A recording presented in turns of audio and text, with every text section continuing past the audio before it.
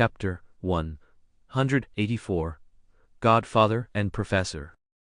Lin-Na hadn't noticed when Lucius and Draco left, nor would she have paid attention to the desolation and helplessness on Lucius's face. She could only reiterate to Sirius, who was hanging onto her shoulder, "I'll say it one more time, our engagement is off. You don't need to keep instilling strange ideas in Harry and me. And don't forget, my brothers are." "This dress looks really beautiful, Nana. Do you like it?" "Perhaps you can try it on, I'll buy it for you." Sirius once again ignored Lin-Na's resolute tone.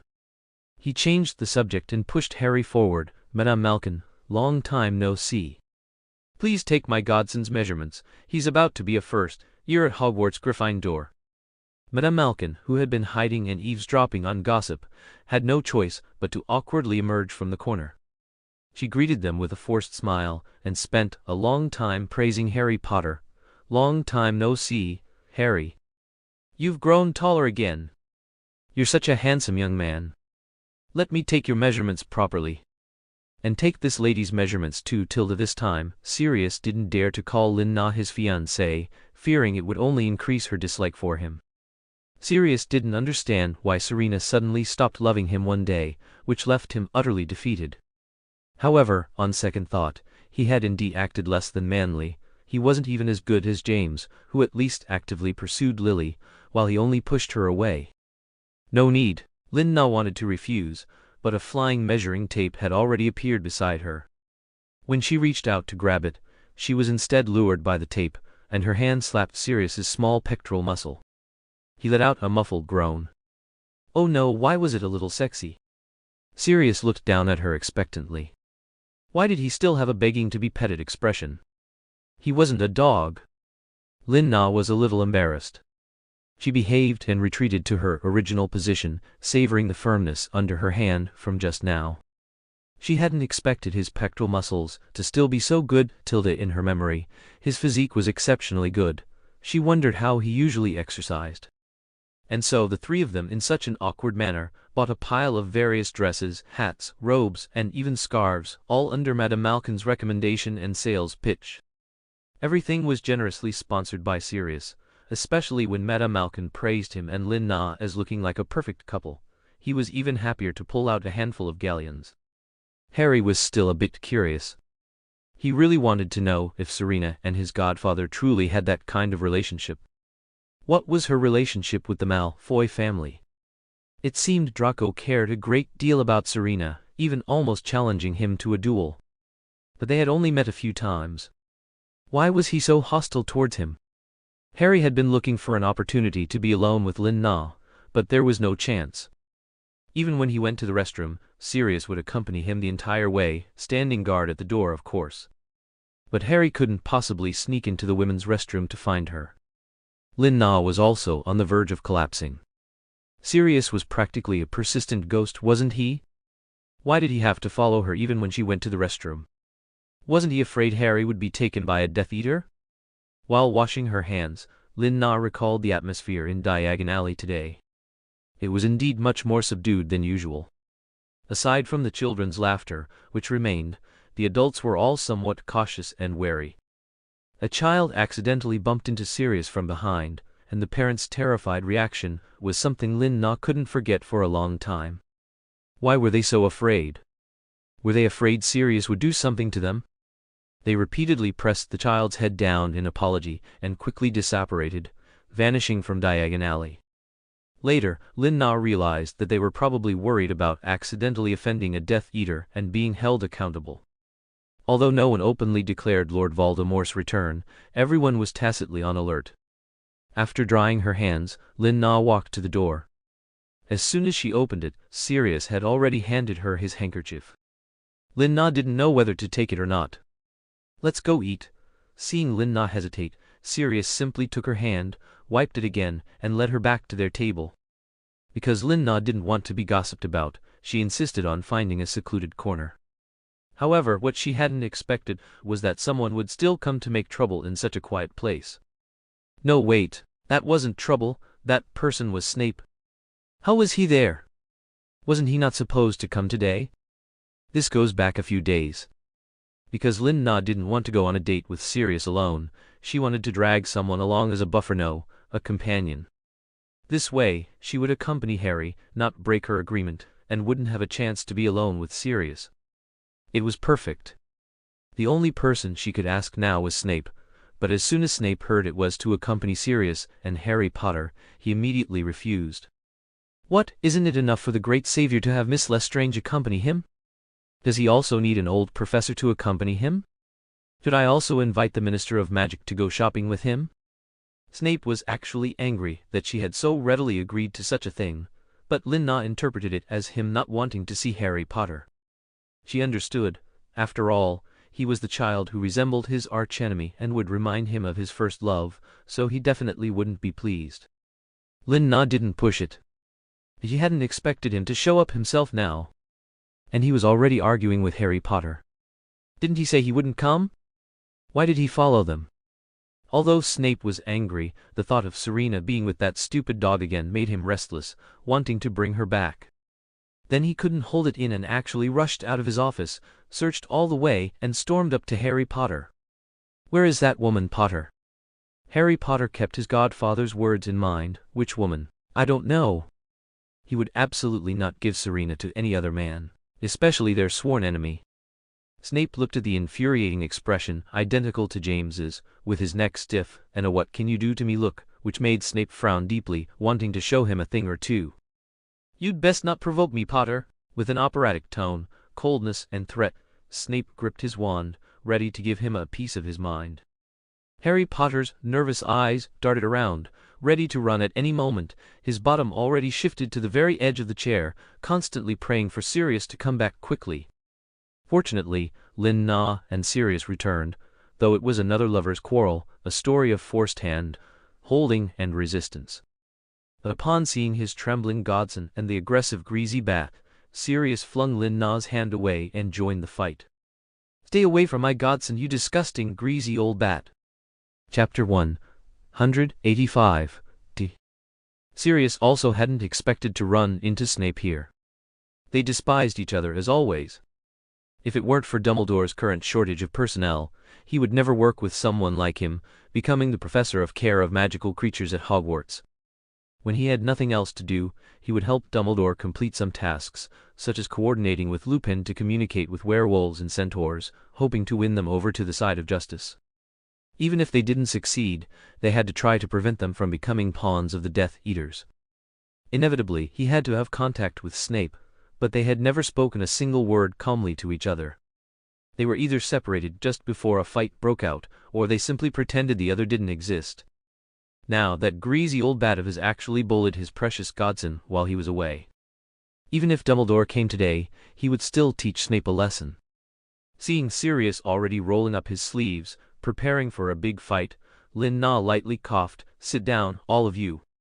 She showed great impatience, and then all the men behaved themselves. Some sat upright obediently, some reluctantly plopped down, and others grumbled, "You invited me," and then threw off their robes and sat down. That's right, but weren't you not coming? Lin Na directly didn't give Snape any face, so Snape, who was losing face, immediately pursed his lips and got up to leave. Lin Na quickly and deftly grabbed his arm, stopping him. Are you kidding? She had managed to get him here by her own skill, and he thought he could just leave? Impossible. Snape's arm was held by Lin Na, and he immediately deflated quite a bit, but he still didn't show it on his face, pouting and sitting back down. If you have something to say it quickly. But in his heart, he felt warm. She still cared about him, probably. When Sirius saw this scene, the gloating smile on his face gradually disappeared, replaced by jealousy and disbelief. Lin Na. You'll get infected. He reached out to pull Lin Na away from Snape, but Snape pulled Lin Na and swapped places with her. What are you saying, Professor Black? Infected with what? I don't recall having any infectious diseases. Shielding Lin Na behind him, Snape revealed a fake smile, a sinister smile that made Harry Potter break out in a cold sweat. He kept looking at Sirius, a little worried that his godfather would be eaten by Snape. Under the table, he constantly tugged at Sirius's coattail, signaling, "What should we do?" But Sirius also didn't want to lose face in front of Lin Na. "Ah ha ha, I'm just kidding." I've been catching colds a lot lately, you should be careful, Professor Snape.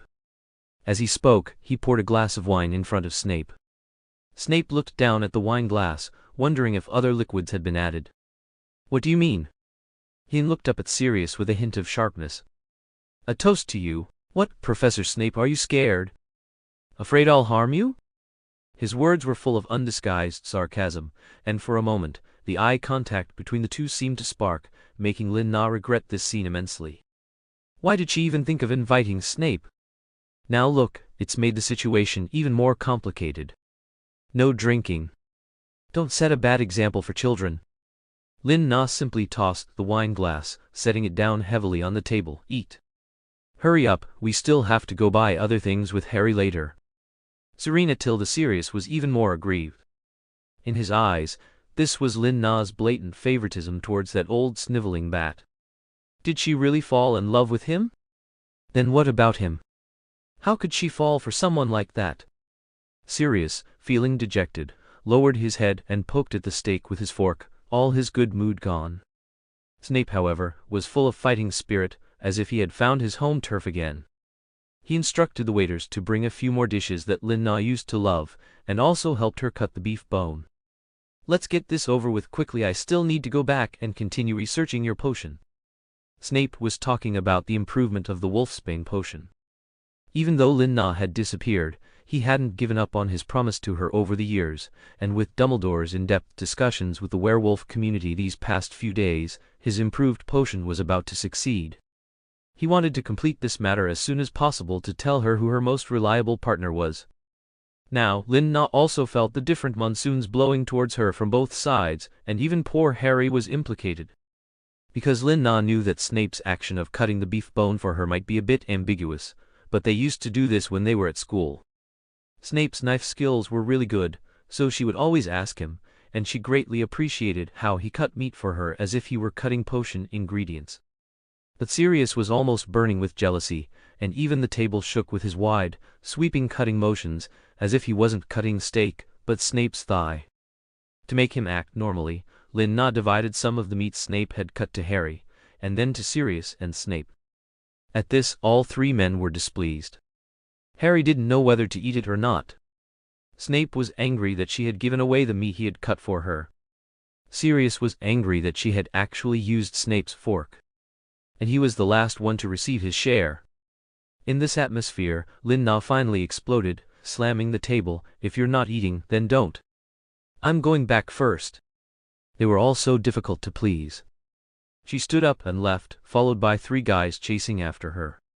Lin-Na was truly speechless. If even one less had come out, she would have had a way out, but now all of them had come out. Their table was being cleared. She was so angry. Just as Lin-Na was about to choke with anger, another unfamiliar man appeared and greeted her. Serena. You're back. Lin-Na looked over and saw a tall, handsome boy with long, flowing hair. He wore a dragon's tooth earring on one ear and khaki combat trousers, which must be from the Muggle world. This was Bill Weasley? What are you doing here? Lin-Na's mind still pictured the excellent young man who was about the same height as her, but now he was a tall, handsome man like a white poplar. She couldn't believe it. Me? I'm here to accompany my sister shopping. You're all right, really? That's great.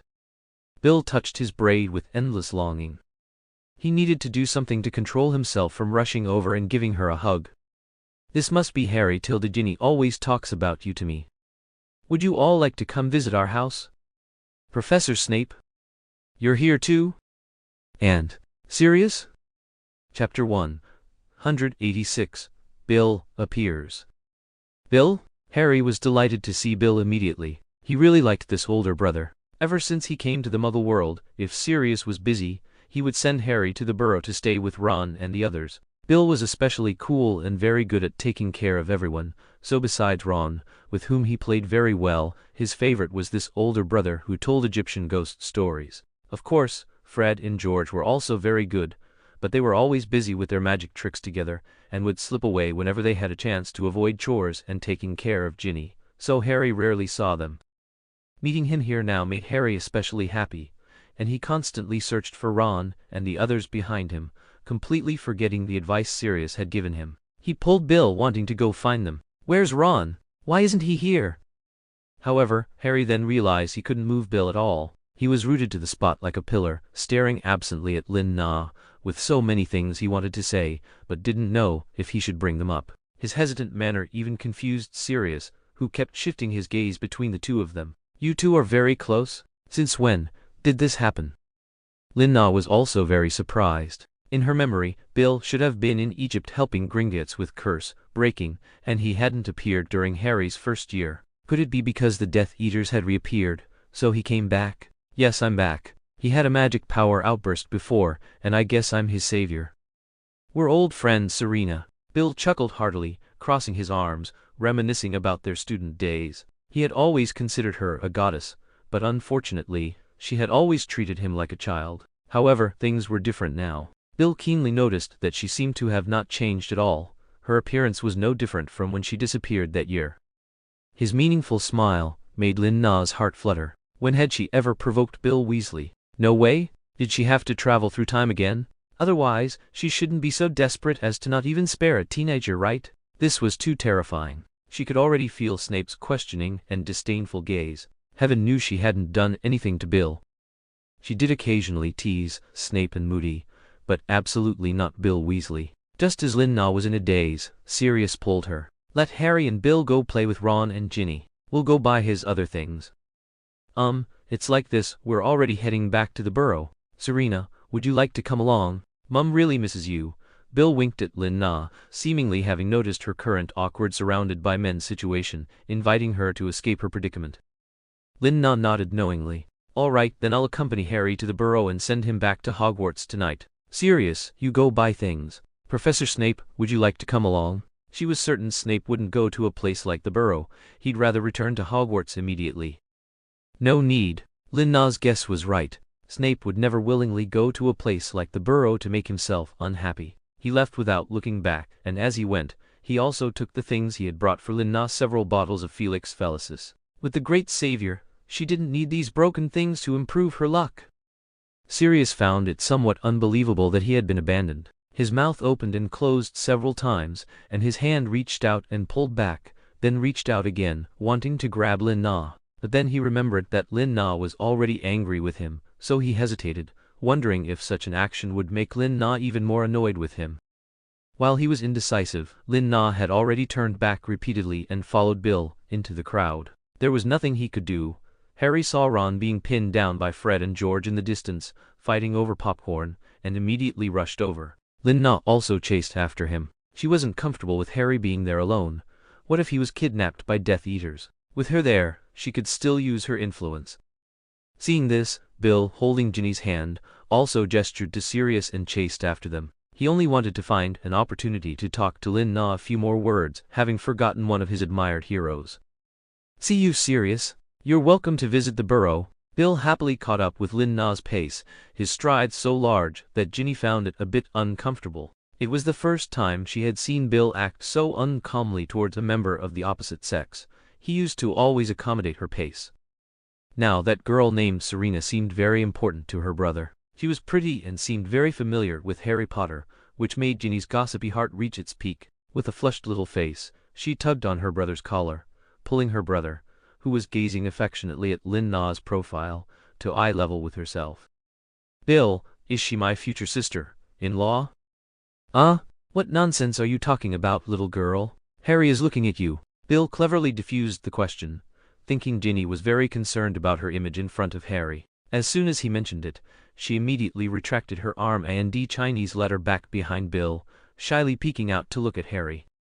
"Go play with them. It would be best to make space for him and Serena to chat alone." Bill pushed Ginny forward. Harry happened to look back at Lin Na. Ginny thought Harry was calling her, and she awkwardly went to take Lin Na's hand. She was going to get along well with Serena. Whether for herself or for Bill, she had to become good friends with Serena. "Pretty big sister, will you take me to see, please?" Lin Na was, of course, very happy to help such a pretty little girl connect and understand Harry, completely unaware that the clever little girl's real target was her. Lin Na even started to worry about her son, Draco. Why couldn't Draco meet a pretty little girl? His school days seemed to only have Pansy Parkinson, who looked like a poodle. Her only son. Should she think for Draco? Lin-Na stood by the circle of children, looking at Fred and George, who already had the temperament of sunny young men. They were so striking, but according to the original script, one of these two children would die, and the other would live on with the other's belief. She couldn't bear to think about the future. Would Harry also?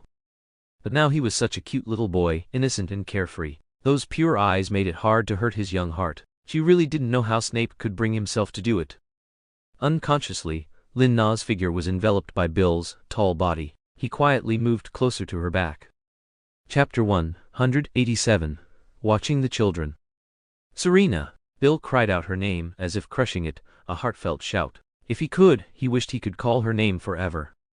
Ah! Lin-Na was startled by the sudden sound, clutching her chest, her heart pounding like a startled deer. This made Bill find her even more adorable and charming. He Chinese letter L-Y, extended his arm to steady her, and couldn't resist gently tucking a strand of hair that had slipped from behind her ear back into place. Then let's go. Touching Lin-Na's soft hair, Bill contentedly escorted her towards the burrow, and also took Ginny's hand. Ginny very sensibly also took Lin-Na's hand. Now, the three of them standing together looked like a family of three. Let's go home together. Ginny was already impatient to bring her future sister-in-law to meet her mother, her gossipy heart burning brightly. And so Lin-Na inexplicably followed Bill Weasley, a group of little kids, and Harry Potter back to the burrow. Through their conversation on the way, Lin-Na hadn't realized that he hadn't left home for work. He had only briefly interned in Egypt for 3 months before returning to Britain to work at Gringotts. He said it was to help take care of his younger siblings at home, but only he knew that by staying in Britain, he would have the chance to see Serena often and know the news the moment she returned. Of course, Lin-Na heard him say this and found no fault. He truly was an absolutely good older brother. Seeing him gently wipe Ginny's face, Lin-Na felt a touch of emotion. He would definitely be a good father in the future. Snapping back to reality, they had already arrived at the entrance of the burrow. It was just as Lin-Na remembered. No, it was even more towering than she had seen before, reaching high into the clouds. It was probably because the children had grown up, and they had illegally added a few more floors upwards. Before even seeing Mrs. Molly, her voice could be heard from inside the door. Fred Weasley. George Weasley, what happened to the bread on the table? Did you two steal it again? That wasn't us, Mum. It was probably Ron. Or those annoying goblins. Merlin knows. We don't know what that is. Fred and George responded in unison to the voice from inside, and then slipped out the back door in a flash. Mrs. Molly, who had chased them out holding a rolling pin, was about to let out a roar, but then she immediately dropped the rolling pin, pulled Ginny into her arms, and kissed her repeatedly. Oh, my beautiful Ginny darling, my sweetie Tilda, welcome home. Mum missed you so much. Ginny, feeling embarrassed because Harry Potter was beside her, immediately blushed and nervously tugged at Mrs. Molly's apron. Mum, don't be like this, we have guests. Guests? Hello, Mrs. Molly. Long time no see. Hello. Harry also greeted Mrs. Molly, imitating Lin-Na. Harry, you're here and you are. Ah, now Mrs. Molly finally realized who had arrived. Serena had returned safe and sound. She was so happy, she couldn't help but let out a joyful shriek. Immediately after, Mrs. Molly rushed over. She had so much strength, truly a heroic mother who had raised so many children. Bill, a little helpless and a little amused, accurately placed his hands on his mother's shoulders, rescuing Lin-Na. He lifted her by her armpits as if she were a small child, and gently set her down on the ground. Mum, don't scare the guest. You're absolutely right, Bill. Come on, today is a day worth celebrating. Serena is back. Come and help me in the kitchen. Tonight I'm going to make something delicious. Huh? Just like that, Bill was roped in by Mrs. Molly. He had wanted to spend more time with Lin-Na. There were so many questions he hadn't had a chance to ask her, but he was taken away to chop vegetables. Then I'll leave Ginny and the others to Serena's care. Mrs. Molly refused Lin-Na's offer to help, instructing Ron and Ginny to be well behaved, not to disturb Percy, and if Fred and George returned, not to let them in. Then she confidently took Bill to the kitchen. It seemed that besides Charlie researching dragons in Romania, the entire burrow had undergone some subtle changes. For example, Ron was much stronger than in the original story. He could stubbornly resist Fred and George and wouldn't let them easily snatch his popcorn. Ginny, although shy around Harry Potter, didn't faint from shyness or stammer when talking to him like in the original story. Instead, she watched him with the more common shyness of a girl next door. And Harry, needless to say, perhaps after living with Sirius for a few years, had long shed that timid, dependent, pitiful look. He was completely a sunny and adorable little boy, full of energy. As for Fred and George, they didn't seem as idle. The first thing they did upon returning was to rush back to their room to research magic tricks, seemingly determined to become big shots in the business world, making money their mission. Each of their children was much more mature than in the original story. Was it because they now clearly understood that Lord Voldemort's resurgence was imminent, and so they had all grown up? Lin-Na simply sat down, watching Ron and Harry play wizard's chess, with Ginny sitting beside her explaining the game. This scene was very beautiful, reminding Lin-Na of the past. It was during Serena's school days. She would secretly stand behind the Marauders, peeking at Sirius and James playing chess. Their skills were evenly matched. Sometimes one would win, then lose again. But if the two of them teamed up against Remus and Peter, they would always win. And every time they played wizard's chess, it would attract many spectators. Firstly, because James's chess set was made of ivory, and secondly, because they always made crazy bets like teenagers when they played, like Truth or Dare. It was always very interesting, and that one time, she even became the stake. The loser had to kiss Selina Lestrange's cheek. Initially, it was because Sirius teased James for getting into a fight with Snape over Lily again. So James, using his own methods against him, used this bet to disgust him. "Why use her as a stake?" Sirius's expression of disgust made James feel a great sense of satisfaction. "What? Are you feeling sorry for her?" "No way. Just make sure Lily Evans doesn't see you when you kiss her later." Sirius slammed his book on the table, and the game began. Chapter 188. Unexpected. Soon, Harry and Ron lost interest in wizard chess, mainly because Ginny was constantly advising Harry, which made Ron quite unhappy. "You're cheating. Also, I remember I'm your older brother, Ginny Weasley." Ron angrily scratched his messy hair. He wouldn't dare touch his mother's precious little darling. "That's right, but Harry is a beginner and he's a guest." Ginny's sharp-tongued manner looked so clever that Lin-Na liked her more and more. If only she had such a cute little girl. Wait, stop, with whom would she have a child? Another awkward Malfoy? Or the unpredictable kind like Lestrange? Mudu, forget it, his personality wouldn't be cute either. Suddenly, a frustrated Ron's eyes lit up as if he saw something, and he pointed at a dark shadow in the distant field, shouting, "Look there." "What is that?" Everyone's attention was drawn, and Lin-Na quickly stood up, gripping her wand. She subconsciously thought Barty Crouch Jr. had chased her, as his elusive nature was no surprise to her. What could it be? A gnome shadow? Don't let Mom see it, or we'll have to go drive them away again, and Fred and George aren't here. Ginny didn't want her family's species diversity to be known by her future sister-in-law, fearing it would be terrible if she was disgusted. "No way. Absolutely impossible." Ron stubbornly walked out, firmly believing that what he had just seen was not an illusion. He picked up Mrs. Molly's feather duster and nervously, shakily walked out, almost making Lin-Na laugh. Although Ron was scared, he was still a Hogwarts student at heart. He unhesitatingly walked in front of him, just hearing his barely audible sigh of relief. Lin-Na held her wand and shouted into the uneven hole, "What is it? Come out quickly." "Is it you too, Fred George? I'm going to use a spell. I'm counting to 3, 2. No sooner said than done. A dusty dog's head popped out of the gnome hole. Woof tilde woof. It quickly pushed open the hole, wiggled its body out, wagged its tail rapidly, whimpering and sniffing around Lin-Na's feet, its tail bumping her leg painfully. "Sirius. Dog?" Harry, who had followed out, immediately recognized that this was Sirius's animagus. Why had he come, and why hadn't he changed back into human form? "Puppy? You call this a puppy?" Ron exaggeratedly spread his arms, gesturing the size of the black dog, disbelieving Harry's description. "Of course, it's much smaller than you." Before Harry could explain, Ginny had already shown her husband, protecting trait, making Harry less awkward. He continued, following her words, "That's right, yes, that's how it is." When Sirius saw his godson, Lin-Na, and the Weasley family children, he was so delighted that he couldn't help but wag his tail. He really couldn't bear to leave his godson and Lin-Na, but he was also afraid of making Lin-Na angry, so he simply turned into a dog, which also avoided awkwardness. This way, if Bill and the others saw him, they wouldn't ask, "Why aren't you going to buy things?" Anyway, he had entrusted everything to Lupin. He selfishly hadn't told him about Lin Na's return. Lupin, hearing that it was because he needed to take care of Harry, and was worried about danger in Diagon Alley, agreed to help. Kind-hearted Lupin, of course, wouldn't refuse such a request. He patted his chest and guaranteed he would complete the task, even temporarily setting aside his own duties.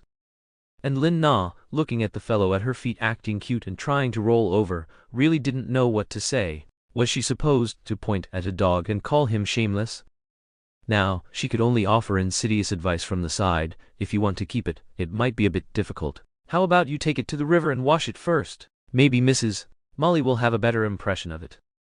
You're absolutely right. We can't wash him in the house. Mom will eat me alive. Ron clearly realized that he would probably be the only one punished. Harry was a guest, and Ginny was Mom's little darling. Only he would be beaten to death by Mom. Thinking of his possible fate, Ron couldn't help but shiver. He was the first to use his shoelace as a leash, tying it around Sirius's neck, and pulling him hard towards the pond. Behave yourself. We're going to give you a makeover right now.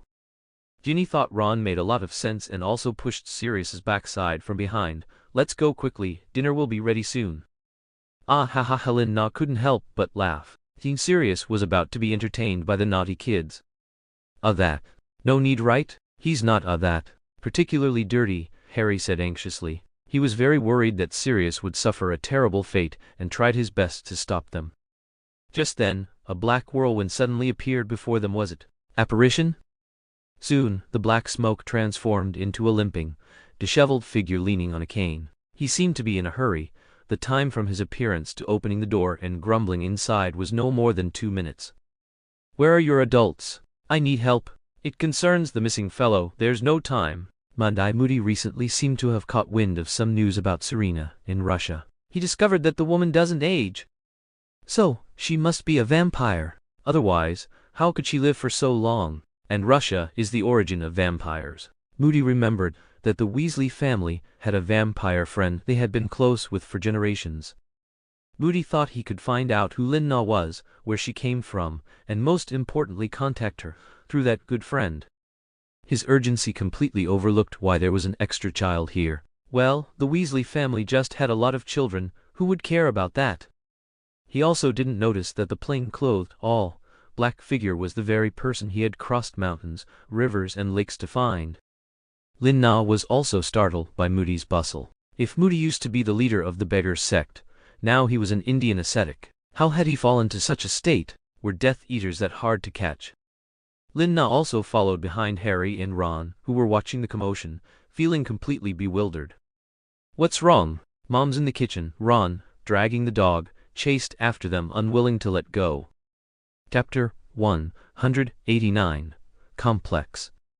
Lin Na also followed, and in front of Moody. She could be 100% sure that she could trust him.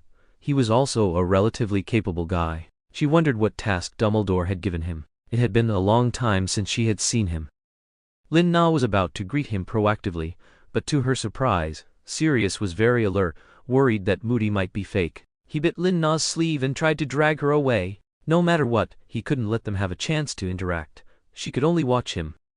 While Sirius was struggling, Lin Na also spoke. Hoarse, it might have been to annoy Sirius, as she deliberately called Moody in a very ambiguous and nostalgic tone. Long time no see, Moody. You're quite the chameleon, aren't you? As she spoke, she dragged the dog closer to Moody. Hearing that soft voice, Moody suddenly turned around and was instantly frozen in place.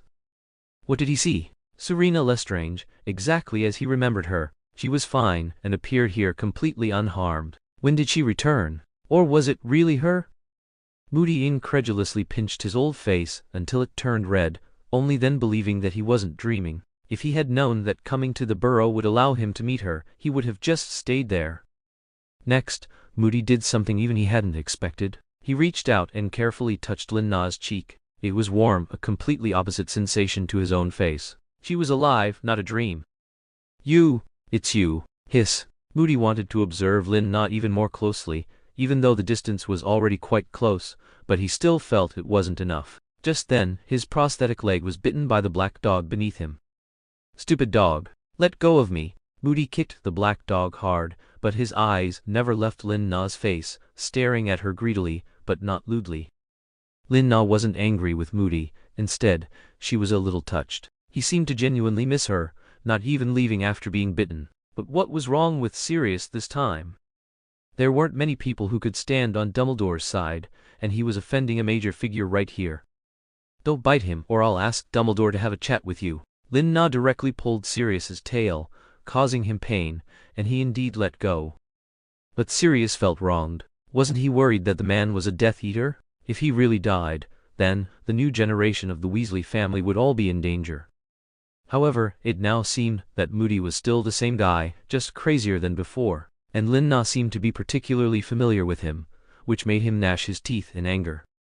You know each other? As a thoughtful girl, Ginny immediately noticed that Moody's gaze towards Serena was off. It was a man's gaze towards a woman, but Moody's current state made him look like Serena's father. Although Ginny found it hard to believe anything could happen between them, she immediately informed Bill. She couldn't just watch her wonderful sister-in-law wander off with Mandai. Ginny quickly went to the kitchen to call the adults. With Mrs. Molly and Bill's watchful eyes, there was no way that old man could have any private conversation with Lin Na. Although Mrs. Molly was almost bowled over by Moody's manly scent, she still admired Moody for wandering the world to find Serena. Wait, that's right, Serena is back. He doesn't need to wander anymore. What wonderful news. Mrs. Molly grew more excited the more she thought about it. All right, I understand what you mean. Stay and eat with us to celebrate Serena's safe return. Mrs. Molly then turned back to the kitchen. She had to tell Mr. Weasley soon and ask him to come home early from work. But Bill sensed something was off. Moody was also his idol. Man, Moody had captured so many Death Eaters, helping to restore peace to the world. But why was he so close to Lin Na? Thinking about this, his mind became a mess, and he wanted to separate the two of them. Mr. Moody, go take a hot shower. You've been working hard lately. Moody didn't want to go, but he thought about how he indeed looked a bit unbearable. She wouldn't dislike him, would she? So he nodded in agreement. But why was the path to the bathroom so long? He didn't want Lin Na to disappear again after he came out. So he very solemnly pulled Lin Na's sleeve. Before I come back, don't leave. He looked so pitiful that Lin Na thought she was imagining it, but Ron and Harry also thought the same. That terrifying man is actually in love. No, Serena is for my godfather. Harry couldn't stand Ron's words. He really liked the idea of Serena and Sirius being together. Woof woof woof, well said, Harry. The black dog beside them jumped a meter high, desperately trying to get attention, making Lin Na's head ache. Sirius and I are nothing, Lin Na couldn't help but explain again, then slumped onto the sofa, feeling a headache. Ginny heard this and secretly rejoiced. That's good, that's good. Her brother still had a great chance. Oh, I knew it. Serena isn't in a hurry, you can find someone better. To show her sincerity, Ginny squeezed back and forth with the black dog. He actually wanted to get closer to Lin Na. No, get down quickly, you're too dirty. Although Harry wanted to refute a few words, he needed to pull Sirius down, not to make him look too embarrassing in front of Serena. Lin Na directly used Petrificus Totalis to immobilize Sirius. So dirty, and he still wanted to rub against her. Don't even think about it. Lin Na sat up straight and laughed awkwardly a few times. I'm not thinking about falling in love yet, Tilda. You kids shouldn't overthink it. Quickly help clean up this dog. He seems a bit strange. Is he in heat? I remember in the Muggle world, male dogs that go into heat randomly are castrated. Lin Na sneered. You know, even though she was a human male reproductive health expert, she could still handle a dog's. It's just a quick snip, right? Hearing this, the black dog instantly trembled like a sieve, guarding himself with his front and back paws, cowering in the corner. He couldn't be. He still wanted to be with Serena. Sirius finally quieted down, but that didn't apply to the others. Bill hadn't returned to the kitchen for a long time. He was either getting water, going to the bathroom, or helping Ginny with a new hairstyle, even though the previous one was also very pretty. He just wanted to find an opportunity to talk to Lin Na more and inquire about Moody and her. Lin Na had already noticed Bill's strangeness. After all, he had drunk water 3 times in just half an hour. Was he that thirsty? Ginny also kept trying to steer the conversation towards Bill, sometimes so obviously that even Ron couldn't stand it. Ginny, why do you always bring up Bill? Serena knows him. Straightforward. Ron was almost making Ginny furious. Chapter 190. Proposal? Ginny could only try to murder Ron with a look of disappointment. Even Harry, that half-witted blockhead, had caught on and was about to speak. Actually, my godfather, Sirius, is also very good. He could also. He was then interrupted by Moody. You, come with me. He pointed his cane at Bill, who was openly eavesdropping nearby, wanting to talk to Lin-Na alone. He had been sitting on the sidelines, drinking glass after glass for a long time. He hadn't found the right opportunity to talk to Lin-Na privately. He was also clumsy with words and worried about making Lin-Na angry, so he had just sat there silently. But now, he couldn't wait any longer. Even after he showered, his hair was still dripping, but he didn't have time to deal with it, as if afraid Lin-Na would run off. Even when he blinked, his fake eye stood guard. He finally managed to organize his thoughts a little. The savior was even preparing to promote his stupid dog godfather, the fool pretending to sleep by the fireplace, who didn't even realize his back was getting scorched. What is it? Lin-Na had a premonition. It was about Riddle and the Death Eaters, which indeed wasn't suitable for discussion in front of the children. But after Bill looked at them with heavy concern as they left, Sirius, who had been feigning sleep, also woke up just in time and scurried to follow. Harry Potter discovered his back. Your back is scorched. No wonder I smelled something burning, Ron belatedly blurted out, completely oblivious. Amidst the chaos, Moody actually managed to secure a brief private space. Lin-Na and he came to someone's bedroom, likely the twins, because many items were identical, even their underwear. Wouldn't they mix them up? Lin-Na thought for a moment, then sat on a relatively clean stool, moving the piled clothes onto the bed. She also tidied up a chair for Moody, but the fellow didn't appreciate it at all. He simply tossed his cane aside and sprawled out on the carpet. So what is it? Marry me. Moody looked expressionlessly at the second-hand poster on the wall, seemingly calm, but his palms were already damp. He clenched his fists, unsure if it was with strength or weakness. Huh? What?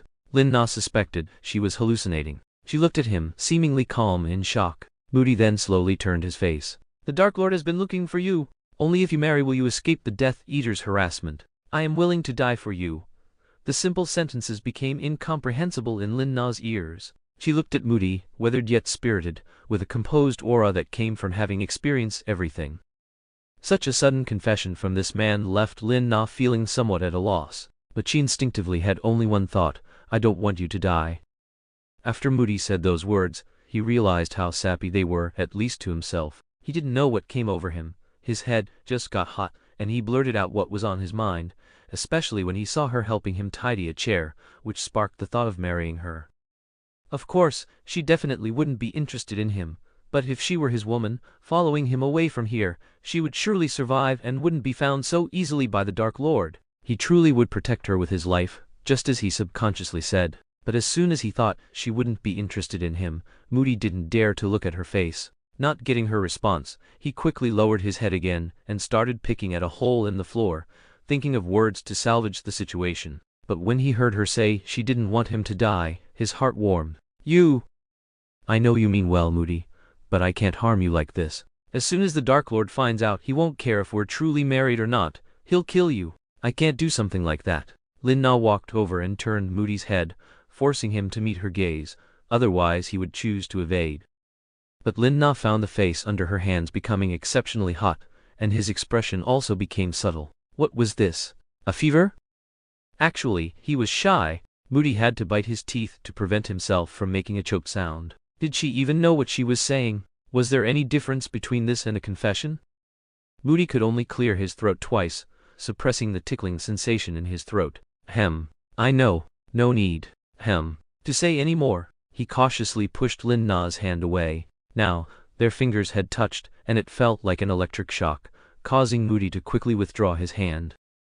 Just as the atmosphere between them gradually warmed to a more awkward mode, there was the sound of animal paws at the door, accompanied by urgent howls. It turned out to be Sirius, who had finally escaped his persistent godson and his companions and rushed over.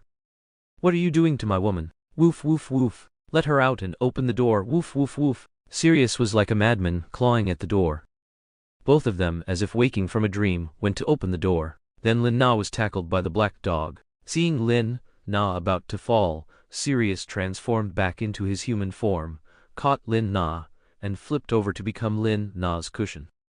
Lin-Na leaned against Sirius's chest, panting in fright. Her inadvertently delicate and alluring appearance made Sirius dazed again, and then the back of his head was struck by Moody's cane. "Are you sick? She's not your fiancée, Black." Moody's movements were several steps slower because he had to get up, but he was quite agile in leaning over to hit Sirius's head. He was truly scared, worried that Lin Na would fall. "None of your business, man. I'm Moody." Sirius clutched the back of his head, carefully checking on Lin Na. Before he could help Lin Na up, or rather, before he had enough time to embrace her, Moody snatched her away. "Get up, stay away from that mad dog." Moody pulled Lin Na up. Sirius grumbled and also got up, grabbing Lin Na's other hand. "You let her go, no one is crazier than you." "Moody!" Sirius didn't give an inch. "Both of you let go of me." Lin Na didn't want to be a tug of war rope, but the two men stubbornly refused. "He lets go first." "Why? You first." When Harry Potter and Bill arrived, they didn't find the black dog that had fled the scene, but instead saw a three-way standoff, with Sirius, Moody, and Lin Na staring at each other, neither giving way. "Sirius? How did you get here? What are you doing?" The children expressed their great surprise, unaware of when Sirius had arrived. But Bill saw them both holding Lin Na's hands, and she was showing a pained expression. He instantly acted, chopping at both their arms with a hand. Chop and rescuing Lin Na. Chapter 191, Reappear. The situation had become even more complicated, and Lin Na didn't know who to look at. After all, although everyone's words were concise, no one was willing to back down, and she didn't know how they started arguing. Even the children began to take sides. Harry Potter came over and hugged Sirius's arm. "Serena is my godmother, I've seen their engagement contract." But the next second, Sirius manually silenced him, causing Lin Na to frown repeatedly. She remembered that their marriage contract should have been destroyed when she applied for its annulment. Why was it still kept by him, and why had Harry Potter even seen it? There was only one fact. The original version had not been destroyed but hidden by him. So, was he still denying the annulment of the engagement? Were they still engaged or not? Lin Na wasn't very familiar with the rules of these pure blood families. After all, in her previous lives, either someone handled these rules for her, allowing her to marry Lucius Malfoy without any worries, or she was pampered, and no one ever dared to set rules for her. Naturally, she wouldn't understand. A guilty Sirius temporarily withdrew from the struggle. "Ahem. Perhaps it's time for dinner. I heard Mrs. Molly calling us." Mother Bill also felt guilty when he heard his mother's name. He suddenly remembered that his mother had sent him to the vegetable garden to pick some cucumbers. How did he end up here? It was all because of his restless heart. "I'll go check first." Bill also retreated from the battlefield. Ginny was very anxious. She had been standing by Bill's side, helping him strategize, and he was about to win. Why did he run off? Annoyed, she stomped on Ron's foot, then simply left herself. Lin Na followed Bill. "Serena, let's go eat. My mother's pumpkin pie is delicious." "Hey, why did you step on me?" Ron hopped a few times, holding his foot, not paying attention, and almost twisted his ankle when he stepped into that pit on the ground. "Ouch! Harry, help me up quickly."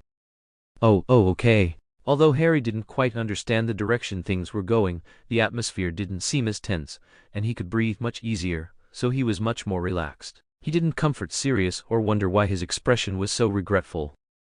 Sirius naturally followed his godson, trying to whisper a few words to him, telling him not to be so honest and blurt everything out. Moody silently followed them out. He still had something to say. Did Lin Na know about St. Mungo's now? How would he find her? Now Lin Na, holding Ginny's hand, returned to the dining table and was surprised to find a familiar figure. It was Remus Lupin, looking tired, but always exuding a gentle and refined aura. He was carrying the school supplies he bought for Harry and was about to leave. He knew Sirius and Harry would be here. However, he hadn't expected Serena to be here. Package in his hand dropped to the ground. "Serena? You are here?" "Remus." The moment Lin Na saw him, she rushed forward and hugged Remus. In her memory, he was her good friend, a comrade in arms. She was truly overjoyed to see him.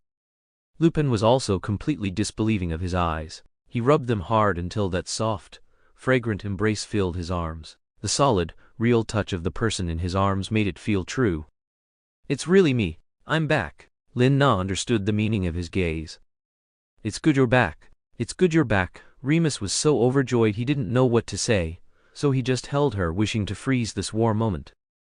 Over the years, he had spared no effort in searching for Serena's whereabouts. Just as he encountered Dumbledore in crisis, and the Death Eaters causing chaos, he spent every night sleepless, worrying about her safety. Finally, she was back. Now he could die without regret.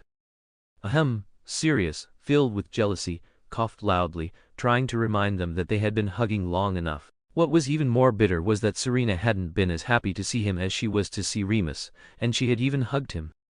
Moody and Bill were also full of jealousy. One stepped forward and handed each of them a cup of black tea, while the other pulled Lin-Na back to the bench and sat next to her. "All right, don't keep Mrs. Molly waiting too long." "Oh, okay." Remus later realized that their prolonged embrace seemed a bit ambiguous. But just as he was about to sit on Lin-Na's other side, Moody silently sat down, blocking his way. He could only settle for the next best thing, thinking of sitting opposite Lin-Na, but unfortunately, he was a step too late again. Ginny pulled Bill over to sit there. Remus shook his head helplessly, and found a corner of the table to sit down. Lin-Na was furious at first glance. Firstly, she hadn't forgiven Sirius for deceiving her. Secondly, she hadn't expected Moody to deliberately push Remus away. So, she got up again and called Harry to come and sit. He could sit directly opposite Ginny, while she herself sat opposite Remus at the other corner of the table. Moody and Sirius's expressions seemed to have inherited Snape's true essence. Harry suddenly felt a bit breathless again. Every step was an agony, and he even wanted to run, but couldn't, because there were no other seats left. Sirius lowered his head, somewhat lost in thought. Moody kept shaking his prosthetic leg, the amplitude reflecting his irritation. Bill's smile was also a bit stiff. How could Remus Lupin be here too? Mrs. Molly also felt her son's difficulties. If the daughter-in-law Ginny spoke of was Serena, it would indeed be difficult. After all, she was not an ordinary girl. She only hoped that in the days to come, they wouldn't become enemies and could still sit down to eat so peacefully. "All right, everyone's here, let's start dinner. Tilda, let's welcome Serena's return. And Harry and Ron's entry into Hogwarts. Cheers!" Under Mrs. Molly's lead, the atmosphere eased considerably. But perhaps apart from the children and Remus, whose smiles were the most sincere, everyone else's smiles were somewhat forced. Even Lin-Na herself had a headache. Why had it turned out this way? If she had known, she would have just gone back to St. Mungo's. Why did she have to be in the very center of the vortex? Chapter 192. No Peace. Lin-Na was a bit at a loss, completely unaware that such a thing would happen, and how it could be so complicated. She ate the most unpalatable meal of her life. Sirius quickly adjusted his state. It wasn't his first time being given the cold shoulder by Lin-Na, so he had already prepared himself mentally. What if he was rejected multiple times? Serena had once waited 20 years for him. It was his turn to take a few steps forward. So, he quickly transformed into a little butterfly and brought the neatly portioned meat from his plate to Lin-Na. Seeing so many people, Lin-Na found it hard to refuse. After all, Remus had been serving her food, so she certainly couldn't discriminate. She could only awkwardly accept the heavy plate. However, Moody on the side looked somewhat displeased. He wouldn't do something so embarrassing himself, nor did he want Sirius to succeed. So, after Sirius had just peeled some pomegranates, he coughed a few times, pulled out a faded handkerchief from his pocket, wiped his nose, and deliberately apologized. "Sorry, Tilda, I've caught a bit of a cold recently." Sirius, holding the plate of peeled pomegranates, was so speechless and frustrated that his eyes turned red. He bit his back teeth and slammed the plate onto the table in front of Moody. "Then you eat it." He looked back at Serena with a wronged expression, hoping for some encouraging words or a glance, but Lin-Na seemed to be discussing something private with Remus, looking rather serious, and completely failed to notice him. He could only sit back down dejectedly, continuing to peel pomegranates from scratch, his mind filled with the thought, was this how Serena felt in the past? Always rejected, always ignored. Lin-Na had indeed exchanged some private information with Remus there, concerning her two brothers. Remus said he had seen them both, sometimes appearing like phantoms in the Forbidden Forest, inquiring about Serena from the wandering werewolves. They occasionally ran into each other, which suggested they probably traveled all over the world searching for news of her. Furthermore, they were, as expected, always by the Dark Lord's side, becoming high-ranking Ministry of Magic officials, but they rarely exposed themselves to the public. Their whereabouts were mysterious and unpredictable. Lin-Na understood that they were hiding their strength, not allowing outsiders to see through them, preparing to act when the opportunity arose. But when Lin Na asked how he was doing, Remus merely smiled without speaking, replying only with a simple "all right, Tilda," which made Lin Na instinctively feel a pang of sympathy. He must have suffered a lot of grievances. Fortunately, he still had Sirius accompanying him, so at least he had a companion. Thinking of Sirius, Lin Na finally remembered what was he asking her to eat just now. Why had it suddenly gone quiet? She looked up and found everyone peeling pomegranates. That's right, because Sirius was peeling pomegranates and Mrs. Molly saw him. She also wanted to eat, so she coughed twice, signaling her man to learn from him. So Weasley laughingly handed this task to Fred and George. After receiving the benefit of pocket money, they decided to make Ron, Harry, and Ginny work together, each getting a large pomegranate. Come on, pomegranate peeling contest. The winner gets a grand prize. That's right, a definite grand prize, Fred and George said in unison, quickly brainwashing the three little ones, who naively assumed the grand prize was the reward from Mr. Weasley. But later, of course, the outcome was very disappointing for them. It turned out to be a beast trap that had somehow fallen out of a goblin hole. Of course, now she saw the scene of the infected Sirius, and the children frantically peeling pomegranates. How did even Bill get involved? We're going to win. Harry, having done chores at Aunt Petunia's for years, naturally got the hang of it very easily. Ginny hadn't done much of this kind of thing and was a bit lacking, as was Ron. His main job was usually chasing goblins and watching Ginny, so he wasn't as nimble as Harry. Bill's speed was very fast. His practical skills were always good. He quickly caught up with Sirius's movements, and his slender fingers peeled pomegranates beautifully, preserving the most perfect seeds. That kind of bony beauty made Lin N, a Chinese letter touch her own hand. It seemed she didn't have that talent. As more and more pomegranates accumulated on the table, even Moody couldn't resist crushing one and offering it to Lin Na. In his opinion, there was no need for such fanciness. As long as it could be eaten, it was fine. The juice splattered all over his hand. Lin Na didn't want to take it, so she got up and said she needed to go to the restroom. Moody, with an expression of not knowing a good thing when he saw it, stuffed it into his mouth and chewed, but his gaze remained fixed on the direction Lin Na left. He also occasionally scanned the little rascals at the table waiting to prepare a plate for Lin Na. It seemed that wouldn't be impossible either. While Lin Na was in the restroom for a short while, some uninvited guests arrived at the burrow. It was a group of people uniformly dressed in black robes. They appeared to be from the Ministry of Magic, but their demeanor was not at all like officials upholding the law. They were more like thugs looking for trouble. Leading them was Barty Crouch Jr. He quickly thought of where Lin Na would go, the first being St. Mungo's. After staking out there for a few days, he returned to the Lestrange ancestral home. Then he went to Hogwarts but didn't encounter her. Finally, he arrived at the burrow, the place he currently hated to set foot in, but his master was about to return, and he needed to find Lin Na as soon as possible. Sirius immediately transformed into a dog and hid under the table, preparing to seize an opportunity to find Lin Na. Barty came in with his men, and immediately overturned the table to liven things up. He sat charmingly on the higher countertop, legs crossed, speaking in a threatening yet joking manner. You'd better hand her over quickly, ha. I can even help you tidy things up. Tilda. Barty stepped on the burrow's sofa, disdainfully waving away a nearby bench, leaving no one able to sit. He then summoned a bowl of peeled pomegranate seeds with an Accio spell. Don't make me wait. I hate waiting for people. Barty, full of evil, spat out pomegranate seeds, completely disregarding them and scattering the seeds everywhere. Mrs. Molly, suppressing her disgust and anger, told him, "No, the person you're looking for isn't here. He should have put some chili in those pomegranate seeds just now." She glared at Barty Crouch Jr., her eyes wide with fury, having never detested anyone so much. Barty also brought 7 or 8 burly men, who intentionally or unintentionally damaged things in the burrow, which infuriated Mrs. Molly. She screamed at them to leave. But Barty was convinced that Serena was here. He directly stunned Mrs. Molly. Sitting up high, he impatiently picked his ear, so noisy. Chapter 193, Take Away. Mad Dai had never suffered such indignity, and in a fit of rage, he immediately grabbed his wand and stepped forward, but Remus Lupin, quick-witted, pressed him back.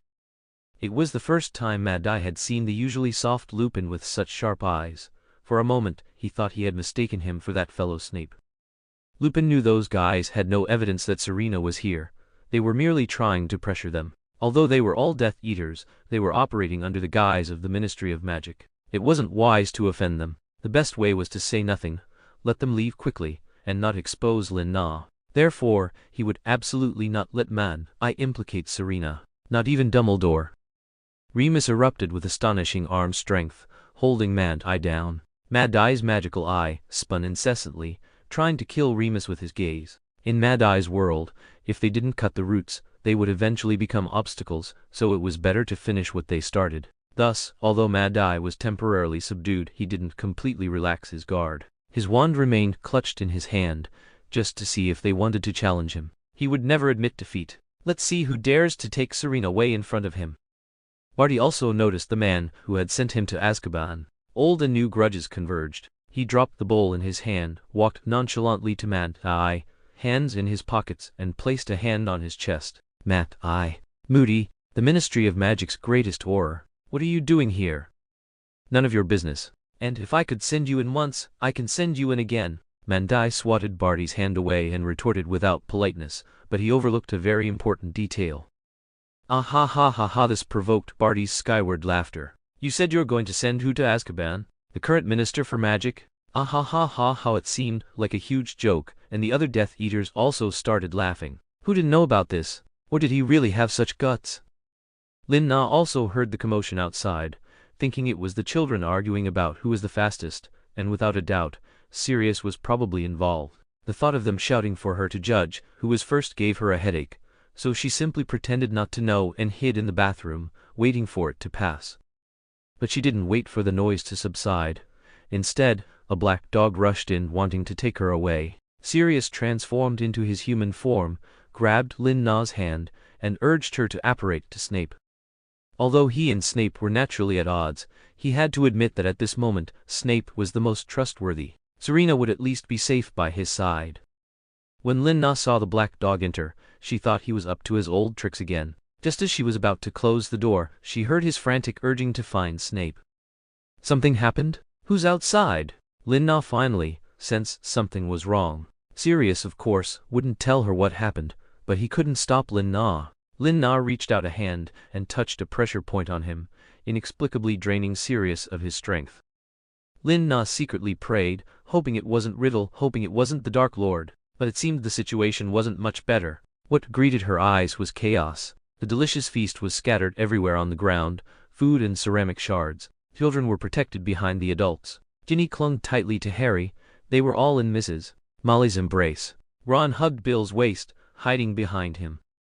And Barty, Crouch, and Mad-Eye were clutching each other's collars, neither willing to let go. Around them stood several black-robed figures, their faces somewhat fierce and inexplicably familiar.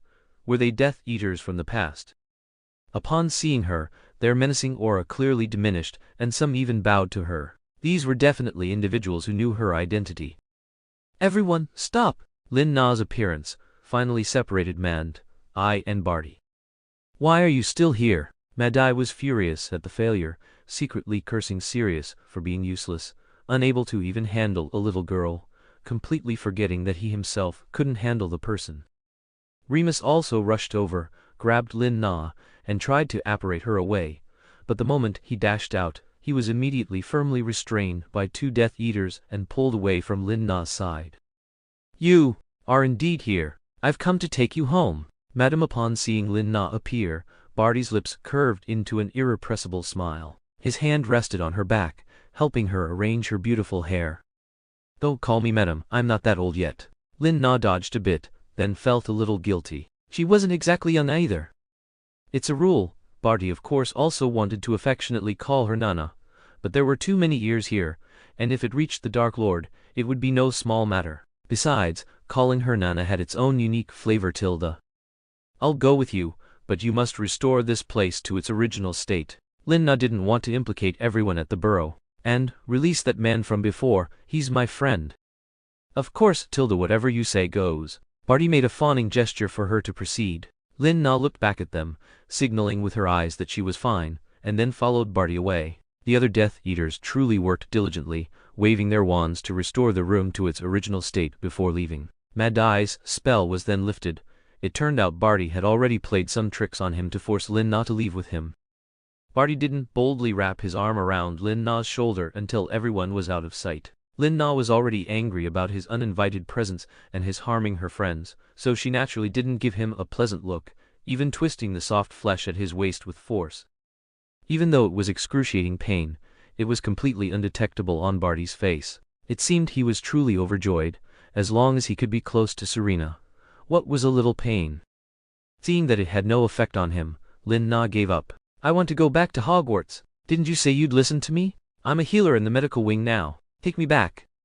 The smile on Barty's face paused, then slowly deepened. Of course, we'll go back now, Barty said, taking Lin Na back to Hogwarts.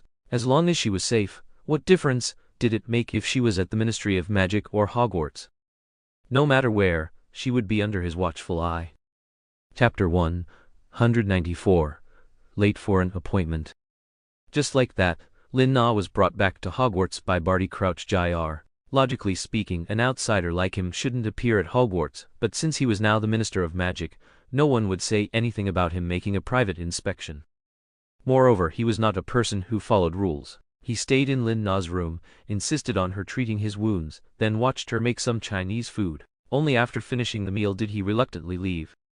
Lin Na had every reason to believe that his so-called injury from Moody was entirely self-inflicted with his magic wand, just now to gain her sympathy. She couldn't understand if tormenting his own body just to talk to her a little and have some physical intimacy was worth it. Or was he just a masochist? And he was incredibly demanding, insisting on eating the dumplings he had once eaten in Azkaban. It was a good thing Lin Na had a house self and magic, otherwise, would she have to spend hours making him dumplings? But seeing him lick the fork clean, Lin Na felt a sense of pride. However, before finally leaving, Barty still gave her some useful advice, such as, "You'd best stay away from all Malfoys. The master wouldn't want to see you have any contact with them. Also, he's coming back soon." What does he want to do to me? Although Lin Na knew this day would come sooner or later, hearing the precise news still sent a shiver down her spine. Who knows? Maybe it's just like what you're thinking in your head. Barty pressed close to Lin Na, pinning her against the door. Her eagerness to send him away quickly was too obvious, and he couldn't resist teasing her, or perhaps it's even dirtier, more despicable than what I'm imagining, Tilda. That same wicked smile, coupled with his signature licking of the corner of his mouth, left Lin Na somewhat flustered. "You'd best not think nonsense, and I'm not interested." Lin Na pushed Barty's chest and directly shut him out of the room. Staring at the closed door, Barty wasn't angry. Instead, he told her in a volume Lin Na could definitely hear, "But you'll find out sooner or later." Then he turned and disappeared into the night. Lying back on her bed, Lin Na was about to take a shower and think about what to do next when she noticed something new in her room. Was it an owl? Oh, was it a letter from Snape? Since she wasn't there, the owl hadn't left.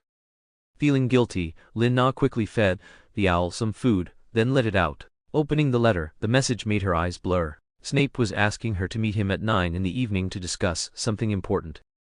But Lin Na glanced at the clock on the wall, which was steadily at 10:45. She was so late, wasn't she? It was all that little pervert's fault. He kept her there. Should she even go now? If she went, he might be annoyed by her lateness. If she didn't go, would that petty man just ignore her? And she had invited him earlier today, only to leave him behind. Lin Na gritted her teeth and still knocked on Snape's office door. By this time, Snape had long given up waiting and was sleeping in his clothes, not because of Lin Na. He wasn't expecting her to show up. He was merely trying to avoid delays in case of an emergency. Yes, that's how he comforted himself. However, his heart couldn't help but feel conflicted and complicated. He lay awake, staring at the ceiling in the dark, wondering why she hadn't shown up. Was it because that stupid dog held her back? Or was she still in that broken place? Should he have gone with her? Then, the knocking at the door made him instantly sit up. He realized he was a bit too excited, his movement too large. Subconsciously, he listened to the movements outside the door. Fortunately, she didn't seem to notice his eagerness just now. He calmed himself down and didn't immediately go to open the door as his heart desired. Instead, he left her for a while. When the knocking outside subsided, he waved his magic wand, lighting up the entire room, and then opened the door, stopping Lin Na, who was about to give up and leave. Snape, you're there, right? Are you asleep? Lin Na didn't see Snape opening the door, and felt a bit uneasy. He wouldn't be waiting there to punish her, would he? Come in. Snape's impatient voice came out, and Lin Na breathed a sigh of relief. It didn't sound like full-blown anger. Lin Na finally walked in, carrying her gift of apology, some leftover dumplings. She had planned to make pan-fried dumplings for breakfast tomorrow, but after Barty forcibly took half, she was left with about 20. Holding the plate, which had a warming spell on it, she walked into Snape's quarters with an awkward smile. Just like her last visit, it was damp and cold. Even with a roaring fireplace, Lin Na couldn't feel any warmth. That guy Snape wasn't sleeping late at night, but was waiting for her, and he was dressed particularly formally, almost as if he were attending a wedding, by Snape's standards of course. Lin Na didn't dare to blink, fearing she was seeing things. "Ah, ha ha ha. Are you hungry? I brought you some dumplings I made myself. It's that kind of Chinese delicacy." Lin Na put down the plate in her hand, thinking she had started well. "You should first explain your tardiness, Miss Lestrange." Snape's eyes hadn't left the plate of dumplings. The aroma had already wafted over, and he found it hard not to feel a slight stir in his heart. She made them herself for him? "Ah ha ha ha. I didn't notice there was an owl in my room. Next time, remember to send a smarter one, okay?" Lin Na patted Snape's shoulder guiltily. "Eat while it's hot, eat while it's hot." Humptish. Snape took the plate of dumplings, which probably meant he had forgiven her, but his expression remained very serious. "So what happened that you called me here?" Lin Na finally managed to steer the conversation to the actual topic. "It's just that." It succeeded. Snape also seemed to recall his original intention for the evening. He took out a bottle of light yellow potion from a drawer, and finally showed some emotion. From his eyes, Lin Na read a hint of pride. "This is the Wolfsbane potion, succeeded in ITS Chinese letter improvement." Lin Na finally remembered her past request. She hadn't expected him to be silently fulfilling their agreement, even when she wasn't by his side. That's right, and he had also received the Order of Merlin. He wouldn't tell her this proactively, but he most wanted to share this news with her immediately. Chapter 195. Surprise. So that was the reason Snape stayed up all night, dressed formally, waiting for her. So that was it, no wonder. But at this moment, Lin Na was undoubtedly excited and touched. "You really did it. I knew you could. You're amazing." Lin Na jumped up in surprise, and in a surge of excitement, she leaped up and hugged Snape, unable to resist clutching his back, sharing her joy. This was probably the best news she had heard recently. This way, she could earn money and help Remus. She really didn't know how he had endured all these years alone, but luckily, Sirius had been with him in recent years, and she was also planning to make some money with this improved Wolfsbane potion. "Want to partner up and do some big business?" "Tell me about it." Snape also felt Lin Na's joy, and was spontaneously infected, a hint of softness appearing in his eyes. He hadn't expected her to be so happy. He didn't know why, but whenever he saw her joyful, especially when it was because of him, Snape felt a surge of fighting spirit. If the person discussing this with him now were Lucius Malfoy, he would immediately refuse. He wouldn't stoop to using this to make money. His need for money and material things wasn't great, as long as he had enough potions to complete his research. However, since the person negotiating with him now was Selina Lestrange, he wasn't averse to letting her earn some pocket money, making her a little happier.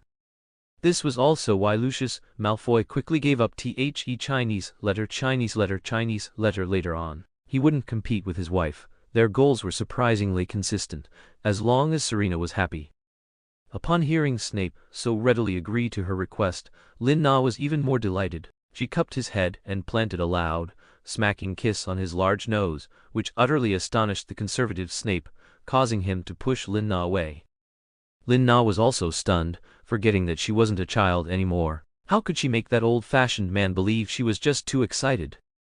"Oh, don't overthink it. I'm just happy for you." "So, are you done talking? You can go back now." Snape looked at the woman's guilty expression and sensed her regret. So, she didn't truly want to be close to him? That tingling sensation was instantly replaced by endless vexation and anxiety. His expression returned to its original bitter and unapproachable state. It was as if the gentleman who had just stood there gently, protecting Lin Na from falling off him, was an illusion. Lin Na knew she had probably said the wrong thing again, so she obediently left Snape's quarters. "Then we'll discuss the specifics next time. Good night." After watching Lin Na leave, Snape slowly reached out and touched his nose. Such soft, full lips. Incredible. Was it really like that? A woman's lips, he wondered what it would feel like to truly kiss them. Snape felt like he was truly going mad. Why would he have such a terrifying thought? He forced himself to go to the bathroom and wash his face, trying to forget everything that had just happened. He certainly had some different feelings for Selina Lestrange. There was no doubt about it. Lin Na could finally sleep well, but she wasn't good at business. She could decisively cut off a man's, well, you know, but for business, she really needed to consult that guy Lucius Malfoy. Meanwhile, at Malfoy Manor, Lucius Malfoy was in the room he and Lin Na once shared, drinking red wine alone under the moon, reminiscing about their past. He didn't like dry wines, only sweet, mellow ones. So he had people plant grapes on the manor grounds to make his own wine, and finally, he saw a satisfied expression on her face instead of a worried one. He kept this winemaking tradition, especially the year Draco was conceived. He buried many bottles, hoping to unearth them and taste them when they were old. Unfortunately, she was no longer there, but now she was clearly back, yet she refused to acknowledge him and Draco, even wanting to cut ties with them. This caused Lucius immense pain, but the more it hurt, the more his fighting spirit ignited. He was determined to win her back. To give Draco a mother, to give Malfoy Manor a mistress, and most importantly, to have a wife himself. At that time, Lucius hadn't noticed an unusual letter he received, bearing the private seal of the previous Malfoy head of house, Tilda. Further out at sea, a golden-haired man was prostrate before a black-haired figure. He looked very young, but his demeanor exuded a maturity and steadiness beyond his appearance. Even in that humble posture, the golden-haired man appeared exceptionally elegant and captivating. That was Abraxas Malfoy, who had been stationed in the United States, searching for Lin Na. For the sake of Selina Lestrange's whereabouts, he had long ago handed over or dumped Malfoy's businesses to Lucius Malfoy. He also didn't want to appear old and tried every possible way to preserve his youth, so he still looked like a handsome, mature man in his 40s. Standing next to Lucius, he looked very much like a brother or buddy, especially if Draco was with them. It wouldn't seem out of place to say he was his son, as wizards naturally have long lifespans. So he still looked like a man suited for Lin Na. In the past, Abraxas had long grown accustomed to such a pure, lily-like first love. Even if she eventually disappeared, it wouldn't diminish Lin Na's place in his heart. Because that woman was more of a vague imagination, no woman in Abraxas's remaining life could surpass the impact his first love had on him. Later, after he was widowed and raising young Lucius, he met Lin Na, who had become a healer. Only then did he belatedly realize that the gentle and beautiful healer Serena might have been his first love. But by then, his sudden realization was too late. Lin Na no, Selina Lestrange had already caught Riddle's eye. He even learned of Lin Na's return from him. He couldn't sit still, he needed to see her as soon as possible. So when Lord Voldemort asked him to return to the British Ministry of Magic to continue helping him fight Dumbledore, he agreed without much thought, hoping to see her soon. Even if it meant death, he would have no regrets. Chapter 196. Dinner Invitation. Soon, news of Snape's successful improvement of the Wolfsbane potion spread throughout the wizarding world, and he became the youngest recipient of the Order of Merlin. He was invited to a banquet sponsored by Malfoy, a banquet where awards were presented with the signature of the Minister for Magic. Snape's first thought was that he didn't want to attend. It was clearly another Death Eater gathering, perhaps to win over other awardees, or perhaps to display the Death Eater's prestige. Of course he didn't want to go. Who would willingly go to a banquet full of danger and hypocrisy? He would rather honestly stay at Hogwarts and watch over that troublemaker. Wasn't she supposed to discuss cooperation with him? But this time, the Dark Lord issued an order, instructing him to absolutely invite Serena to attend. This was a death order, which had to be carried out. So Snape understood that this was not a trap aimed at him, but a banquet for Serena. To protect her from being harassed by more people, such as Barty and Creature, or even Lucius, Snape decided to proactively invite Lin Na to be his dance partner. This way they wouldn't be able to approach her through dancing. So, for the first time, Snape nervously extended an invitation to Lin Na. He knew that if he explained clearly, Lin Na would definitely go, but he still couldn't resist wanting to see if she would agree if he invited her. He still remembered they had danced together during their student days, but that was because Lily had been invited by James Potter, and she had also been rejected by Sirius. So, she half-jokingly, half-threateningly asked him to be her dance partner. But did they dance one or half a dance? Snape's memory was a bit blurry after all. At that time, he hadn't yet realized his feelings as clearly as he did now, so he deeply regretted his past indifference and harshness towards her. This time, he finally had an opportunity. Perhaps he could make amends for his past mistakes towards her. Snape's subconscious hope that Lin Na would willingly become his dance partner because of his invitation, and not because of the pressure from the Death Eaters. Of course, he had also considered the potential dangers, but for Snape, who had once been a Death Eater, he knew full well Serena's status among the Death Eaters. She was the absolute princess of their group. If she didn't attend, it would seem a bit strange. He didn't want the Death Eaters, or even the Dark Lord, to think that Serena had defected to Dumbledore's side of justice, making her a target. So, his idea was to still take her to this banquet. When Lin Na heard the news, she also pondered for a moment. It seemed the banquet was being held at Malfoy Manor, and she happened to want to discuss business with Lucius Malfoy, so she agreed. Moreover, seeing Snape looking very nervous, though his face was still that rigid expression, there were beads of sweat on his temples, making him look as if he had made a major decision before finally steeling himself to invite her. She naturally couldn't bear to disappoint her friend. "All right, Tilda. Good, then I'll pick you up tomorrow." Lin Na's cheerful agreement made Snape's mood soar, and his steps back were much lighter, leading the ghosts who saw him to secretly wonder if Snape was in love. Lin Na didn't really pay much attention to this banquet. After all, she was going with a mission. She casually picked out a long gown from her wardrobe, one Lucius had given her at some unknown time, and styled her hair into a bun with magic before setting off. She didn't even carefully choose the accompanying jewelry. Anyway, anything from the Malfoy family was exquisite, and his taste was quite good.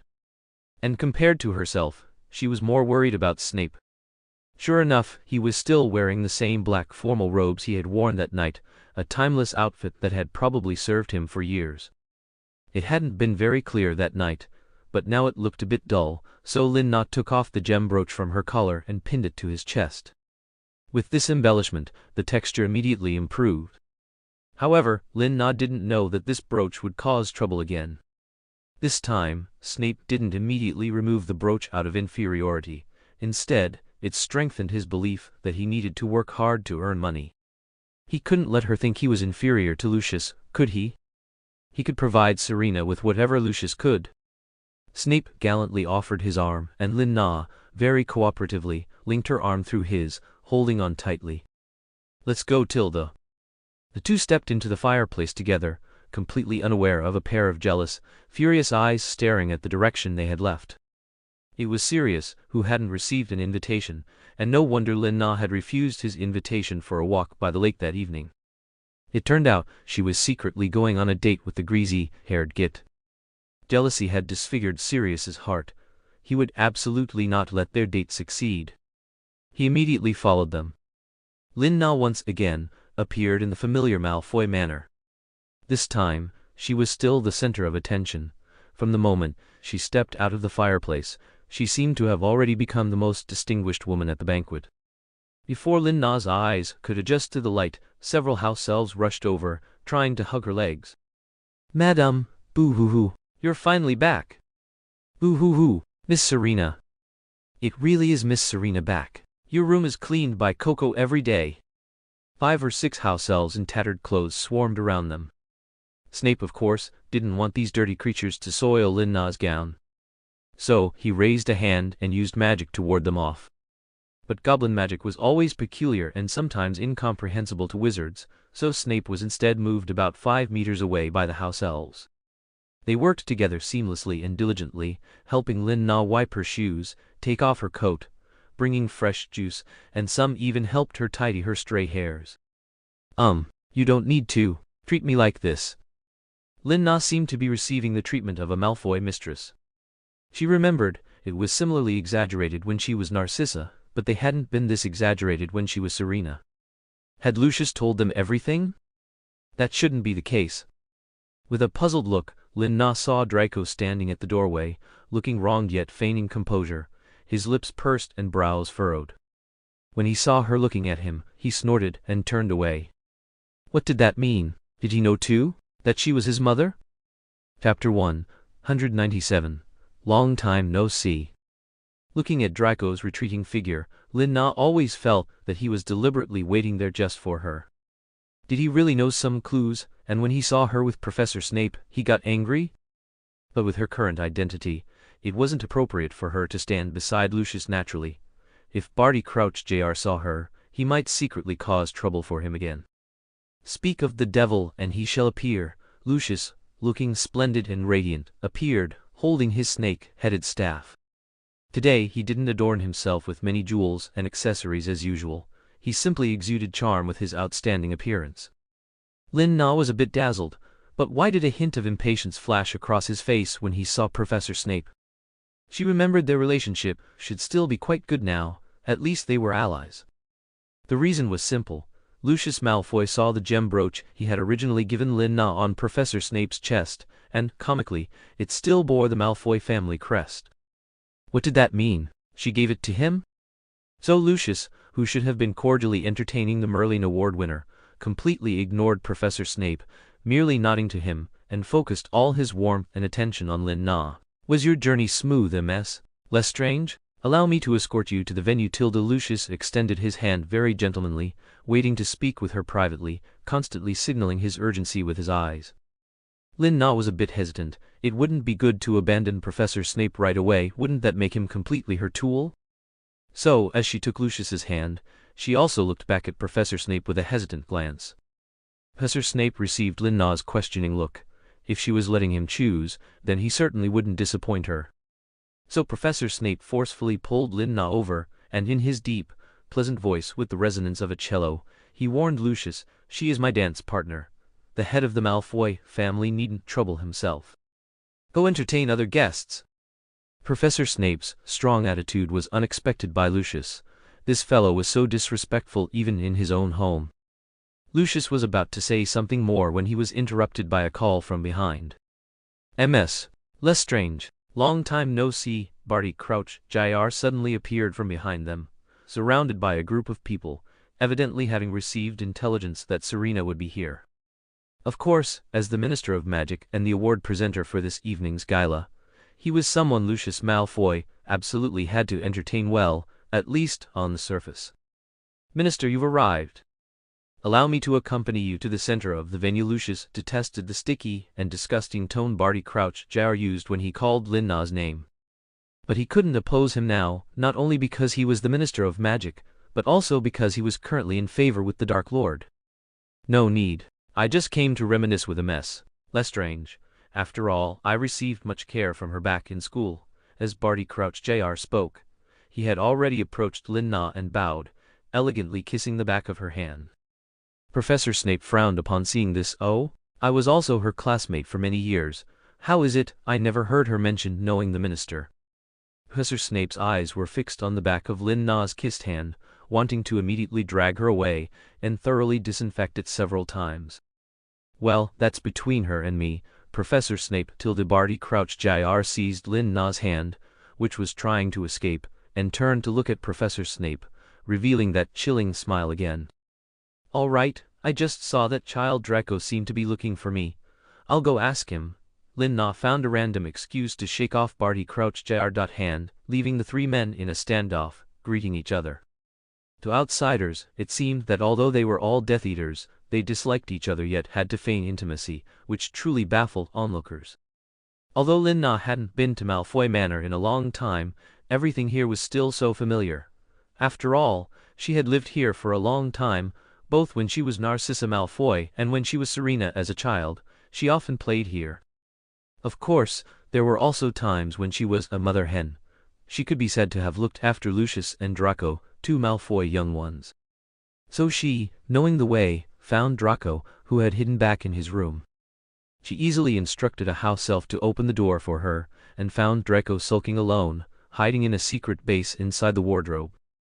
Curled up there, hugging his knees and a pillow, his sullen appearance made Lin Na feel particularly heartbroken. "How did you get in?" Draco looked at the woman who suddenly appeared in shock, still unable to believe his eyes. How did she open his locked door and find this secret base? Did father tell her all this? "You're not allowed in. Get out immediately." Draco didn't even know why he was so upset right now. He had just accepted that woman as his new mother, but she abandoned him and his father to take someone else shopping. He was already very angry. He had finally believed what his father said, that he would explain everything clearly at this banquet. She wouldn't marry Sirius Black, but then she appeared with another man, and they were acting intimately. He had been deceived again. She had no intention of being his mother. He was such a fool to go wait for her at the door. But now that he saw her seemingly coming to coax him, Draco's eyes reddened uncontrollably again. His attitude was tough, but his tone was softened. Don't you have someone else now? What? Lina didn't quite understand the child's thinking, but seeing that he was about to cry, she still crawled into the wardrobe wanting to hug him. Just weren't you hugging and cuddling with other men? The more Draco thought about it, the angrier he got. If Sirius could at least compete with his father, then that hook-nosed, always unwashed guy couldn't even compare to a single strand of his father's hair. No, you must have seen wrong. Lina didn't know why this child was so fixated on these matters, completely unaware that Draco already regarded her as his mother. Chapter 198 Grand Debut. Seeing the woman on the other side showing signs of being persistently clingy and about to chase him, Draco quickly scrambled into the deeper parts of the room. But how could Lina let him escape from her sight? No man who appeared before her could escape treatment just because he was shy. Even though he was more than a head taller than her, Lina used a leg lock and an armpit restraint to firmly pin Draco's body, making him unable to move. The two fell heavily to the ground, but fortunately, the floor was covered with countless pillows. This boy really knew how to enjoy himself. Admitting you want to cry *huff*, is it really that difficult? Lina constantly monitored Draco's state, although his full, round head, from sleeping, once again diverted her attention. He truly was someone she cared for. Who's crying? Draco shouted for help, though his voice was already tinged with tears. He still defiantly yelled, "How can you be so rude, woman? The Malfoy family doesn't have rude women like you." "Ahahaha, I wouldn't want to be a woman of your Malfoy family anyway." Lina accidentally spoke the truth, and the result was, "Wah!" This sentence became the last straw, directly causing Draco to cry to the point of collapse. He knew no one wanted to be his mother. As soon as Lina heard Draco cry, she panicked. Why was he crying? She was very afraid of children crying, especially her own child. Had she hurt him? She quickly turned Draco's relatively thin body around and hugged him tightly, just like comforting a baby. She made Draco sit on her lap, holding his back, occasionally bouncing him and patting his back, murmuring, "Don't cry, baby, don't cry. The more you cry, the uglier you get, Tilda." However, her actions made Draco feel warmer, and the feeling of being favored and comforted made him cry even more heartbreakingly, causing Lina to break out in a sweat. Why did he get sadder the more she comforted him? "All right, it's my fault. Whatever you want, I'll agree to it, Tilda." Lina was truly desperate because of Draco's crying. She rarely dealt with child patience, and Draco hadn't cried this much even as a baby. Hearing Lina's promise, Draco finally calmed down quite a bit, but he felt exceptionally embarrassed, keeping his head buried in her chest. His voice became muffled as he told her, "Then you have to dance with my father." That was indeed a bit difficult. Not to mention that she was Snape's lunch, even Barty would interfere. But as soon as Draco sensed her hesitation, he cried even louder. Lina felt as if her ears were ringing, so she repeatedly agreed to his request. "Okay, I understand." Draco finally let go of her wrinkled collar and retreated to a more secluded spot. "I'm fine, you can leave." His demeanor and voice really sounded like the fearless young master he once was. Lina struggled to crawl out of Draco's wardrobe, realizing her legs had gone numb. This boy had indeed grown into a teenager. He was no longer the soft and cute child he used to be. He was awkward, but she wondered who he took after. It couldn't be Snape, could it?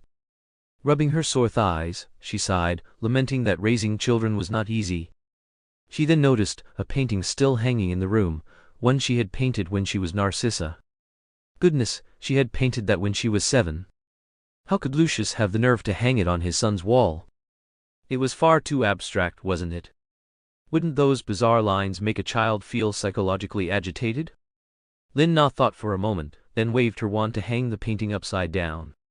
She was about to continue her interesting investigation into her son's daily life, but her attention was diverted by the commotion outside. What was happening? Outside, there was grand ceremonial music, accompanied by cheers and explosions.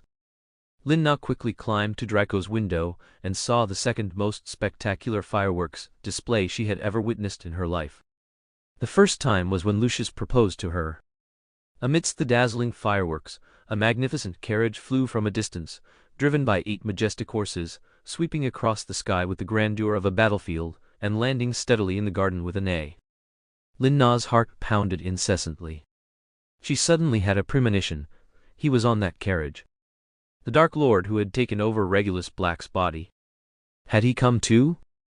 No. It should be, had he returned. The flat lawn on the ground spontaneously transformed into a straight and vibrant red carpet, extending all the way to the carriage. The 3 men, who had just been in a tense battle of wits, now stood respectfully in front of the carriage. All 3 of them had their heads bowed. Or rather, everyone did. Those who knew the details and those who didn't all held their breath, waiting for this moment. Waiting for some important figure. Lin Na stood by the window, unable to help but feel nervous, as if fate had her by the throat. She didn't know why the Dark Lord was so keen on following her footsteps. She didn't seem to have influenced him much. As Lin Na's mind was in a jumble, downstairs, in the brightly lit focal point, the carriage door opened, and 2 black-haired men descended, one on the left and one on the right. One was tall and thin, the other short and stout.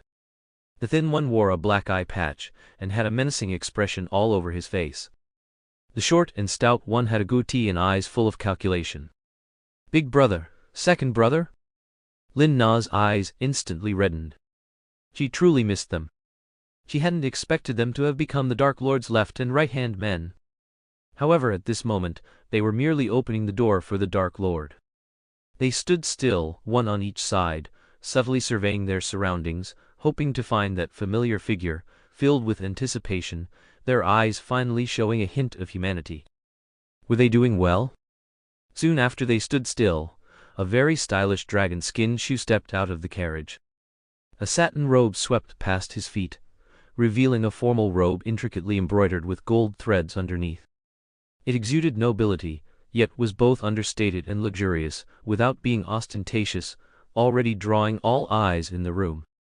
The black-haired man smiled slightly and gave a simple greeting to everyone, which once again enlivened the scene.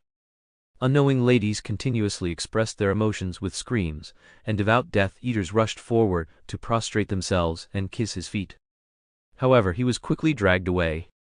The Regulus version of the Dark Lord's smile remained unchanged, but his gaze was sharp, directly piercing through the crowd to look at Lucius Malfoy. "Lucius, look who's back!" As he spoke, everyone's attention returned to the interior of the carriage.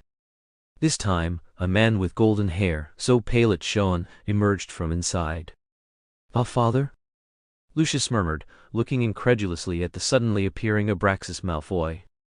Why? Had father been drawn back into this again? Chapter 199. A Strong Comeback. Abraxas Malfoy? Lin Na's eyes were fixed on the man behind Riddle. He was still alive, and it seemed that time had left few traces on his face. How did he manage to preserve his youth? Could it be that he had mastered some wondrous magic? Looking at him now, standing beside Regulus's version of the Dark Lord, he didn't look like he was 2 generations older. He looked just like his elder brother. Even the stern Rodolphus Lestrange didn't necessarily look better than him. At least every fine line on Abraxas's face was charming, carrying the allure of a mature man. He and Riddle stood together like a beautiful sight. Now, the screams of those noble women grew even louder. "Long time, no see. How is my grandson?" Abraxas looked past Riddle at his son, whom he hadn't seen in a long time. To be honest, he was very disappointed in him, because he hadn't followed his advice to become the Dark Lord's sharpest blade, which led the Dark Lord to marginalize the House of Malfoy. He even had this old fellow, who had long since retired, come out to handle matters. Of course, his reason for coming wasn't due to the Dark Lord's invitation, but because of something more important. Where is she? That's right. Let's not just stand here. Tilda Riddle was just as eager to see Lin Na as Abraxas. He was just very curious why his former close friend was so enthusiastic about Lin Na. As he spoke, he led the Death Eaters behind him, entering the Malfoy family's dinner party with an imposing aura. "Why are you still here?" Draco had finally composed himself, cleaned the stains off his clothes, and wanted to sneak out to find something to eat. He then discovered that the woman who should have left long ago had appeared in his room again. However, Draco noticed that her face seemed a bit pale, and he couldn't help but step forward and take her hand. "Hey, what's wrong with you? If you're sick, don't die in my room. Go find my father quickly, he'll save you." As he spoke, he tried to pull Lin Na out. Although his words were harsh, Lin Na knew he was concerned about her in his own way. Of course, Lin Na wouldn't let Draco appear in front of Riddle. It could be dangerous. Who knew if he might carelessly blurt out something about her and Lucius's relationship? So, Draco couldn't pull the adult Lin Na. "Draco, it might be dangerous outside right now. I need you to wait here, okay?" "Why? Are you trying to go back on your word?" Draco was about to argue, but then he noticed Lin Na's expression became even more complex. So he slowly released Lin Na's hand. "I'll explain everything clearly, Draco, trust me. I'll definitely fulfill what I promised you." Himpish. Draco seemed very annoyed, pushing Lin Na away fiercely and crawling back into the wardrobe. Seeing this, Lin Na finally left to go to the unknown, but unavoidable dinner. Draco quickly emerged after Lin Na left. He was not a good, obedient child. Unfortunately, his door was locked by Lin Na with a magic spell. It seemed she had already anticipated his actions. Draco found his flying broom and went to the window, but it was also sealed. He had no choice but to slink back into his wardrobe. This time, he was truly angry. That bad woman dared to imprison him. Who does she think she is? This is his home.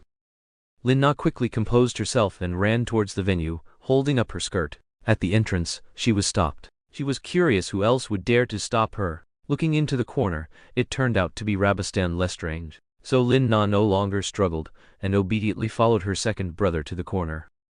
As soon as they reached a secluded spot, she was cornered by Selina Lestrange.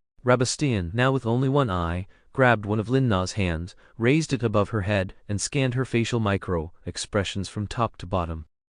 Second brother? Lin Na knew he was checking if she was truly Serena. He had indeed matured a bit. He didn't immediately lay hands on her, though the atmosphere under his breath was still somewhat oppressive and ambiguous. But he must have grown a lot compared to before. After all these years, she didn't believe he hadn't been with a single woman. His obsession with her should also have been clarified, right? That wasn't love. But when she had called him second brother with a hint of grievance, and a choked voice back then, Selina Lestrange had already completely fallen. Suddenly, he tightly cupped Lin Na's cheeks, and kissed her regardless, and Lin Na felt a warm liquid on her face. Before she could resist, someone slapped Selina Lestrange hard on the back of his head. Rodolphus Lestrange, looking utterly disappointed, grabbed the hair on the back of his head, separating him from Lin Na. "Are you crazy, Selina? You're just harming her, and harming us too," Rodolphus Lestrange said, looking at his already crazed younger brother with a look of extreme disappointment. Selina still had one arm around Lin Na, and with the back of his other hand, he wiped away the blood from the corner of his mouth. Indifferently, and with a hint of mockery, he retorted to his elder brother, "I just did what you didn't dare to do, big brother." Rodolphus Lestrange pursed his lips and didn't continue the topic. "Serena, it's good that you're safe. Believe me, your brother will protect you completely." He turned around and reached out, stroking Lin Na's cheek, restrained yet gentle, and tidied her disheveled hair. "I hope you don't mind him. His mind isn't quite right now." What happened? Upon hearing that her brother might be hurt, Lin Na's eyes immediately welled up with tears. Her pitiful expression only made Selina's inner turmoil unbearable. He couldn't help but turn to his elder brother and shout, "Don't scare her." He desperately rubbed the corner of her eye with the pad of his thumb, trying to wipe away Lin Na's tears. "I'm not scared, I'm just worried about you all." Lin Na didn't know if this emotion belonged to Serena or herself, but she really wanted to cry and needed a place to vent. "Don't worry, as long as the Dark Lord doesn't fall, we have a bright future." Speaking with emotion, Selina Lestrange lowered his head and kissed Lin Na's forehead again. "But what if? What will happen to you too?" Lin Na was so anxious, she wanted to cry even more. Why were these two so self-sacrificing? Couldn't they think about themselves? "There's no such possibility," Rodolphus Lestrange said confidently. Chapter 200 New Identity. You too listen to me first. How have you been all these years? What happened to your eye? Lin Na was only thinking about Rabastan Lestrange's one-eyed state now, a little worried. She knew he wouldn't wear something like that just because his eye was uncomfortable. Rabastan had always been very particular about his image. Lin Na reached out to touch Rabastan's eye patch. Her hand had already touched his cheek when he pressed it with his own hand, making it seem as if he was caressing himself with Lin Na's hand. If it had been anyone else trying to touch his eye at that moment, they would have been evaded by Rabastan the instant they had the thought. But the person doing it now was the woman he loved most, which meant she cared about him. And just now when he kissed her, she didn't seem to mind. Rabastan's heart was filled with agitation. He loved Lin Na's Chinese letter Chinese letter Chinese letter Chinese letter. And he wanted more. Lin Na's, all in the past. Rabastan Lestrange, of course, wouldn't tell Serena those bloody details. All the darkness and danger should be borne by them. She only needed to be the Death Eater princess, the queen of the Lestrange family, happily. You must be careful, Serena. The Dark Lord has been looking for you. Don't be willful. Rodolphus Lestrange saw the undisguised affection in his brother's eyes, stepped forward, and took over the conversation, diverting Lin Na's attention.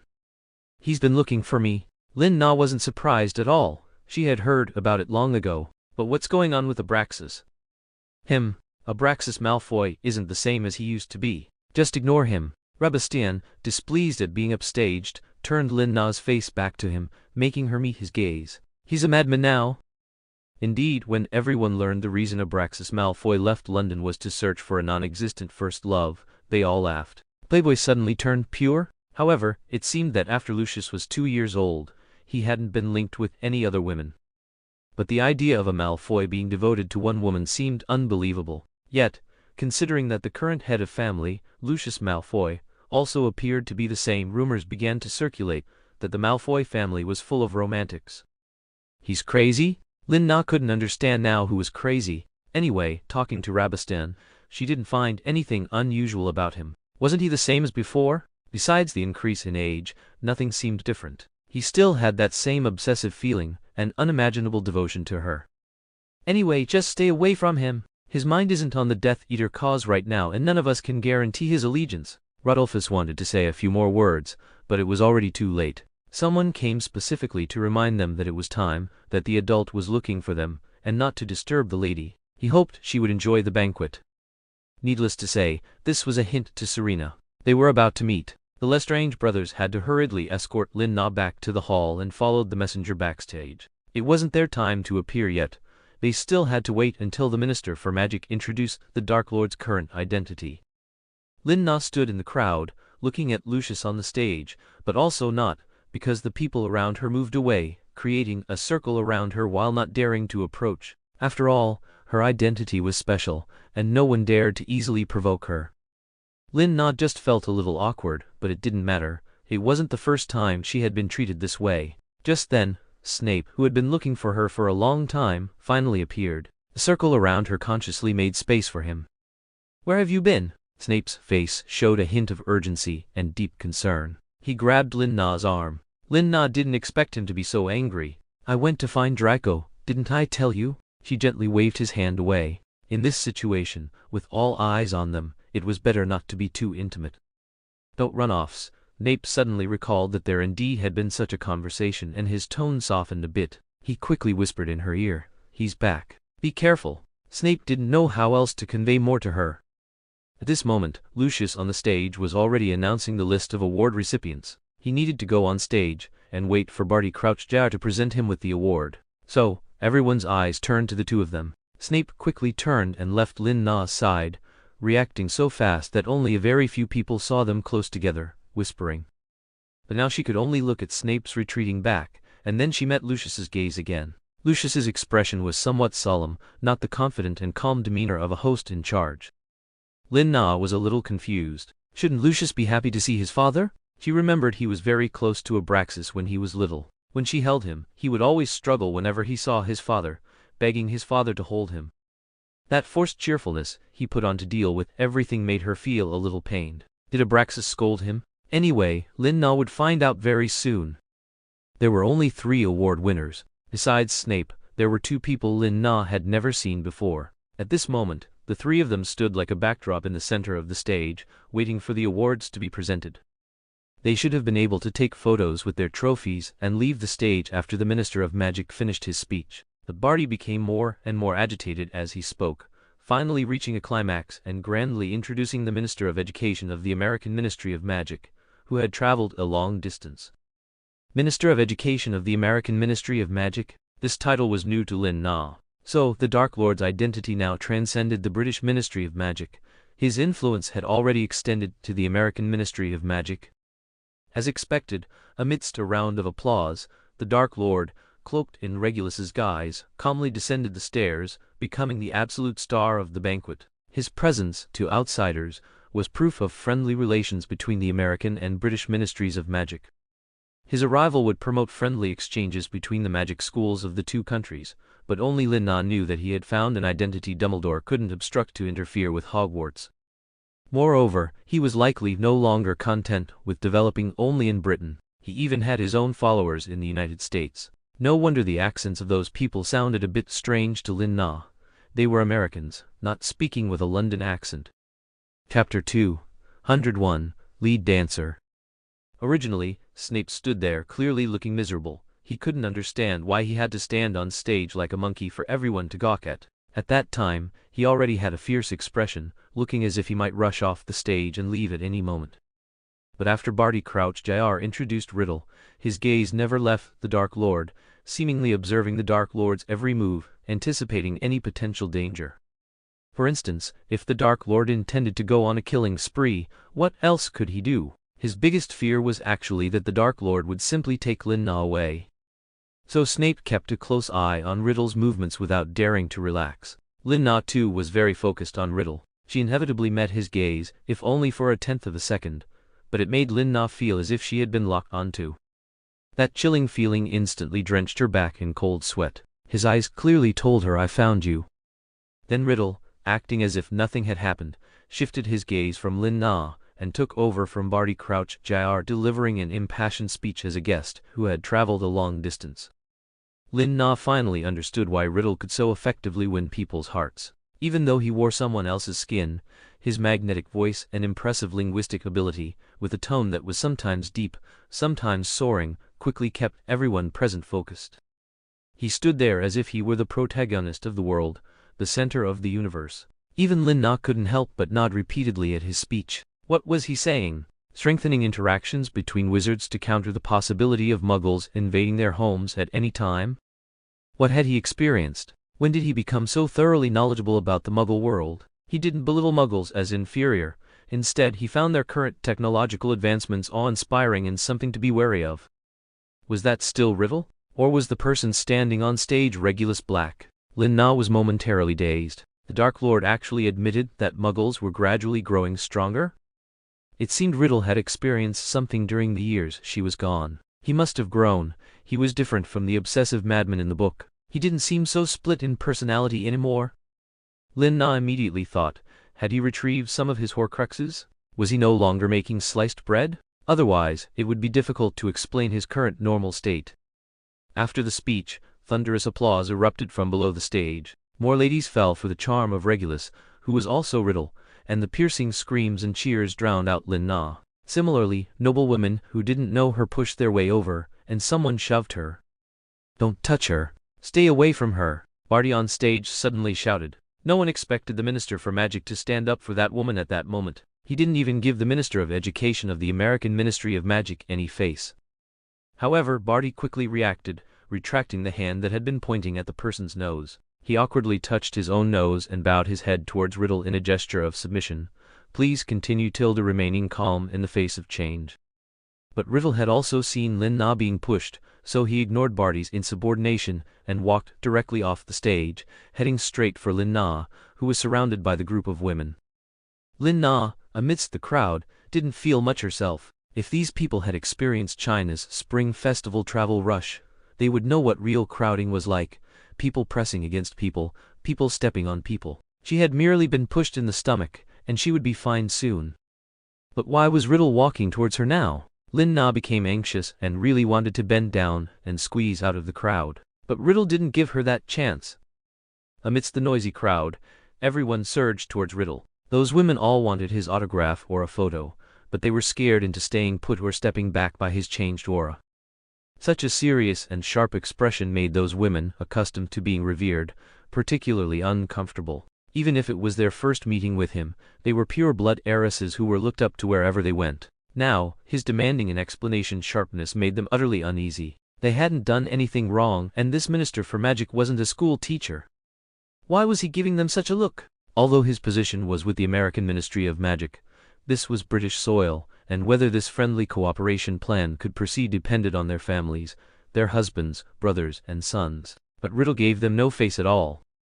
Riddle steadied Lin Na, who was already standing firm, his eyes never leaving Lin Na's face, but his voice carried to every corner of the ballroom, "Be careful. I wouldn't want anyone to get hurt tonight." Although his words were a friendly reminder to everyone, Lin Na read another meaning into them, a threat that if they didn't behave, someone might get hurt. So, under these circumstances, the women quieted down considerably, making way in the center for Lin Na and Riddle. "Mr. Riddle is absolutely right. Tonight is a night for joy and celebration. Let's not let a small matter spoil the harmony. So to celebrate I invite Mr. Riddle and this young lady to lead the first dance and open the ball. Although Barty had gracefully diffused the situation for everyone, he did not wish to see Lin Na dance with anyone else, even if that person was his revered master. "Very well." Riddle nodded, a hint of softening finally appearing in his eyes and brows. He then bowed gallantly to Lin Na, extending his right hand. "May I have the honor of this dance with you?" His eyes were full of Lin Na, but Lin Na wasn't happy at all. Of course Lin Na had no choice but to extend her hand and place it in Riddle's, which was immediately enveloped securely. "I should say the honor is mine." Indeed, Lin Na was actually being sarcastic. All the Death Eaters present held their breath for Lin Na. Although they knew Selina Lestrange was highly favored by the Dark Lord, that was over a decade ago. Now, no one knew the Dark Lord's thoughts, let alone his attitude towards her. But they were all dumbfounded. Sure enough, although the Dark Lord's appearance, mind, and development were vastly different from the past, his indulgence towards Selina Lestrange remained the same. "As long as you're happy." Riddle, as he had wished, embraced the woman he had sought and waited for many years.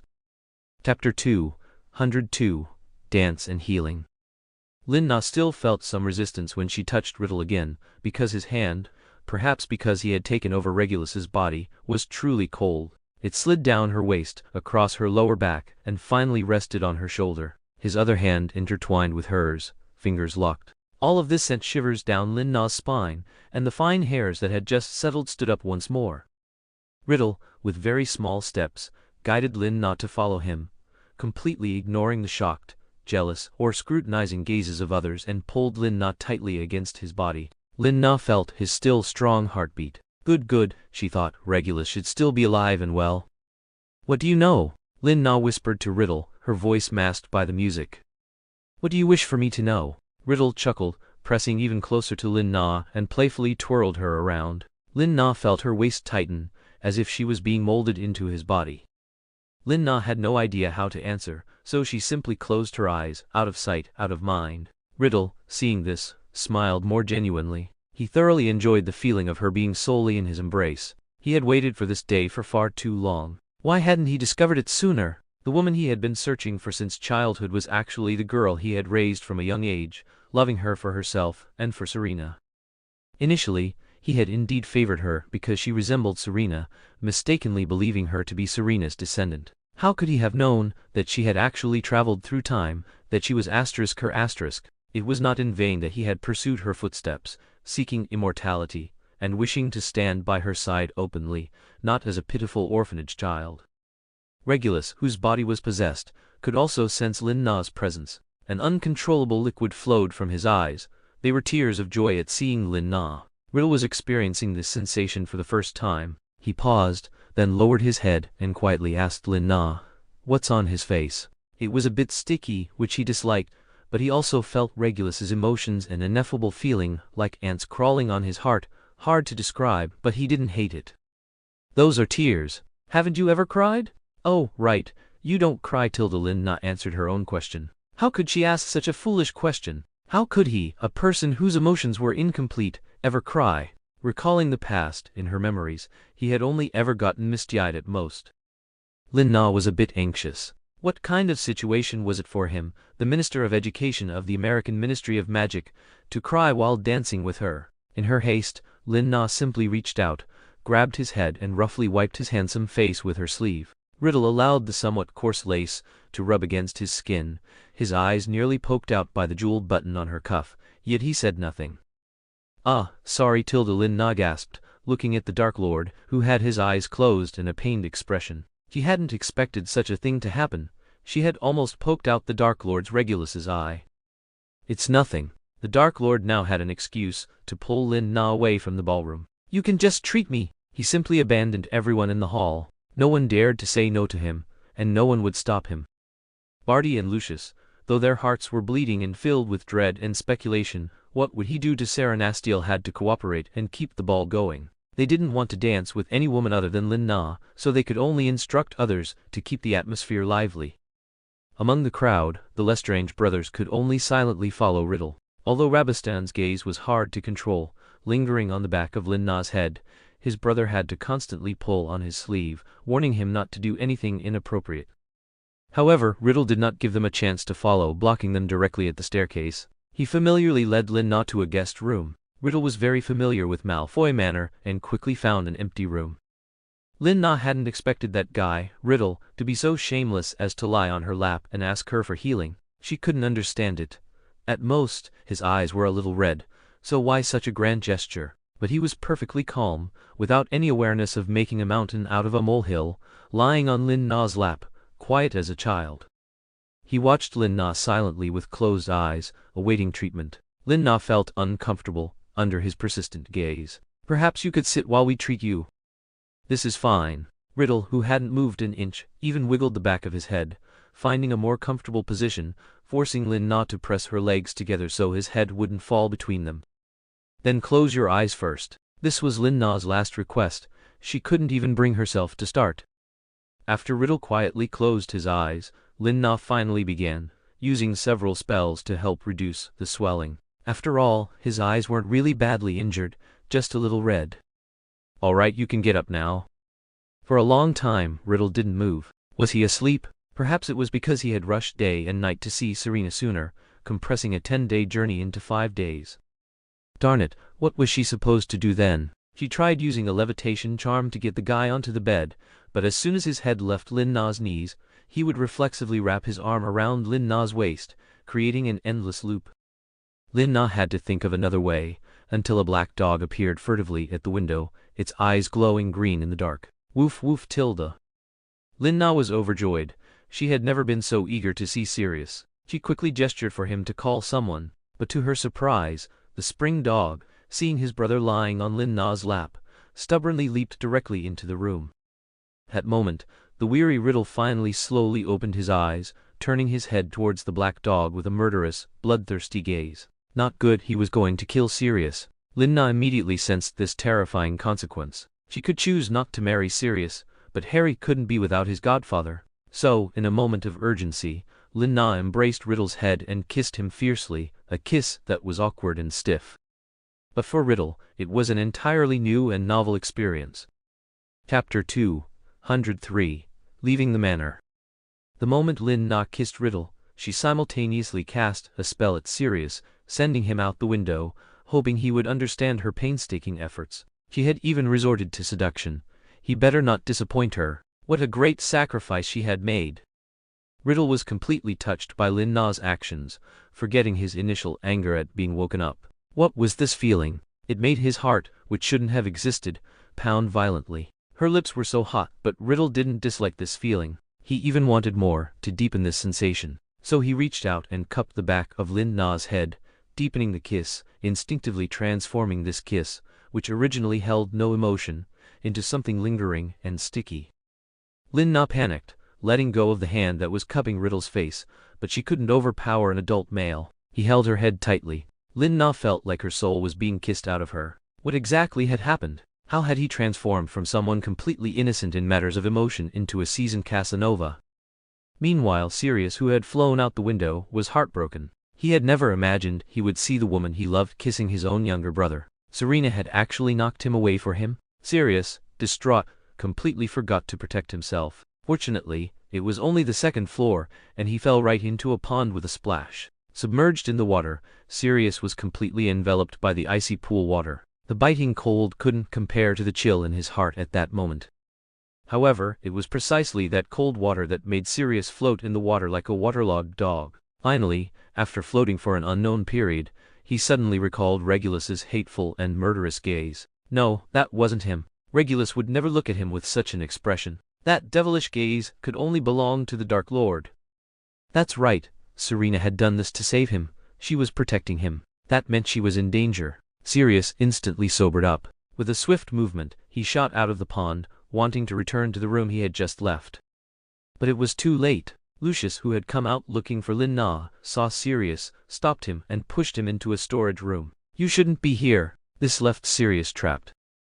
Now Snape, Lucius, and the Lestrange brothers were anxiously waiting at their door, hoping there would be no commotion inside, yet also hoping to hear Lin Na's voice, safe and sound. You go knock on the door. Lucius anxiously gestured with his eyes for the Lestrange brothers to go ask. Why don't you go? Although Rabastan wanted to do so, he didn't want to be used by Lucius, even though he was about to lose his composure. Right now, the master would rather see you Lestranges than a Malfoy, Lucius retorted somewhat bitterly. Have you tried? Rabastan didn't back down. Let me see. Snape couldn't stand these guys playing games. He might as well do it himself. The others all glanced at him as if to say, what does it have to do with you? But Snape wasn't intimidated at all. He looked straight ahead and firmly said, I need her alive. Just as they cleared a path for Snape, the door opened and Regulus, with clear eyes, walked out. Now send her back immediately. Don't make me angry. Yes, my master. Snape secretly rejoiced, taking the unconscious Serena from Regulus's arms and quickly leaving Malfoy Manor without looking back. And you Malfoy, come with me. That's right, the one standing there now was Regulus. While Riddle was lost in the kiss, he had fought with all his might to reclaim his body. He would protect Serena's innocence even if it cost him his life. Fortunately, Riddle was extremely exhausted at this point, so he succeeded. The immediate priority was to get Lin Na away before the Dark Lord reclaimed his body, and to find the only person he could rely on at the moment, his former brother-in-law, Lucius Malfoy. He was the only one he could trust now. No one else could possibly help him. Thus, to save time, Regulus directly knocked Serena unconscious, leaving only the words, "It's me, Regulus. I'll explain later. Be careful." Lin Na was about to remind him not to take sides randomly when she fell unconscious. Regulus quickly composed his explanation, adopted Riddle's usual arrogant demeanor, and pushed open the door to confront those guys. Just like that, Lin Na was swiftly taken back to Hogwarts by Snape. On the way, they happened to encounter Barty, who unexpectedly helped them by providing a diversion. The two men exchanged a glance. Barty pretended not to see them and pointed in the opposite direction, telling the pursuing Death Eaters to leave. Lucius followed behind Regulus somewhat uneasily, his heart full of suspicion. Why would the Dark Lord want to speak with him alone? Hadn't he always favored the Lestrange brothers? Was it because of his father? At this thought, Lucius couldn't help but feel a bit heavy. He should probably return the authority, shouldn't he? But it didn't matter as long as Lin Na was safe. Now he had to figure out how to persuade his father to continue letting him protect Serena. But he hadn't expected that this Dark Lord was not that Dark Lord. He was calling him brother-in-law now. Lucius needed some time to process this, and he needed to carefully consider what Regulus had said. The Dark Lord had actually been interested in Lin Na for a long time. Regulus told Lucius all the key points he had seen from the Dark Lord's memories. The Dark Lord had met Serena since childhood, and what shocked Lucius was that Serena had appeared before him when he was a baby. She was his personal healer, and had even changed his diapers. Lucius Malfoy felt his worldview crumbling slightly, which explained why he had felt a sense of familiarity the first time he saw Serena. No wonder she had been warming him since his childhood. Lucius's heart remained unsettled for a long time, and he was unwilling to respond to any of Regulus's requests. I understand. I will consider it. Now it's best if no one is here before he returns to you. As he spoke, Lucius cast several obliviate spells on Regulus. He couldn't guarantee that Riddle hadn't heard these words. He dared not gamble, so he had no choice but to resort to this drastic measure. Meanwhile, the Lestrange brothers were still discussing Snape's strange attitude. How could he also have improper thoughts about Lin Na? More importantly, Rodolphus Lestrange severely reprimanded his increasingly unruly brother. But for Selina Lestrange, that was already him exercising restraint. Chapter 204 Father and Son Confrontation. When Lin-Na woke up, she was still startled from a dream, once again dreaming of her past, her love-hate relationship with Sirius. This time, after being bullied by Sirius in her dream, Snape, Lucius, and Barty suddenly appeared to back her up. Few of them ganged up and severely beat Sirius. In her dream, she could clearly recall Sirius's painful wails and his realistic shouts of "James, save me." Finally, Selina Lestrange and Rodolphus Lestrange appeared and directly killed him. At that moment, Lin-Na was startled awake because the dream was too real, perfectly aligning with their attitudes in real life. Lin-Na felt she had no special feelings for Sirius, but if she were to truly witness his death before her, she couldn't accept it. Thus, Lin-Na, covered in a cold sweat, was horrified to find herself not in her own bed. She quickly pulled back the covers and saw that she was still wearing the gown from the banquet, though the jeweled buttons on the cuffs were missing, likely lost during her struggle with the Dark Lord. Lin-Na felt her wand, which eased her mind considerably. Calming down, she observed her surroundings and realized she must be in the basement, which was Snape's dormitory. Right, she used to always try to sneak in and tease him. So many years had passed, and Snape's dormitory was still as cold and monotonous as ever. But she noticed some steaming sandwiches and milk on the bedside table, along with a potion for hangovers. Did Snape prepare them? Did he think she was drunk by Riddle? Regardless, she was very touched. It could only be Snape, such an upright gentleman. If it were that pervert Barty, she'd probably be a mother next month. Thinking this, Lin-Na once again warned herself to stay away from those perverts and intended to get up and return to her own dormitory. However, as soon as she opened the door, she saw Snape sleeping on the sofa, looking so weary and uneasy. His tightly furrowed brows made him appear somewhat weathered, and his pale face made Lin-Na worry he might croak at any second. He lay there, unconsciously mumbling something, seemingly calling out a name. Lin-Na's first thought was that he was calling Lily. She even wished she had a recorder to capture it and mock him later. But after listening a few more times, it didn't sound like a short syllable. So, Lin-Na leaned her ear closer to listen. Just then, she heard his thin lips part, uttering her name Serena. Don't go. Lin-Na's eyes widened in shock, and she almost fell onto Snape's face. How could he be calling her name? Lin-Na, hearing this, seized the opportunity to slip away. She had intended to say something to Snape, but now there was no need for a long talk through the night. Clutching her pounding chest, Lin-Na felt as if she had forgotten something. Her mind was a jumble, filled with many things, but she couldn't grasp the most important one. Right, she needed to tell Remus Lupin that the Wolfsbane potion had been successfully improved. She also needed to tell Lucius Malfoy that the Dark Lord had rather different feelings for her. And her brothers, she needed to remind them to always inform her if anything happened with the Dark Lord. Oh, and Sirius, who fell down the stairs, was he still alive? Lin-Na had too many things to do before the start of term, so she temporarily pushed Snape's special affection for her to the back of her mind, or perhaps deliberately ignored it. But, on the other side, Malfoy Manor was in a state of chaos. Although Lucius Malfoy had learned about Riddle's past with Serena from Regulus, he couldn't believe the part about himself. So, he immediately sought out his long-unseen father to inquire. Perhaps it was also a way of coming clean. He had to ensure Serena was safe, even if it meant being targeted by the Dark Lord. When Lucius found Abraxas Malfoy, he was in his old room, gazing blankly at an antique cradle, a small blanket clutched in his hand, seemingly reminiscing about something. Lucius remembered that it was something he had used as a child and later passed down to Draco. He thought these things had long been discarded, but he was surprised to find them perfectly preserved here, likely tidied away by a house elf. Father Lucius waited a long time unnoticed by his father, and finally couldn't help but speak. Abraxas, clearly interrupted in his thoughts, frowned. His good-for-nothing son was still the same. You've come at a good time, I have something to tell you. Although Abraxas didn't want to see his son at this moment, some things indeed needed to be told to him directly. You know Selina Lestrange, right? The girl who danced with that lord. Of course. Lucius looked at his father, whose appearance remained unchanged. At that moment, he had a strong sense of foreboding, as if something was caught in his throat, making him extremely uncomfortable. As expected, the words that followed were difficult for Lucius to accept, yet also seemed to have been anticipated. I will marry her. Abraxas's light remark sent Lucius's heart plummeting. It seemed everything was true. She is the healer I found for Draco. I am her master. Lucius began to struggle, wanting to emphasize that he was the closest person to Serena, the most qualified to be her man. Besides, they were already married. No, she is the Malfoy family's healer.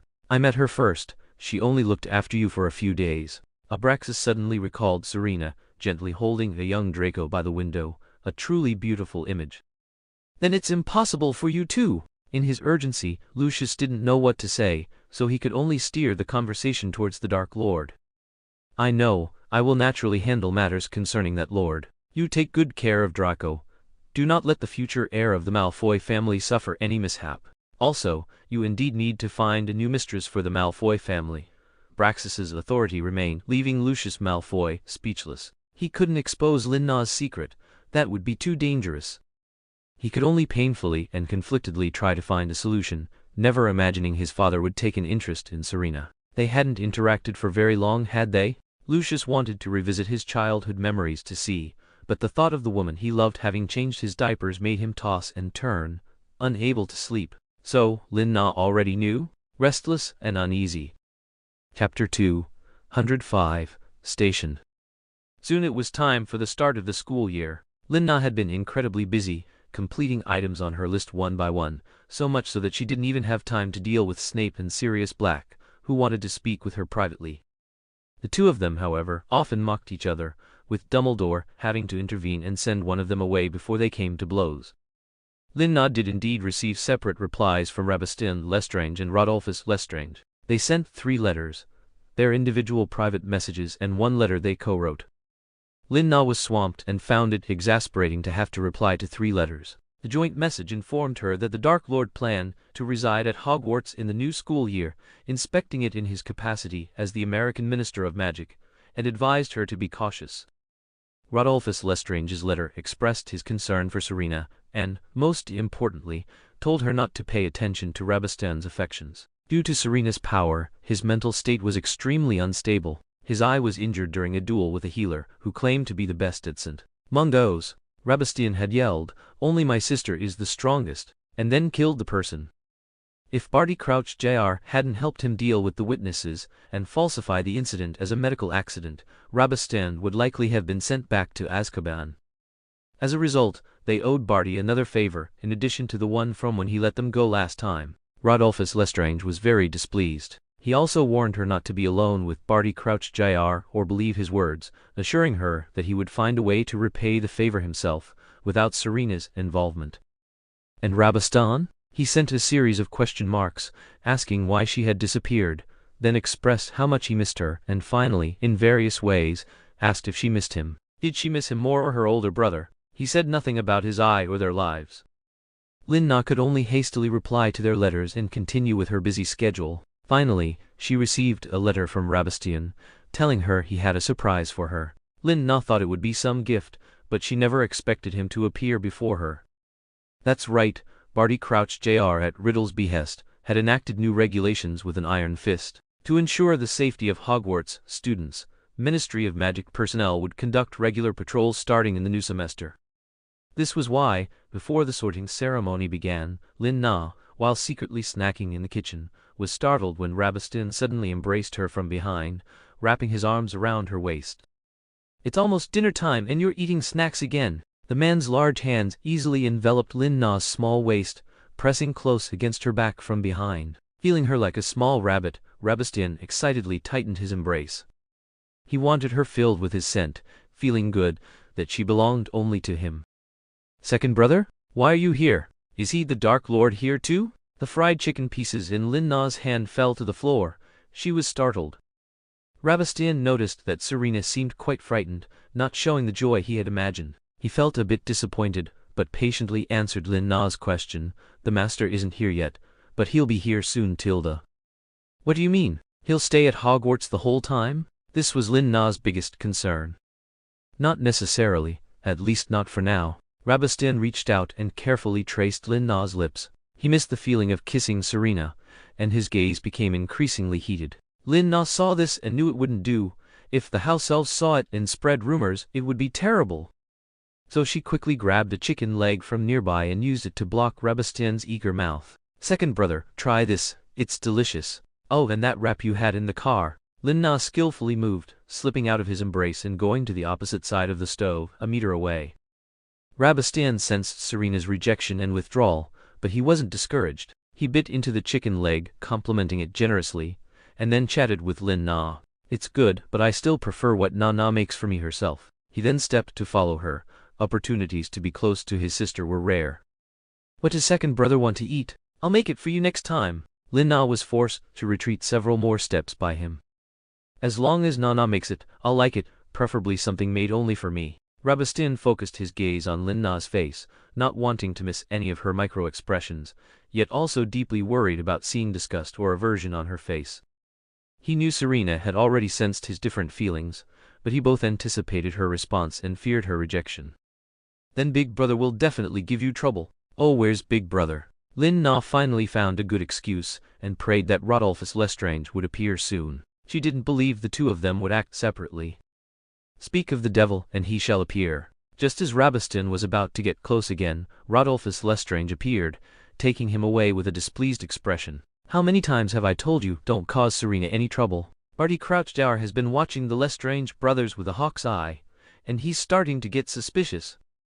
Barty Crouch Jr. repeatedly covered for the two of them because they were Serena's important brothers, her only family, but if Barty knew about their feelings for Serena, they would be the first ones he'd destroy.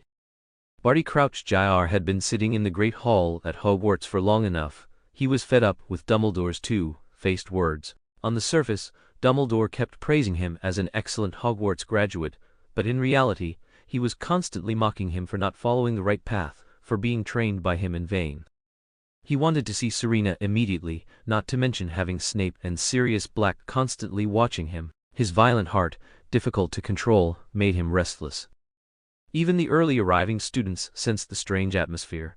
Few were whispering loudly, constantly discussing the information and rumors they had gathered.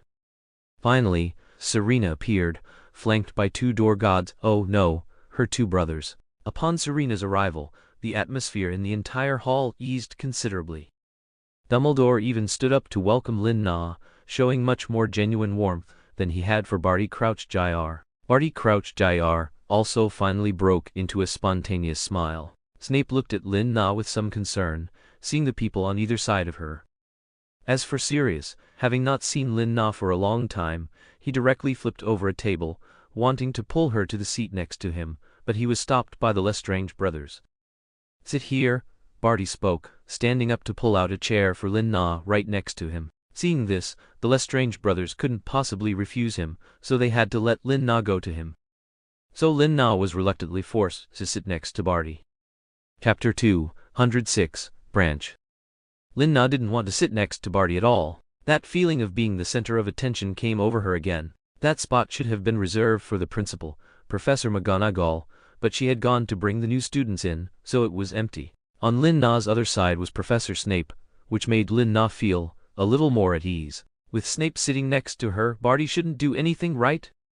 But Barty, of course, wouldn't let Lin Na off the hook. After personally seating Lin Na, he turned to Snape and said, "Excuse me, I think Ms. Lestrange would like to sit with her brothers." He said the most oppressive words to Snape with a smiling face, causing Snape to rise expressionlessly and move to the very end of the table. Hagrid, who was next to him, also stood up, nodding with a look of understanding and followed Snape's steps.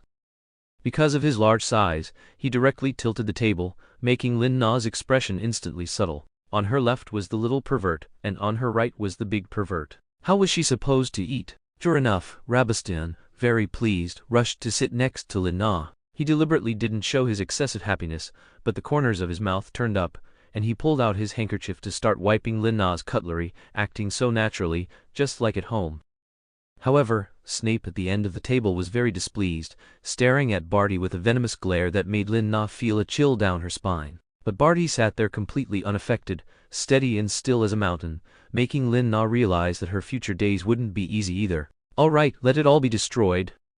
And Barty, of course, lived up to expectations, secretly teasing Lin Na. One hand under the table quietly reached for Lin Na's thigh. At that moment, Professor McGonagall was bringing in the new students, and no one at the professor's table noticed. Everyone's attention was on Harry Potter and Draco Malfoy.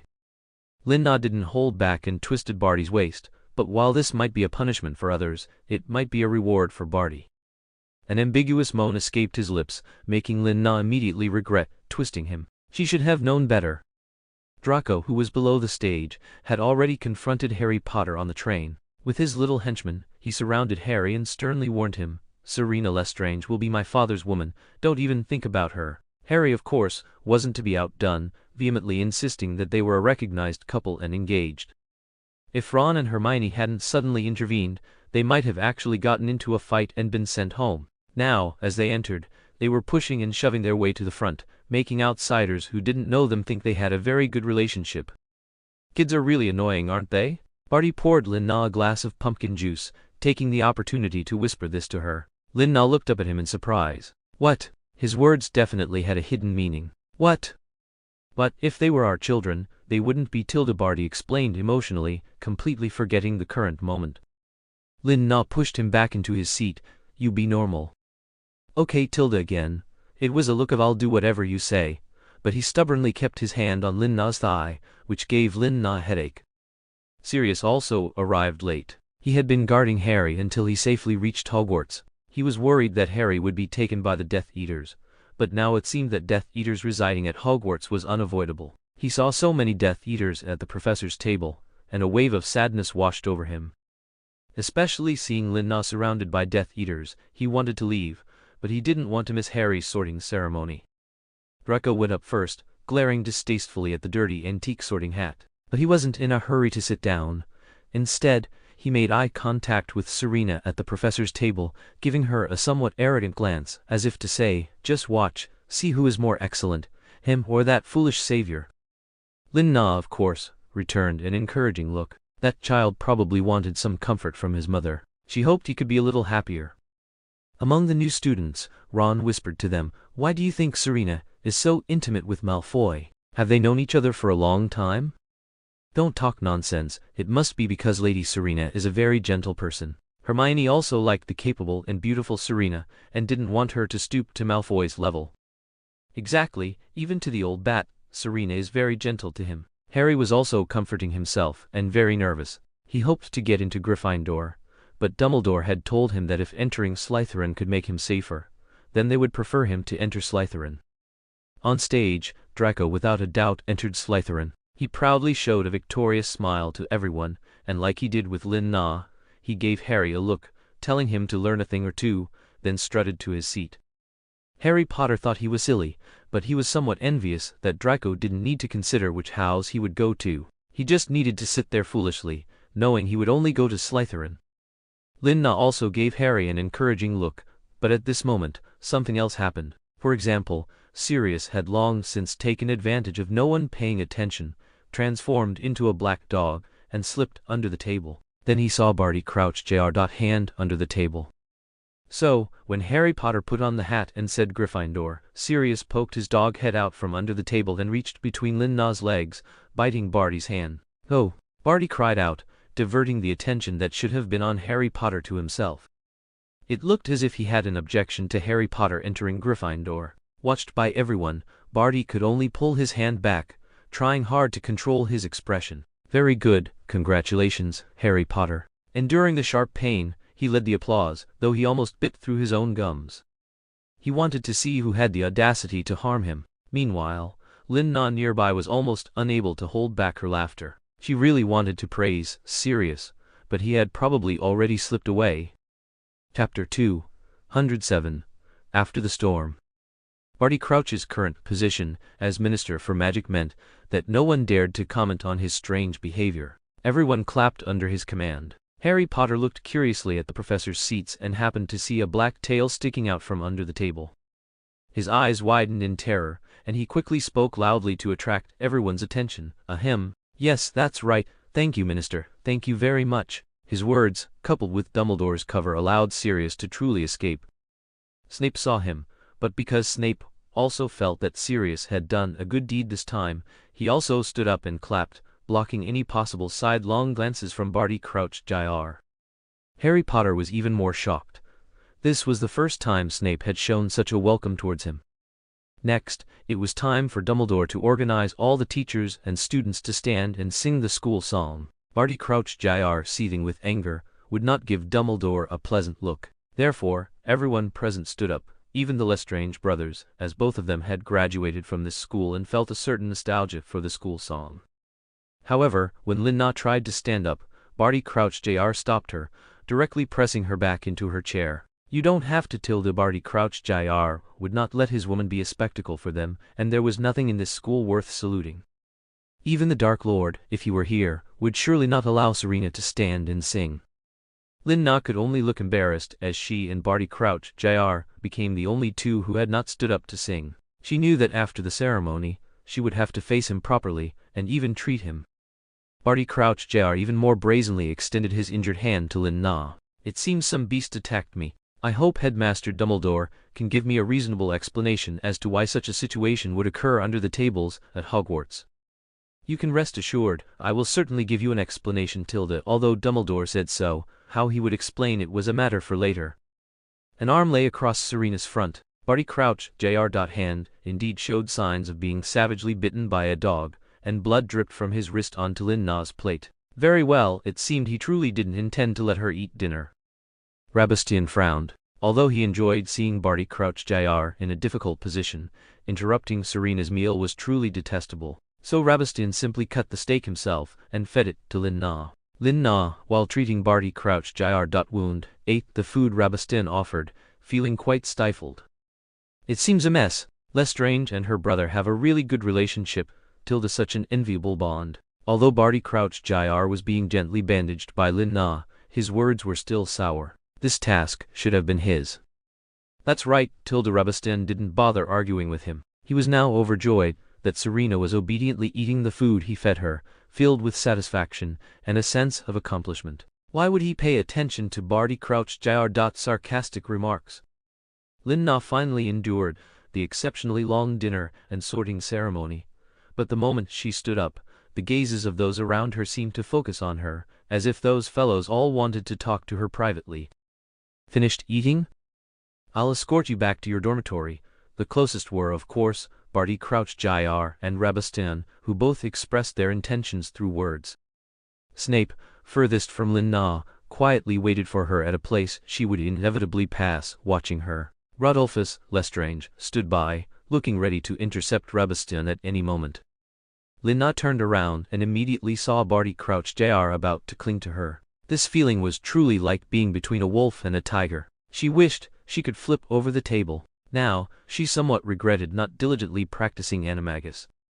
I'm going to check on the children. Yes, I want to see if Harry and the others are adapting. You don't need to follow me. Lin-Na began her attack from the person with the fewest people behind her, which was Barty Crouch Jr. But Barty Crouch Jr. didn't take the bait at all. That's great. I just wanted to understand the first-year students' thoughts when they first arrived at Hogwarts. I'll go with you. He directly cut off Lin-Na's retreat, so Lin-Na could only brace herself and go to the student dormitories. To avoid Barty Crouch Jr. coming into contact with Harry Potter, she had no choice but to visit Draco. Lin-Na's action greatly disappointed Harry, and the Weasley brothers also felt indignant for Harry. She might be protecting you. Only Hermione Granger, with her sharp intellect, connected the dots. You wouldn't want a Death Eater to visit you, would you? She's helping you distract Barty Crouch Jr. You're absolutely right, Hermione. This truly comforted Harry, and he quickly went to find his godfather. He hoped he would go check on Godmother and make sure she wasn't bullied by Barty Crouch Jr. Snape, on the other hand, was very pleased with Lin-Na's actions. He was the dean of Slytherin House, and new students had just arrived, so he would certainly be giving a speech. So wasn't she just actively coming to find him? Did she need to seek his help? Good, she was finally smart for once. Snape, without a word, swept his robes and headed to the dungeons. Seeing that Barty Crouch Jr. had no intention of leaving, the Lestrange brothers knew that only they could report the night's events to the Dark Lord. After all, Barty Crouch Jr. was outwardly the most powerful minister for magic, and he would have ample and reasonable excuses before Riddle. Thus both of them, still suppressing their anger, left one feeling satisfied. Lin-Na followed behind Barty Crouch Jr., never before feeling the path to Slytherin so long, because Barty Crouch Jr. didn't seem to be in a hurry to get to that place, but rather was taking her down memory lane. "Senior, do you remember this corner? You once helped me pick up a book." Barty Crouch Jr. genuinely pointed to the staircase corner with a nostalgic look, gazing at Lin Na expectantly. When? Lin Na racked her brain, but couldn't recall when this had happened. But since he said it, it must have. Perhaps Tilda. "I knew it!" Barty Crouch Jr. continued walking forward contentedly. Although he knew she was humoring him, even her willingness to humor him was a good thing. From this window, you could sometimes see your figure going to the Owl Tower. You would go to write them replies every few days. You knew that? Lin Na, of course, had to write replies to her two brothers, but because they sent so many letters, she would gather them all and reply when she had time, so the timing wasn't fixed. So he must have been constantly monitoring her? "Happy New Year, darlings. In the new year, I hope we'll always be together." Chapter 208 Entanglement. Lin Na was somewhat horrified by Barty Crouch Jr.'s words. How much attention did he pay to her? He couldn't possibly just wait for her every time, could he? But the most terrifying thing was that Lin Na herself had never detected his surveillance, not once. At most she had sensed someone watching her, but because of her title as a fangirl, there were too many people who wanted to follow her and see her make a fool of herself, so she didn't pay it any mind. At this moment, Lin Na didn't know how moved he was. This was the moment he had always dreamed of. Since his student days, how many times had he woken from a dream reminiscing about holding Serena's hand, walking down the corridor to the library. Even such a simple wish he had never achieved. He could only secretly watch from a corner as she followed Sirius through the corridor or walked beside Snape. He could only bite his lip or fingers, gazing at her longingly, waiting for the day he could hold her hand and openly walk these paths. And today, he finally had the chance, so he suddenly stopped walking again. He extended his hand to Lin Na and said to her with anticipation and trepidation, "Take my hand, senior." "We'll be seen." Lin Na turned her head left and right, very worried that someone would see them. Even if ghosts saw them, it would only complicate her rumors, as they had been the main propagators since her student days. "Don't worry, if anyone sees, I'll deal with it." It was just an obliviate, which was easy for Barty, but Lin Na was very insistent, even walking ahead of Barty Crouch Jr. causing his upward, curved lips to droop again. Thus, they arrived at the Slytherin common room in silence, but Lin Na couldn't get in. It wasn't her fault though, she was too busy and naturally didn't know what this year's new password was. Lin Na stood awkwardly at the door, or should we wait for a student to come back? Before Lin Na could finish, Barty Crouch Jr. cast a spell on the door, and the door automatically opened, as if intimidated by an evil force. Barty pulled open the door and gestured please. Lin Na walked in speechlessly, not expecting the Slytherin door to be so easily intimidated. By the time they arrived, Snape had been lecturing the first years for a long time, covering rules and some precautions. Lin Na and Barty's appearance shifted the students' attention. At first sight of Lin Na, Draco instantly had a tendency to grin, but when he saw the guy following behind, he pulled his smile back. He had thought Serena had come specifically to congratulate him, but why was she accompanied by a tag-along? Draco no longer wanted to bother with Lin Na, so he crossed his arms, turned his head, and sulked. Seeing this, Snape could finally end his lecture. To wait for Serena, he had deliberately prolonged his tone and said many things he considered nonsense. Fortunately, no one discovered his little trick. He just told them to quickly return to their respective rooms and invited the Minister of Magic to visit. He would then find an excuse to look for Serena, guessing she would be in Draco's dorm, or if not, with the Savior. That woman, with her misplaced maternal love, should think more about how to care for him. Unfortunately, with Serena's company, Barty would not agree to Snape's suggestion to inspect alone. What did he need to inspect? He had seen and been there before. The result was that Serena, Barty, and Snape all appeared in Draco's dorm. An awkward atmosphere spread through Draco's dorm. Draco had been waiting to educate Serena thoroughly, telling her to stay away from other men, but she had brought the other man directly to his home. The Malfoy family was not just any place anyone could enter. Barty was very displeased with Snape's meddling. "Professor Snape, you must be working hard, having to accompany me for observations so late." "It is my duty." Snape and Barty continued their polite but insincere exchange. Snape actually wanted to be sarcastic, but in front of outsiders, he had to give Barty face. And Lin Na? She already wanted to leave. In fact, her concern for Draco was not urgent. So, she quietly slipped to the door while the two men were putting on a show, and whispered, then you accompany him on his inspection. I'll leave first, Tilda. No. The three men, big and small, in the room instantly turned their heads in protest. Lin Na knew she couldn't leave tonight, so she had to sit back down. Draco quickly leaned over. Tell me, why were you cheering for the savior just now? Haven't you broken off ties with the Black family? Don't you know he's my enemy? Draco was still young, unable to keep his thoughts to himself. He just wanted to pour out his feelings, completely ignoring whatever Snape and the others were whispering about. Ahaha, I don't know. Harry and I do have some history. She had known him since she was little, or rather, she had grown up with his stories. What history? Isn't it because of his stupid dog godfather? Draco had expected an affirmative answer. I know. I won't let you enter the Malfoy family's door. You fickle woman. Draco spoke more and more, feeling indignant for his father and himself. But in the ears of the other two men, such blatant slander of Serena was their forbidden zone. Barty Crouch Jr. and Snape both turned their heads. You, what did you say? Say it again if you dare? How can a Malfoy like you slander Selina Lestrange?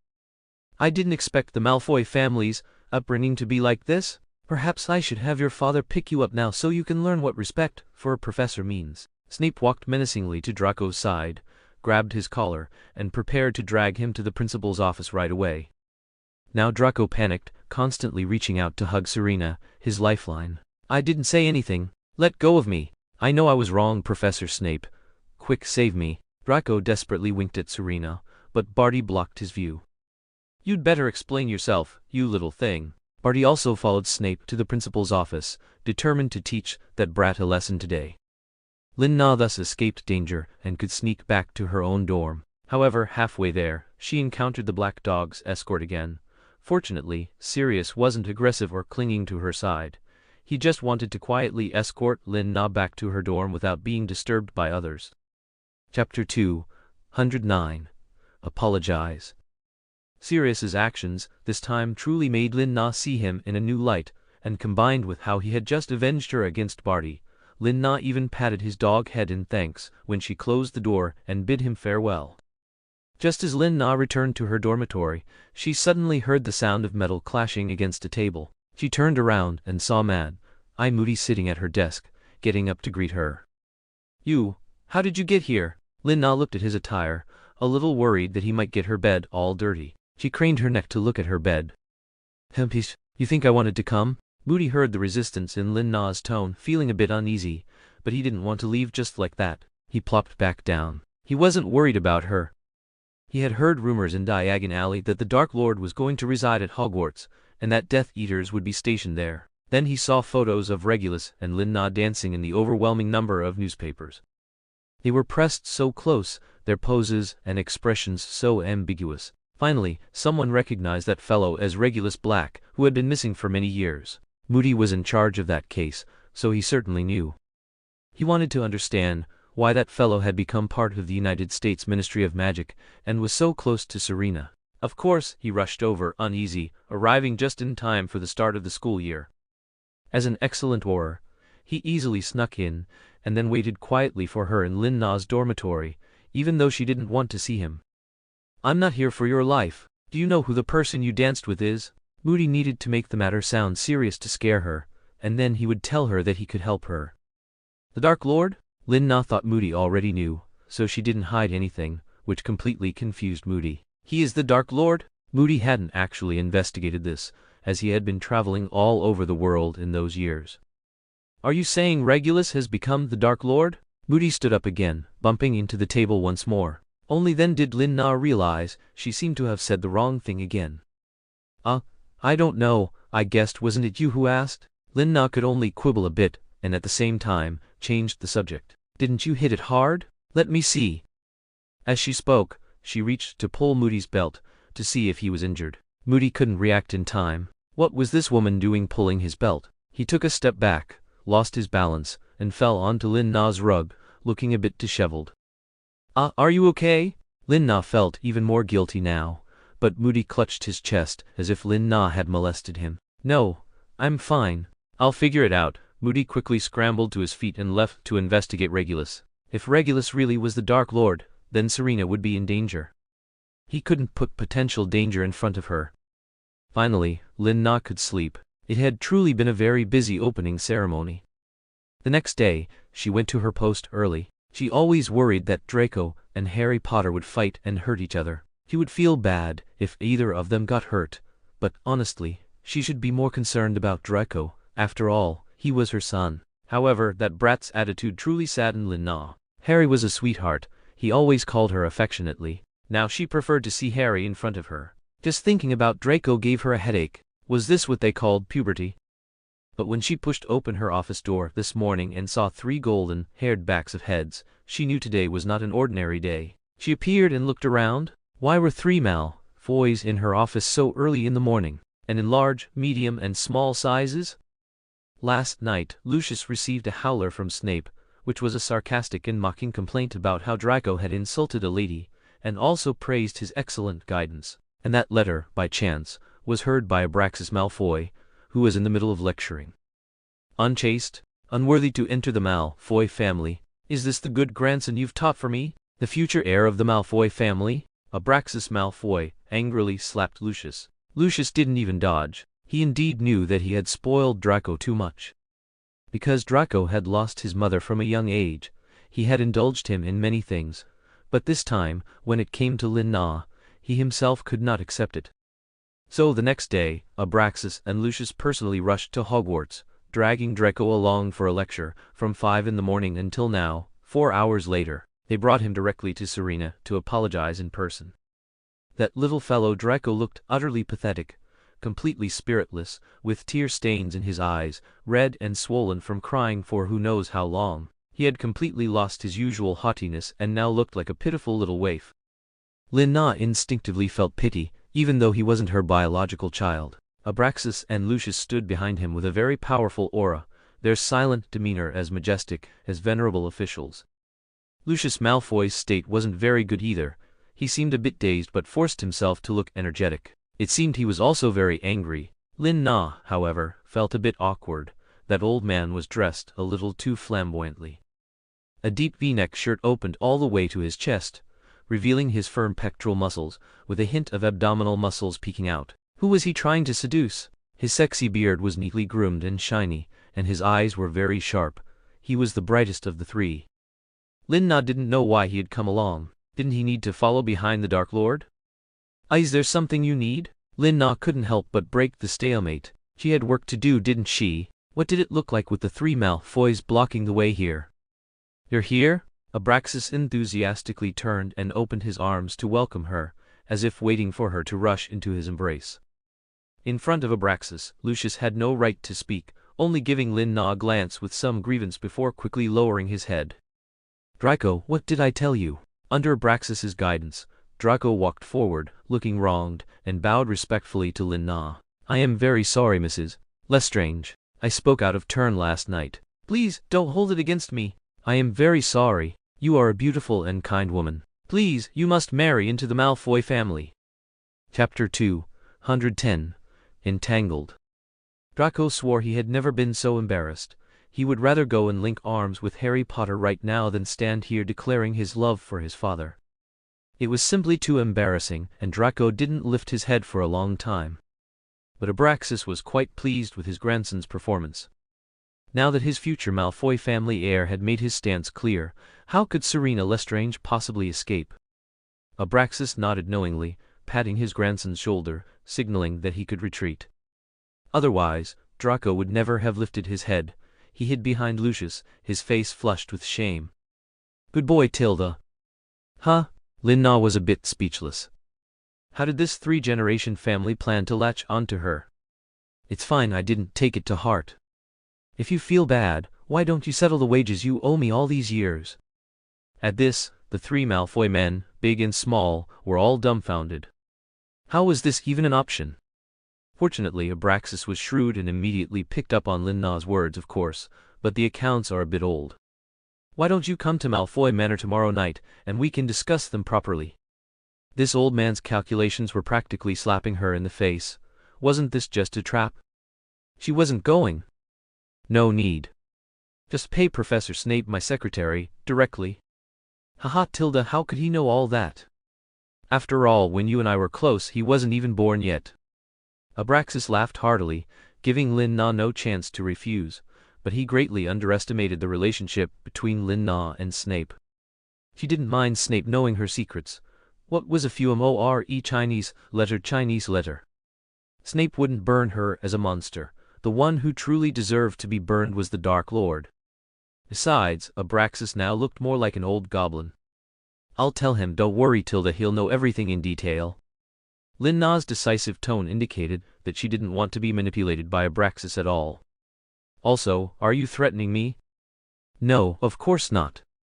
How could I bear to threaten you? I just wanted to take this opportunity to catch up with Ms. Serena. I still have those old letters, Tilda. Abraxas meaningfully patted his chest, implying that he had been terribly deceived by her and needed an explanation. Letters? Oh, Tilda. Lin Na belatedly remembered those ridiculous love letters and really wanted to just blurt out that they were Dumbledore's affections for him, and he should just ask him. Seeing the two younger ones in front of him, Lin Na didn't expose him directly, giving him a little face. We'll talk about this later, Tilda. If there's nothing else, I need to go to work. Excuse me, Tilda. Lin Na pushed past Abraxas, leaving behind a solemn Lucius, a pensive Abraxas, and Draco, who still hadn't emerged from the ground. The plot was somewhat similar to what Lin Na knew. Professor McGonagall quickly brought Neville Longbottom, who had fallen from the air. But it was too strange. Draco wasn't in flying class, was he? Why was Neville injured again? Regardless, Lin Na quickly bandaged Neville. The little chubby boy groaned and clutched his arm, making Lin Na feel a pang of sympathy. What exactly happened? Who snatched your Remembrall? It was Harry, ouch ouch. Harry Potter? Lin Na thought her ears were playing tricks on her. How could it be Harry Potter? Had he turned evil? Tilda, Professor, how did you know I had a Remembrall? Neville was still foolishly asking such questions, but thankfully he was easily fooled. Ah, Professor Snape saw it and told me. Hearing Professor Snape's name, Neville trembled like a sieve and dared not ask any more questions. After tending to Neville's injury, Lin Na couldn't believe that Harry Potter would snatch Neville's Remembrall, so she immediately went to the flying class site. She happened to see Harry and an older student swiftly contending for something in the air. The little ones on the ground, seeing Serena arrive, seemed to have found their backbone. Serena, you're finally here. I warned them not to get on the brooms, but they wouldn't listen. Hermione was the first to complain. You won't deduct points from us, right? That Slytherin upperclassman provoked us first. Ron only cared about the points, forgetting that his brother was still in the sky, and the unlucky Neville Longbottom had fallen from a high-flying broomstick because he wanted to retrieve his Remembrall. What do you mean? Harry snatched Neville's Remembrall? Lin Na asked for the reason while loudly commanding the two in the air, get down here immediately. How could that be? The Remembrall was given to Neville by Sirius. That older student saw it and wanted to snatch Harry's Remembrall, but Neville also said that Remembrall was his, and he went to snatch it too, which is why he fell. Hermione explained the whole incident clearly in a few words. Lin Na probably guessed what had happened. That clumsy dog must have picked up Neville's Remembrall, and Harry misunderstood. It wasn't impossible for the ancient Black family to have a Remembrall, but the presence of that Slytherin upperclassman here, bullying first years, was somewhat intriguing.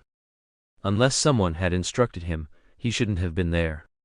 So, who was it? When the two children in the sky flew down, Lin Na only saw Harry, full of proud excitement. The Slytherin upperclassman had slipped away in the chaos. When everyone recalled it later, they realized that no one had remembered his face, which year he was in, or who he was. There was no clue at all. Lin Na explained for both Neville and Sirius. Harry readily agreed to return the Remembrall to Neville immediately. Professor McGonagall also arrived and after thanking Lin Na, took away the talented seeker Harry. The rest of the matters would be left to Professor McGonagall. Lin Na wanted to find out who was trying to damage Harry Potter's reputation. She went to Slytherin again, hoping to find some clues, but she encountered a sulking Snape.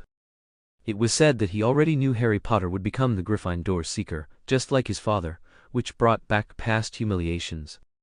Despite his best efforts to stop it, the majority ruled, breaking the rules and allowing a first year to be a Seeker. With Professor McGonagall, Sirius, Hagrid, and others strongly supporting it, Snape, apart from gaining Filch's support, was isolated and helpless. The woman who might have stood by him was also absent, so he was like a bomb that could ignite at any moment, and he happened to run into Serena. "Where did you go?" Chapter 211.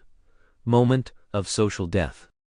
"What were you doing?" Snape should have controlled his emotions the moment he saw Lina, but in front of the person he was most familiar with, it was often difficult to control his true feelings. He was no exception when he met Serena.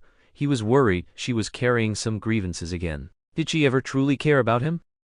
But the moment he roared, Snape regretted it. He pursed his lips dryly, the anger in his eyes dissipating into a somewhat wavering gaze. Serena, however, watched him silently as he lost his temper, which only made Snape more remorseful. He slumped back onto the sofa and apologized stiffly but sincerely. "I'm sorry, Tilda." Serena just watched Snape perform there, her mind already wandering. Was Snape going through menopause? Why was he so moody now? Oh no, that's right, he's always been like this. He probably got infuriated by Sirius again, and she completely absolved herself of any blame. "What are you angry about now?" Lina asked, seeing him calm down and no longer speaking, beginning to inquire about the reason for his anger. Snape moved a little distance away, not wanting to be close to Lina, like an angry hedgehog, raising all his quills. But he would glance at Lina's reaction from the corner of his eye, which was somewhat cute. Snape finally looked a bit like a normal person. Had he already considered her a close confidante? So Lina, in a cheerful mood, wanted to coax him a bit more. She sat even closer to him, almost pressing against his shoulder. "Is it because of Sirius?" "You know that too." "Then is it because of Harry Potter?" "You know everything." Snape finally couldn't hold it in and couldn't help but open up to her. Just because his father was a Seeker? The great savior must be a genius able to become the new Seeker? Why don't they let that fellow Flitwick be the flying class professor? Snape continuously spewed venom, and Lina found it quite amusing. He was truly venomous, yet sharp and interesting. "Don't tell me you think so too," Snape concluded with this sentence, only then noticing Lina was bent over, almost falling onto his lap. What was going on? Was he that funny? But her proximity, "You're too close." "Ha ha ha ha ha," Lina finally burst out laughing, but joy quickly turned to sorrow. Her hair had gotten tangled in a button on Snape's waist, and it hurt with every movement. "Ouch ouch, it hurts." "Don't move," Snape gasped in concern, quickly cupping Lina's chin, and leaning down to observe how her hair was tangled in his button. "Just break it off. Good thing I have a lot of hair." Lina's neck finally wasn't so sore. The main thing was that this posture was too strange. If she didn't support her neck, she would face downwards into her professional field. Fortunately, Snape's large hand was strong enough to support her chin, allowing her to relax for a while. "Leave it to me." Snape, of course, couldn't bear to break Lina's beautiful hair. Although a little potion could help her recover completely, he still didn't want to see that. So Snape, with a firm resolve, directly tore his outer robe, pulling off his button to free Lina's hair. This made the scene even more awkward. When Professor Dumbledore came looking for Snape, he saw Snape disheveled and Serena, with disheveled hair, leaning against Snape's waist, both of their faces flushed, Lina from holding her breath, Snape from pulling the button with effort. "Ah ha ha, it seems I've come at the wrong time." "Don't worry, I didn't see anything. You two carry on." "Ah ha ha ha." Dumbledore, with an icy expression that clearly gave him away, thoughtfully closed the door for them.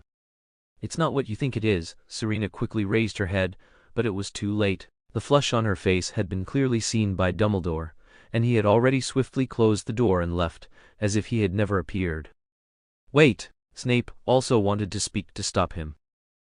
Severus, is there a possibility you could give Headmaster Dumbledore an obliviate?" Lina asked weakly, directly hitting upon Snape's thoughts. So Snape, exasperated, pushed Lina away. "Get up quickly." He would like to, but that old man was always cunning and it might not be 100% successful.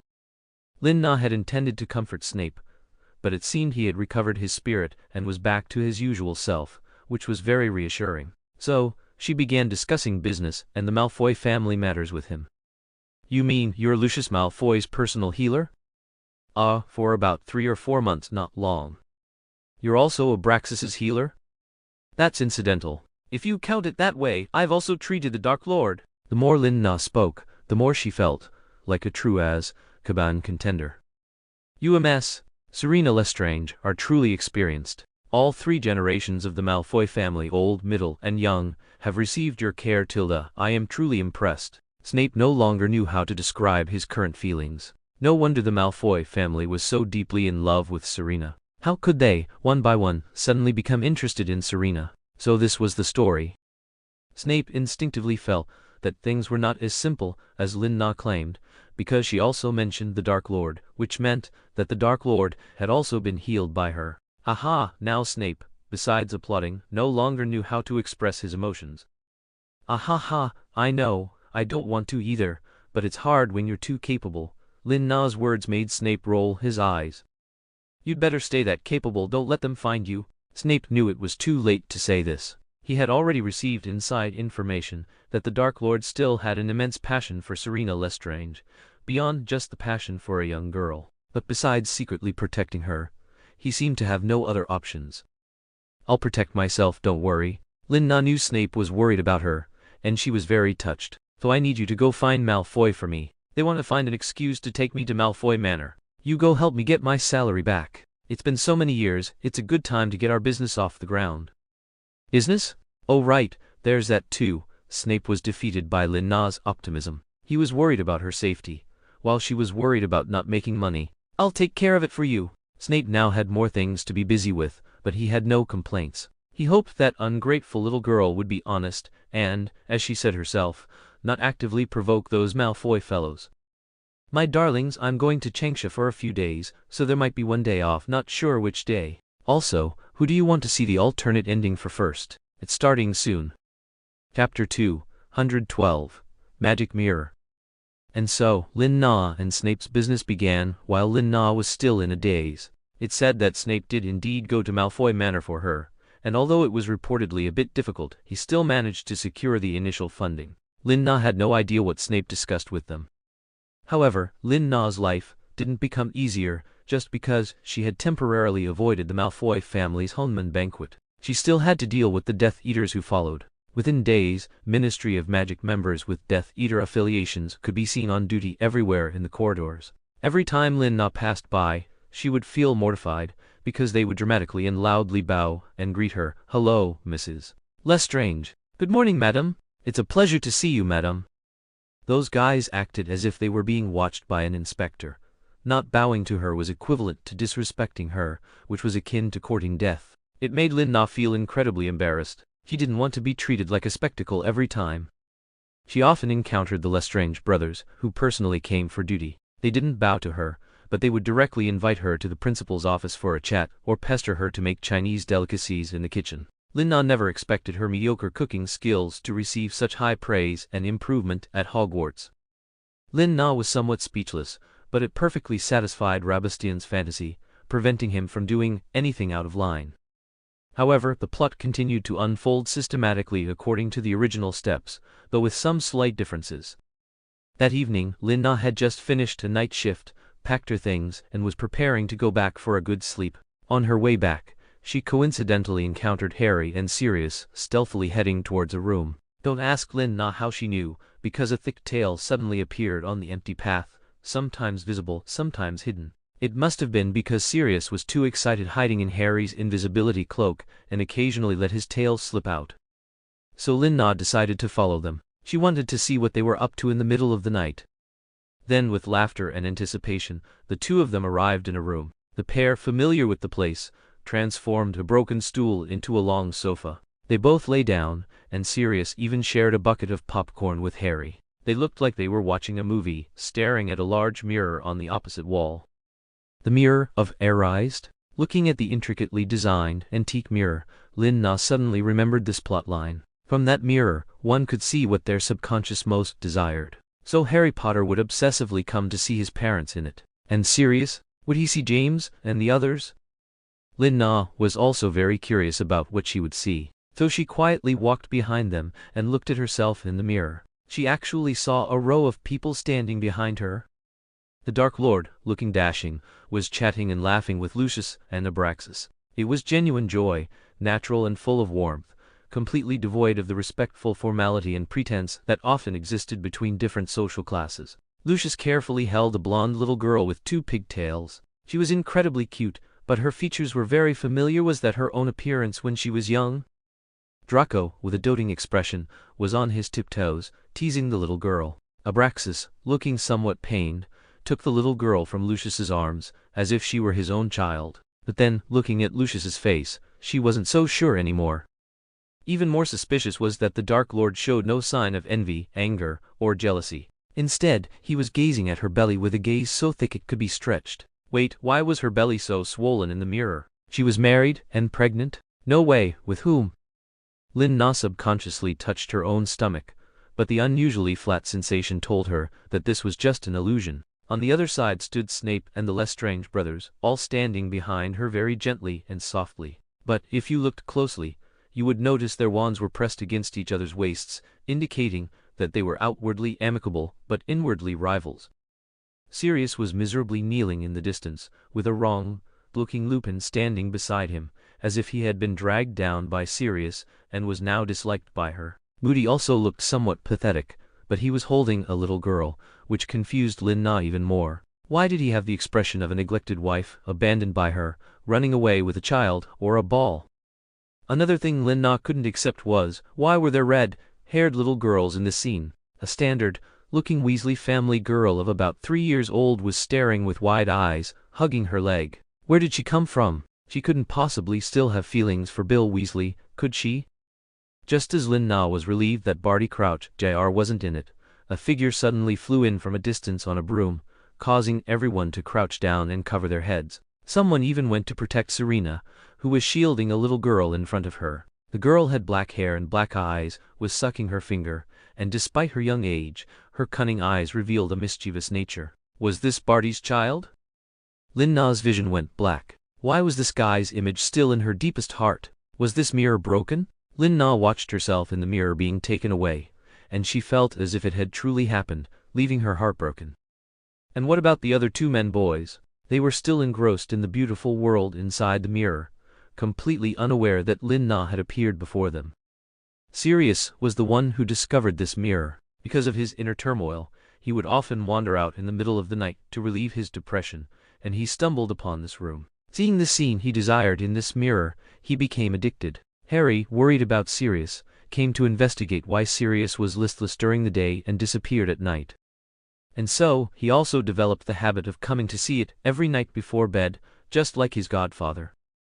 Chapter 213. In the Mirror. Today Harry, as usual, sat in front of the mirror, watching his parents, godfather, Serena, and their child interact with him from within. They were together teaching the little boy who wasn't even as tall as a broom how to play Quidditch.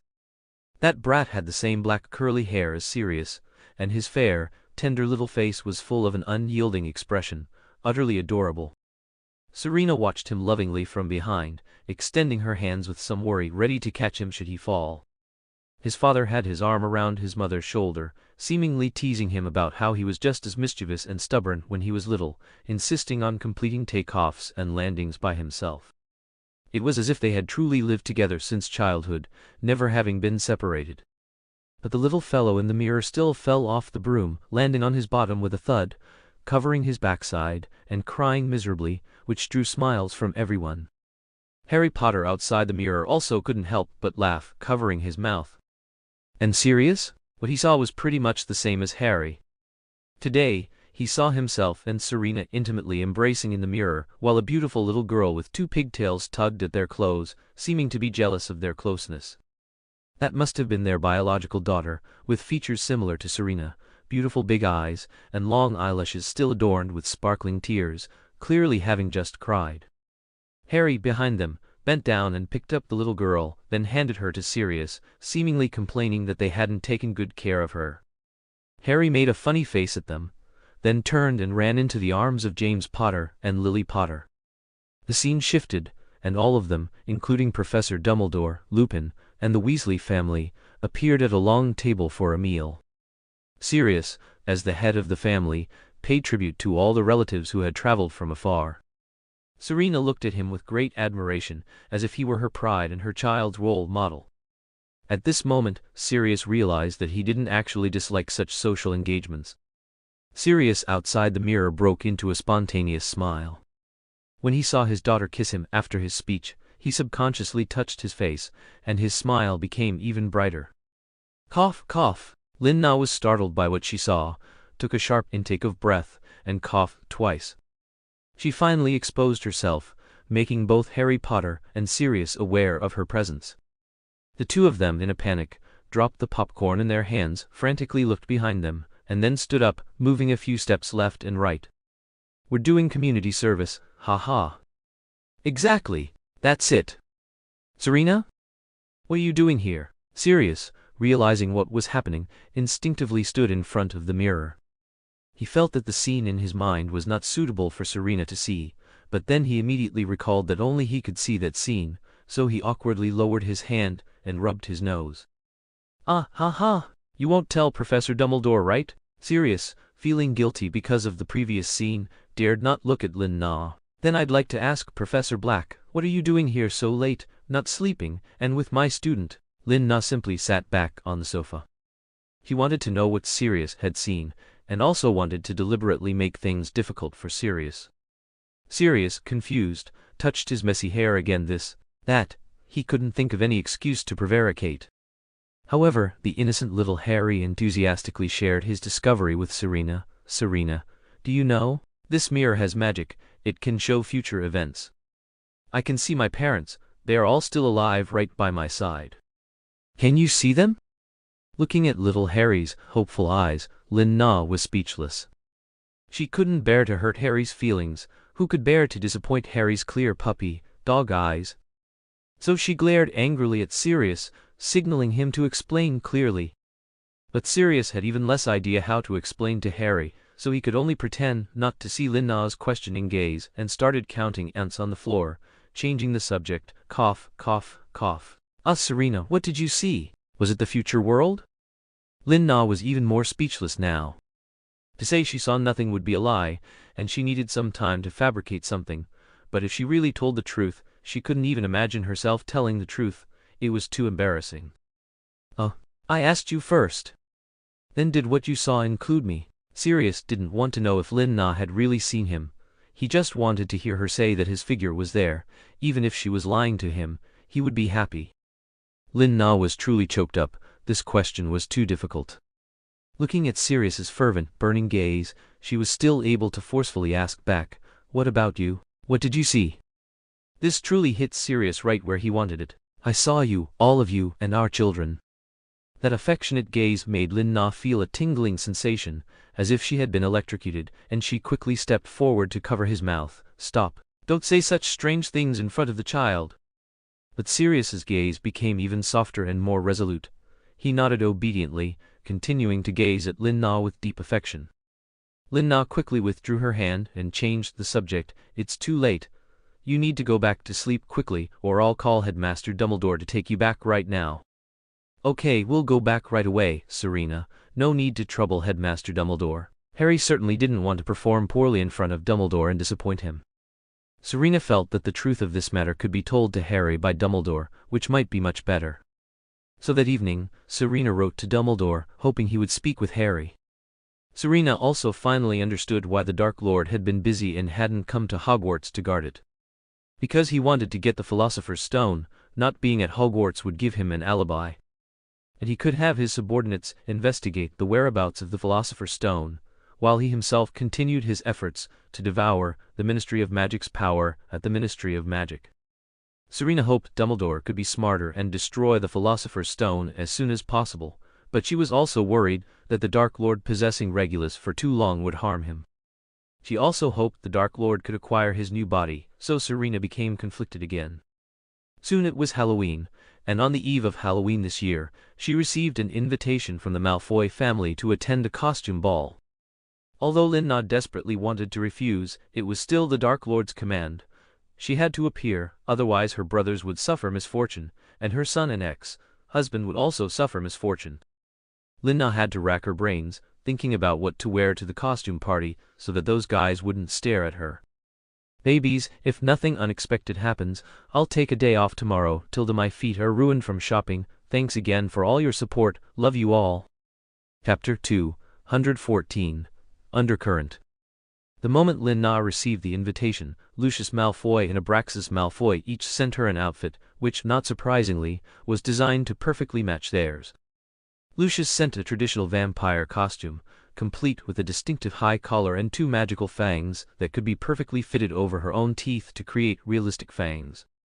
There was also a potion to change eye color, just like a vampire, which Lin Na found quite tempting. After all, the vampire outfit was genuinely encrusted with jewels, and it fit her perfectly and looked very good on her. She truly loved it. But what about Abraxas Malfoy? He sent a lavish formal robe, accompanied by an antique hair bun, an exaggerated hat, and a collection of accessories like an ivory fan, a gilded incense orb, and a ruby ring. Most importantly, it came with an antique portrait. The portrait depicted a couple. The man had the distinct traditional features of the House of Malfoy, and the woman was dressed exactly like the outfit Lin Na received, complete with the waist accessory and the ivory fan in her hand. So, Abraxas Malfoy wanted her to cosplay as a Malfoy family ancestor with him? Wasn't that a bit of dark humor? The moment Lin Na thought of the dress's owner staring at her from the painting, she wanted to burn the painting along with the clothes. But the clothes seemed very valuable, so she decided to send them back. What surprised Lin Na even more was that Draco had also sent her a letter inviting Lin Na to dress as his benefactor, Merlin, for the masquerade ball, while he would be the young King Arthur, holding the sword in the stone at the dinner. From the story of the sword in the stone, whoever pulls the sword from the stone will become the king of the country, and legend has it that Arthur became a wise king with Merlin's help. Lin Na was a little flattered. Draco was actively suggesting they ship. Although Lin Na felt a bit awkward about dressing as Merlin, she thought that since her surrogate son rarely made a request of her, she should fulfill it. The most important point was, if she were a Merlin, those men wouldn't cling to her, would they? Surely, no one would want to dance with an old man? Upon this thought, Lin Na's image of Merlin naturally conjured Dumbledore's appearance. She truly couldn't think of any other look, and most importantly, Lin Na felt that if she dressed as Dumbledore, even fewer people would want to bother her. Lin Na suddenly had an epiphany and happily prepared to ask Dumbledore for some hair. If Polyjuice Potion didn't work well, she could directly dress as Dumbledore and borrow his clothes and hat. After getting a very similar long beard, Lin Na was ready to attend the Halloween party. However, before the holiday, the troll incident still occurred, though with some differences. For some unknown reason, shortly after she learned in the Great Hall that a troll had broken into the basement, her 2 surrogate brothers received the news and rushed over. They were so fast that Lin Na suspected they had let the troll in, or perhaps they lived in the room of requirement. Just as she was gearing up for battle, a house elf delivered the message that the troll had been eliminated by the Lestrange brothers. What? How did they know about the troll? If they solved the troll problem, then how would Hermione, Harry, and the Golden Trio's bond be strengthened? Lin Na quickly chased after them, wanting to see how the Golden Trio was doing, but only saw Sirius stealthily leading the 3 of them back to their dormitory from the corridor. Sirius gave them a thorough scolding, assigning them community service. It seemed their bond would still be strengthened in the Forbidden Forest, but without the lingering Dark Lord, and no one to encounter the unicorn, could their bond continue to deepen? Lin Na didn't have time to find out before she left, having been directly invited back to Malfoy Manor by the Lestrange brothers. They planned to pick her up early so they could spend more of the holiday with Lin Na, also due to the unsettling factors at Hogwarts. Fortunately, Lin Na carried all her belongings in her bag, which was enchanted with space magic, otherwise, she would have insisted they personally escort her back. But now, the 2 Lestrange fellows also had their own ideas. Rabastin Lestrange first gave Lin Na a red dress that looked unremarkable, except for some dense, tiny red lines on it, like blood vessels. Lin Na found it truly bizarre and unsettling. Who would wear such a gown to a party? But when she learned about Rabastin Lestrange's costume, she no longer found it strange, because his costume had a large hole where the heart should be. So, she was Rabastin's external heart? The thought was terrifying yet perfectly suited his madness. Lin Na was very glad she refused, otherwise, it would have been too grotesque. Rodolphus Lestrange also prepared some different outfits. They were for the 3 of them. Lin Na couldn't understand the outfit he prepared for her. It looked like a large, abstract flower with triangular petals and a diamond-shaped center. Later, she realized that if the three of them stood together, they would form the Lestrange family crest. Serena was the flower in the middle, Rodolphus Lestrange wore the basilisk on the left, and Rodolphus Lestrange wore what looked like goat skin. But because of Lin-Na's refusal, they all dressed as the characters they wanted. Lin-Na was eagerly anticipating what Snape would dress up as, but unfortunately, he disappointed her again. How could that Snape fellow be enthusiastic about such pure blood gatherings? So Lin-Na once again saw Snape wearing his Slytherin school uniform. Good heavens, he had dressed as his younger student self? How utterly speechless. And because of Lin-Na's involvement, Sirius was completely unable to calmly wait for her to attend such an event. He was always worried that Lin-Na would be detained and imprisoned by Death Eaters, so he also tried to get Dumbledore to save him a spot to attend. Actually, he could have turned into a black dog, but at a masquerade ball, he would easily be suspected. So he came up with a brilliant idea: to disguise himself as Lucius Malfoy, so only one person would know he was fake, but he couldn't disrespect the guests, so he could only greet himself with a smile. Sirius thought he was a genius. Chapter 2:115 More Invitations. Besides Sirius, others were also invited to the Malfoy family's masquerade ball, such as Barty Crouch Jr., who was dressed as a Grim Reaper-like figure from a Wizarding World fairy tale. Lin-Na had good reason to believe it was the Grim Reaper from the tale of the three brothers. In any case, it certainly had a dangerous air about it when worn by Barty Crouch Jr. If you're wondering why Lin-Na knew so much, it was because shortly after she was brought to Malfoy Manor by the Lestrange brothers, she encountered Barty Crouch Jr. in her room, and he was already fully dressed. He wore a light, flowing black robe, and black smoke seemed to rise from beneath his feet as he moved. Barty also held a long-handled scythe, as if he had come to harvest Lin-Na's life. Lin-Na once thought her life was over again, and that the materialized system was coming to take her away. The result was, "See, Senpai? Let me be the Grim Reaper who snatches your soul." Barty deliberately spread his arms, extending them to make himself appear more imposing and strong. Lin-Na was so startled that she fell onto the carpet, looking up and down at the handsome Grim Reaper. "Are you having an episode again?" She scrambled up without a care for her image, and kicked the Grim Reaper twice to vent her anger. Barty Crouch Jr. laughed and dodged, his gaze as if dotingly watching his playful girlfriend, a very passionate look. Lin-Na was already used to it, but Barty wouldn't let Lin-Na's words fall flat. "I've always been secretly fond of you, Senpai, you know that." Barty somewhat greasily touched Lin-Na's hand, and then intimately kissed it. "How is it? Is my costume all right?" "Not really," Lin-Na retorted with some indignation, but then she remembered that this was, after all, the Grim Reaper, and perhaps it wasn't good to speak to him like that. So Lin-Na withdrew her later words. "You can leave now, I'm going to sleep." "Sleep? The head of the Malfoy family has been waiting for you to come for dinner." "Oh, and the old one." Barty suddenly thought of something, and his expression turned sinister. He thought of how Abraxas Malfoy would actually ask him to investigate Serena, a Malfoy who had long lost real power, and whom even his master no longer valued. How could he think he would succeed? A look of disgust finally appeared on Barty Crouch Jr.'s face. It seemed he also had strong opinions about Abraxas. Although he didn't take him seriously, he now had another enemy, which made Barty extremely jealous. That damned old man. So old, yet still trying to mingle with the young people, honestly. What does he want with me? Lin-Na didn't want to see Abraxas, but being able to escape Barty's predatory gaze was quite good. So she immediately opened the door to leave, only to see a blonde figure quickly dart away from the doorway the moment she opened it. "Draco? Why are you running?" Lin-Na didn't know how much Draco had heard. He hadn't heard Barty Crouch Jr.'s passionate confession, had he? Lin-Na quickly turned back and grabbed Barty's collar, pointing at Draco's retreating back. "Go after him quickly and give him an obliviate." Barty very cooperatively lowered his neck, letting Lin-Na lead him, and leaned his head closer, looking troubled. "But this isn't allowed by the Ministry of Magic." Lin-Na glared at the guy whose face was full of "I can't." "Now you know about abiding by the law? Then who was it who casually used unforgivable curses?" Lin-Na was truly speechless. Barty saw the distortion on Lin-Na's face and finally beamed. "Yes, but Tilda," he drew out his words, then winked and said, "But if Senp, eye gives me a kiss, I'll go deal with that kid right away. No, I'll go myself.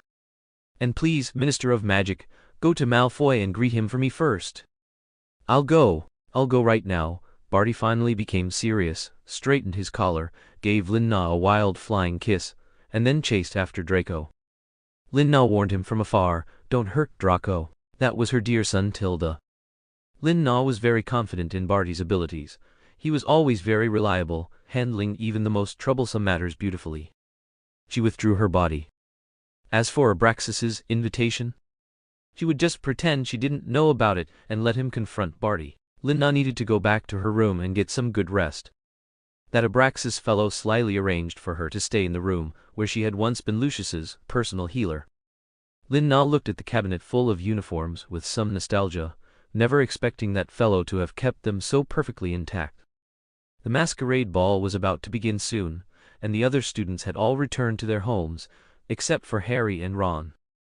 This was because Harry Potter's godfather had to go on a business trip, and Ron's parents had gone to Romania to see Charlie. Therefore they could only depend on each other and stay at Hogwarts, continuing to study the mysteries of the Mirror of Erised. The Death Eater members who had been planted in Hogwarts were also on leave due to the Malfoy Manor banquet, temporarily suspending their patrols of Hogwarts. That meant the Golden Trio would once again start looking for things to do. Snape also embarked on the journey to Malfoy Manor to attend the masquerade ball. He was looking forward to seeing Serena's reaction. Would it be nostalgia, or would she feel? Snape didn't dare to think too much, only hoping his costume wouldn't be too eye-catching. After all, Slytherin school robes should be quite common, right? Sirius had also gone to Malfoy Manor several days in advance, hoping to give Serena a surprise. Finally, on that day, Lin-Na woke up early to do her makeup to play Dumbledore, afraid that her efforts would be ruined if her beard fell off. "You absolutely must glue it on firmly for me. Did you hear me?" Lin-Na gave the self several commands, making Lin-Na almost a one-to-one replica of Dumbledore. Her eyes were also made to look somewhat wise and benevolent with a little magic trick, coupled with the frameless half-moon spectacles and strangely colored robes. Lin-Na felt that she might even have a chance to help Dumbledore find love. Lin-Na touched her reflection in the mirror, tracing the bearded face.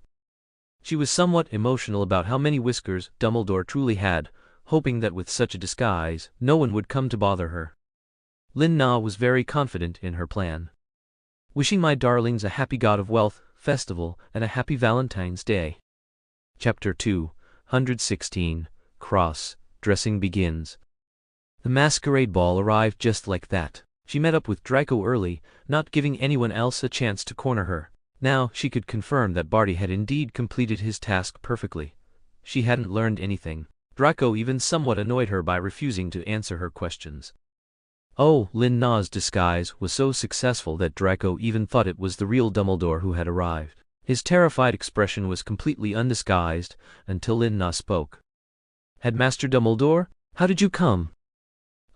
It's me, you brat." Lin-Na was even more pleased with her costume. At the same time, she reached out her hand and ruffled Draco's hair. She really couldn't understand why cosplaying King Arthur required him to gel his hair so primly. Wasn't he afraid of going bald in the future?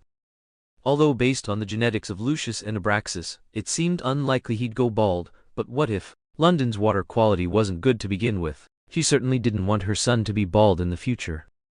"Don't touch me, woman. Especially not with Dumbledore's face. Your smile is disgusting." In reality, Draco was very happy inside, because this kind of interaction only happened between very close relationships, but he wouldn't show it. He wouldn't accept it in such a mushy way. Children should smile more and not dress so maturely. You are the young King Arthur now, not the future one. And be careful you don't go bald. No girl will marry you then. Lin-Na snatched the handkerchief from his chest and wiped her hands. "So, no need to thank me. You can change your hairstyle." "None of your business." Draco snatched his handkerchief back from Lin-Na's hand. Although he looked furious, he still returned to his washroom to redo his hair and change to a new handkerchief. This time his hair looked much neater, more like a little prince. Lin-Na looked at Draco with approval. This was her good son. Before leaving, Lin-Na bumped Draco's shoulder, earning several more disgusted eye rolls from Draco. "You didn't tell your father or your grandfather, did you?" "Nonsense. Draco was about to turn around and scold her for not trusting him at all when he suddenly saw Lin Na in the guise of Headmaster Dumbledore and couldn't speak. She had made such a big sacrifice for him, so what was wrong with him indulging her a little? So Draco's tone softened a lot, but he still awkwardly turned his back to Lin Na. This moment, Lin Na felt a little sad. What was going on? Her son hadn't been cherished enough, and he was already becoming less adorable. Annoying. By the time Lin Na appeared in the venue, following behind Draco, the event had already been underway for some time. The entire venue was decorated to feel like a medieval castle, which matched Lin Na and Draco's theme quite well, though it had a somewhat dark appearance. Tall, cold armor, accompanied by very heavy shields and spears. Black iron main chandeliers hung from the ceiling, with black drapes cascading down. Bats with fangs fluttered everywhere, encircling the candlelight on skull heads. Lin Na followed closely by Draco's side, worried that a zombie might suddenly jump out from around a corner. Draco also looked a bit scared. He was always timid, but in front of Lin Na, he couldn't show any weakness. He drew his sword in the stone and held it against his chest. Although his hands and feet were a bit cold, he deliberately mustered his courage and shouted, "Don't be afraid. This is my home, it's very safe." This touched Lin Na again. It seemed her kindness to this brat wasn't in vain. She warmly placed her hand on his shoulder and pulled out her wand to cast Lumos. But this action startled Draco. He shrieked and threw himself into Lin Na's arms. Ah ah ah ah. Then Lin Na almost died laughing at him. Draco's scream attracted Lucius from nearby. He was too familiar with Draco's voice and quickly rushed over to manually silence him. He had deliberately decorated the venue to be so terrifyingly special not to scare Draco, but to elicit a deliberate throwing oneself into his arms from someone. "Quiet, Draco. What did I tell you?" Lucius, dressed as a vampire, had been wandering up and down the dim venue searching for Serena's figure for a long time. Now he appeared ghost-like behind them. He was a bit angry to find Draco clinging to that old man Dumbledore, so he immediately pulled him out by the scruff of his neck. "Stand still!" Lucius, who had been lamenting not seeing Lin Na, found it hard to maintain his composure at this moment. "Yes, father." Draco lowered his head pitifully, secretly glancing at Lin Na for help. "Oh, don't be so fierce, Tilda, he's just scared." As soon as the words left Lin Na's mouth, her mind buzzed. She really is Narcissa. He cares so much about Draco. "I wasn't scared at all. I was protecting you." Seeing his cover blown, Draco's face flushed with embarrassment again. He knew that woman, Serena, was born to torment him. He wasn't scared. Lucius looked at his son in surprise. Since when did he have such a good relationship with Dumbledore? At the same time, he was very displeased with Draco's behavior, feeling he was embarrassing himself in front of Dumbledore.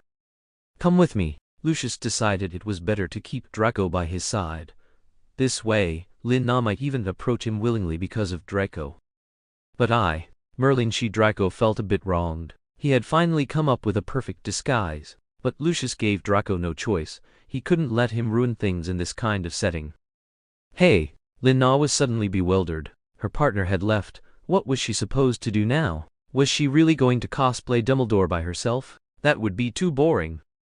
She hadn't stood there long before she was surrounded and forcibly socialized by people who wanted to get on Dumbledore's good side. The real Dumbledore had dressed himself as a pineapple, completely dazzlingly yellow from head to toe.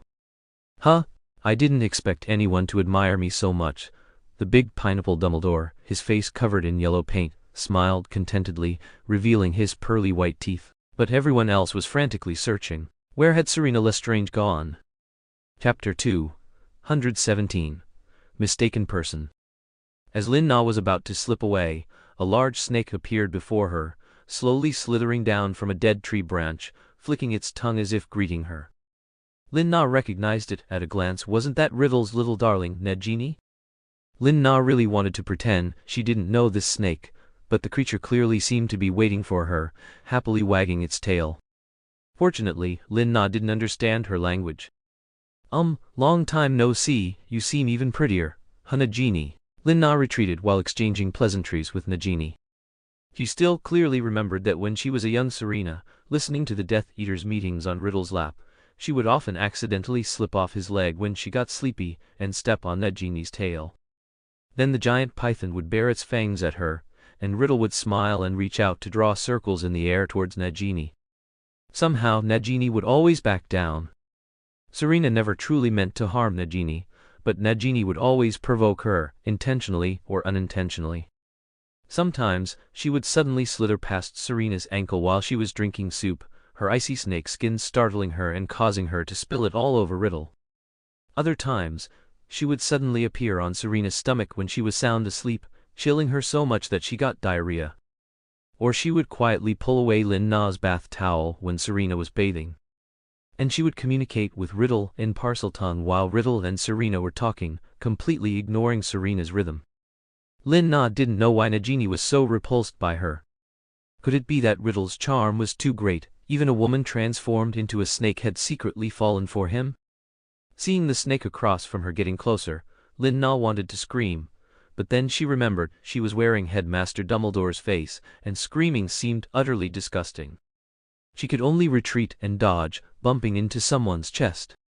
"We meet again, Headmaster Dumbledore." It was Riddle, disguised as a young Grindelwald. Many people nowadays didn't recognize the old Dark Lord from the past, but Riddle's age was a given, he knew. Although he didn't know about the special feelings between Dumbledore and Grindelwald. But Riddle clearly remembered the struggles between Dumbledore and Grindelwald during his student days, and the impact Grindelwald could have on Dumbledore. He was eager to see Dumbledore's face when he met Grindelwald, so he didn't go looking for Serena immediately but sent someone else to find her. Nagini, on the other hand, didn't want the Dark Lord to meet Serena, so she didn't reveal that the scent of the person in front of him wasn't Dumbledore's. Ah ha ha tilde so it's the Minister of Education. Lin Na knew that the only person who could calm Nagini down was Riddle, although she didn't know that this incredibly handsome young man in front of her was Dumbledore's old flame. "Oh, as expected of you," Riddle, whose identity was recognized so quickly, was a little surprised. Why would Dumbledore react this way? Right, Grindelwald was imprisoned by him personally, so even if something happened, he wouldn't appear here. There was a certain expectation. If the real Grindelwald were brought before Dumbledore, how would he react?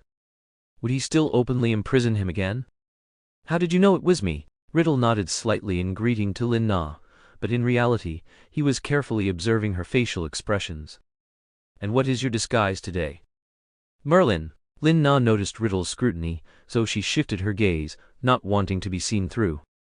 Besides, she wasn't lying, she just didn't want to reveal her identity yet. "Oh, that's quite fitting," Riddle offered a casual compliment. He no longer considered Dumbledore a threat. Now, with his powerful return, it was only a matter of time before he controlled the entire magic world. No matter how powerful Dumbledore was, it would be futile. Was he really going to let that 11-year-old kid fight him? He wouldn't make the same mistake again.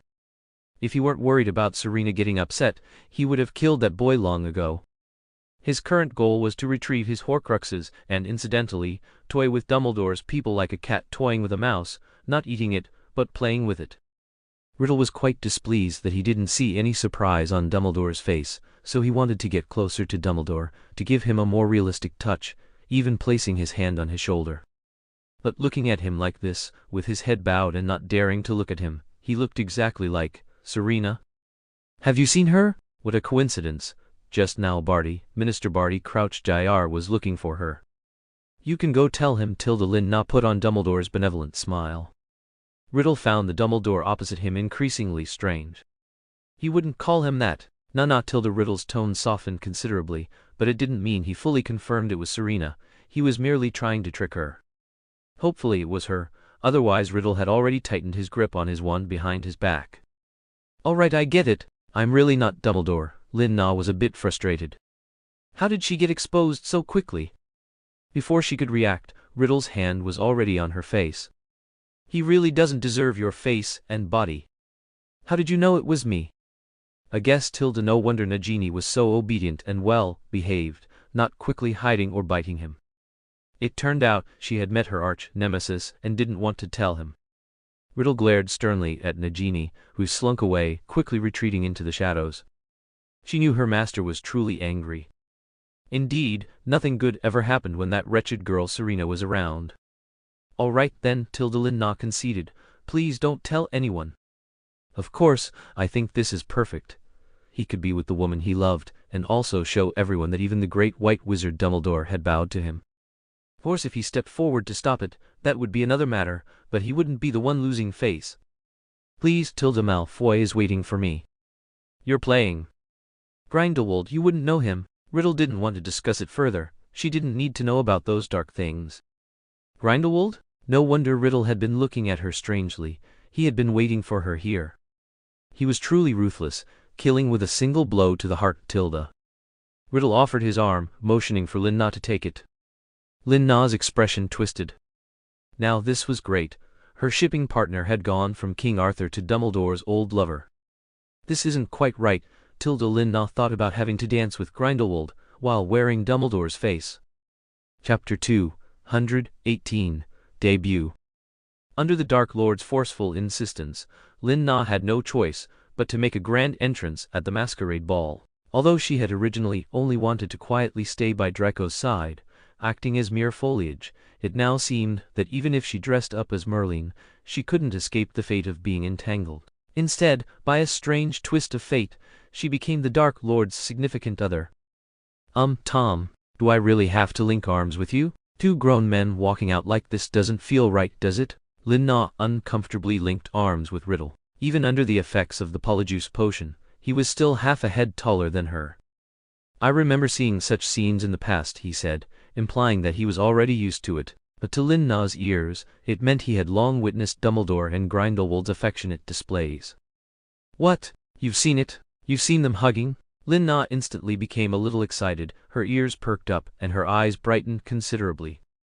Riddle immediately understood that she had misunderstood, but he didn't intend to continue the topic. He wondered how his innocent and adorable Serena knew such scandalous things. Could it be that his two brothers taught her love between men? Riddle was a little annoyed and planned to interrogate the Lestrange brothers properly after the event tonight. Now he was going to invite Lin Na to dance. Although the scene might be a bit strange, he seemed to look forward to the expression on that old man Dumbledore's face even more later. The two of them slowly entered the main hall of the banquet. At that time Lucius was pulling Draco around, making small talk everywhere, trying to display his power as the host. Although Abraxas Malfoy had returned, he was still the head of the Malfoy family. He needed to prove his status to those people and that Draco's position would never be shaken. Similarly, he was still keeping an eye out for Lin Na. In contrast, Abraxas, who had long since retreated behind the scenes, was holding a wine glass and leisurely waiting for Serena to appear. He was no longer the naive youth he once was. In those long years, he seemed to have truly loved only one person. It was the joy of youth, the stirrings of adolescence, believing that one day he would openly stop her on her way to the Owlery and give her the emblem symbolizing the head of the Malfoy family's wife.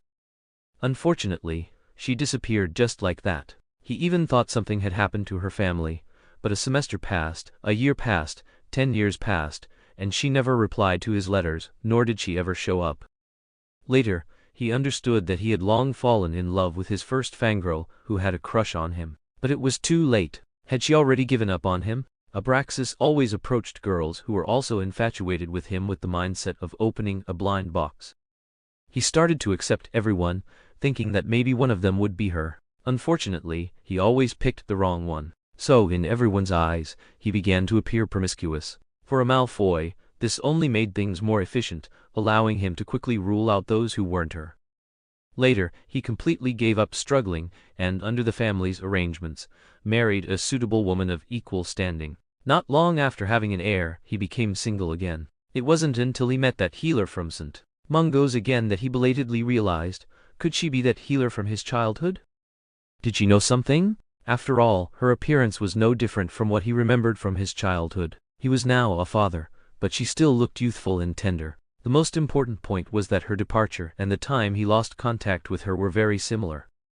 Abraxas had also once asked the Dark Lord if he remembered such a girl, but after Lucius's healer suddenly disappeared again, the Dark Lord later became somewhat mentally unstable. It was precisely because of this that the Dark Lord, with his somewhat disordered memories and mind, gradually revealed some of his innermost thoughts. You still keep those love letters? Ridiculous. I wonder if you're satisfied with what I've done? Ha ha!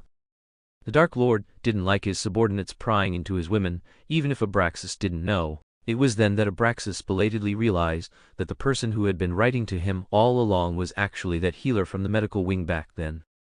And those letters he received were all conceived by the Dark Lord himself. Actually, Dumbledore wrote them, but even Riddle didn't know. Abraxas then belatedly realized that the person he loved was her all along. Unfortunately, by that time, she had already disappeared in the United States. So, Abraxas, feeling deeply deceived and unable to contain his emotions, left the Malfoy family, gradually handing over responsibility and power to Lucius Malfoy.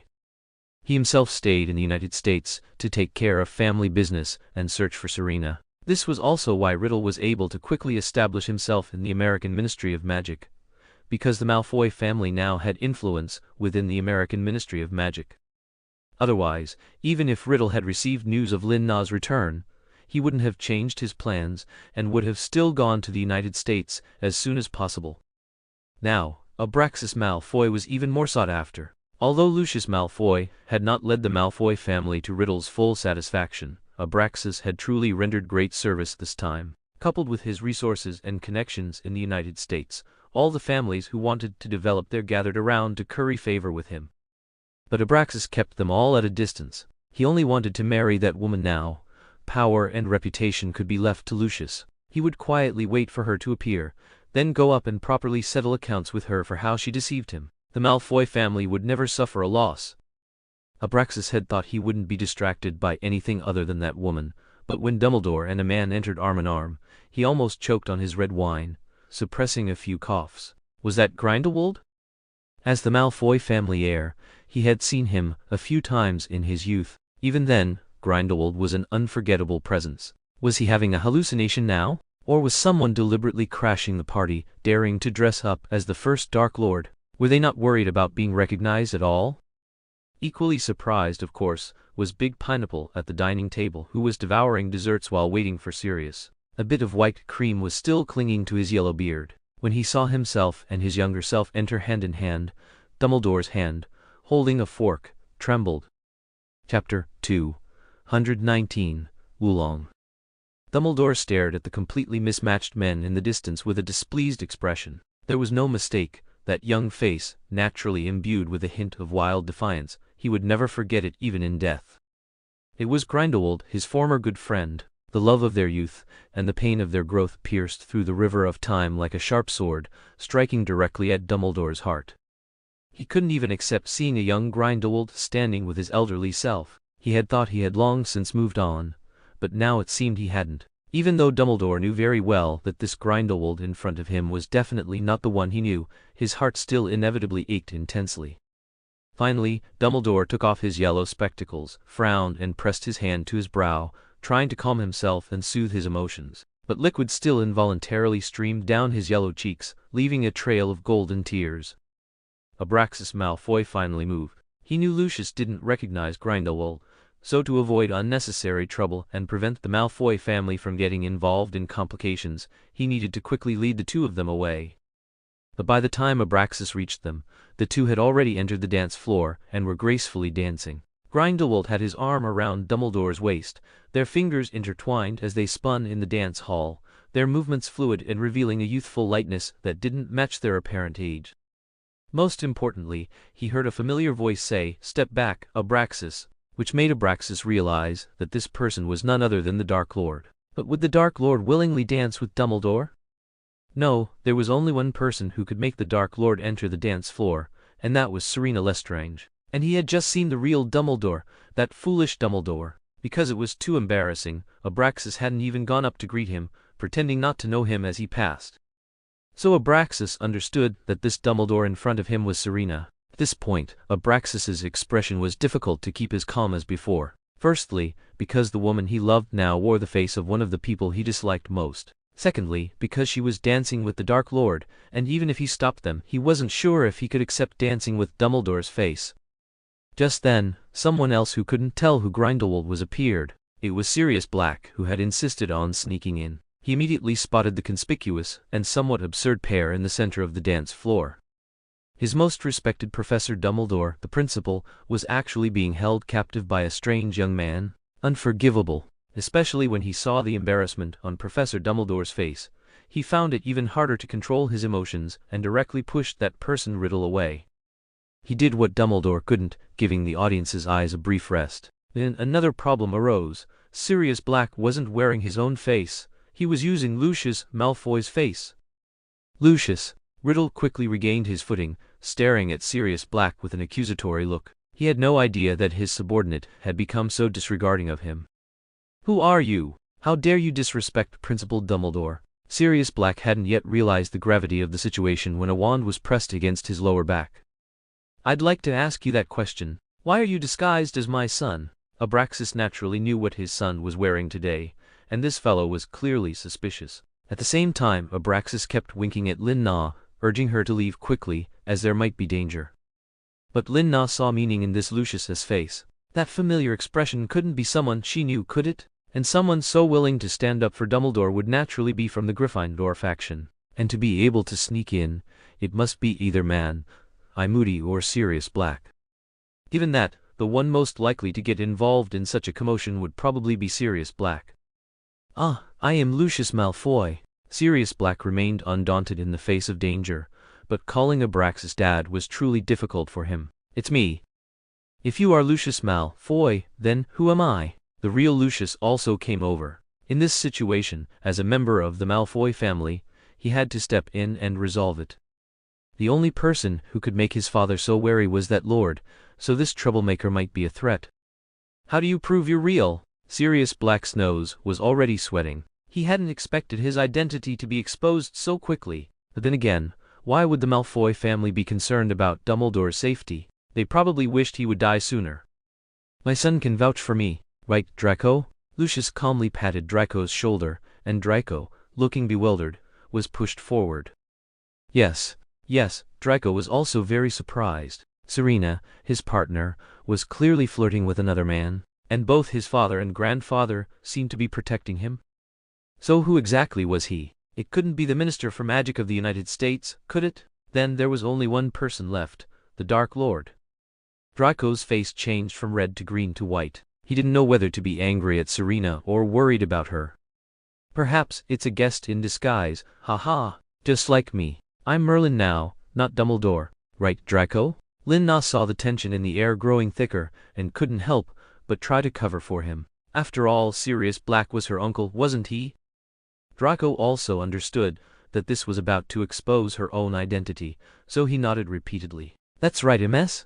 Serena is Merlin today, she's my partner." But he didn't mention that strange Lucius at all. If he was a Malfoy, the fewer complications, the better. "That's right, I'm a guest." Sirius Black looked gratefully at Lin Na. She was always good to him. He quickly seized the opportunity to state his identity. "It was just a joke." "Is this how your Malfoy family treats guests?" Suddenly, his confidence grew, perhaps because of Lin Na's backing. Lin Na gave Sirius Black that "give him an inch and he'll take a mile" fellow an annoyed look. "But it was very rude of you to push someone without permission. You need to apologize." The small spark of hope that had just ignited in Sirius Black was extinguished by cold water. She wanted him to apologize to a stranger? He was trying to save someone. Chapter 220 Changed Back. Just as Sirius looked hurt and wronged, with a hint of disbelief, the real Dumbledore stepped forward and sided with Sirius. But he looked rather disheveled at this moment, with golden and somewhat discolored paint on his face, and his decorative glasses back on, but they were smudged with some dye, making them blurry, and his beard was a bit faded. He had to wipe his glasses again, and it was then that most people realized there weren't just two Lucius Malfoys in the venue, but also two Dumbledores. "It seems I've also met my loyal fan.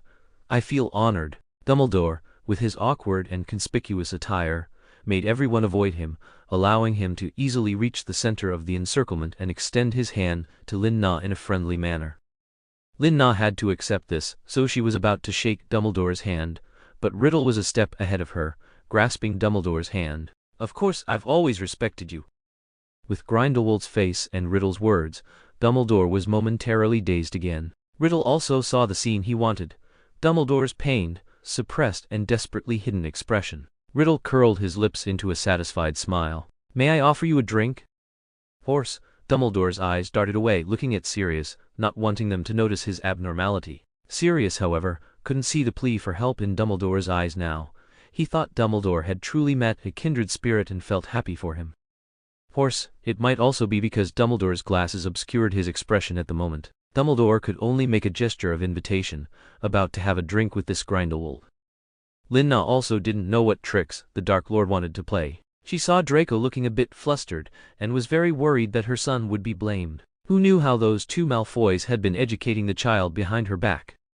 So she walked over to Draco's side, and while the Dark Lord wasn't paying attention to her, she bent down and whispered in his ear, "Your father didn't make things difficult for you, did he? If he dares to, tell me, and I'll get revenge for you." Lin-Na's words were true. It would be incredibly easy for her to get revenge for Draco. Just you? Draco clearly didn't believe her, but having someone comfort him like this made him a little touched. At least, his heart felt warm.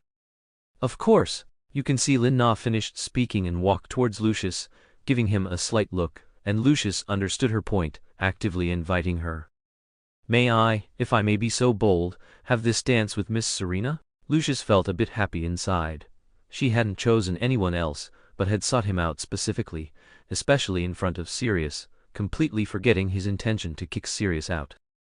"All right then." Lin-Na deliberately and arrogantly placed her hand in his palm, but this gesture, made with Dumbledore's face, looked particularly ridiculous. Sirius, who had been looking mournful, instantly broke character, suddenly realizing, was Serena helping him to disgust Lucius Malfoy?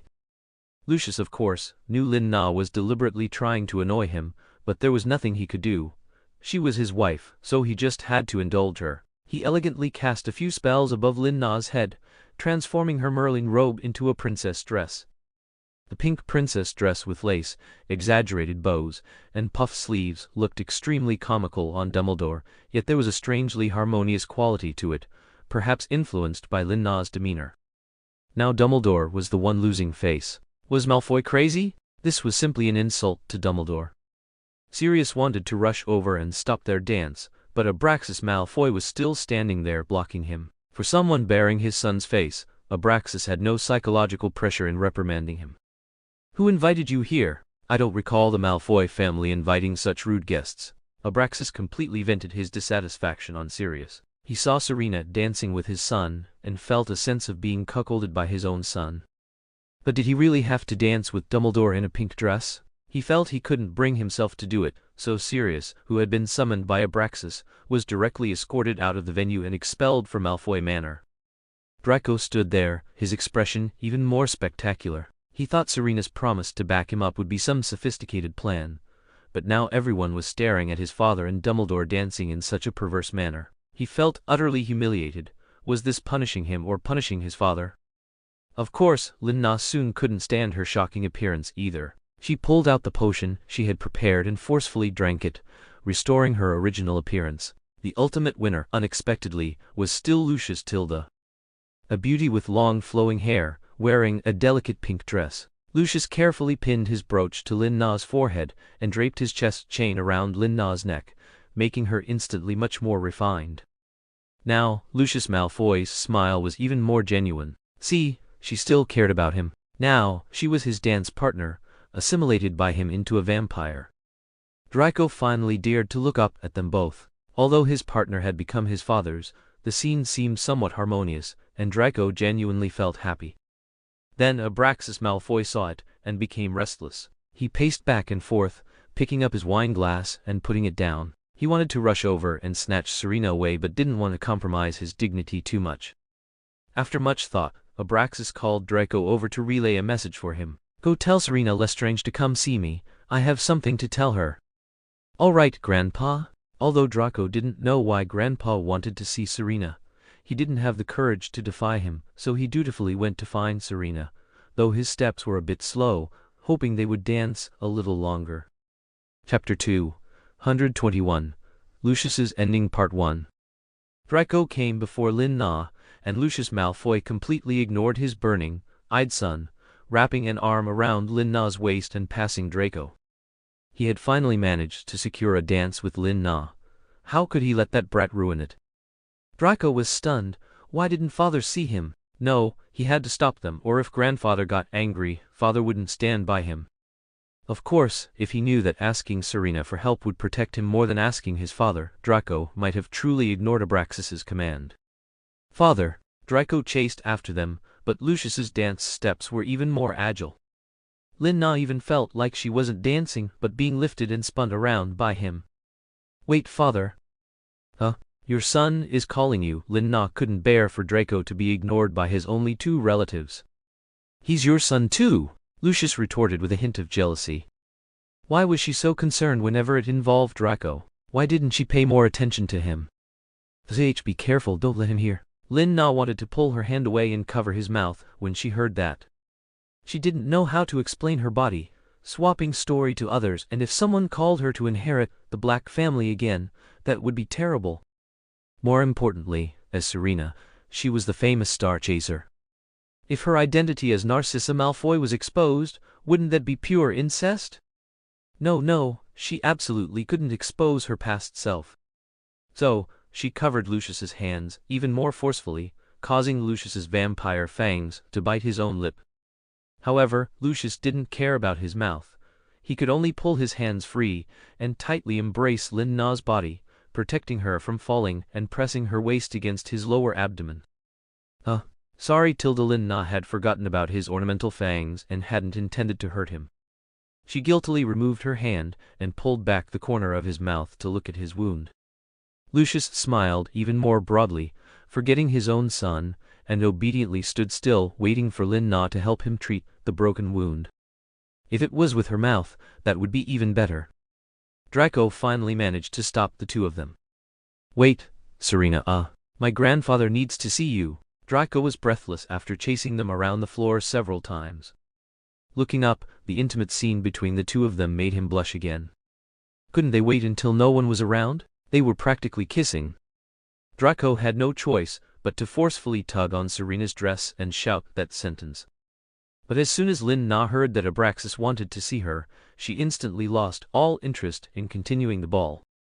She knew that old man wouldn't let her off, but she had now danced with the Dark Lord, taken care of the Malfoy family, and the troublemaker Sirius had been driven away. Could she successfully leave here now? So, Lin Na, realizing her opportunity, pretended to have a stomachache and prepared to make her escape. "Stomachache? Did your period come early?" Lucius immediately became serious and tense. Even when Lin Na was Narcissa, she often had stomach pains. He would prepare many potions for her. Now that Lin Na had become Serena, her diet had been strictly controlled by the Lestrange brothers and others since childhood, and she rarely ate cold things, so stomach pains were rare. Although Lucius later continued to prepare for her period, knowing the exact dates by heart. Now, he didn't know if it was due to some reason that it had come early, accompanied by pain. So Lucius was very worried about Lin Na. He was still waiting to have another little girl with Lin Na. He had to take good care of her. So Lucius simply picked up Lin Na in his arms and carried her directly to the medical wing for treatment. "Nana, just hold on a little longer. It'll be over soon." Lucius didn't forget to instruct Draco before leaving. "Go tell your grandfather that Serena isn't feeling well, and I've taken her away." Draco could tell at a glance that Serena was definitely faking it. He had used that trick countless times.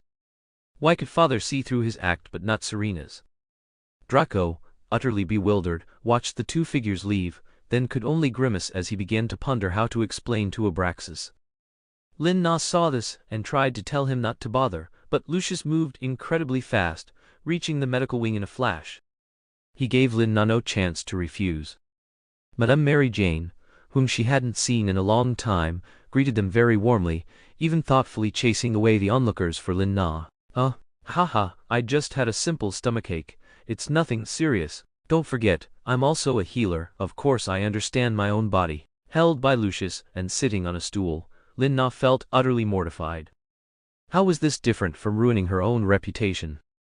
"That's right. It's really nothing, maybe just stomach pain from not eating on time. Just drink some energy replenishing potion and you'll be fine." Madame Mary Jane suppressed a smile and gave Lin Na an out. How could she not see that she was perfectly healthy?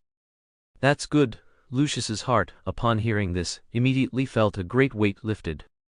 "Of course I'm fine. Now Mr. Malfoy, you should hurry back to the banquet. The guests there are still waiting for you." Perhaps Lin Na's intention to get rid of him was too obvious. Lucius frowned. "No rush, father will be fine there, and since we're already here, I'll trouble Madame Mary Jane to help us with the matter of having children. Lucius very seriously pulled out a whole bag of galleons from his robes.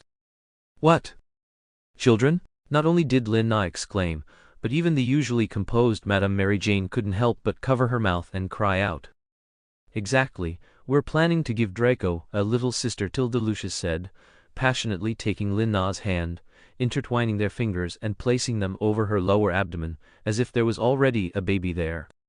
"When are we going to have a sister for Draco?" Lin-Na quickly pulled her hand away, looking at Lucius in horror.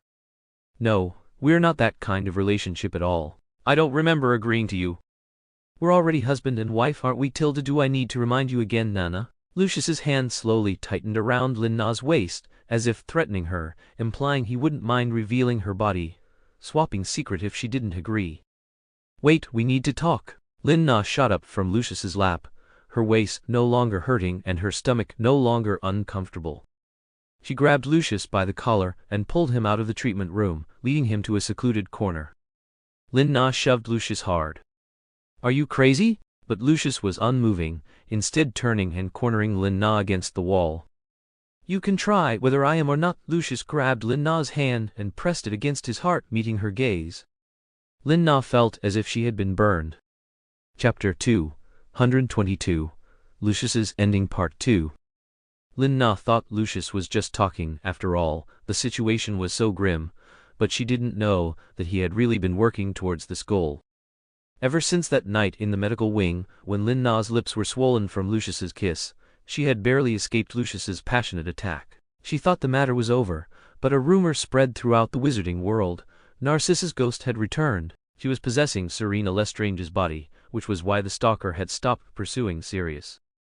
It was because the man she loved was Lucius Malfoy, and she had returned to this world through the ancient Chinese secret art of borrowing a corpse to return a soul. Many people had seen Selina and Lucius behaving intimately, so many believed it. However, many also didn't believe it, as rumors about them had already existed before this new rumor started.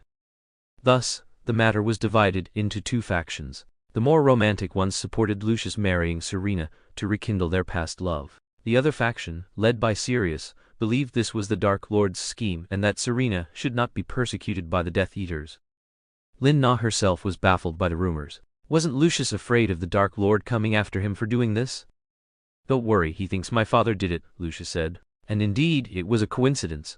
At the same time he was spreading these rumors, Abraxas, whose mind was clouded with anger after being stood up by Selina, went directly to the Dark Lord to propose marriage to Selina. In Abraxas's memory, the Dark Lord's affection for Selina seemed to be based on her resemblance to that woman. But now he understood that she was her, so he had to find a way to marry her before Riddle did something to her. This was truly walking right into the line of fire. The moment he proposed it, Riddle immediately used several cruciatous curses, punishing Abraxas until he was crawling on the ground. "Who gave you the audacity to think she would like an old man like you? Please listen to my plan, master." That's right, Abraxas wasn't stupid. He wouldn't directly expose his true feelings, but instead thought of a plan from Riddle's perspective.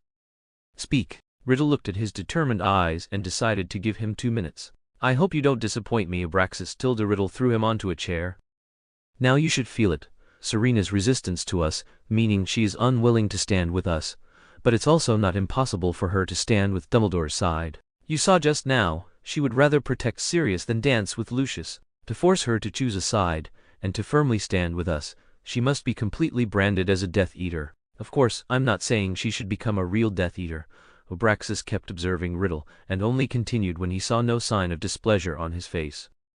"And your current body is from the Black family. She just divorced Sirius, so this identity is not suitable for marriage with her. Other families also don't have suitable candidates to marry Selina. But the Malfoy family is different. The Malfoy family is your most loyal partner, and the best choice." Abraxas tried to appeal to Riddle's emotions, wanting him to understand that this was the only way to make Selina stand with them. Moreover, Selina clearly likes Draco, and Draco could be used to make her willingly stay in the Malfoy family. This suggestion indeed had its merits for Riddle, but compared to Abraxas's decrepit body, Lucius Malfoy's was clearly more suitable to be his vessel. Anyway, the Malfoy family wasn't that important to him anymore. With the help of the Lestrange brothers, he certainly wouldn't be short on money, nor would he lack influential pure-blood family leaders. So Riddle also began to tacitly allow the news that Lucius Malfoy would marry Selina Lestrange to spread. Things progressed countless times more smoothly than Lucius had anticipated, but for many others, the feeling was quite different. Immediately Abraxas found Lucius, utterly distraught, grabbing his collar and shaking him vigorously. "Why is it you, boy? Why did he choose you?" "Because of my youth, father." Lucius calmly pulled away the hand from his collar. When it came to Serena, he would never back down from any challenge, even if his opponent was his own father.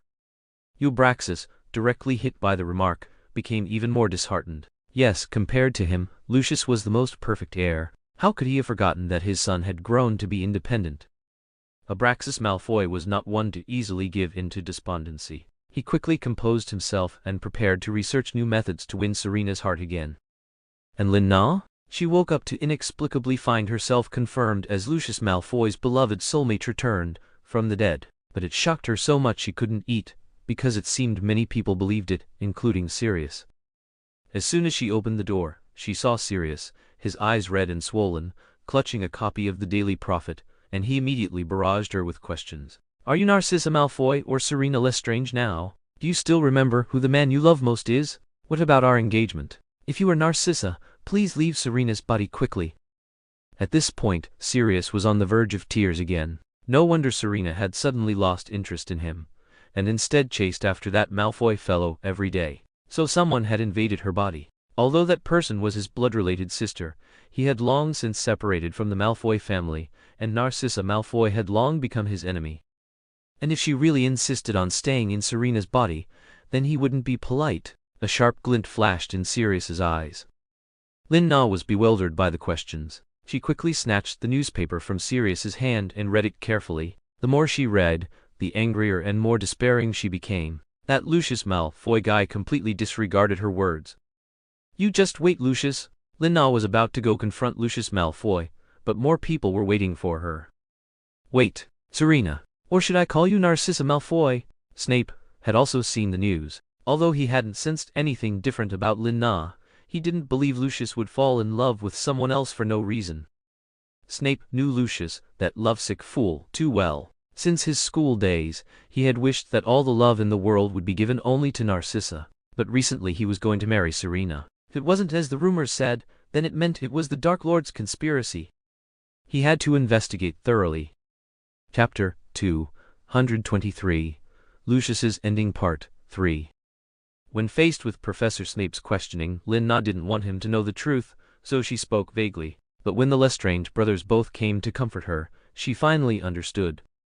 It turned out to be Riddle's secret instruction. "Don't worry, I've already warned that Malfoy boy he won't do anything to you." When Rabastin learned that Riddle wanted to use Mrs. Malfoy's identity to win over Serena, he was first surprised, but after he reacted he couldn't think of a better way. Serena's situation was indeed a bit awkward. If she truly stood on Dumbledore's side, he genuinely couldn't accept it, and if even he, who deeply loved her, couldn't accept it, then the Death Eaters naturally wouldn't let Serena off. He could protect Serena for a time, but not forever. Only under Riddle's protection, no. Only if Serena completely became one of them could she continue to enjoy all her past honors. Even if Riddle doted on her, he probably wouldn't allow her to become Dumbledore's Order of the Phoenix's sharpest weapon. He wasn't sure what Serena was truly thinking. Did she really no longer care about Sirius? If she still cared, would she betray them for Sirius? The mere thought of that possibility made Rabastin want to tear Sirius apart right then and there. "Calm down, don't scare her." Faced with his brother's bluntness, Rodolphus Lestrange preferred to subtly tell Serena that she was indeed going to marry Lucius Malfoy, but this wasn't what they wanted. Everything was due to Riddle's command. He hoped Serena wouldn't be afraid as they would protect her. "How can even you two believe that? Body snatching?" Lina was somewhat incredulous, not expecting this Chinese spell to actually exist. "That's Malfoy's explanation, but the Dark Lord indeed has the intention for you two to marry." Rodolphus Lestrange didn't know what kind of mood he was in when he said this. He wanted to say that he opposed this matter, but he couldn't. Their Malfoy family was the Dark Lord's absolute servant. If the master wanted his servants to do something, there was no room for resistance. Moreover, he also believed that in this way, Serena would not be deceived by those wild men, such as Sirius Black. The culprit who made his beloved sister suffer so much throughout her school days deserved to die 10,000 times over. However, after the Lestrange brothers' explanation, Lin-Na finally understood. This was not only Lucius's intention. It seemed that her secret of living for several lifetimes had not been exposed. This reassured Lin-Na. Wasn't it just marrying Lucius Malfoy again? It wasn't the first time after all, so she was quite calm. She still needed to watch Harry's Quidditch match, and thinking about when this matter would be executed, she didn't know how long she would have to wait. So, she first attended to the immediate matters. As a healer in the medical wing, she needed to be there throughout, ready to provide treatment at any moment. Seeing that Lin-Na showed no resistance, the Lestrange brothers felt a mix of sadness and suspicion. Could it be that Serena truly had deep feelings for Lucius, just as the rumors said? They followed behind her, feeling a bit aggrieved, and headed to the Quidditch match.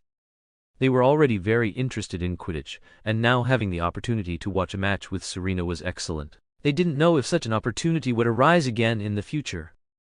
With these two bodyguards escorting her, Lin-Na arrived very quickly. Those curious people who wanted to gossip were all scared away by the Lestrange brothers' aura. They had anticipated that someone might cause trouble for Serena, so they wanted to stay by her side.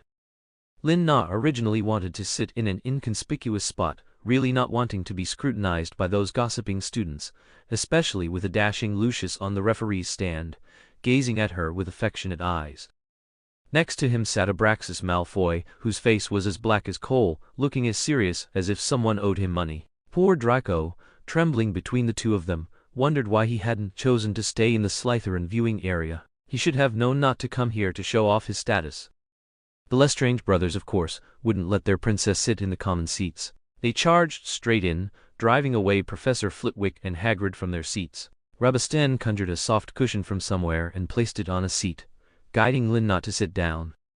As soon as Lin-Na sat down, good heavens, she was a row ahead of Lucius Malfoy, the school governor.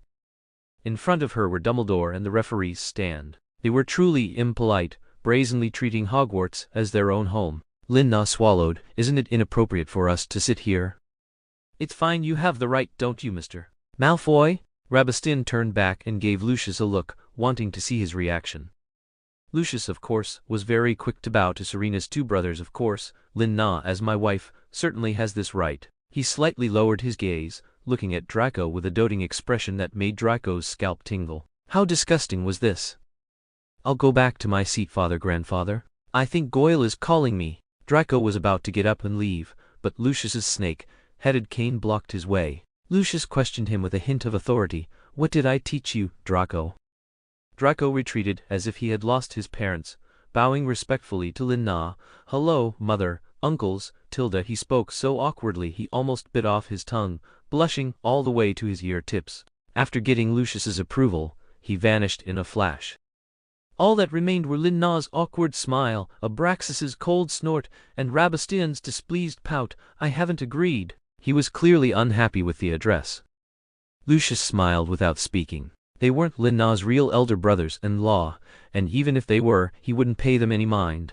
In his eyes, any member of the opposite sex was a rival in love. Lucius naturally wouldn't bother with them. But what about his own father? He couldn't ignore him, so he turned to Abraxas with great concern. Father, have you caught a cold? Perhaps you should go back and rest? This was his way of telling him to leave quickly. But Abraxas wouldn't let go of his plan to meet Serena. No need, having her here is enough. With that, he reached out his hand to Lin-Na, but the next second, Lucius blocked him. Father, please don't trouble Lin-Na with such a minor cold. She'll be busy with student matters soon. How about I ask Professor Snape to brew you a potion? Is that all right, Professor Snape? It was then that Lin-Na realized Professor Snape was also nearby, though 2 rows behind the Malfoy family, sitting there gloomily, staring at her. Chapter 224. Lucius's Ending Part 4. Hi, Severus. Lin-Na waved awkwardly at Snape, hoping he wouldn't look at her with such burning eyes. She was feeling quite anxious sitting there. Humpish. Snape snorted coldly. Did she really think she was Mrs. Malfoy? When the Death Eaters used her until there was nothing left of her bones, she would know what safety was. But he still gave Serena some face. Hello, esteemed Mrs. Malfoy. He said it with deliberate petulance, completely ignoring Abraxas Malfoy. Hello, Professor Snape. We'd like to invite you to our wedding another day. Please make sure to attend. Lucius, even more smug, directly put his arm around Lin-Na's shoulder in front of everyone, making all the men frown. Rabastin even sat up straight, wanting to pull Lin Na to sit on his other side. Snape replied with a forced smile, that is, naturally, "Congratulations, tilde," only his tone didn't sound like congratulations at all, but rather like a gnashing of teeth, as if he had been robbed of his wife. Lin Na also awkwardly shifted her body, shaking off the hand on her shoulder, and pointed to Harry Potter, who was flying very gracefully in the distance. "Look how amazing Harry is!" Everyone's attention then returned to the playing field, but at that moment, someone was casting a spell on Harry Potter. He wasn't amazing, he was being controlled by a spell, violently shaken up, down, left and right by an invisible force. This was something from the plot? Lin Na quickly turned her head to find the spellcaster, only to meet the gazes of Lucius, Snape, and Abraxas, who were only staring at her with burning eyes. Well, none of them cared about the Savior's life or death. She turned away again, avoiding their gazes, and began to figure out how to counter the spell controlling Harry Potter's broom. But this was asking for trouble. Hermione saw it and thought she was casting a spell on Harry. Of course, Hermione wouldn't think Serena would attack Harry, but the problem now was that Serena's body might contain Narcissa Malfoy's soul. Although she hadn't met Draco's mother, Sirius had said she was a very cold woman and an absolute Slytherin, so it would be normal for her to cast a spell to harm Harry. So Hermione quietly came to their viewing seats, pulled out her wand, and set Lin Na's robe on fire. Lucius, who was behind Lin Na, was the first to notice, as he had been closely following Lin Na's movements. He immediately took off his own outer robe, and, as others scattered, jumped to Lin Na's side, reached out, and tore off the corner of her robe, isolating the flames in his hand, even though his hand was red and swollen from the licking flames. "Are you crazy?" Lin Na's heart tightened involuntarily. Why didn't he use Aguamenti? Why did he have to use his bare hands? Lin Na held Lucius's burned hand, a little angry. Lucius, however, casually extended his hand into her embrace. "If it were dark arts, Aguamenti wouldn't save you so." The rest of his words were left unsaid, implying that he would rather suffer himself than let her be hurt. Truly impressive. Tilde Rabastin, having been pushed aside by Lucius, missed the opportunity to protect Lin Na immediately, and he was the one who had used Aguamenti. Although the fire was indeed ordinary and was extinguished, Lucius Malfoy still managed to make a show of it. Damn him. Seeing that Serena was fine, Rabastin turned around, just like his brother, to chase the culprit who started the fire. Abraxas pushed his son away and began to check on Lin Na's safety. Indeed, he was the one who had cast that spell. He had merely vented his anger on the Savior and hadn't immediately noticed Serena's danger. He was filled with anger and fear. Who dared to harm Serena under their protection? Unforgivable. Lin Na looked back at Harry, who had already climbed onto his broom in the sky, and breathed a sigh of relief. It seemed she had accidentally saved him. She then turned her attention to treating Lucius's injuries, ignoring Abraxas's summoning. "Behave!" Seeing that Lin Na ignored everyone else and focused on treating him, Lucius couldn't help but lean into Lin Na, who sternly warned him. His body became even softer, and he draped his robe over Lin Na, ensuring she always remained the most proper. "You should say thank you." Tilde Lucius became increasingly shameless in front of Lin Na, making Abraxas puff his beard and glare, but he could do nothing. He decided that out of sight was out of mind, turned, and dramatically left the stands. Snape even maliciously stopped him. "Not watching anymore, Mr. Malfoy?" Although his heart was also aching, he refused to admit he was jealous of Serena. "Watching what? I'll watch when that boy Draco can get on the field," he said, then left furiously. This left Snape feeling heavy-hearted. He really wished that boy Draco would show some ambition. Why did he only know how to throw tantrums and find himself a stepmother? Finally, under Lin Na's superb skill, Lucius's hand quickly regained its former whiteness and tenderness. She really didn't know how this big man protected his hands to be so delicate. She could still recall the shivers caused by those fair, cool, and smooth hands brushing against her skin. Wait, what was she thinking? Lin Na quickly snapped back to reality, pushed Lucius away, and rushed to the edge of the field, waiting to treat the students coming off the field. Although they only had some scrapes, some not even bleeding, Lin Na treated them all, making Professor McGonagall shake her head repeatedly. "Serena spoils them too much." This time, Lucius didn't follow, because he knew it wasn't appropriate to push her too hard. Even a cornered rabbit would bite, let alone his little wife. Standing in the stands, gazing at Lin Na's figure from afar, Lucius leaned towards Dumbledore and coldly questioned him. "Principal, how do you explain a fire starting out of nowhere in broad daylight?" If that lord knew about this, what do you think would happen? He began to pressure Dumbledore to thoroughly investigate the matter. Ah ha ha tilde yes, isn't the weather too dry? It's getting stranger and stranger tilde ah ha ha. Dumbledore chuckled evasively. Lucius remained silent, but he was determined to get justice for Lin Na. Chapter 225. Lucius's Ending. Chapter 5.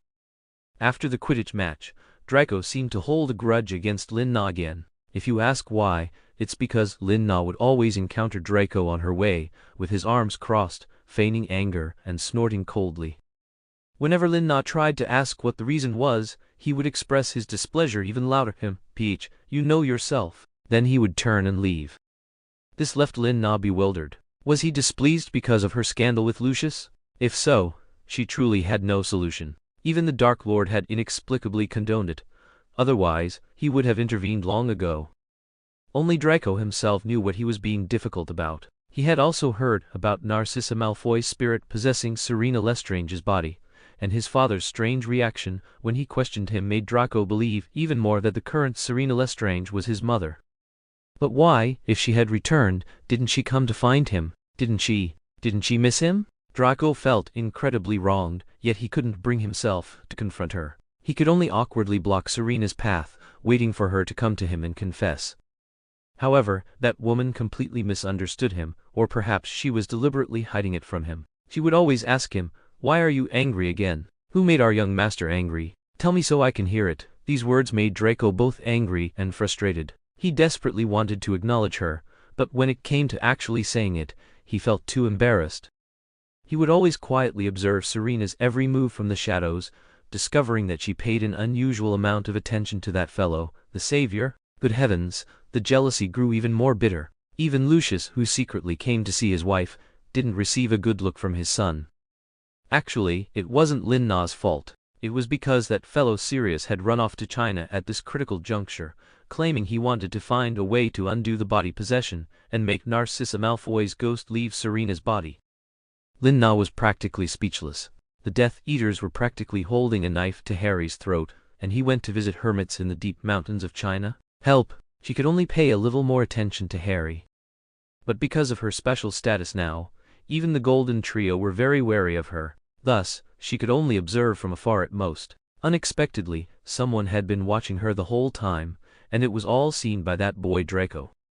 The final result was that at the end of the first school year, when Riddle sent Barty to retrieve the Philosopher's Stone, Draco happened to fall ill with a fever from overthinking. Lin Na took the constantly crying and somewhat delirious Draco to Malfoy Manor. During this time, Barty unexpectedly failed at the hands of Harry Potter. The reason was simple. As soon as Barty faced the mirror of Arized, he was mesmerized by the image of himself and Serena wildly embracing each other, losing his sanity. He didn't have Riddle's desperate desire to obtain the Philosopher's Stone. So, while he was immersed in such a vivid dream, Harry seized the opportunity and escaped with the Philosopher's Stone. Startled Barty naturally lost his chance to obtain the Philosopher's Stone. However, Riddle saw Barty crouch restless thoughts in his mind. All his hidden little schemes were now known to the Dark Lord. Thus, an enraged Riddle severely tormented Barty. "I didn't expect my subordinate to be so interested in my things, Barty." Riddle naturally wouldn't continue to heavily rely on Barty after he had made such a grave mistake. After that, Barty Crouch Jr. rarely appeared at Hogwarts anymore, because he was monitored by Riddle and had no actual power beyond performing his role as Minister for Magic. And when all that happened, Lin Na, cradling a weak Draco, tumbled out of the fireplace and into Malfoy Manor. Lin Na could have directly called Lucius. She believed that if she called him, Lucius would definitely appear immediately. But Draco kept whimpering and crying to go home, looking so pathetic. She felt a pang of pity and wanted to fulfill his wish. So, she carried Draco back. Thankfully, she had magic. Otherwise, she really couldn't have carried this half-grown boy. However, they still tumbled out of the fireplace. To protect Draco, Lin Na had to hold him tight, becoming his human cushion. Fortunately, the floors of Malfoy Manor were covered with thick, soft carpets. The moment Lin Na and Draco landed, before she could even react, she heard the bustling, chattering voices of the house elves. "The Madame and young master are back. Quick, go call the master Tilda. The young master is sick, hurry. Quick, light all the lamps, the Madame is back." As Lin Na stood up with the help of the house elves' magic, she saw a man in a black silk robe, with disheveled hair, who hadn't even had time to put on slippers, rushing towards her. What happened? Why are you sick? Lucius Malfoy had clearly just been startled awake from his sleep and hadn't clearly heard what the house elves were shouting. He picked up Serena, ready to dive into the fireplace and take her to St. Mungo's, not even having time to tidy his usually impeccable appearance and his proud hair. Fine beads of sweat appeared on his anxious forehead. Lin Na quickly struggled and jumped out of his arms. It's not me, it's Draco. He has a fever. What? Oh, the tense expression on Lucius's face immediately eased considerably, almost to the point of saying, thank goodness it's not you. It was normal for children to have a fever, a potion and some sweating would fix it. Lucius then noticed Draco, who was being supported by the house elves. He waved his hand, telling them to take him to rest. Had Lin Na brought him so late because she wanted to see him? Otherwise, for such a small matter she should have been able to handle it herself.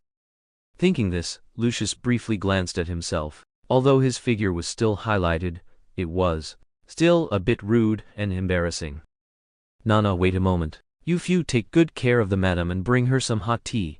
After saying that, Lucius turned and rushed back to his bedroom, choosing a simple and elegant formal robe. Although he wanted to pick something more elaborate, there was no time, and his son was still sick, so it really wasn't appropriate to wear anything too grand. Lin Na scoffed at Lucius's actions. How could he abandon his own son? She followed the house elves to Draco's room. Here, Lin Na noticed something different. The portraits of Narcissa Malfoy, Lucius, and baby Draco, which had originally hung there, had been deliberately turned around. Was this Draco's command? Otherwise, no one would dare touch anything in this room. What did this signify? Was Draco starting to accept Serena as his stepmother? A still disoriented Draco saw this scene. Even though he couldn't stand steadily, he still tried to climb out of bed to turn the painting back, muttering, Mom, don't be angry, I haven't accepted that woman. I didn't turn it around. Draco thought Narcissa was angry at what he had done. Even if he couldn't distinguish between dream and reality, he stubbornly tried to explain, crying pitifully. Chapter 226. Lucius's ending. Chapter 6. Lin Na's heart ached seeing Draco so pitifully worried about leaving a bad impression on her. Although she hadn't really taken care of Draco in the past, she genuinely felt happiness as he grew day by day in her belly. She still remembered that time Lucius would contact her via a two-way mirror no matter where he was dispatched, telling stories to Draco through her belly. If he was in London, no matter how late he returned, he would lean close to her belly to give him prenatal education. This was very rare, at least in her memory. She hadn't seen any other wizards do it. At that time, she genuinely had some expectations of what kind of little angel Draco would be, and she also looked forward to life raising a child with Lucius. She believed he would definitely be a good father. Unfortunately, all fantasies ended with Lucius's deception leading to the mission's failure. It was at this moment that Lin Na truly felt that she thought her current self could abandon her husband and child, forget the past, and hide in St. Mungo's. But now, just seeing Draco so pitiful, she couldn't stand by and do nothing. She stepped forward and hugged his struggling body, saying, You all go out. I'll take it from here. Lin Na decided to make up for Draco's missing maternal love. Although under Lucius's companionship and tempering, Draco was much more mature than in the original story, he was also relatively more sensitive and lacked a sense of security even more. Lin Na couldn't bear to let him overthink things anymore, and simply told him the truth. She leaned close to his ear and said, I am Serena, and Serena is also Narcissa. I am your mother. No matter which identity, I am your mother. While holding Draco's head and patting his back, Draco didn't seem to believe Lin Na's words. So Lin Na had no choice but to sing the song she used to sing to Draco, Arise, ye who refuse to be slaves, which slowly calmed Draco down. However, his hand was clutching Serena's collar tightly, unwilling to let go, as if as long as he held on, his mother wouldn't leave him, and he would be a child with a mother. Under Lin Na's calming magic, Draco fell asleep with tears in his eyes, but he hadn't had time to drink the potion, and his whole body was still astonishingly hot. So, when Lucius, dressed impeccably and even having sprayed some perfume, rushed into Draco's room, he saw such a scene. Serena, radiating warmth and a touch of maternal glow, her collar pulled open, revealing her fair, slender neck and a French lace bra. Lucius's breathing instantly became heavier, and he said with some difficulty, "Draco, get up quickly. You're past the age of breastfeeding. You're not a little child anymore." He was filled with jealousy towards his son and prepared to pull Draco up. Lin-Na looked at this glamorous Lucius. What was he thinking? His son was so sick, and he still remembered to maintain his demeanor, and he was still jealous of his own son? Hurry up and help! Lucius seemed to have misunderstood, reaching out his hand to help Lin-Na cover her exposed chest. Not there. Help me put him down. Lin-Na wanted to grab Lucius's ear and shout, but she was afraid of waking Draco, so she could only glare at him with her eyes.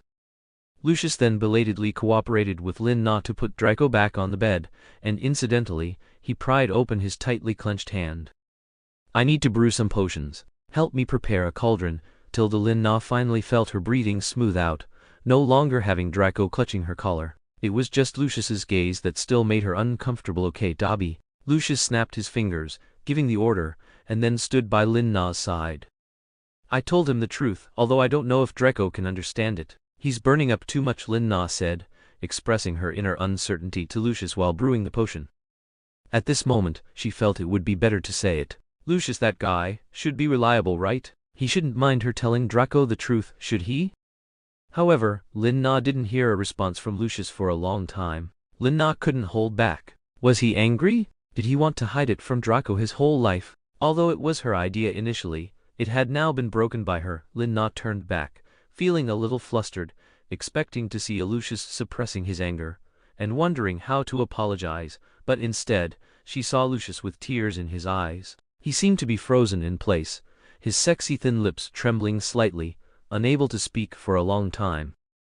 I'm sorry, if you mind, I'll clear his memory. No. Tears still rolled down Lucius's cheeks. It's not that. Finally acknowledge us. His long, sharp eyes now held only tenderness and joy. When did I not acknowledge you? Lin-Na was a little speechless. He actually thought that. Indeed, in the past, she hadn't wanted to disturb their lives, and she was even a bit selfish, not wanting them to affect her current life. But what did Draco do wrong? Lucius's betrayal back then had nothing to do with him. He was just a poor little child. And Lucius should have been punished too, with the woman he loved dying in front of him. She truly didn't know how he, a grown man, had raised a child all these years. Why had she been so selfish back then, unwilling to think about it? Now, Lin-Na finally realized it belatedly and decided to face her mistakes head on. Perhaps she should reconsider Lucius's feelings. Thinking of poor Draco, Lin-Na's own eyes welled up with tears. Just getting positive information from Lin-Na, Lucius already felt like he had won the world. He could no longer suppress his emotions for Lin-Na. He pulled Lin-Na into his arms and fiercely kissed her rosy lips, savoring her sweetness, punishing her with all his grievances. Lin-Na also tacitly allowed Lucius's outrage. Of course, this wasn't the first time, and perhaps she didn't dislike it subconsciously, but unlike usual, she also embraced Lucius's back in return, delivering an even more fatal blow to Lucius. He felt Lin-Na's passion for him with disbelief, and he conveyed his love even more deeply with his kisses, so wet and suffocating. Fortunately, Lucius still retained a shred of sanity. Draco was still sick, otherwise they might have put having a little sister on the agenda tonight. Lin-Na could only slump in Lucius's arms, letting him hold her as she continued to complete the remaining potion steps. Men in their 40s truly are as fierce as tigers. Chapter 227. Lucius's ending. Chapter 7. Under Lin-Na's treatment, Draco quickly recovered and his body was no longer burning hot. In his dream, he seemed to have a very magical dream where he was still a baby. He lay in his childhood cradle, reaching out his arms and babbling, seemingly waiting for someone. Although he couldn't remember who that person was, his mood at this moment was urgent. He was exceptionally eager to see that person. Finally, the door opened, and a very familiar female voice came through. However, due to his vision, he could only see the ceiling above and the drapes of the baby's cradle, and hear her saying, "You're awake, little one? So energetic, just like your father when he was a child. Let me see if you need a diaper change." Such embarrassing words made Draco want to wake up from the dream immediately. But he was also extremely curious about who it was that would make him feel so anticipated and familiar. Finally, a pair of soft and fair hands reached out, passed under his armpits, and gently held him in her embrace. Even in the dream, he seemed to smell the pleasant fragrance of the woman, not the pungent smell of perfume, but the reassuring scent of soap mixed with the herbal freshness of potion. What did he see? Was it because he had been angered by Selina Lestrange recently that even in his dream, she was there? Draco watched in shock as Selina, wearing an old-fashioned St. Mungo's uniform with a loose braid, lovingly kissed his cheek. Why was she so familiar to him? And this dream was so real. The problem was that Draco should have been forced awake by the embarrassing diaper-changing scene. But under the woman's extremely gentle and loving gaze, he simply couldn't wake up. If his mother were still alive, she would probably be like this too. Draco became more and more immersed in this dream. Suddenly, something flashed in his mind. This was a dream. He was sick, he had a fever, and then he met Selina Lestrange, who brought him home, and then she held him and whispered something in his ear. "I am your mother." This sentence gradually deepened in Draco's mind. He felt that he couldn't sleep anymore. He needed to know the truth. So Draco finally woke up from the dream. After waking up, he found that the woman sleeping by his bed it really was that Selina Lestrange. Looking at her somewhat tired figure and swollen lips, had she cried so much that her lips were swollen? Looking at her youthful sleeping face, Draco couldn't bear to wake her up, not even wanting to break this peaceful atmosphere. Draco, feeling a little wronged, carefully reached out and touched Lin Na's cheek. If she was his mother, why didn't she get into bed and hold him? His bed was clearly so wide. Finally, reluctantly, he placed his hand on Lin Na's arm, pulled the covers up to his chin, and continued to sleep, hoping that when he woke up tomorrow morning, she would still be there to explain everything. Unfortunately, Lin Na was summoned to St. Mungo's early that morning because Harry had single-handedly fought Death Eaters. The school year thus ended, and Draco finally learned, with his father's tacit approval, that Selina Lestrange was indeed his mother, Narcissa Malfoy.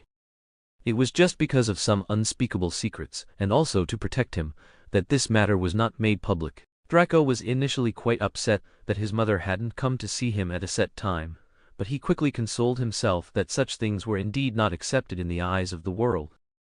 Thinking back carefully, she wasn't bad to him. No, she was extremely good. Even his father came after her. It was just that he had been very resistant in the past, so he hadn't gotten along well with her. Having understood, Draco was no longer awkward. He immediately turned over all the tapestries on the wall. The next time they met, he would directly shout "Mother" at Selina, and he actually did so, receiving countless black faces and eye rolls from the men present. It was also at that time that Lin Na learned that Harry Potter had still pushed the original plot back into place, with only slight deviations. But the good news was that he was safe and sound. Riddle had not obtained the wizard, and Barty Crouch Jr. would no longer appear at Hogwarts. Although he fooled everyone by claiming he had been under confundo, according to the Lestrange brothers, he was indeed no longer favored, which wasn't a bad thing. It was just a pity that little Harry had to lie in St. Mungo's for 2 days.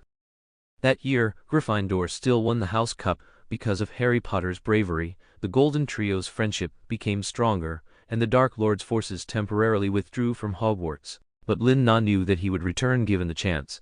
This was the place he was most reluctant to give up and loved the most.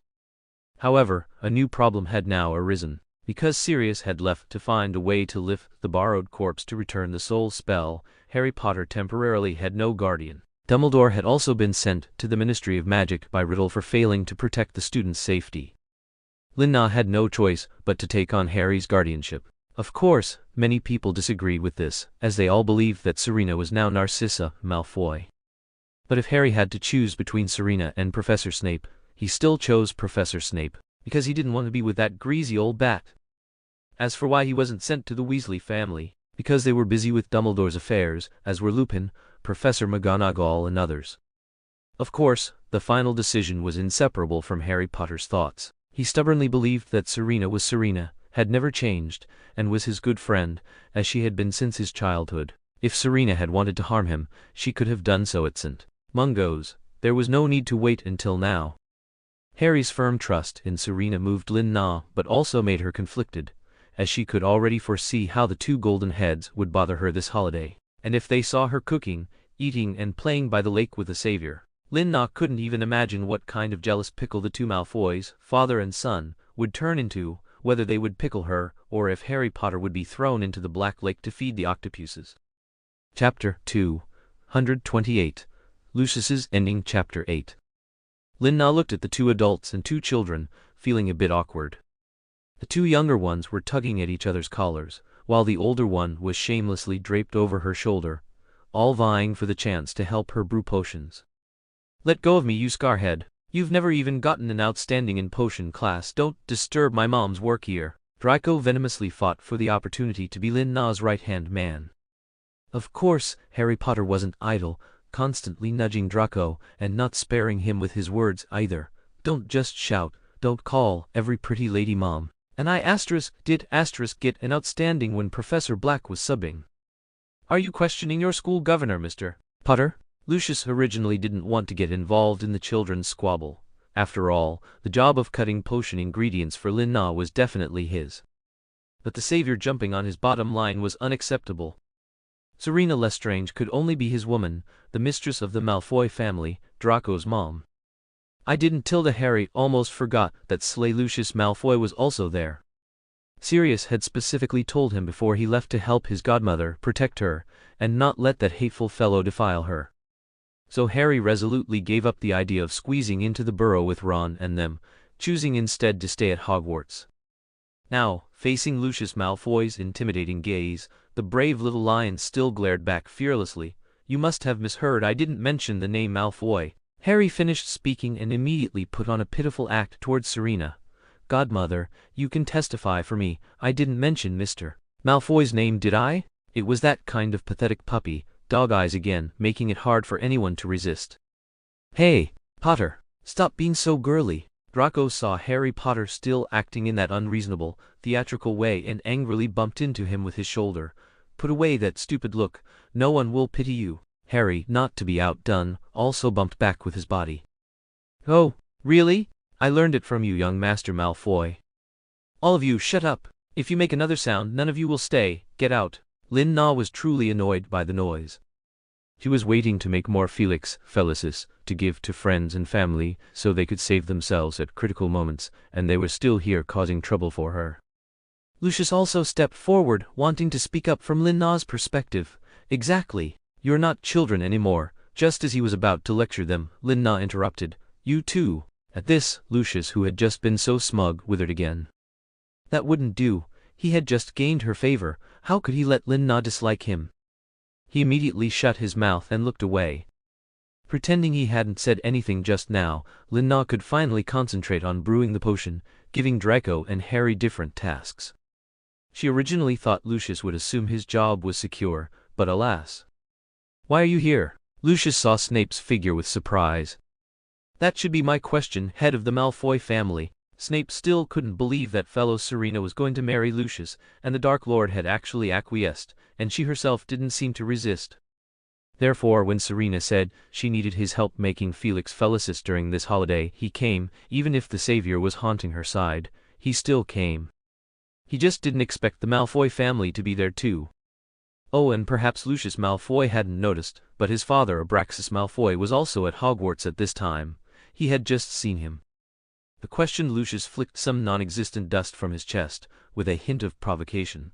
"As a school governor, I don't need to report to Professor Snape when I come to inspect during the holidays, do I? Oh, and by the way, I'm here to accompany Mrs. Malfoy and the child." Lucius raised an eyebrow, a smile he couldn't suppress playing on his lips. "Ha ha, then it's strange why Mrs. Malfoy would invite an outsider like me." Snape swept his questioning gaze towards Serena. "Ah ha ha, that's all his one-sided story. I really need your help, Severus." Lin Na secretly twisted Lucius Malfoy's back, pressing her voice to warn him. "The ingredients for Felix Felicis are very precious. If I can't complete 5 batches of Felix Felicis today, you can expect Draco to change his surname." Lucius dared not say anything more upon hearing this, clearing his throat twice. Cough cough. "It seems Professor Snape is needed to help Mrs. Malfoy complete the Felix Felicis. I, on behalf of Mrs. Malfoy, extend my highest gratitude to Professor Snape. Lucius, like an old fox, once again put on his hospitable facade, guiding Snape to a seat, personally pouring him tea, and instructing the house elves to bring exquisite pastries from Malfoy Manor. "You knew again?" Snape didn't fall for his act, but to stay legitimately he still didn't refuse. "Ah ha ha! Draco, come quickly, today you'll learn well from your mom and Professor Snape. No fooling around with Potter." Lucius Malfoy called Draco over again to talk with Snape. Poor Draco had no choice but to answer the professor's questions on behalf of his father. "You've been on holiday for so long, have you reviewed potion class, Draco? I shouldn't have to tell you, should I?" Snape also took the opportunity to care for his star student. And Harry? As soon as Draco was called over, he had already sensed that he needed to make a getaway. Are you kidding? It had only been 3 days of holiday, besides Hermione and Percy, who would study. So when Snape's gaze swept towards Harry Potter, intending to make things difficult for him, he found that the fellow had already left the room, shouting, "I'm going to the bathroom," and hadn't reappeared. Now Lin-Na had one less troublemaker and instigator of disputes in Harry Potter, but she had gained someone who could help. However, she didn't feel things were going more smoothly. Instead, they seemed harder. Because Lucius and Snape seemed to be seriously competing, secretly comparing how well they handled their potion ingredients, whether they received Serena's approval, and if she praised them.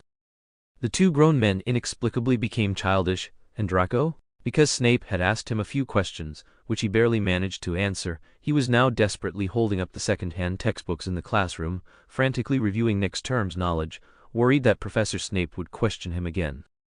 Lin-Na originally wanted them to be more normal, but seeing that she had already harvested 10 batches of Felix Felicis, she let them be. She also picked up a book next to Draco and started reading. Chapter 229, Lucius's Ending. Chapter 9. With the help of Lucius and Snape, Lin-Na acquired many precious potions during the entire holiday. The two of them contributed money and effort and time. Lin-Na's private potion collection became so abundant that she wouldn't fear 2 more wizarding wars. That won't happen. However, Lucius Malfoy's plan to dote on his woman was ruined by Snape, who reported on time and worked overtime until late at night. Although Snape didn't get a chance to speak to Serena alone, he could already feel the harmony of their family of 3 from their interactions. It was strange why he hadn't felt it before. So Snape buried those words deep in his heart, deciding not to confront his feelings anymore. Since that was the case, he would forever be her good friend and protect her. Lin-Na didn't know Snape was standing beside her, but her heart began to drift further and further away from him. She only knew that Lucius seemed to be growing more unscrupulous, no longer hiding his emotions and love. Lin-Na felt as if she had returned to being Narcissa Malfoy, with a man who loved her to the bone, and an adorable son. Oh, and after spending half the summer with them, Harry felt guilty towards Sirius. Even Harry himself thought Serena and Lucius Malfoy looked very compatible together. He found it hard to believe that such an arrogant man would do so much for Serena. While his godfather was very good, Harry had heard stories of their past, and Sirius had missed the girl who loved him most. As Serena's friend, perhaps the current Lucius was more suitable for her. So, he secretly snuck off to the burrow, mainly because he really didn't want Professor Snape constantly watching him and finding fault, and he missed his good friends.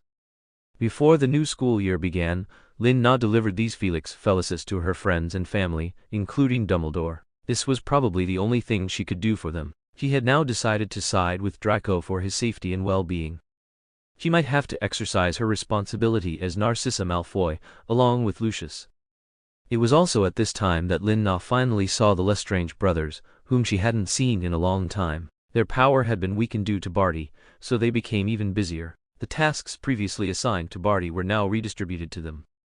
Therefore they couldn't even write a letter to Lin-Na throughout the holiday because they were negotiating with other magic schools to host the Triwizard Tournament. The Triwizard Tournament? When Lin-Na heard about this event, she thought she was hallucinating. Had she transmigrated again? How could there be such a competition? That's right, the Dark Lord wants to use this competition to openly enter Hogwarts.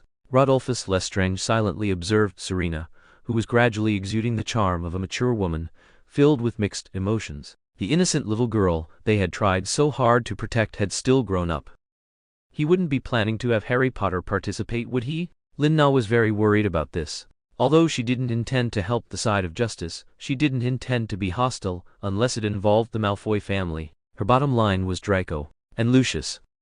I don't know. None of us understand the Dark Lord's thoughts. Perhaps Serena, you know? After learning about Lucius and Serena, Sebastian Lestrange was like a pufferfish that could explode at any moment, ready to sting someone.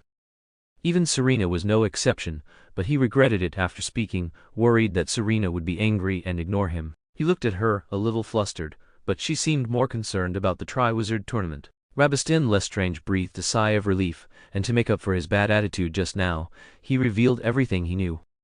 The Dark Lord asked us to make contact, because he wants to return to Hogwarts as the Minister of Education for the American Ministry of Magic, which means the American Ilvermorny School of Witchcraft and Wizardry must participate. So, the Triwizard Tournament is still that competition, but it might have to be renamed the Quadwizard Tournament. The Quadwizard Tournament? Lin Na felt that this world might truly be doomed. This was a magical world she didn't understand at all. She really couldn't imagine a second Dear Harry participating in those dangerous competitions. Is this already set? The Lestrange brothers exchanged glances and nodded. That's right, just like your wedding to Malfoy. Rabastin Lestrange's words carried endless bitterness and sorrow. His little Nana hadn't married the Dark Lord, but she was still going to marry someone else. My wedding to Malfoy? Lin Na felt a wave of dizziness. How could it be so fast? She wasn't prepared at all. Why was it so quick? Shouldn't the Dark Lord, being so busy, put this matter off for later consideration? But now it seemed, the Dark Lord seemed to be very eager to see her marry Lucius Malfoy. Was he trying to take over Lucius's body? Lin Na felt she had to discuss this with the Dark Lord. Although she wasn't opposed to marrying Lucius now, that didn't mean she had to solidify the title of Mrs. Malfoy immediately. That would bring even more troubles to her already busy life. I'm so sorry, Serena. Rodolphus Lestrange finally couldn't resist touching Serena's head. This might be the last time he did so. From now on, she would be the esteemed Mrs. Malfoy, perhaps even the Dark Lord's wife. He was no longer suitable to make such intimate gestures towards her.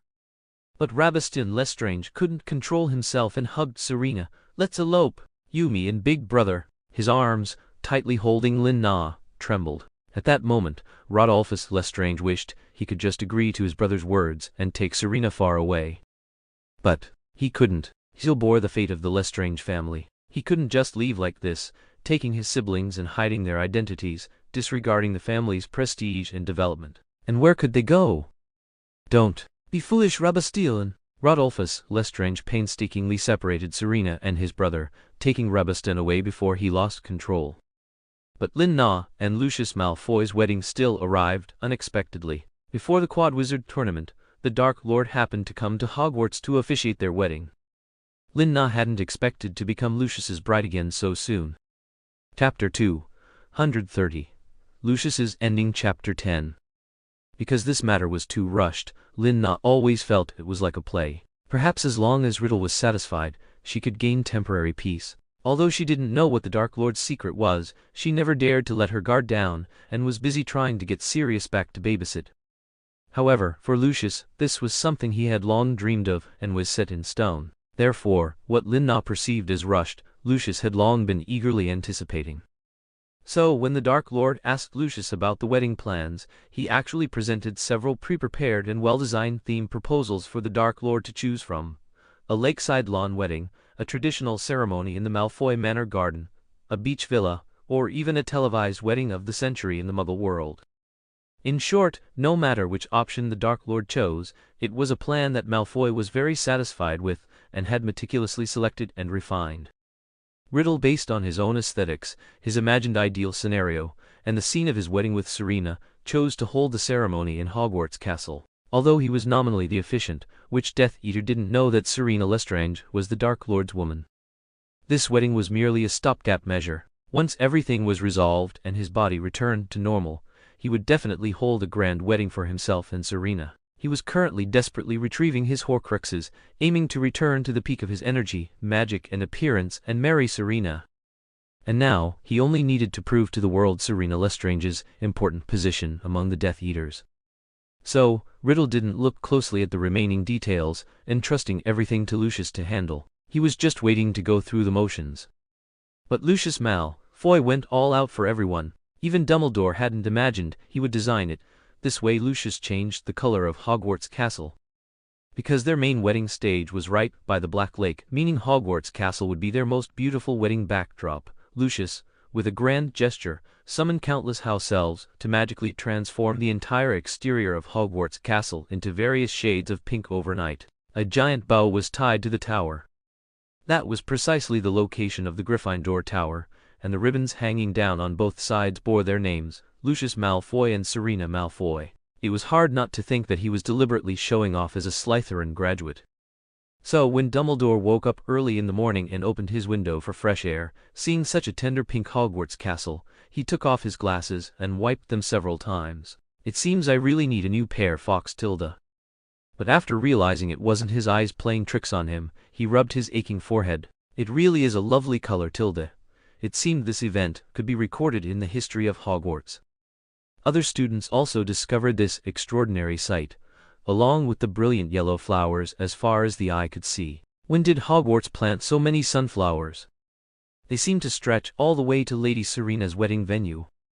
"These are the flowers of their love," the girls shrieked with delight, surprised by this romantic scene.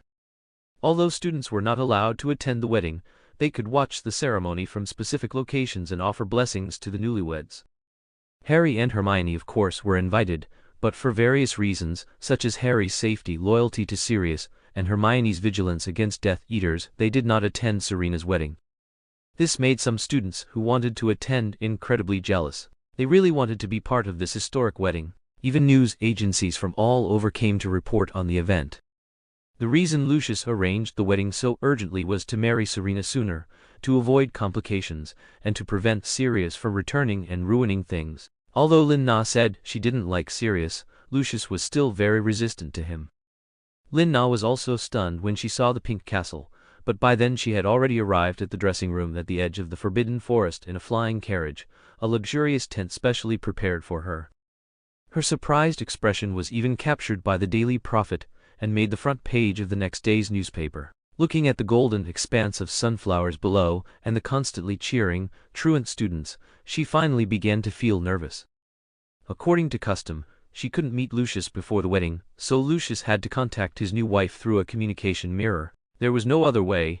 Lucius was truly worried his wife might get cold feet.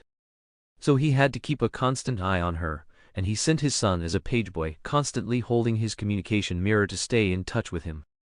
This moment, Draco, dressed in an antique pageboy gown, held the mirror in his hand and poked Lin-Na's waist somewhat discontentedly. "Aren't you touched, Mom?" His small demeanor clearly showed he was defending his father.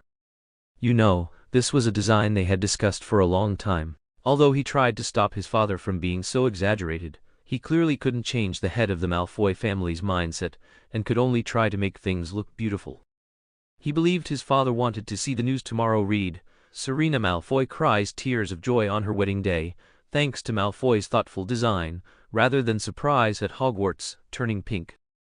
"I'm very touched, ha ha ha, just a little surprised." Lin-Na gave an awkward laugh. JK, Rowling probably never imagined in her life that Hogwarts Castle, which she created, would one day have the chance to turn pink, right? "Draco, the mirror is crooked, I can't see your mother." Lucius's urging voice came from the mirror. Draco immediately straightened the mirror. "I know, Dad, sorry." PFFT tilde, a black-haired little girl, also a pageboy, couldn't help but laugh out loud. It was Pansy Parkinson, who Lin-Na thought was truly a good match for her son. She wasn't like a poodle as in the original work, but a quiet and thoughtful little beauty. Lin-Na looked forward to Draco and her future story. But it seemed now that the little girl completely ignored Draco. If it weren't for their families being on good terms, she seemed to have no desire to come at all. Lin-Na was very pleased.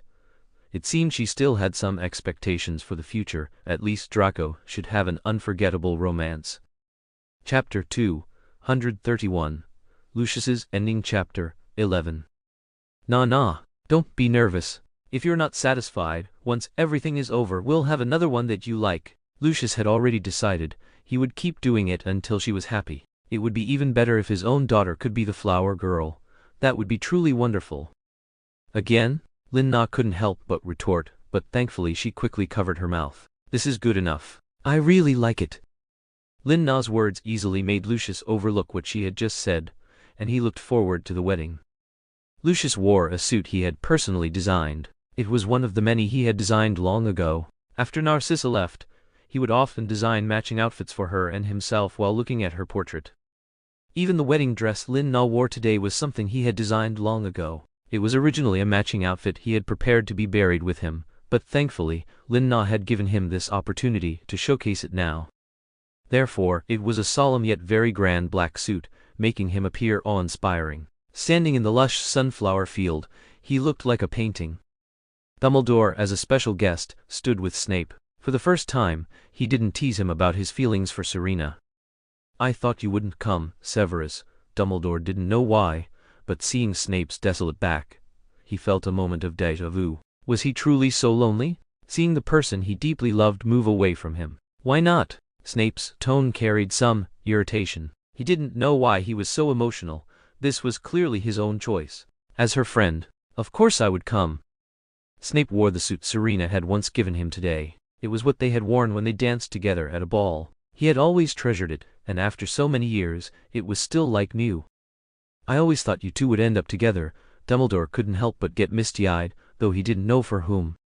"That's just what you thought, Principal." Snape turned and met Dumbledore's gaze, clearly not wanting to continue the topic. "You're right." Dumbledore stepped forward, patted Snape's shoulder, and walked into the crowd. He probably needed a moment alone. Snape looked at the woman standing in the distance on the red carpet, held by the Lestrange brothers, and somehow his vision blurred. Perhaps Dumbledore was right, he might have once thought the same. Snape turned and left. He couldn't bear to watch what might happen next. He had to keep his promise, to protect the Savior and ensure he didn't come up with any more outrageous plans. Meanwhile, Lin Na, watched by all the guests, slowly stepped onto the red carpet, supported by the Lestrange brothers. Both sides of the red carpet were lined with many faces, some she knew, some she didn't. There were Death Eaters who had watched her grow up, and her colleagues from St. Mungo's. The fat lady almost cried herself, unconscious in Mrs. Mary Jane's arms. Mrs. Mary Jane also looked at her childhood idol with tear-filled eyes, raising her wand to send a blessing of petals. Lin Na finally felt the emotion of getting married. Although she had arrived in this world alone, now she had family, friends, and a lover who loved her. She was truly content. Rabastin Lestrange and Rodolphus Lestrange had originally been told to choose one of them to escort Lin Na down the aisle, but they couldn't decide, so they each held one of her hands. Walking into the venue with Serena was also like walking down the red carpet with her. Even Rabastin Lestrange, who was usually stone-hearted, had red eyes today. His Nana was no longer his. But the path was so short, why did it end so quickly? The cheers and wishes in his ears went unheard. He could only see the spirited Lucius Malfoy ahead, and the Dark Lord, dressed even more grandly than the groom. The Dark Lord felt something was off today. He had clearly recovered and assimilated the soul fragments he had found before the wedding, but why didn't he feel the regained power? Instead, he felt even weaker? But Riddle had no time to ponder the reason. He gave Regulus, who seemed very active lately, a stern warning in his body. Don't come out and interfere with him casually. Lin Na's hands were held so tightly by the Lestrange brothers that it even hurt a little. She understood their feelings at this moment. Who would want to see their sister get married like this? And they didn't just see her as a sister, they must be especially sad, right? The two little flower girls behind them were doing a great job showering Lin Na with flowers, especially Draco, who wished he could just push aside the two Lestrange brothers, who were deliberately delaying, and directly put his mother's hand into Lucius's. Pansy's smile was also a bit strained. She wasn't a person who liked to smile, and constantly scattering flowers made her hands very tired. Lin Na thus stood before Lucius. But heavens, why was he crying? Tears were seen falling from the corner of Lucius's eyes. He extended his hand to Lin Na. "I've finally waited for you, Na." At this moment, he was no longer the cunning man, but an ordinary man whose wish had finally come true. Rodolphus Lestrange released his hand, but Rabastin Lestrange was reluctant to let go of Lin Na's hand, making Lin Na anxiously remind him, "It's time, second brother." "Rabastin!" Rodolphus Lestrange also spoke up to remind him. He still stepped aside, giving his brother the chance to hand Serena over. "Give her hand to Lucius." Rabastin Lestrange looked at Serena, then at his brother, appearing to be in painful struggle, until Lucius couldn't help but directly take Lin Na's hand from him. "Thank you, second brother." "You absolutely cannot bully her," Rodolphus Lestrange threatened Lucius with a dangerous tone.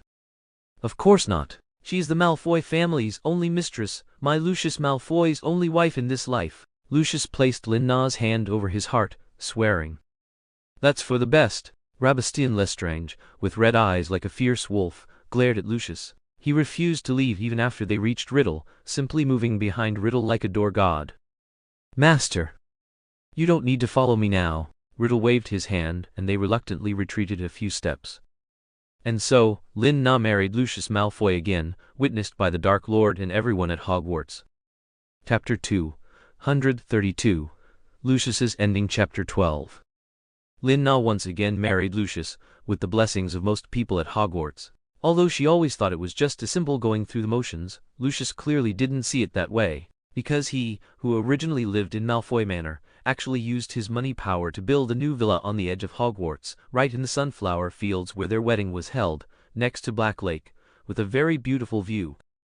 Although it couldn't compare to the scale of Malfoy Manor, it was still 5 times larger than the illegally built area of the borough. Of course, it utilized space magic and specific magic to keep students and strangers away.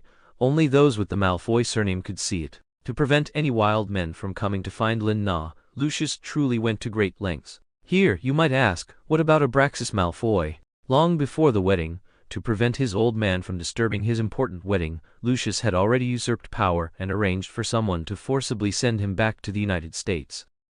Therefore, Abraxas could only learn what happened that day through American newspapers. His woman was married by his son right before his eyes. If only he had known, he should have sent that brat to Durmstrang to prevent him from snatching his woman.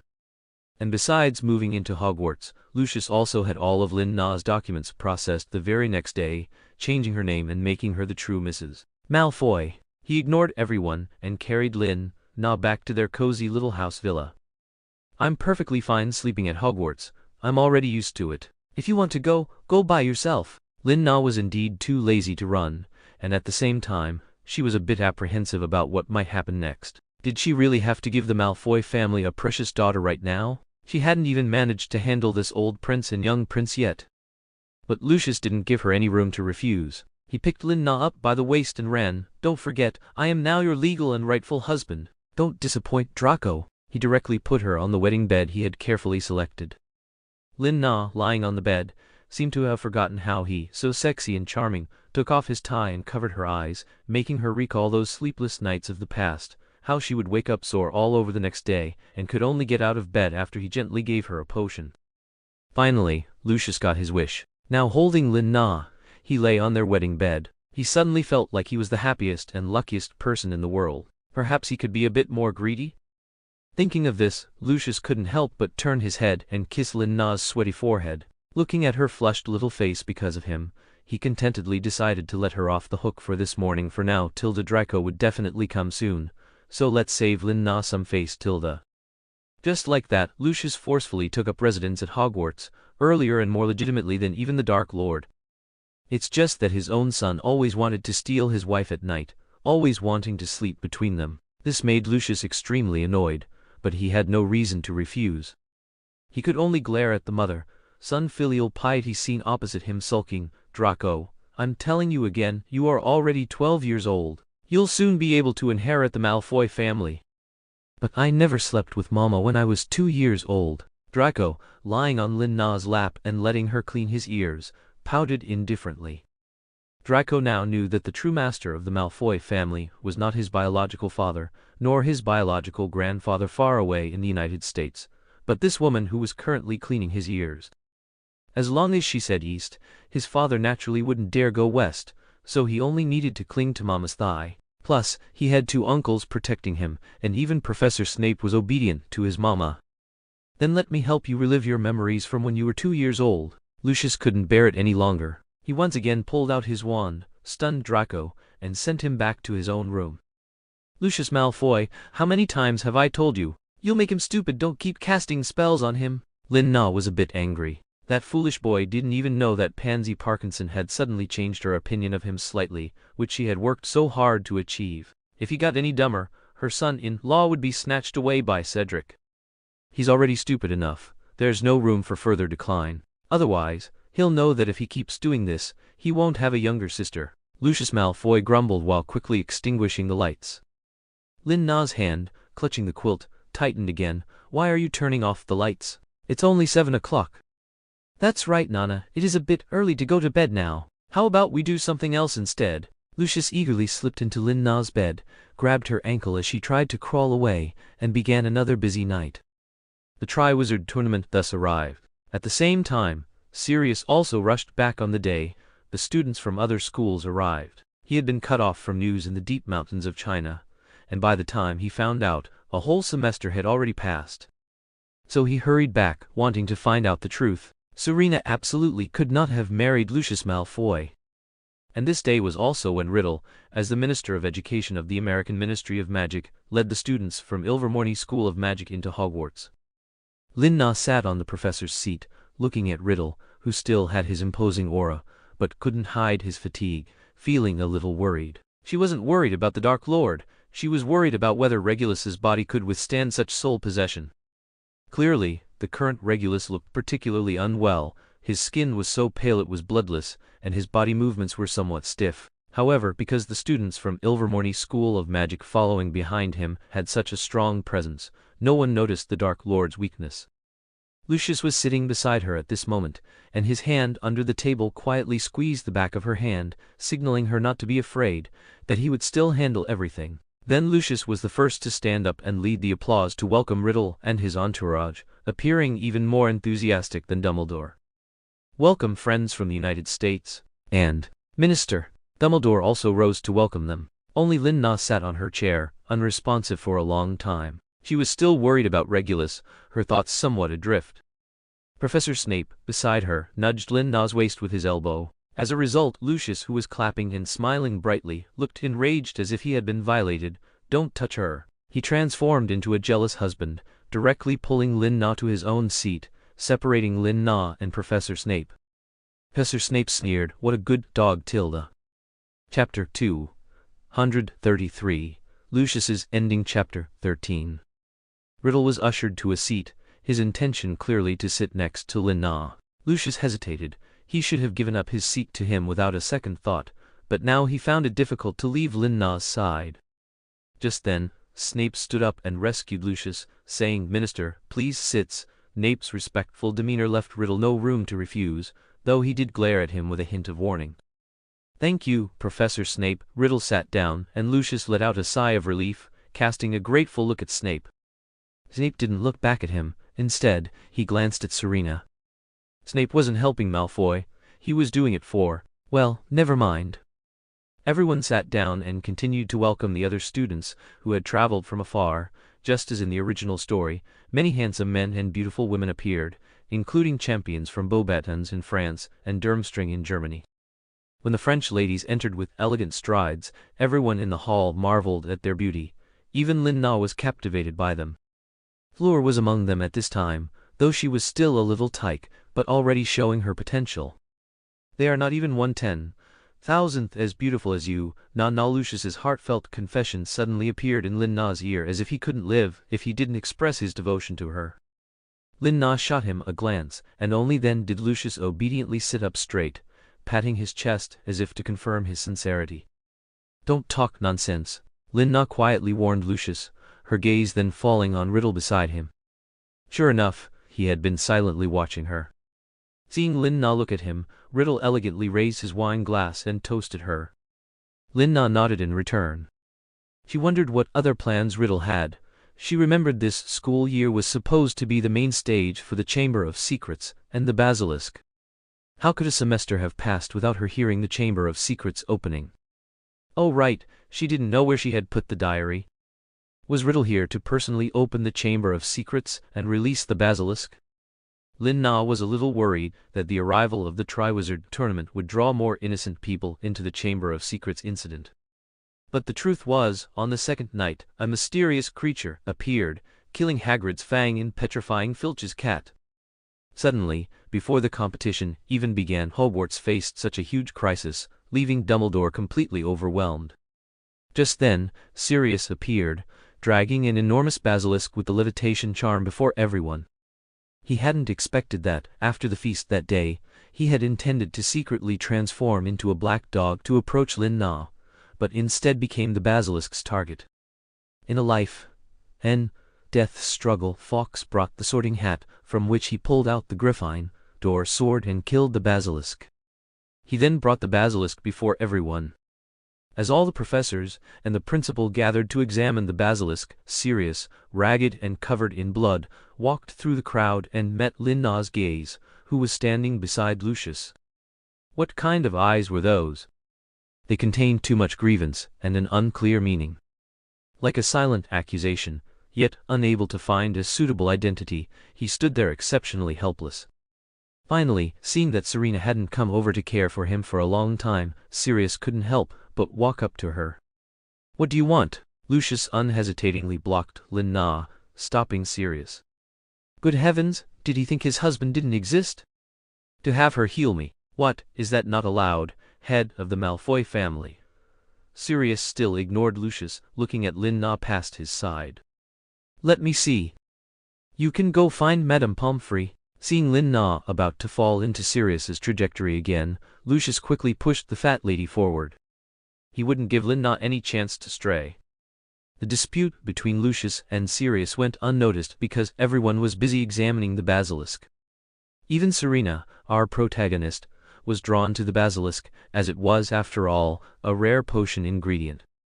Lin Na immediately followed Snape's lead and began collecting samples.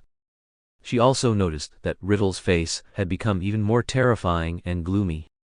Was it because another one of his Horcruxes had been damaged? Or because he had lost another good friend? What Lin Na didn't know was that Riddle's current physical condition was slightly beyond his control. Logically, after retrieving his soul fragments, including the locket, the Ravenclaw diadem, the diary, and the basilisks, his spirit should have grown stronger and his magic more powerful. But now, the situation seemed to be the exact opposite. His stamina was even worse than before, and he increasingly felt Regulus's spirit growing stronger, sometimes even seizing back his body. This was also why they often couldn't contact him for long periods. Sometimes Riddle would wake up and find himself in a place he had no memory of. This must be Regulus playing some trick behind his back. He wanted to find out, but given the circumstances, he dared not let his subordinates know of his increasingly weakened state. Because he could see that his once loyal subordinates had become disloyal because of a woman, such as Barty Crouch Jr. and the Lestrange brothers. He had to be cautious, trying to maintain the current situation and absorb his soul fragments as soon as possible. In his current state, he couldn't even transfer into Lucius Malfoy's body. Now, glaring at Sirius, who had killed the basilisk, he thought that perhaps he could use him to eliminate some dangers. After the basilisk incident was successfully resolved, the Triwizard Tournament proceeded as usual. And because this matter was concluded and resolved so quickly, Hogwarts' efficiency was once again hailed as an example by all the schools, and its reputation spread several times throughout the wizarding world. With the Chamber of Secrets and the basilisk dealt with, Lin Na now had to worry that Harry Potter's name wouldn't appear in the Goblet of Fire, would it? He was only 12 years old. Lin Na asked Lucius, Snape, and Sirius to keep a close eye on the Goblet of Fire, so that no ill-intentioned person could lay their hands on innocent children. Lucius Malfoy's first reaction upon hearing this was, "You just worry about yourself, Tilda, leave the rest to us." His strange reaction made Lin Na pause. Why was he suddenly so irritable? Could it be that Sirius's appearance made him feel particularly threatened? Lucius was completely unaware that he was constantly worried about something happening to his daughter. It was strange, he always made sure to drink the potion, but his daughter still came. He wasn't worried about being cuckolded. After all, he protected Lin Na like a fortress, and besides him, the only others who could possibly be involved were the house elves monitoring her.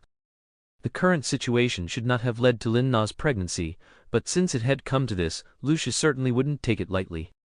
He vowed to protect her and the child with his life. Lucius was utterly distraught over Serena's pregnancy. Chapter 234. Lucius's ending. Chapter 14. Lin Na also felt that Lucius had been a bit abnormal recently, even somewhat paranoid. Every day he acted as if he couldn't bear to be separated from her, always wanting to encircle her. He would stick close to her in the medical wing, sit next to her at the professor's table, and hold her tightly in bed. She even suspected Lucius was going through menopause. However, the good news was that, perhaps due to the Dark Lord's presence, he no longer touched her, which brought Lin Na a sigh of relief. Even with her youth and vigor, she couldn't endure such a relentless, wolf-like daily revelry. Lin Na could finally get a full night's sleep. She had been feeling unwell for some days now. Her period had been absent for a long time, suggesting some menstrual irregularity. Could it be due to her recent excessive anxiety over Riddle's matters? In any case, she always felt easily fatigued and sleepy, which was not a good sign. The selection results would be out soon, and she couldn't afford to falter at this critical juncture. War could break out at any moment, and as a glorious healer, she needed to be highly vigilant and ready for rescue at all times. Sirius appeared distraught every day, waiting along Lin Na's usual route. However, wherever Lin Na went, Lucius was sure to appear. Facing Lucius's assertiveness, Sirius had no chance to get within 5 meters of Lin Na. Either Sirius would be dissuaded, or Lucius would simply encircle her and turn away. There was no other way. The current Lucius had the absolute authority to take her away. He was Serena's legitimate husband. And he? Just a foolish colleague, her former lover? Sirius himself felt disgusted with himself. There was another strange thing. Riddle, after entering Hogwarts, began to live in seclusion. This was too strange. Everyone would have thought he would either be causing trouble for Dumbledore or spending time with Selina Lestrange. No, now it was Serena Malfoy. But he didn't even appear at the evening party where the competition results were announced. For a time everyone was in a state of unease, worried that he might be brewing some conspiracy. But now, only he knew that his body was at its limit. He had to find a way to restore his magic as quickly as possible and transfer his soul into Lucius's body. Only then could he consider the matter of resurrecting his own body. And now, he only trusted one person. Even the Lestrange brothers could not be trusted 100%. Only Snape. And at this moment, the instant Riddle informed Snape, his failure was decided. Finally, the champions for the competition were chosen. Lin Na watched with trepidation as names flew out of the goblet of fire, one after another. It was great neither Harry Potter nor Cedric were chosen, as they were too young to participate. But Percy from the Weasley family was selected, which didn't surprise Lin Na at all. Percy was very outstanding, and would certainly participate in such a glorifying activity. The Weasley twins cheered for their brother for the first time, bragging everywhere, "That's our brother. Hogwarts' only champion is our brother.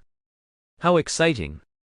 Perhaps only Sirius, Dumbledore, and others were truly deeply worried about his selection at this moment, as this was likely a very dangerous competition.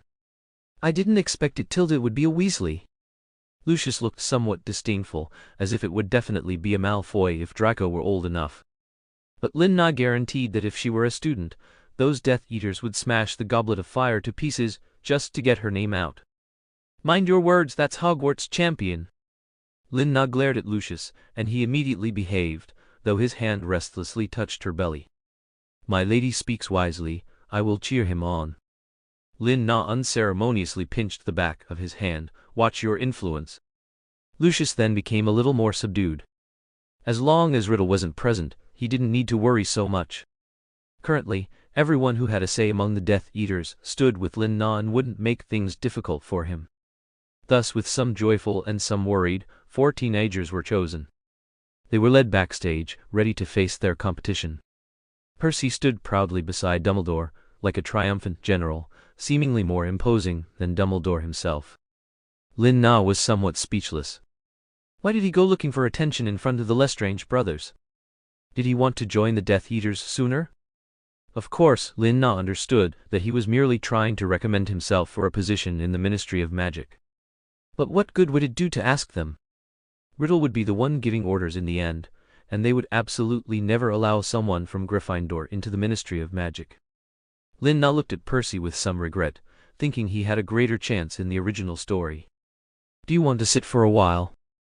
Lucius also followed in, looking at her worriedly, and conjured a chair, assertively making Lin Na sit down. "I've only been standing for 10 minutes. Lin Na didn't want to be the center of attention. Although she was a bit tired, she wasn't that fragile, right? "No, you need to."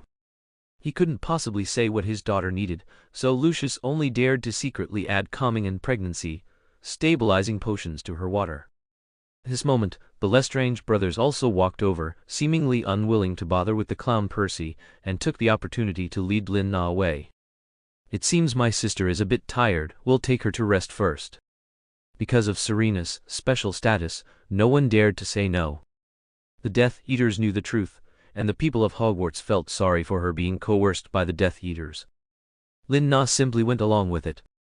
She didn't want to talk to them anymore. She was really tired and didn't want to make a fool of herself, so she returned to her room.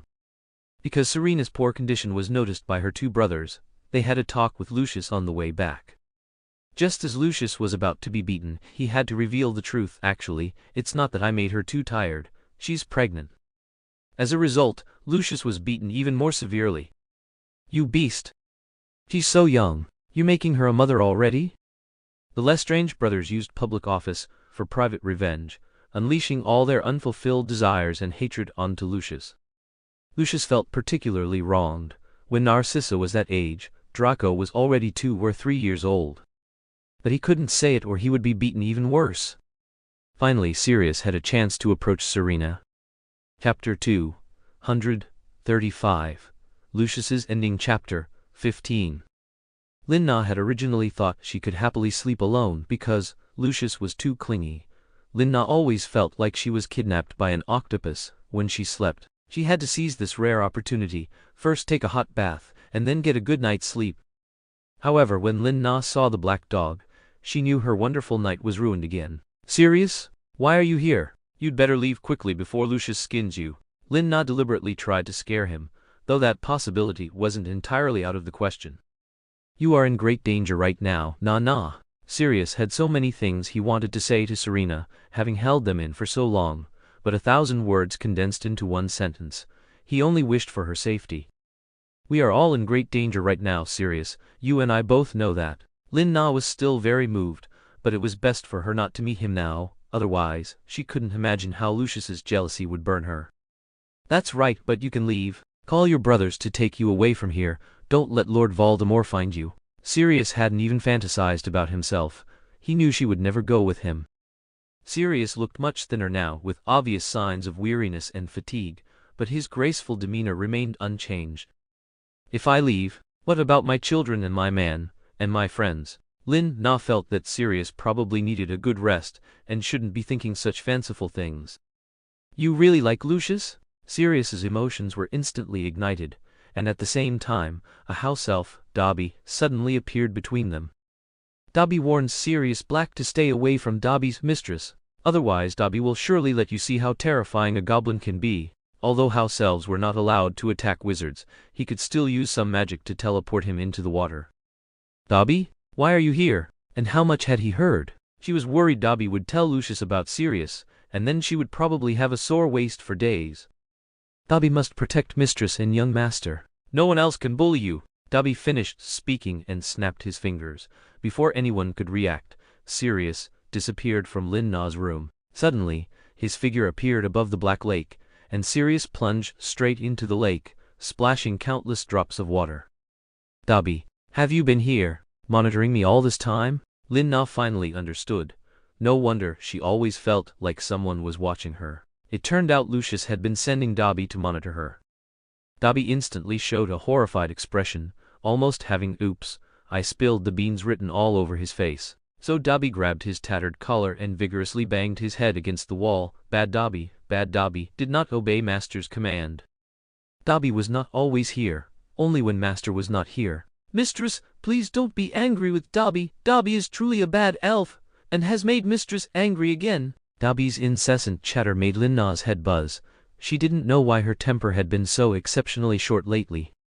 She waved her hand to dismiss Dobby, indicating she would no longer dwell on it. However, she was still angry about Lucius's behavior. Although she had become his wife and agreed to an intimate relationship with him, it didn't mean she fully accepted his control and surveillance.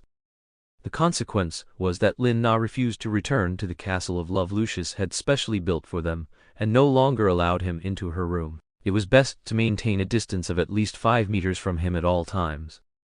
Lucius Malfoy understood Lin Na's anger, and it was also a good opportunity for him to calm down. Otherwise, looking at his tempting young wife, but only being able to look and not touch, was indeed a torment for him.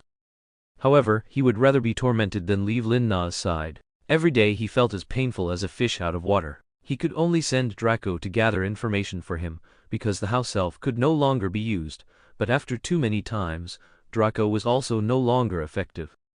Thus, the first competition arrived. Unlike the original, this competition was in a maze, similar to the third task's maze, but the rules were vastly different. There were 120 volunteers in the maze. These volunteers came from 4 schools, with 30 representatives from each school, and each of them carried a token representing points.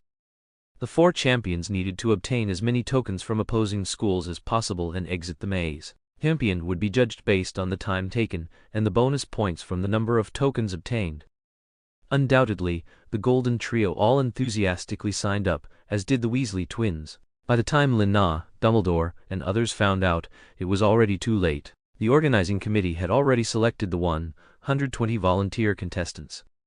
Among them were Harry and the Weasley twins. Lina felt this was the Dark Lord's conspiracy. He wanted to take Harry to the graveyard now, but did he already know the method to restore his body? Without a doubt, Riddle did not appear in the first competition. Lina asked Snape to persuade them, but Snape told her, "Do you think Dumbledore hasn't talked to them? Instead of worrying about those brats, you might as well go see that." Although Snape wanted to take advantage of the situation, he was not that kind of person. Seeing his old friend depressed every day, drowning his sorrows in alcohol, his always important image no longer mattered so much, and stubble even appeared on his clean chin, he felt that perhaps he should do something for this young couple, because he knew Serena was also suffering.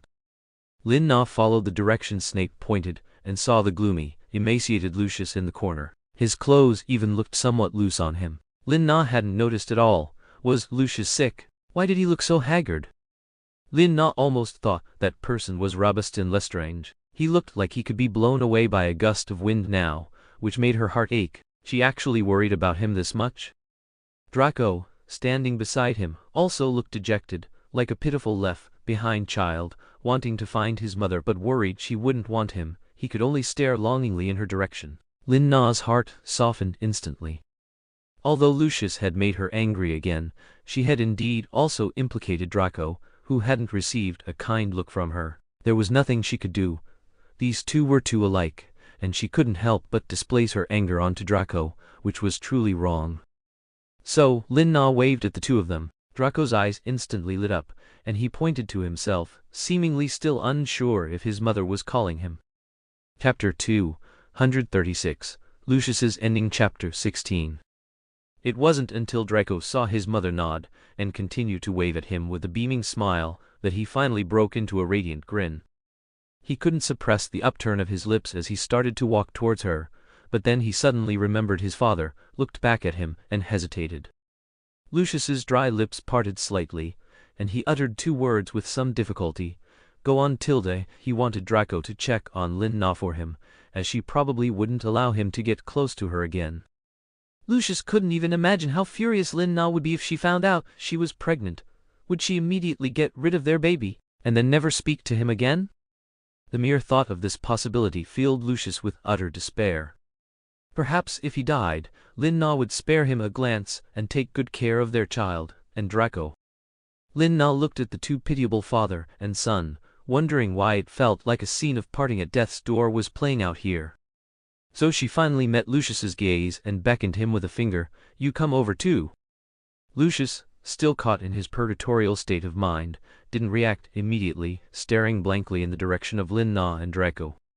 Snape, standing nearby, let out a cold snort of exasperation and got up to leave, vacating the seat next to Lina for him.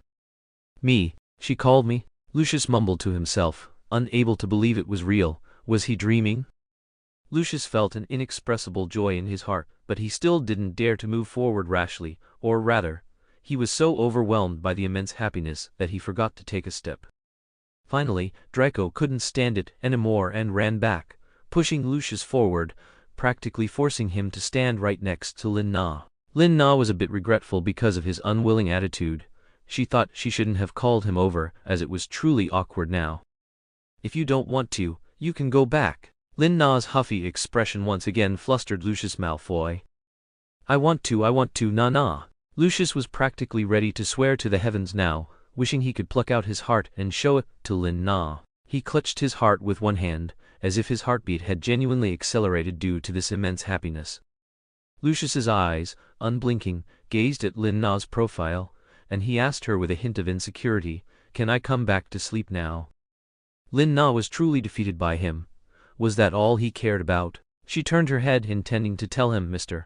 Malfoy, if he feels unbearably lonely, she can find him a few women to vent with. But then she turned and saw Malfoy's expression, filled with guilt, self-reproach, and yet undeniable anticipation. All right, Lin Na's heart softened again.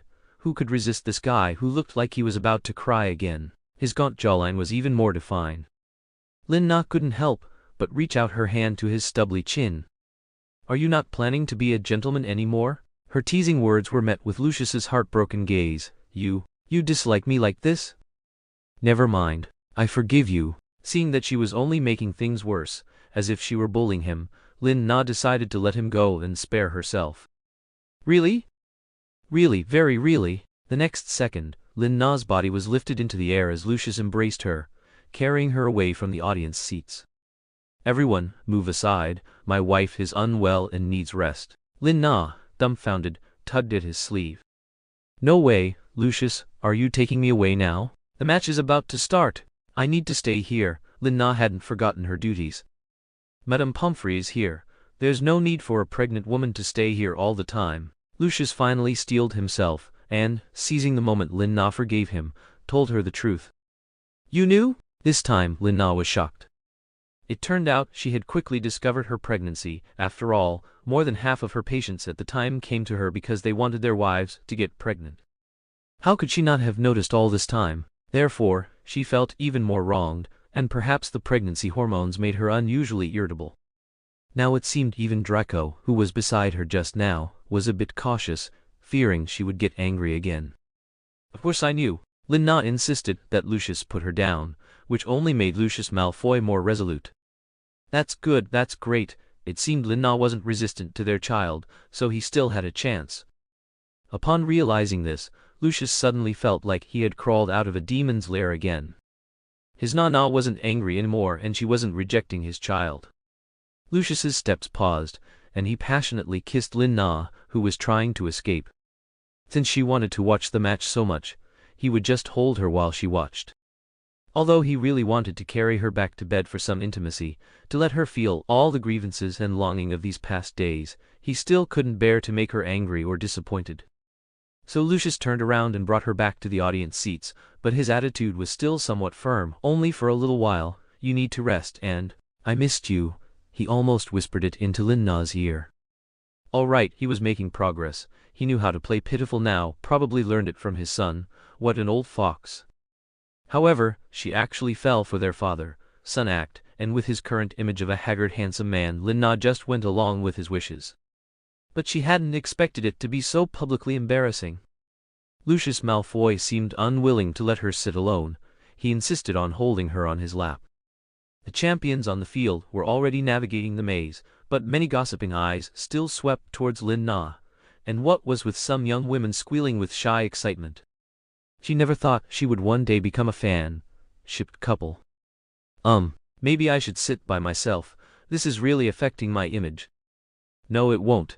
No one can shake the image of a Malfoy wife." After saying that, Lucius even seriously stole a kiss on Lin Na's cheek. Lin Na really wanted to find a hole to crawl into. Great, now even Dumbledore was giving them that it's good to be young look. Fortunately, the match became more intense and everyone's attention shifted to it. Percy performed excellently on the field, having already dodged the vine attacks, traversed a swamp, caught a Beauxbatons volunteer and earned 5 points. Lin Na also kept an eye on the situation with the fat lady, wondering if Harry and the others would get injured and sent to her. Soon Ron was sent out. It seemed he had hidden in the mud but was still found. His face showed terror, but he didn't appear to have any injuries. However, an accident still happened. Chapter 237. Lucius's ending. Chapter 17. Just as Lin Na worried, an accident still happened. Suddenly, the 4 champions on the field couldn't find any volunteers. Not a single student appeared. At first, they thought the volunteers were too well hidden, but then Dumbledore and the others realized something was wrong. The children had all disappeared. Competition suspended. Prefects from each house, take your students back to your dorms immediately. Students from other schools, please follow your professor's instructions and return to your rooms. Do not leave without any notice. The remaining deans will join me in the maze to search for them." Dumbledore quickly made the arrangements. Snape also immediately, with a dark expression, dismissed the media reporters. Although some people tried to secretly stay behind to find out what happened, constantly flashing their cameras in Snape's eyes, he managed to drive them away with his presence and authority. Lin-Na's first reaction was that the Dark Lord had taken them. She wasn't worried about her Draco, they wouldn't lay a hand on a Malfoy. She was just worried that Harry Potter might die young so quickly. "Quick, Lucius, we need to find the Dark Lord. Do you know where he is?" Lin-Na looked at Lucius, hoping for his answer, but Lucius's face was filled with pain and guilt. "I'm sorry, Nana, I won't let you get involved. Forgive me." As Lucius spoke, he waved his wand, making Lin-Na faint. Lin-Na never expected that Lucius would actually knock her out for her and their child's safety.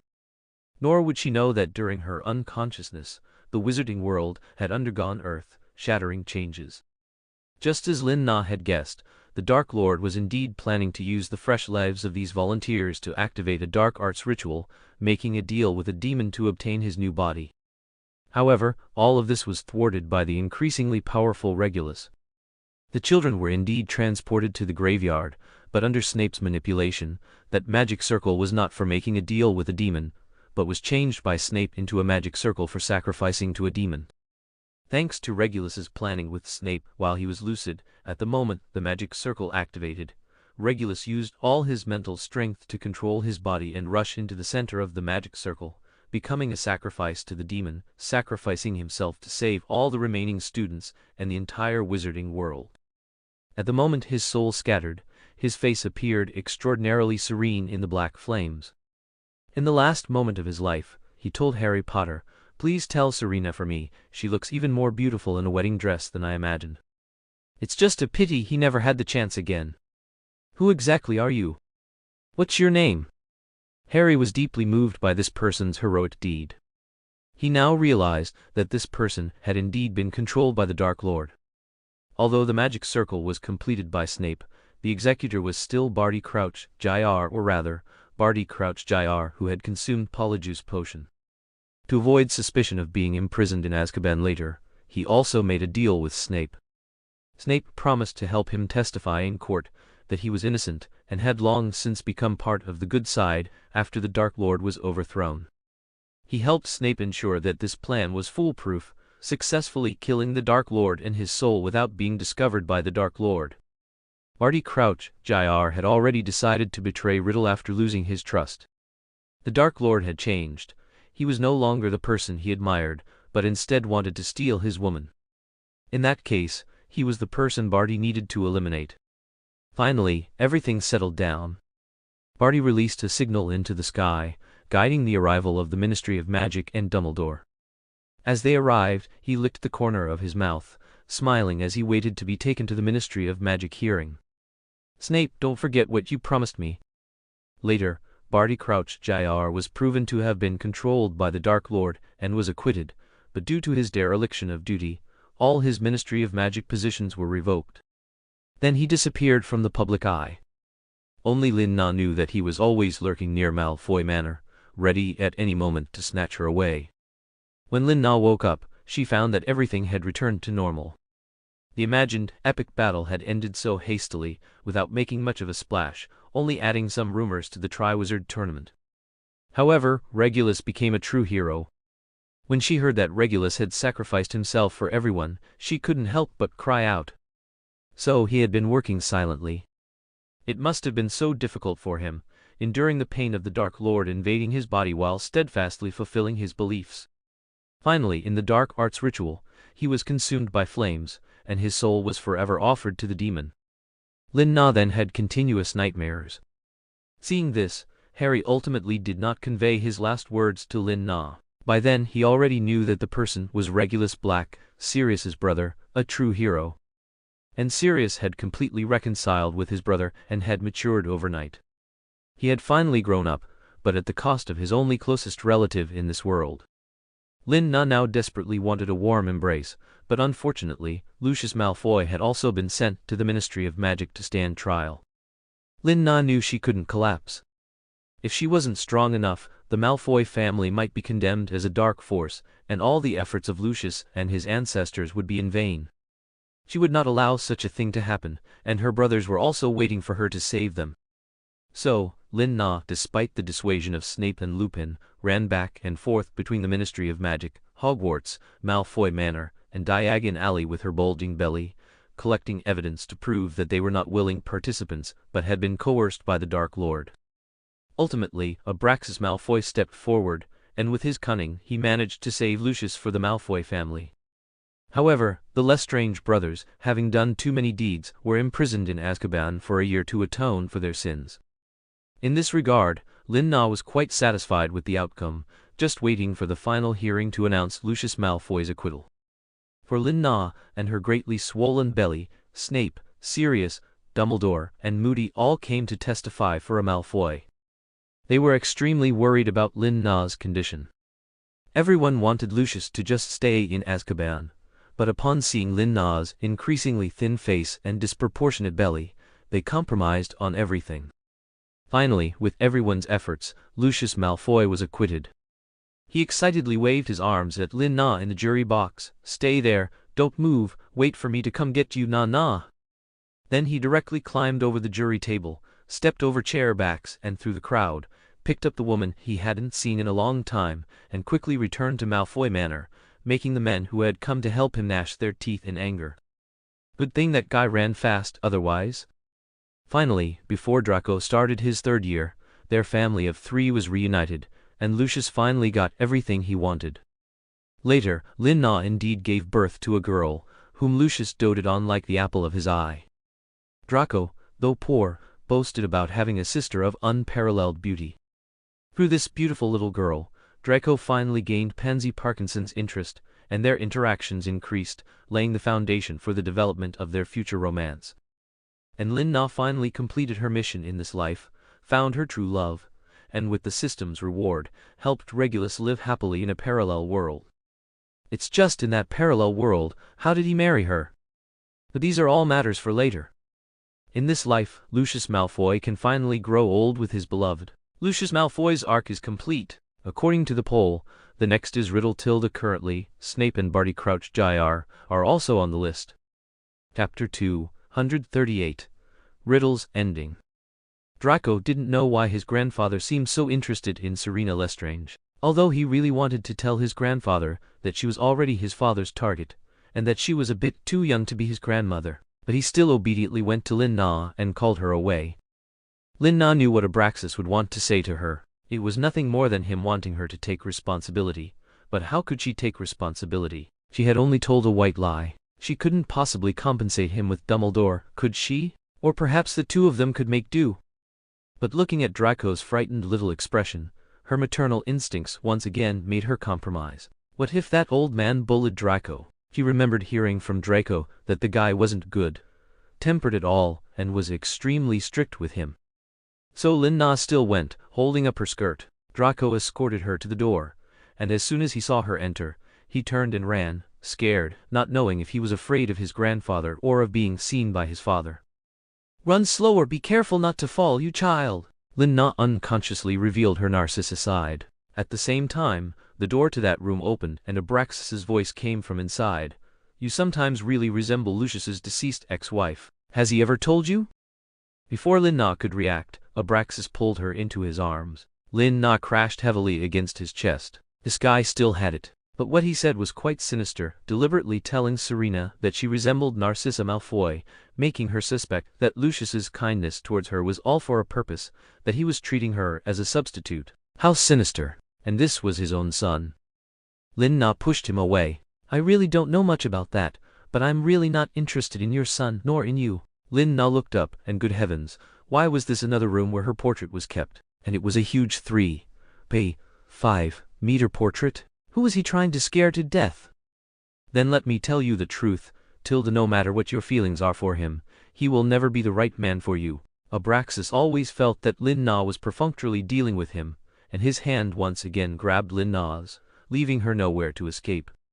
"You'd better put me back quickly, or when Riddle comes looking for me, you might be in big trouble." Although Lin Na really disliked using this to flaunt her power, she had no other choice. She thought that perhaps only the Dark Lord could pose a threat to him. That would be for the best. "I'll ask him directly how he conspired with that old man Dumbledore to deceive me." Abraxas was certain that Lin Na wouldn't tell Riddle because he wouldn't let her off either. She wouldn't take such a risk. And Riddle was currently entangled with Dumbledore, naturally having no time to attend to this side. He even considered whether he should rush out now and announce this matter, their marriage. "Don't think he'll still care about any brotherhood with you. I don't even dare to provoke him now." Lin Na quietly moved her body closer to the window, ready to seize an opportunity to escape at any moment. "Ha ha," Abraxas sneered twice. "Yes, once the absolute darling of the Death Eaters, the only girl who could survive on the Dark Lord's lap, is now to be abandoned by the Dark Lord." His expression clearly mocked her for always treating him like a fool.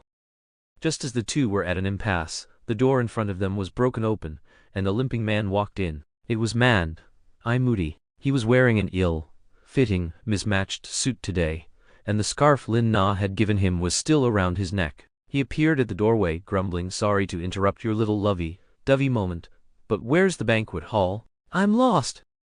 But upon seeing that the woman being coerced by Abraxas in the room was precisely the woman he was looking for, his aura instantly became powerful, and with eyes blazing, he pointed his cane at Abraxas's nose. "Don't touch him, you bug. Let this old man play with you." Moody originally had something important to discuss with Lin Na. Hearing that she would be attending, he used his abilities to sneak in. But after seeing Lin Na being bullied, his peaceful mindset, which he had been building up all evening, collapsed. He raised his hand and cast a spell, knocking off Abraxas's hat. "You bastard, next time I definitely won't hold back." Under Moody's righteous intervention, Abraxas Malfoy temporarily retreated, but THEIR Chinese letter attracted Riddle. Riddle looked at Abraxas Malfoy's somewhat guilty figure, deep in thought. He seemed to recall that Abraxas and Lin Na had some connection during their student days. Just like that, Abraxas became wary of Riddle and never officially appeared again. The ball ended abruptly with Lin Na's departure. Her leaving took away most of the main characters, and at the same time, Lin Na received new information. After the start of the school year, Riddle would make a strong return to Hogwarts. He didn't know what deal he had made with Dumbledore that night at the ball, but in short, he could genuinely appear at Hogwarts every day. The place he appeared most often was the medical wing. Sometimes he did nothing but sit on the bed next to Lin Na and read. When Lin Na was busy treating the mischievous students, he would occasionally lend a hand, though only Slytherin students received such treatment. Every day Lin Na was somewhat cautious and on edge, but after a while, she began to feel a little relaxed, because it was similar to the days she had spent in Tom's era, which she had just experienced. However, there were quite a few people who came to disturb him. Sometimes it was Draco Lucius, sometimes Snape, and sometimes the Lestrange brothers. Finally, one day Lin Na couldn't hold back any longer and asked the question that had always puzzled her. "Are you going to look for the Philosopher's Stone? What do you mean by staying here with me all the time?" The elegant and lazy man on the opposite bed sat up, snapped his book shut, and pushed up his gold-rimmed glasses, asking in a tone that was hard to read, "You know? Who told you this?" That Lin Na had actually forgotten that she shouldn't have known about this. That long-lost apprehension returned, and even though Riddle was now smiling with Regulus's maximum affinity face, her hand still trembled. "I guessed." Chapter 239. Riddle's Ending Part 2. "Oh, Serena, you guessed quite accurately." Then Riddle stood up. Though he did nothing, he exuded an invisible pressure that made Lin Na struggle to breathe. She took a step back and fell onto the hospital bed behind her. "Careful," Riddle followed closely, sitting beside her, his body brushing against hers. "Perhaps you can guess why I'm not in a hurry." As he spoke, Riddle's body leaned down towards Lin Na. Lin Na, going with the motion, fell back onto the bed. Riddle then sat up straight, his eyes full of playful amusement and satisfaction. Because you don't want it anymore?" Lin Na wiped away sweat, still frightened, unsure what to say. "Because I have something I want to do even more." Riddle's sudden tenderness made Lin Na even more bewildered. Did he even know what he was saying? How was this different from a confession? Was it what he did every day, just staying by her side? Who said the Dark Lord was pure and didn't understand love? Lin Na was utterly dumbfounded. All right, Lin Na didn't know what else to say, so she could only tacitly allow the Dark Lord to continue following her. Sometimes their appearance as a pair in the Hogwarts Great Hall would even cause a stir. That is, people led by Harry Potter and his friends believed that Serena was being pestered by the American Ministry of Magic's Minister of Education, and that they weren't actually in love. There was also a group of people, especially those young girls experiencing their first crushes, who loved seeing the handsome man and beautiful woman together. They strongly supported the union of the American gentleman and the British beauty. They were even so crazy that they would help create a romantic atmosphere for them. Even more ridiculously, the magic tricks used to enhance the atmosphere were sold to them by the Weasley twins, who made a fortune. Oh, and there was a very small group of people, represented by Draco, who supported the pairing of Serena and his father. Of course, the supporters were all Malfoy faction family friends, including Goyle and Pansy. Lin-Na was speechless by the silent competition among these three factions. Sirius, with Harry's help, was even more enthusiastic than the students in asking for trouble. This day was Harry Potter's final Quidditch match, and he was about to compete against Slytherin for the championship. Lin-Na knew he might fall, so she kept a close eye on the dynamics of the field. Riddle seemed to dislike Lin-Na's gaze lingering on anyone but him. So, Riddle directly used a non-verbal spell to send the golden snitch into the mouth of the Slytherin Seeker. The Seeker almost swallowed the golden snitch, painfully clutching his throat, grasping his neck, falling to the ground, rolling a few times, then spitting out the golden snitch, ending the game.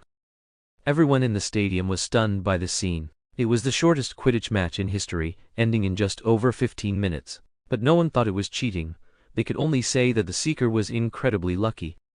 Slytherin House erupted in enthusiastic cheers. Riddle elegantly rose and extended his hand to Lin-Na. "It seems the match is over. May I invite Ms. Serena to take a stroll with me by the Forbidden Forest?" Seeing that the student was fine, Lin-Na followed Riddle to the Forbidden Forest.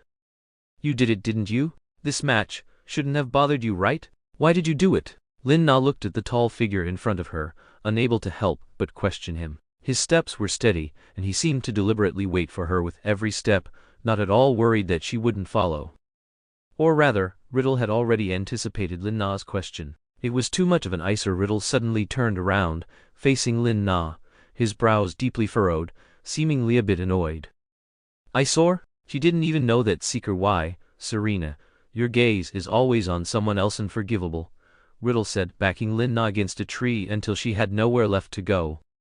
Just as had often happened recently, Riddle once again moved close to her. As their eyes met, his handsome face was only a finger's width from her nose. He looked at her with an aggressive gaze, making her heart pound, and his hand would silently move from her waist to her face. His cool fingers caressed Lin-Na's cheek, as if appreciating a work of art. In this ambiguous atmosphere, it would be difficult to resolve without a kiss, but Riddle did not expect a response from Lin-Na. He would always pull back in a sudden moment. Facing her heart suddenly racing, and then returning to calm, Lin-Na didn't know if she was disappointed or relieved. She didn't know if it was because he disdained Regulus's body, or because he truly didn't know how to kiss. However, Lin-Na always felt that her mindset was very dangerous. What Lin-Na didn't know was that Riddle had already obtained the Philosopher's Stone, because he discovered that rather than conquering the world and unifying the entire wizarding world, what he desired more was a woman. He was more willing to spend time recovering the lost time of companionship. Therefore, when he saw the Mirror of Arise, he didn't have that strong desire to obtain the Philosopher's Stone. Instead, he saw in the mirror Selina Lestrange passionately entwined around him. They were always close, and soon, kisses would lead to clothes being shed, although Riddle didn't understand what that was. But he truly wanted to do that to Serena, and in the days that followed, he constantly tried to make Serena accept him, constantly touching her, feeling that shiver, and a different sensation. Riddle's reason for wanting immortality was to find Selina Lestrange, and now that he had found her, he only wanted to make up for what he had lost in the past. Without his obsession with the Philosopher's Stone, he conveniently broke Dumbledore's enchantment. Thus, the Philosopher's Stone, which should have been obtained by Harry Potter, obediently appeared in his pocket. Riddle was very satisfied with the progress of things now. He just wanted to finally enjoy his time with Regulus Black and Serena. He believed that starting next school year, he would stand by her side in a new identity, embracing a new life. Now Serena's shy, blushing face made Riddle even happier. He pinched her chin, deeply imprinting her bashful appearance, caused by him, into his mind, overlapping with what he saw in the mirror, looking forward to the future, and firmly believing that what happened in the mirror would surely come true. "You can only look at me, Serena."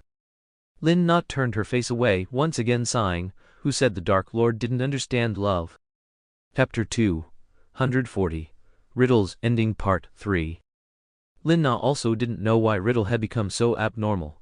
Perhaps he had always been like this, willing to spend time by her side asking for advice without shame since his student days. Sometimes Lin Na even suspected the Dark Lord wanted to become the healer who saved lives and healed the injured. Besides attending classes and borrowing books from the library, he would be in her medical wing or office, reading and studying and chatting with her about this and that. It was just that at that time, she didn't see Riddle as an adult man, but naturally regarded him as a student to be wary of. She would sometimes say jokes to him without thinking, but if he had truly fallen for her since he was a teenager, Lin Na really couldn't imagine it. If only she had known to stay away from him back then. How did she end up becoming the Dark Lord's white moonlight? And so, Lin Na spent time in Riddle's company. Everything seemed so normal. No one was hurt, and no one died. It was just that Slytherin won the House Cup that school year, ushering in Slytherin House's dominance at Hogwarts. Lin Na happily sent the Dark Lord away, ending the American Ministry of Magic's Minister of Education's trip to Hogwarts. She could finally busy herself with her own affairs, such as beginning to transfer her family's assets to other countries, far from Europe and America. Of course, all of this was done behind Riddle's back. To be safe, she only told Snape and Moody, and asked Moody to help her. His abilities were sufficient to ensure the Death Eaters wouldn't notice anything, and he was more than happy to help her. Keeping him busy like this gave her the illusion that she was escaping the eye of the storm, preventing her from constantly overthinking and worrying about being killed. Lin Na trusted Moody's abilities and loyalty implicitly, believing this would save his life and keep him away from this land. This was Lin Na's hope. Throughout the entire first-year summer, Lin Na was not idle. She continually researched Felix Felicis at Hogwarts, hoping to make more that could be used at critical moments. She chose not to go to anyone's home, even though Snape practically shoved an invitation letter in her face, and Sirius even embarrassed himself by openly inviting her in front of all the teachers and students. Unfortunately, she couldn't. She knew Riddle would be monitoring her at all times, so going anywhere might implicate someone, and she didn't want to bear those karmic consequences. So, she simply stayed at Hogwarts. Sometimes the Lestrange brothers would rush to see her, as would Snape. They all seemed very busy, but the Dark Lord was nowhere to be seen. Later, she learned that Riddle had obtained the Philosopher's Stone and needed help restoring his true form. Therefore, at the beginning of the second school year, during the opening ceremony, as Dumbledore introduced the new defense against the dark arts professor with a solemn and pained expression, a towering figure appeared at the entrance, drawing everyone's gaze. Those who recognized him were terrified that this day had finally come. The mysterious and murderous Dark Lord had returned. Those who didn't recognize him, however, marveled at his handsome appearance, which was even more captivating than the most popular adventure novelist, Gilderoy Lockhart, at the time. The man had black hair and black eyes, with upturned corners, and an air of unyielding authority that seemed to place him above everyone else, yet it didn't feel out of place at all. It was as if there was no man in the world more dazzling than him. Just by standing there, he was already the center of everyone's attention, making people involuntarily submit to his powerful aura. Consequently, a large portion of the girls who were originally shipping the Minister of Education and Serena C.P. had now changed their allegiance, and the other half? Of course, they immediately fell in love with the returning Riddle at first sight, wishing they could attend his class right now. Lin Na sat at the professor's table, staring blankly as the bright and glamorous Riddle made his grand entrance. A wave of bitterness and conflict washed over her. He had indeed come. This world was probably doomed. Led by Dumbledore, all the professors at the professor's table rose to welcome him, except for Lin Na and Sirius. One glared at Riddle with hatred, while the other was still immersed in the depths of a completely collapsed storyline. Riddle walked with firm steps to Dumbledore, raising an eyebrow disrespectfully as if greeting him. "We meet again, Dumbledore Professor, I've returned." This was Riddle's revenge. Revenge for Dumbledore's refusal to let him stay at Hogwarts as a teacher back then. His current smirk seemed to say, "See, I'm back." "Welcome home, Tom Tilda." Dumbledore's eyes were filled with sorrow. He seemed to have said these words to Riddle once before, and couldn't help but sigh at the passage of time. That anxious little boy had grown into a formidable Dark Lord. He felt a moment of uncertainty, wondering if what he had done back then was correct. He was responsible for the Dark Lord's rise, so even if it cost him his life, he had to destroy him again. Dumbledore forced a helpless and strained smile, guiding the Dark Lord to his seat. The Dark Lord, of course, did not heed Dumbledore's words. "No need, I'll sit here, Tilda," he said, as he pushed Hagrid aside, conjured a chair, and placed it next to Lin-Na, casually burning the chair Hagrid had just occupied. "Oops, a little magical misfire. I'll just have to replace the chair." Tilda Riddle's insincere explanation was directed at Lin-Na, completely disregarding Hagrid's aggrieved expression. Only Dumbledore comforted Hagrid. "Hagrid, would you mind sitting over there then?" Hagrid shot the Dark Lord a fierce glare, and following Dumbledore's suggestion, went to sit down. He'd better not be alone, otherwise he'd definitely have Fang bite him. Lin-Na again felt a prickling sensation on her back. Under everyone's gaze, Riddle nonchalantly poured pumpkin juice for Lin-Na. He had waited a long time for this day. It was what he deserved. "I look forward to your guidance, Madame Serena." Tilda leaning forward, Riddle blocked Snape's scrutinizing gaze from behind him, preventing Lin-Na from exchanging glances with him, forcing her to look only at him. "The feeling is mutual." Lin-Na could only withdraw her pleading gaze, letting it fall on Riddle's cunning face. He currently appeared to be around 30 years old, yet a youthful vigor from his student days emanated from his eyes, strangely, as if only she had ever seen it. Chapter 241, Riddle's Ending Part 4. The person now clinging to Lin-Na had changed from the Minister of Education to the new Defense Against the Dark Arts Professor, Tom Riddle. He appeared under his true name, charming a host of students who had no knowledge of his past. In their eyes, Professor Riddle was mysterious, his aura so powerful that even Professor Snape couldn't match it. He was incredibly capable, with solid professional knowledge, and possessed rare, outstanding good looks, along with a devoted heart. With these many advantages, he quickly surpassed Sirius Black to become Hogwarts' most popular professor. Because of Riddle's appearance, Sirius, as a pillar of the Order of the Phoenix, became extremely busy. Many of his classes were even covered by Lupin. He was frequently dispatched by Dumbledore, so he naturally lost many supporters. Lin-Na also noticed that Riddle didn't seem to care about the Order of the Phoenix or Dumbledore. It was as if victory was already in his grasp, and watching Dumbledore and the others scurry about was like a cat watching mice. This made Lin-Na momentarily believe that Riddle had completely conquered the world. But when Lin-Na asked him about it, he just leaned on her shoulder, smiling and saying, "Soon." That smile truly sent shivers down Lin-Na's spine, and she got up, moving away from his closeness. Riddle would then reveal things she wanted to know, deliberately tempting her. "You asked me about Regulus Black last time." Riddle, who had been about to speak but stopped, simply collapsed onto her bed in the spot Lin-Na had just been sitting. He propped up his chin, looking somewhat lazy and charming, and gazed at Lin-Na with implied meaning, waiting for her initiative. Lin-Na had asked Riddle about Regulus the moment he returned, but he had merely dismissed her with, "That's not something Serena needs to worry about." No matter how much Lin-Na asked, she got no answer, but today he was kindly preparing to tell her proactively. Unlikely, knowing there was a trick, Lin-Na still stepped forward. She really needed to know about Regulus. "What happened to him? You're finally willing to talk?" "Tusk." Tilda Riddle stretched, placing his arms behind his head, gazing at her with a lazy but incredibly sensual look. It was then that Lin-Na noticed that a button on his collar had mysteriously disappeared, revealing his trembling Adam's apple, which vibrated with his rising and falling chest. "Hug me, Tilda."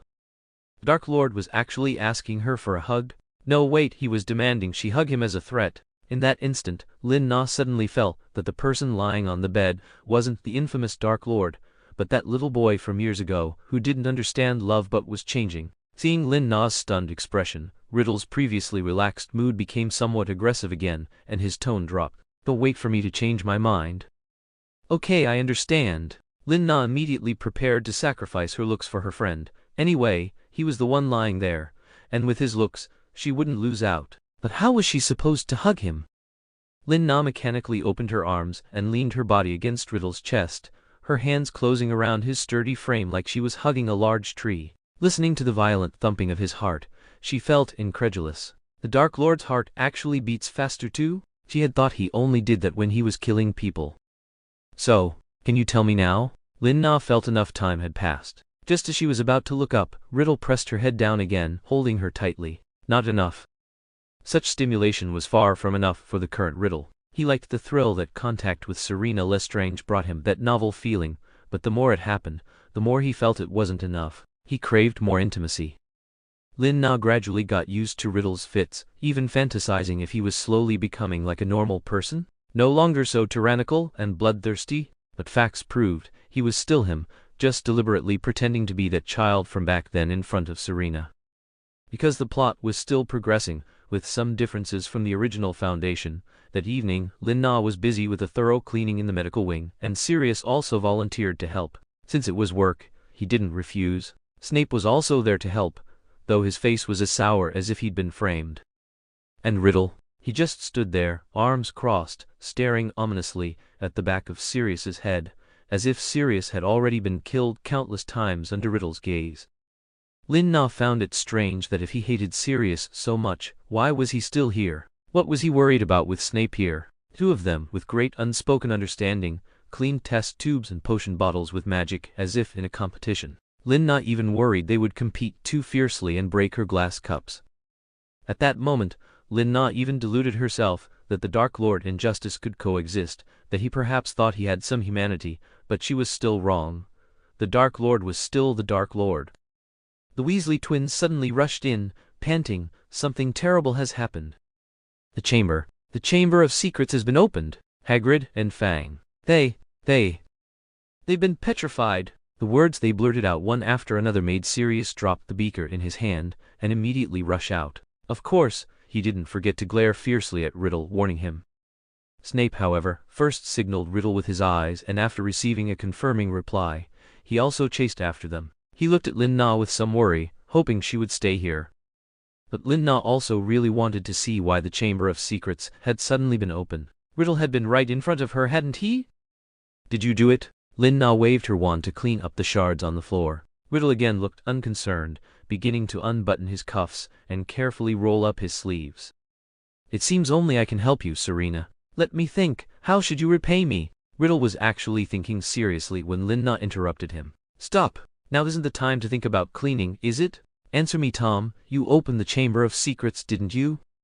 Lin Na stood in front of Riddle, directly exposed to him. Riddle lowered his beautiful eyes, and his calm gaze became radiant. "Then, what should you do?" Meaning he was waiting for her initiative, and it carried a hint of danger. "I'll go see for myself." Lin Na felt uncomfortable under his gaze. He didn't need to ask to know he was behind it. She just didn't know how he managed to use a body-splitting charm to open the Chamber of Secrets, or if he had already released the basilisk. Seeing that Serena didn't satisfy him, Riddle followed her with a gloomy expression to the scene of the incident. He still had to keep trying Tilda to find more fun things to play with. Riddle looked forward to his upcoming life at Hogwarts. He anticipated Serena coming to him for help, when she could only rely on him. Chapter 242, Riddle's Ending. Chapter 5. Lin Na quickly arrived in front of the blood-written wall, guided by the students. Hagrid, holding Fang, lay stiffly on the ground like a stone statue, his face filled with terror and lingering fear. Fang, even more terrified, huddled into a ball, cowering on the ground, not daring to look up. The surrounding students were all whispering, seemingly very interested in the Slytherin Chamber of Secrets. Unfortunately, the lucky Harry Potter had just returned from Hagrid's hut and was seen as the first person to appear there. Because he had no one like Hermione to vouch for him, he was suspected of being an heir of Slytherin. Sirius stood beside him, listening to his explanation. Snape was trying his best to drive away the curious students, but with little effect, as new students kept arriving after hearing the news. The entire corridor was packed. When Serena arrived, everyone consciously made way for her. Lin Na thought they believed she could save Hagrid and break the curse, but then Riddle's deep, sexy voice came from behind her, "Everyone back to your dorms." That simple sentence, with his fierce aura, forced the curious students to retreat. It was their first time seeing Professor Riddle so angry, but many girls still found him more appealing, clutching their hearts as they left. Lin Na quickly checked Hagrid's condition. As in the original story, he needed a mature mandrake to recover. Fortunately, she knew what to do. She just needed to wait for the mandrake to grow. He began to comfort everyone. "Don't worry, Hagrid isn't dead. He's been petrified, and I know how to make him recover Tilda." Hearing this, everyone present breathed a sigh of relief, especially Harry. Seeing Hagrid and Fang, his suppressed tears finally flowed after Lin Na's reassuring words. He cried out, "That's wonderful, thank you, Serena." Hagrid was an important friend to him. Harry would never be able to accept his death. "It's just like you, Serena, thank you so much." Professor McGonagall also emotionally pinched her sore brows. "It's what I should do, Professor McGonagall." Lin-Na shifted her attention to Riddle's face, noticing his subtle expression. He seemed proud of her excellence, but also somewhat displeased by her attention to Hagrid. "This is truly terrible. Why would something like this happen at Hogwarts, Professor Dumbledore?" When Lin-Na looked at him, Riddle hid his emotions and pointed his finger directly at Dumbledore, who had rushed over. "Is it only the Savior who knows? Harry Potter? Harry has been with me all this time. We've been talking." Dumbledore protected Harry, glancing at him. Harry nodded like a pecking chick. "That's right." Then Dumbledore turned to Professor McGonagall and said, "Minerva, please take Mrs. Serena and Hagrid to the medical wing. We may need to thoroughly investigate Hogwarts and give Mr. Riddle an explanation." Dumbledore's words made Riddle smile even brighter. "Of course, I trust you very much, Professor. I just wonder who poor Hagrid might have provoked." Tisk tisk. His nonchalant attitude completely infuriated Sirius. "You did it, didn't you? What are you pretending for?" Sirius excitedly grabbed Riddle's collar, clenching his fist, just short of punching Riddle's face, but Snape stopped him. "Calm down, Black. There are no enemies of yours here." Snape was protecting Riddle, and also protecting Sirius. Dumbledore also worried he would suffer the Dark Lord's retribution. "Sirius, Professor Riddle is a professor at Hogwarts. How could he conspire against a colleague?" He spoke with extreme sarcasm, but Riddle paid it no mind. Smiling, he brushed non-existent dust from his clothes, as if Sirius were something dirty, and continued to fan the flames. "Quite right, Principal. Professor Black should be more worried about whether he'll be next. Protect yourself." "Go to hell." Provoked by Riddle, Sirius suddenly attacked. He had already turned away but spun back with a right hook, which Riddle caught with one hand. Sirius glared at him, somewhat humiliated, trying to pull his hand back, but found that the fellow possessed terrifying strength, leaving him unable to move an inch. "Sirius! Stop! Sirius!" Lin-Na and Dumbledore spoke at the same time to stop him, but Sirius only looked at Lin-Na, easing his hostility. "You're next." After saying a harsh word, he noticed Riddle had also released his hand. Probably when Lin-Na spoke. "Then let's wait and see." Riddle's arrogance was very natural, as if it was exactly how he should be, possessing the capital for arrogance, arrogant to just the right degree. Anyway, Lin-Na even wanted to applaud him and say, "Cool." It was clearly not the right occasion. She needed to transport Hagrid, and it was difficult to separate Fang from his embrace. Sirius glared at Riddle and stepped forward to help Lin-Na. He knew this was the only way to annoy that guy. Sure enough, Riddle's arrogant demeanor changed when he saw Sirius approaching Lin-Na, becoming overly hostile. "Professor Black is truly helpful." This time, Riddle's smile became forced, his gaze resting lightly on Lin-Na's face, as if warning her to stay away from him. Lin-Na ignored Riddle's gaze. Right now whoever could help her was a good person, so she turned and praised Sirius. "Thank you. If we each control one side, we should be able to transport Hagrid. Listen for me to count to 3, Professor McGonagall and Professor Snape." Of course, Sirius's mood brightened considerably because of Lin-Na's words. Snape glanced at Riddle, expecting him to object, but he didn't. Instead, he let him help Lin-Na and keep an eye on Sirius. So, under Lin-Na's organization, the 4 of them cooperated to transport Hagrid to the medical wing. Lin-Na specifically arranged several beds together to make one for him and Fang. However, Lin-Na, who had been watched by Riddle until she left, knew that Sirius's misfortune was not far off. Chapter 243. Riddle's Ending. Chapter 6. Ever since Hagrid was petrified, things spiraled out of control. Even though Lin-Na had secretly leaked information about the basilisk to Harry and the Golden Trio, it couldn't stop one person or creature after another from being petrified. The first was Sirius. Almost immediately after Lin-Na took Hagrid to the medical wing and finished her tasks that night, Sirius was unfortunately petrified.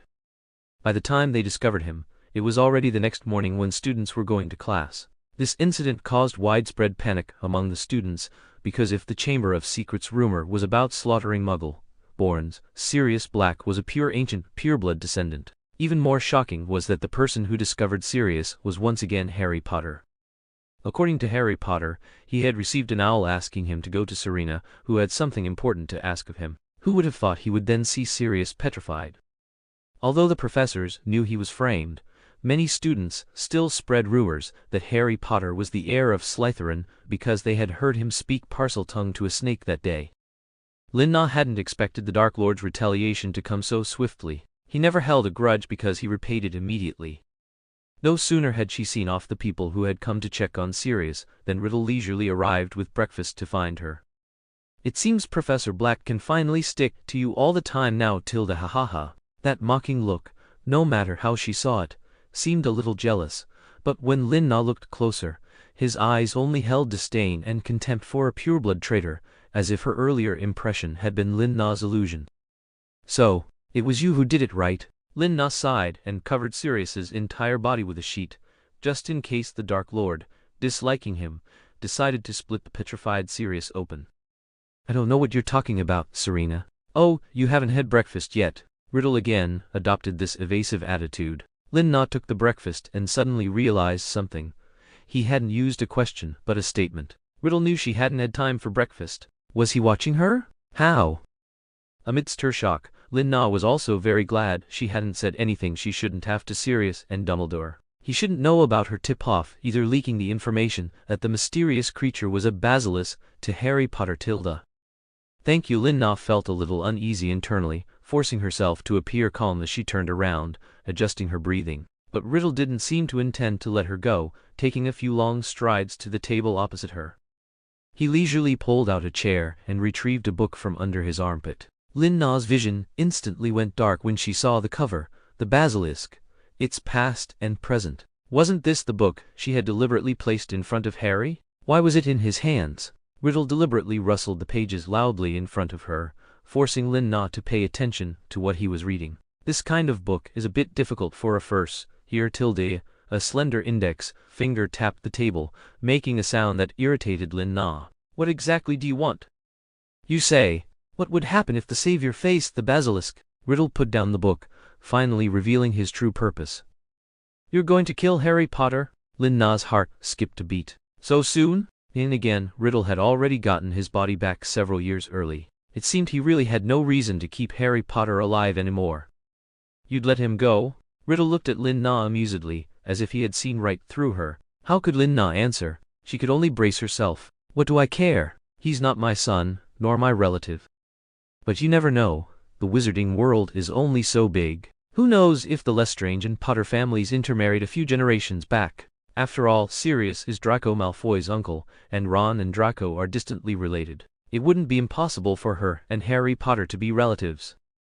Maybe you and he are even related." Tilda. Lin-Na suddenly blurted out this nonsensical sentence, as if a sudden whim had struck her. As expected, it precisely hit Riddle's sore spot. He slammed the book down on the table. "It's very possible." He turned and left, looking inexplicably strange. It seemed that even after regaining his soul fragment, he remained moody and unpredictable.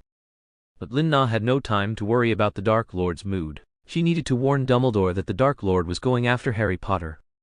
Thus, one after another, people and creatures were petrified, including the Weasley twins who wanted to uncover the truth, Mrs. Norris who was roaming at night, a Gryffindor senior girl who wanted to have a secret rendezvous at night, and a junior Hufflepuff trapped in a bathroom stall. But no one could find any trace of the basilisk. It was as if it were invisible, making Hogwarts dangerous and turbulent.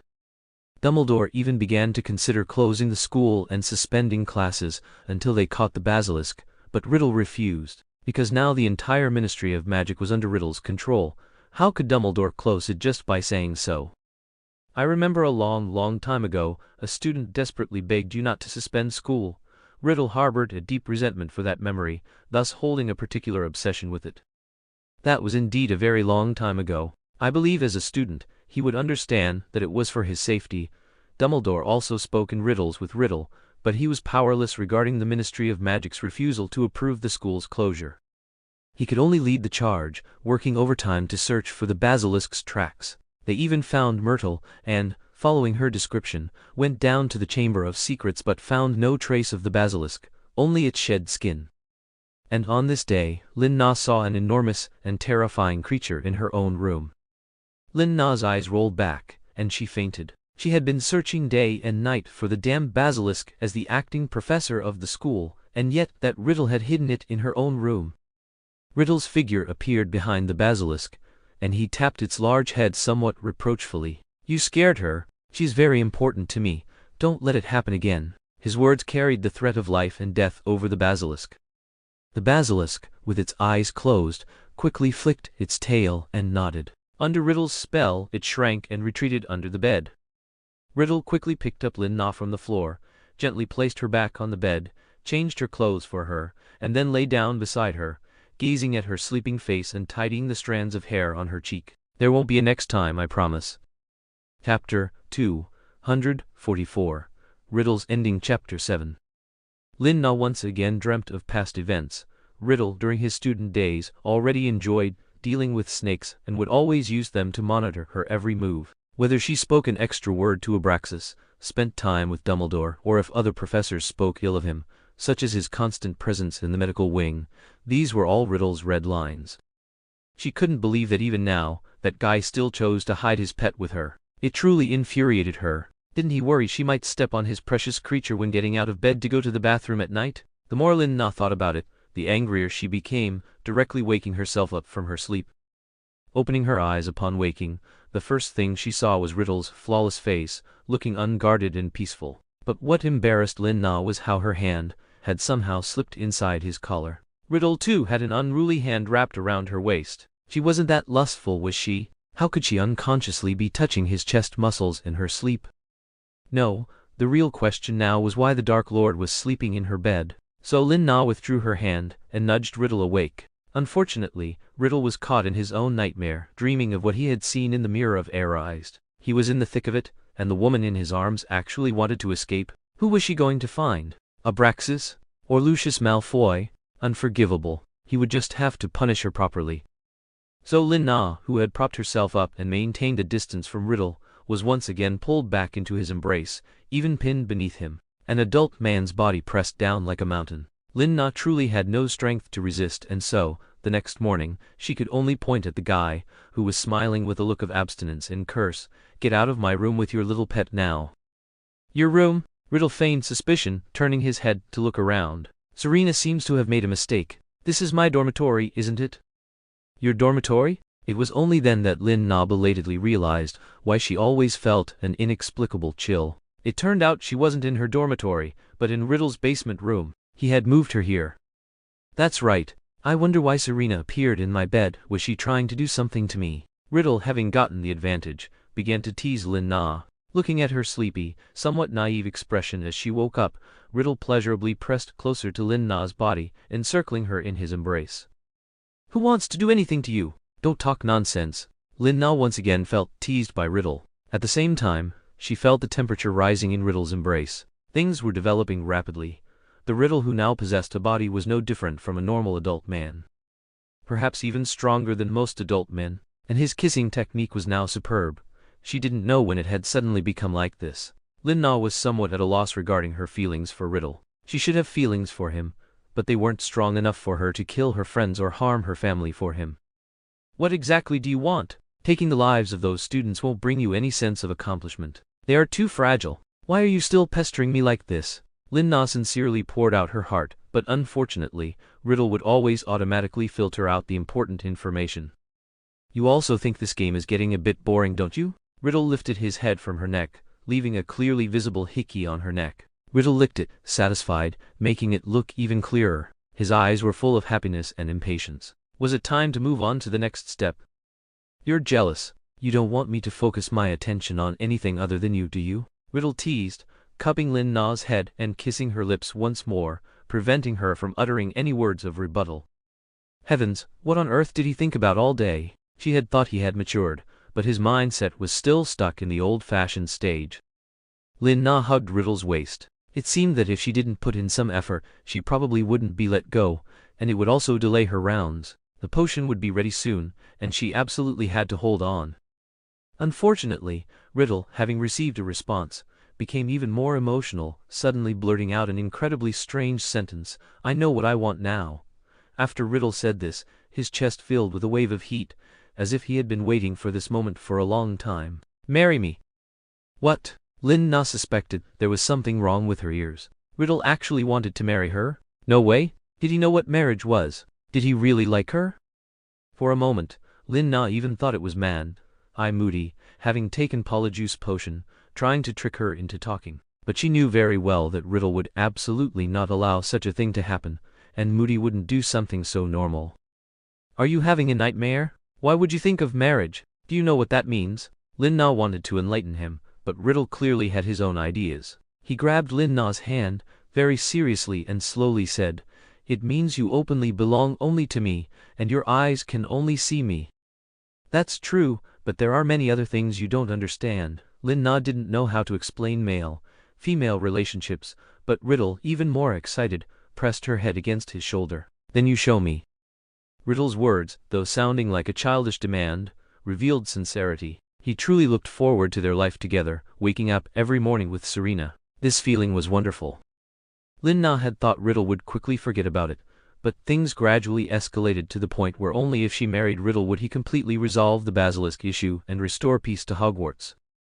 Lin Na fell into a dilemma. She didn't know whether to sacrifice herself, but marrying Riddle didn't seem entirely unacceptable to her. She just didn't want to become the Dark Lord's wife.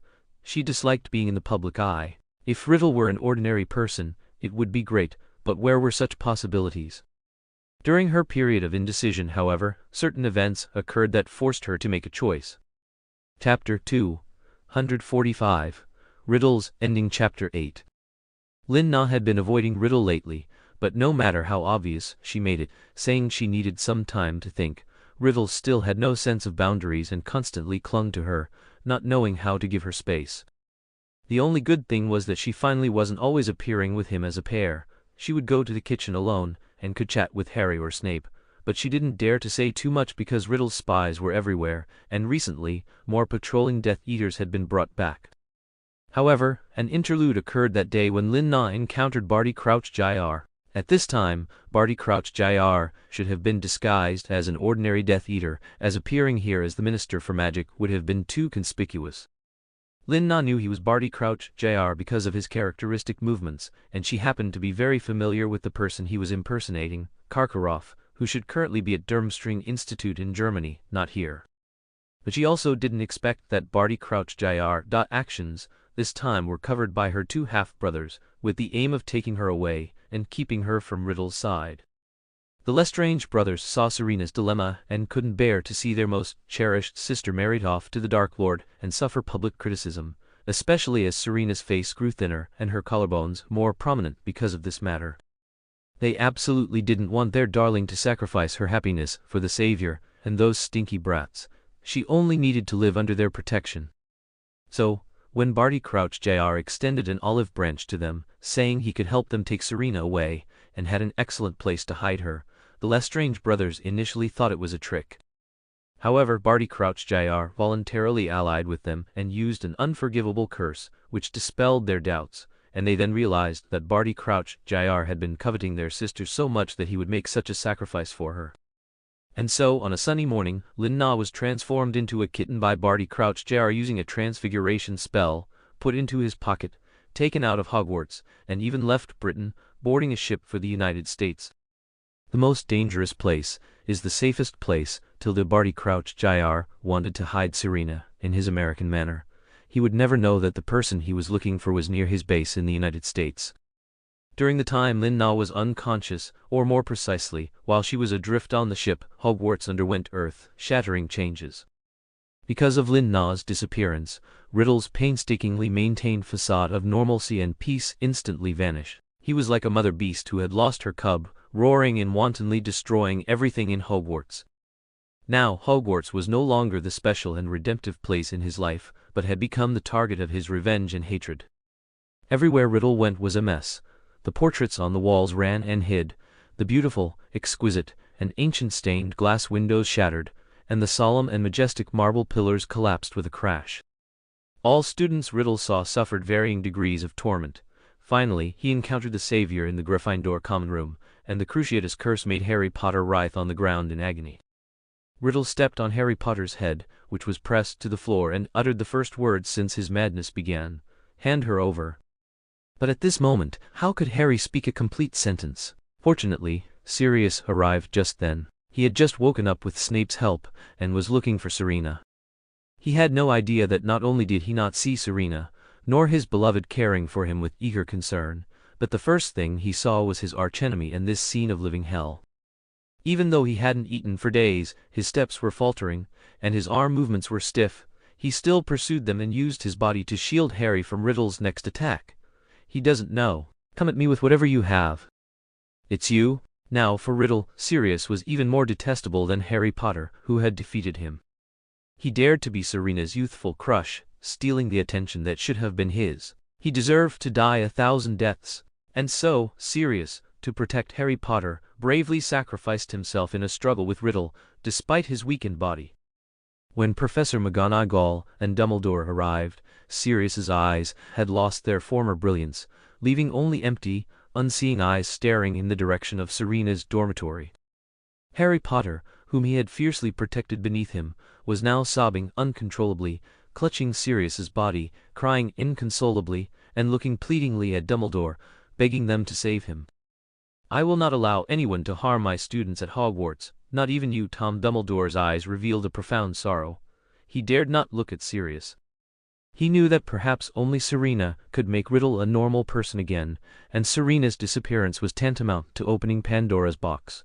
Riddle had become an emotionless killing machine. Riddle, completely ignoring them, shoved Dumbledore aside. "Don't delay me from finding her."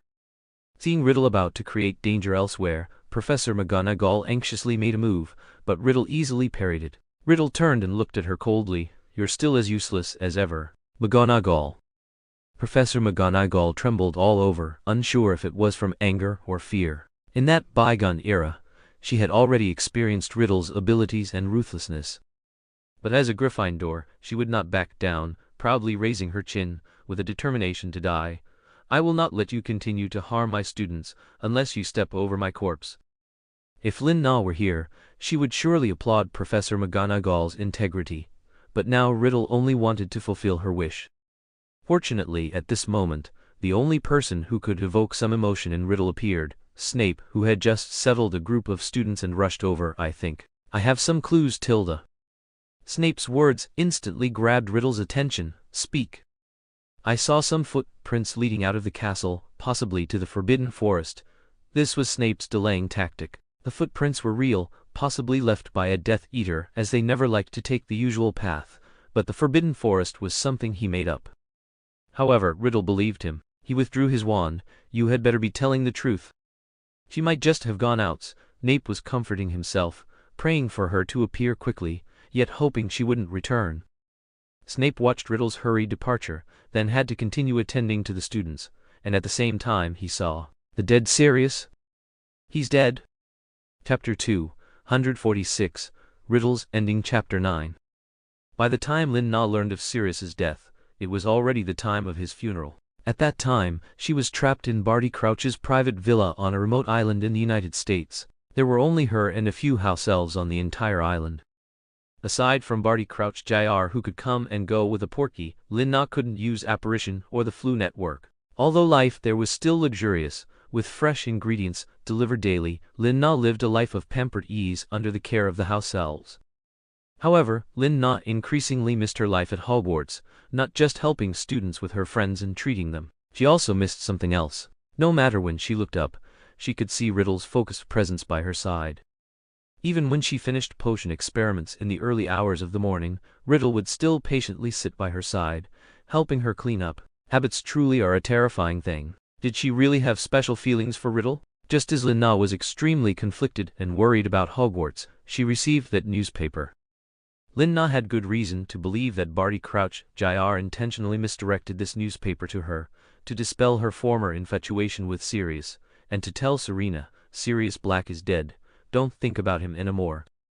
But Lin Na felt even more guilty about Sirius's death. She never imagined that Sirius's demise was ultimately because of her.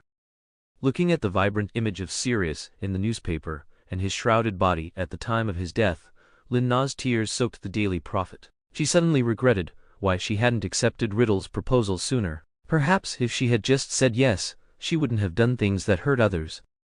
Lin Na was now very determined to marry Riddle immediately to stop him from taking more drastic actions. So, she began actively trying to save herself. She decided to use magic to transform herself into a flying creature to escape the island. She refused to believe that with her, Serena, and Narcissa's intelligence, she couldn't get off this island. So Lin Na began to study diligently. Occasionally, Barty Crouch Jr. would visit her, play her a harmonica, and ask her to help treat his injuries. But regarding matters outside, Barty didn't say a word. At most he would tell her about her brother. This kind of life continued for half a year. Lin Na could finally ensure that she could stay in bird form for 2 consecutive days without changing back. She finally set off on a bright, sunny day. Things were much easier than Lin Na had imagined. She flew for just over a day before encountering a small island. From that island, she took a boat back to the mainland of the United States. Lin Na, now back in human form, rested discreetly in the Muggle world before heading to the American Ministry of Magic. She believed that there, she could directly connect with Riddle's people. At the moment Lin Na stepped into the American Ministry of Magic, she was startled. Although she had never been to the American Ministry of Magic in this life, she had only followed Lucius when she was Narcissa Malfoy to attend a hearing once. But it would absolutely not be the desolate scene of ruins as it was now. The seemingly empty hall had no intact floor tiles. Exposed stone and dried blood were everywhere. What kind of dangerous ordeal had it suffered? Lin Na grew increasingly uneasy and finally transformed into a bird. Although it was somewhat out of place there, it was better than immediately exposing her identity. Soon in the severely damaged office, she found some clues. There was Riddle's distorted, cold face, roaring at the camera, and beside him stood a stern Snape. Lin Na breathed a sigh of relief. It seemed Snape was still alive, which was great, but the headline wasn't good. Dumbledore's downfall? Hogwarts' new principal officially takes office. Who exactly is this new principal? The extensive reports below were all flattery for Riddle, with only a few sentences mentioning Dumbledore's current situation. Still in the cracks, Lin Na painstakingly read, Dumbledore, once the immensely popular first white wizard of this century, was shockingly found colluding with Death Eaters to murder Selina Lestrange, a healer from St. Mungo's. He is currently imprisoned in the Ministry of Magic, awaiting trial.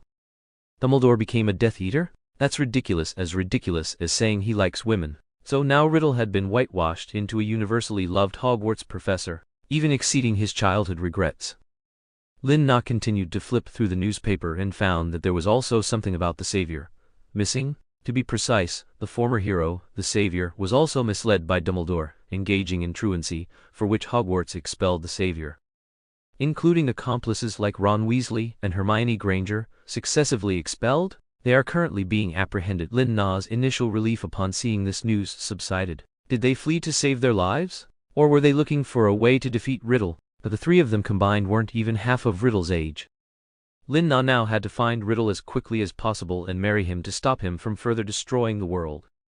Just as Lin Na was full of ambition and wondering how to find an owl to send a letter to Riddle, another familiar figure appeared before her. Lucius Malfoy? Why was he at the American Ministry of Magic? Now Lin Na didn't know whether to be happy to see him or to turn and run. Lin Na didn't know that during her disappearance, Riddle had made many big moves. He not only exposed his true nature, but to force Dumbledore to hand over Serena, he persecuted him, and even almost brought Hogwarts history to an end. But thankfully, Snape reminded him at a critical moment, Madame Serena would not want to see Hogwarts like this, which made Riddle turn the Chinese letter of his wrath in other directions. Now the wizarding world had changed. Everyone knew the Dark Lord had returned, but no one dared to truly point out that he was the Dark Lord and oppose him. They could only watch him become the new principal of Hogwarts, arbitrarily persecuting Gryffindor and Hufflepuff students, and changing the Ministry of Magic's laws and regulations. While Riddle vented his tyrannical emotions, he only wanted to force Lin Na to appear. Chapter 247, Riddle's Ending. Chapter 10. Riddle's situation worsened. Besides frantically sending people to search for Serena, he tormented Dumbledore and the other Order of the Phoenix Warriors.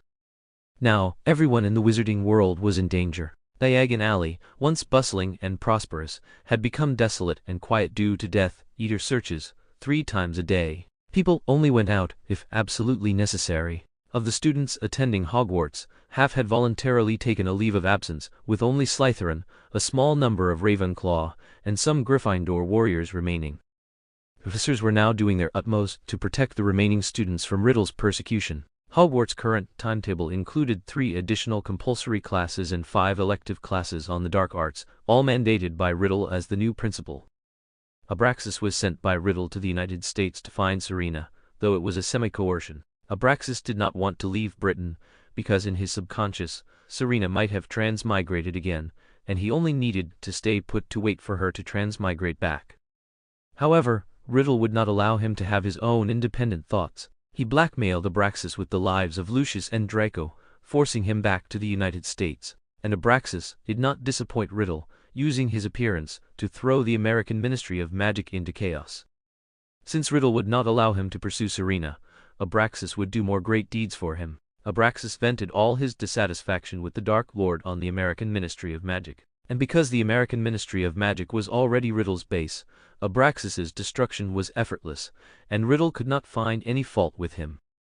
After all, he was helping him maintain his prestige. And so, Abraxas Malfoy met Lin Na. He wanted to marry her. This was what he deserved. The world was so vast, yet he was the only one to meet her. Wasn't this Merlin's revelation to him? Abraxas took Lin Na away, but Lin Na only thought he would take her to Britain to find the Dark Lord and end the farce, so she followed him without any precautions. She even felt lucky that she had met Abraxas and not Barty Crouch Jr. But the subsequent developments truly surprised Lin Na. Abraxas actually prepared a grand wedding for her, and it seemed that the wedding venue was not completed in a day or two, but rather it had been completed a long time ago. Because the time of the paintings at the venue clearly showed they were left by artisans decades ago. This looked like a church, but there was no need to ask. It was certainly the Malfoy family's private property. Are you crazy? Abraxas, you know this is a betrayal of the Dark Lord. Lin Na was deceived by this old fox, and her anger was truly immense. Heaven knew how much effort she had put into escaping the island. Now he was pulling this stunt on her? Oh, you really want to marry him? Abraxas looked with satisfaction at the scene of his and Serena's wedding. It had finally come in handy. He knew there would be a day like this. Yes. Lin Na was also surprised by her own firm and sincere answer. Putting aside her desire to save her friends and family, she seemed to genuinely want to marry him. That's a pity your first love is me, Abraxas said as he pulled out his evidence from his pocket, a perfectly preserved love letter. After comparing the handwriting, he could confirm that the initial letters were all written by Serena to him. I've said it many times, that was all a misunderstanding.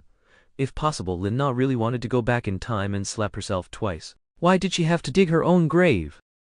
Too bad I took it seriously. Abraxas insisted on marrying Serena, disregarding everything. Every day, he personally selected wedding dresses for Serena, striving to give her the most perfect wedding. Lin Na could only stall for time by pretending that none of the dresses suited her, being unusually picky. She would complain that one dress was too flamboyant, another too conservative, or too revealing, or too simple.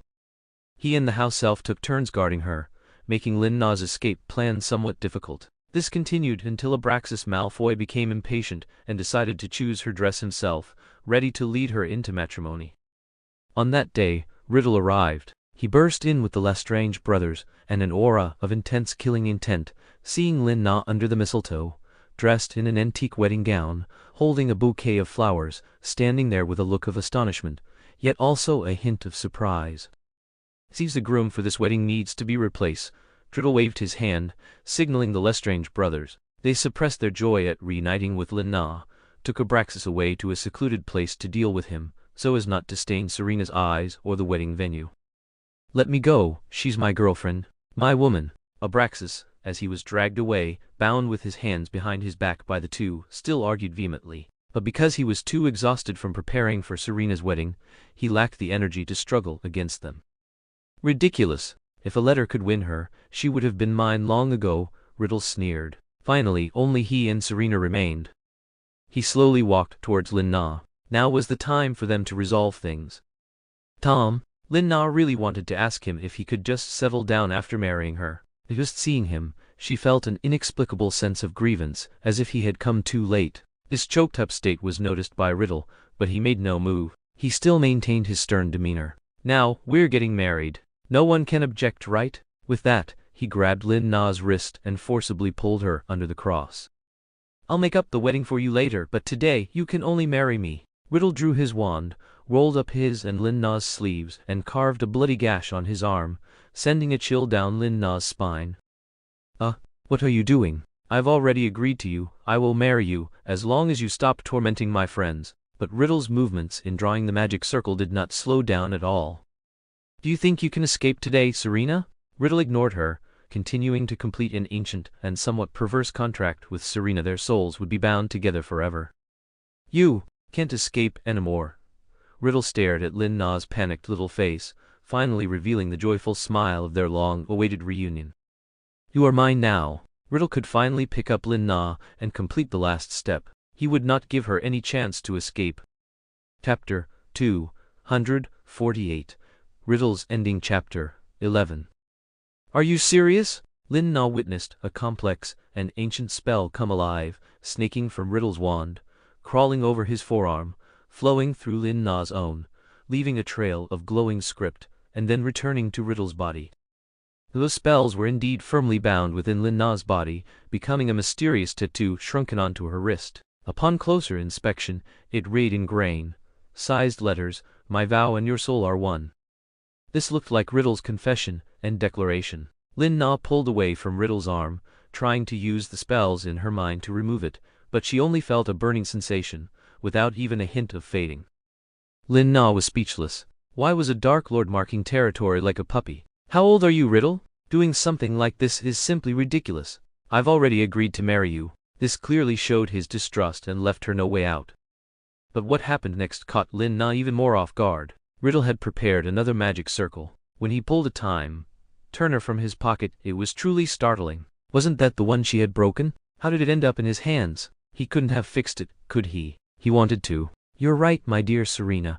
We will start anew. Riddle stepped forward and held Lin Na tightly, whispering in her ear, back to a time when no one can disturb us.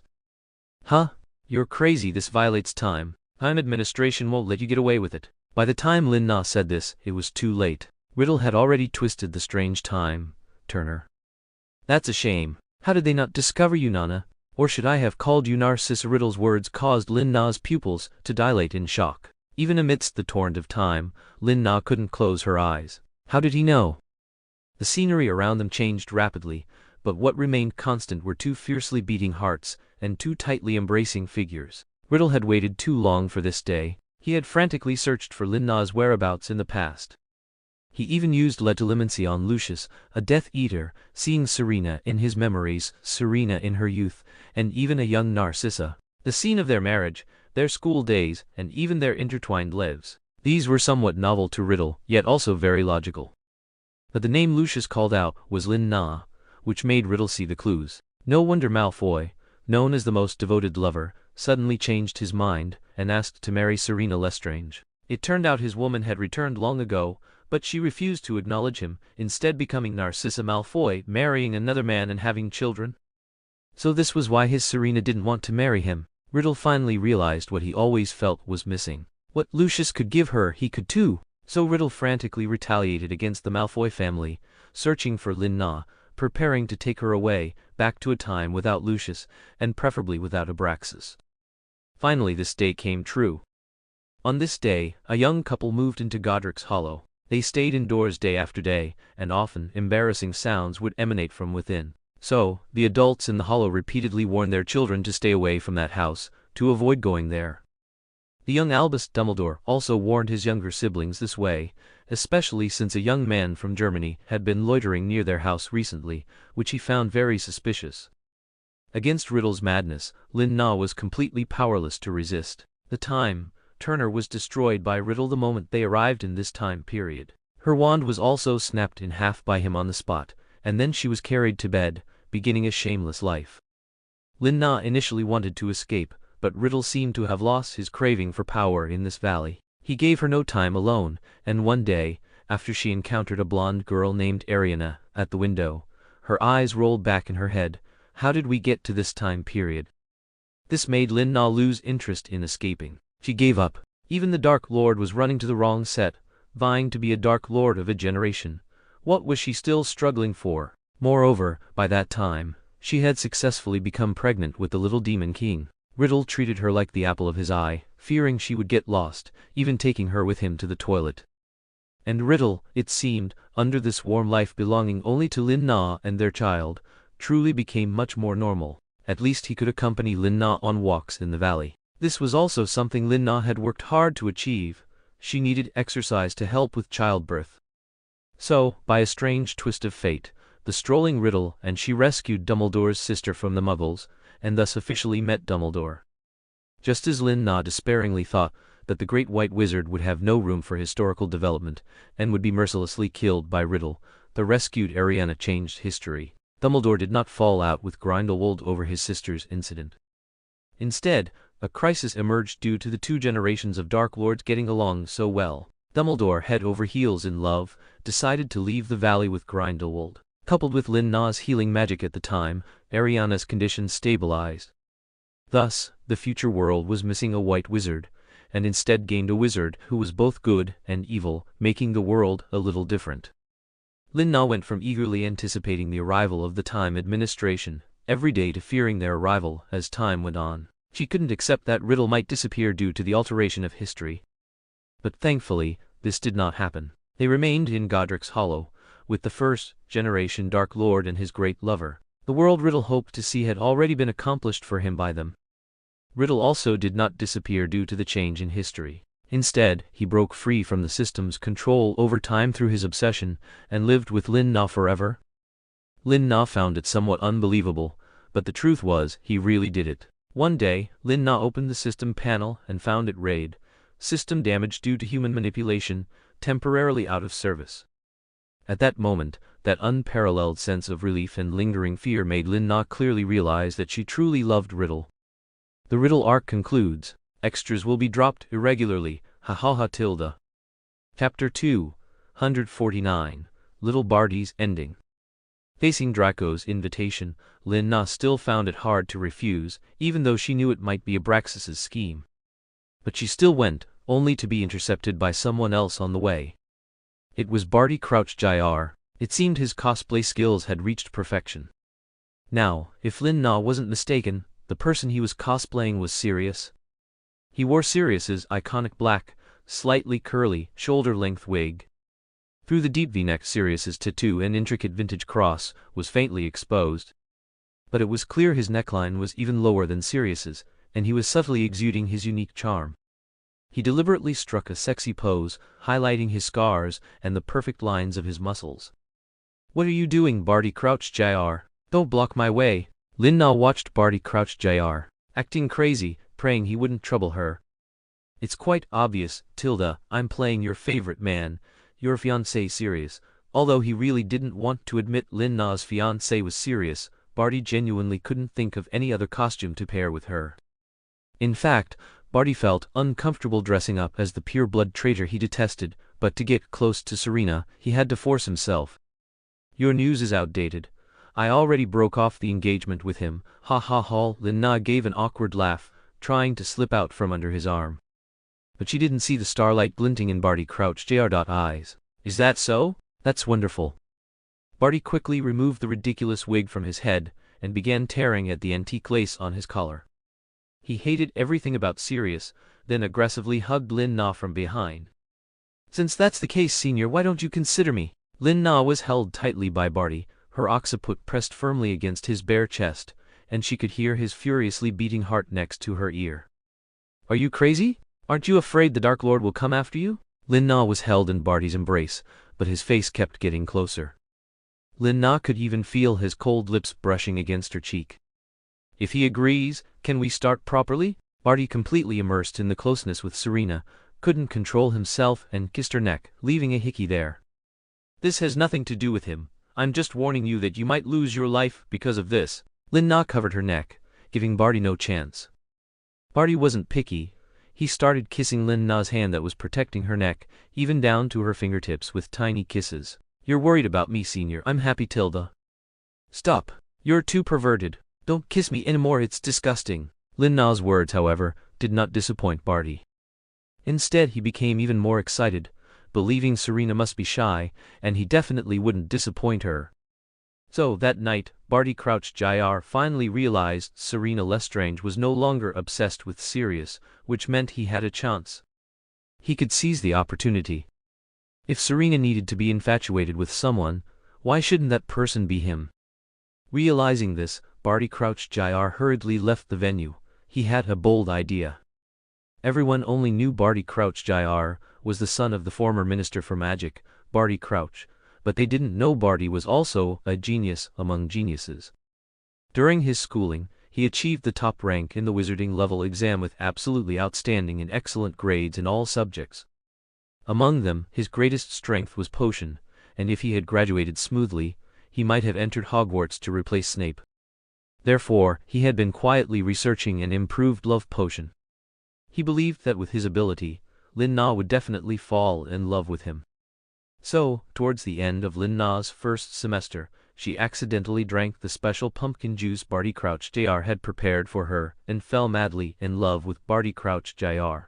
Lin Na had originally planned to finish dinner quickly and go back to brewing potion. Ever since she danced with the Dark Lord at the ball, Snape hadn't really paid attention to her. He didn't know if it was to avoid the Dark Lord's displeasure or for his own sake.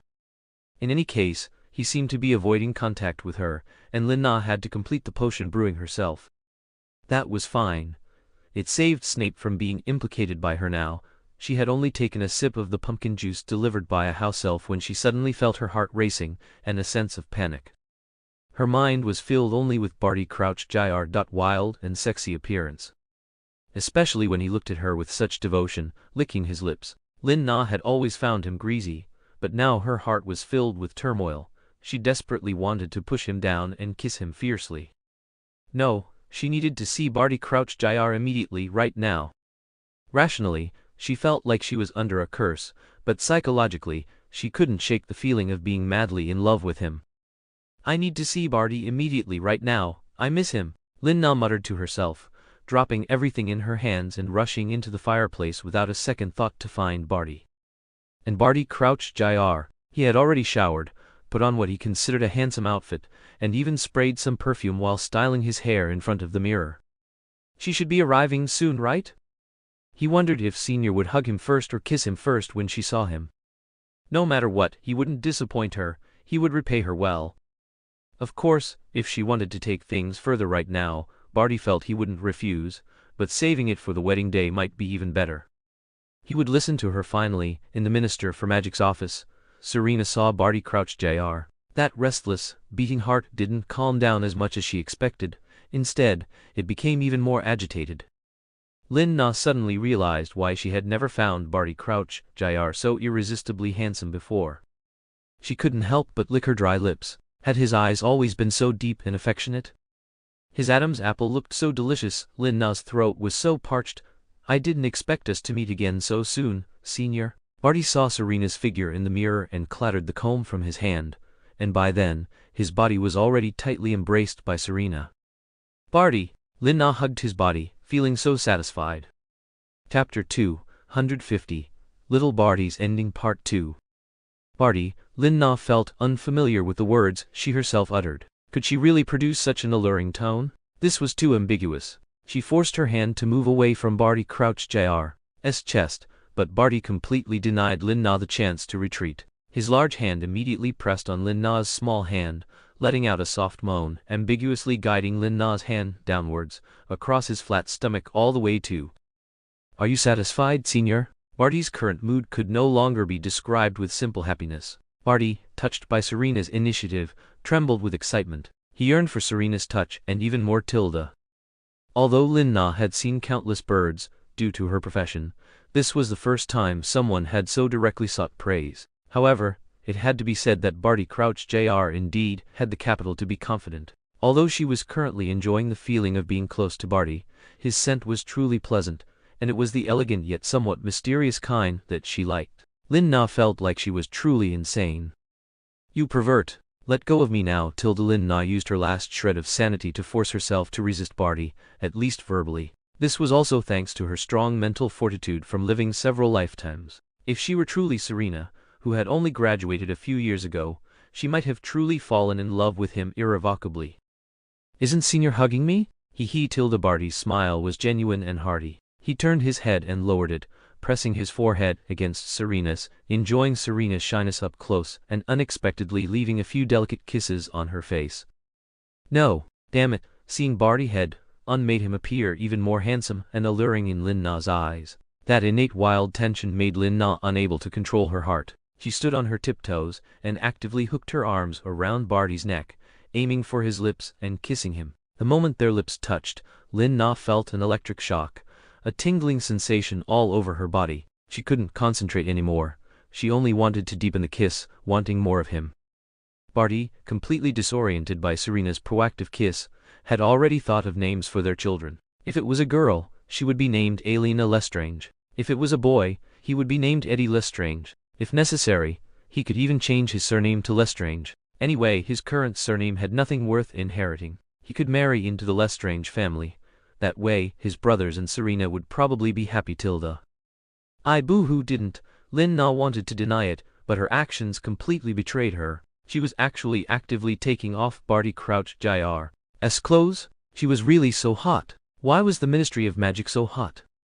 Seeing Lin Na's actions, Barty understood. Although he had never personally experienced such a thing, he had already cooperated perfectly with Senior in his dreams. He couldn't let Senior down, so Barty, as if floating on a cloud, turned passive into active, picked up Lin Na, and fell onto the bed. When Lin Na woke up the next day, the sun was already high in the sky. She was back in her Hogwarts dormitory. Barty was gone, but the lingering warmth beside her and the bruises on her body told her that Barty must have left not long ago. Lin Na lay back in her covers, frustrated and disappointed. The scent Barty left behind was still there, somewhat fresh. Damn it, why was the Amortentia so powerful? She still wanted to hold him tightly. But thinking about it, it made sense. Otherwise, how could Riddle have been born, if the Amortentia wasn't powerful? Now Lin Na even somewhat savored Barty's madness from last night. He insisted that she call his name, which was truly shameful. But he wouldn't just run off like this, would he? That would be a bit scummy. Lin Na felt a little anxious, perhaps because of the potion. It wasn't until a strange house elf appeared by Lin Na's bed, introducing himself as being from Crouch Manor, and stating that he would remain to serve his mistress. There was no need to ask. The mistress he spoke of was herself. Was Barty Crouch Jr. really treating her as his wife? Although Lin Na felt very uncomfortable suddenly having a wild man, but the joy in her heart was real. No matter how much Lin Na resisted, she now had an insatiable, wild secret lover.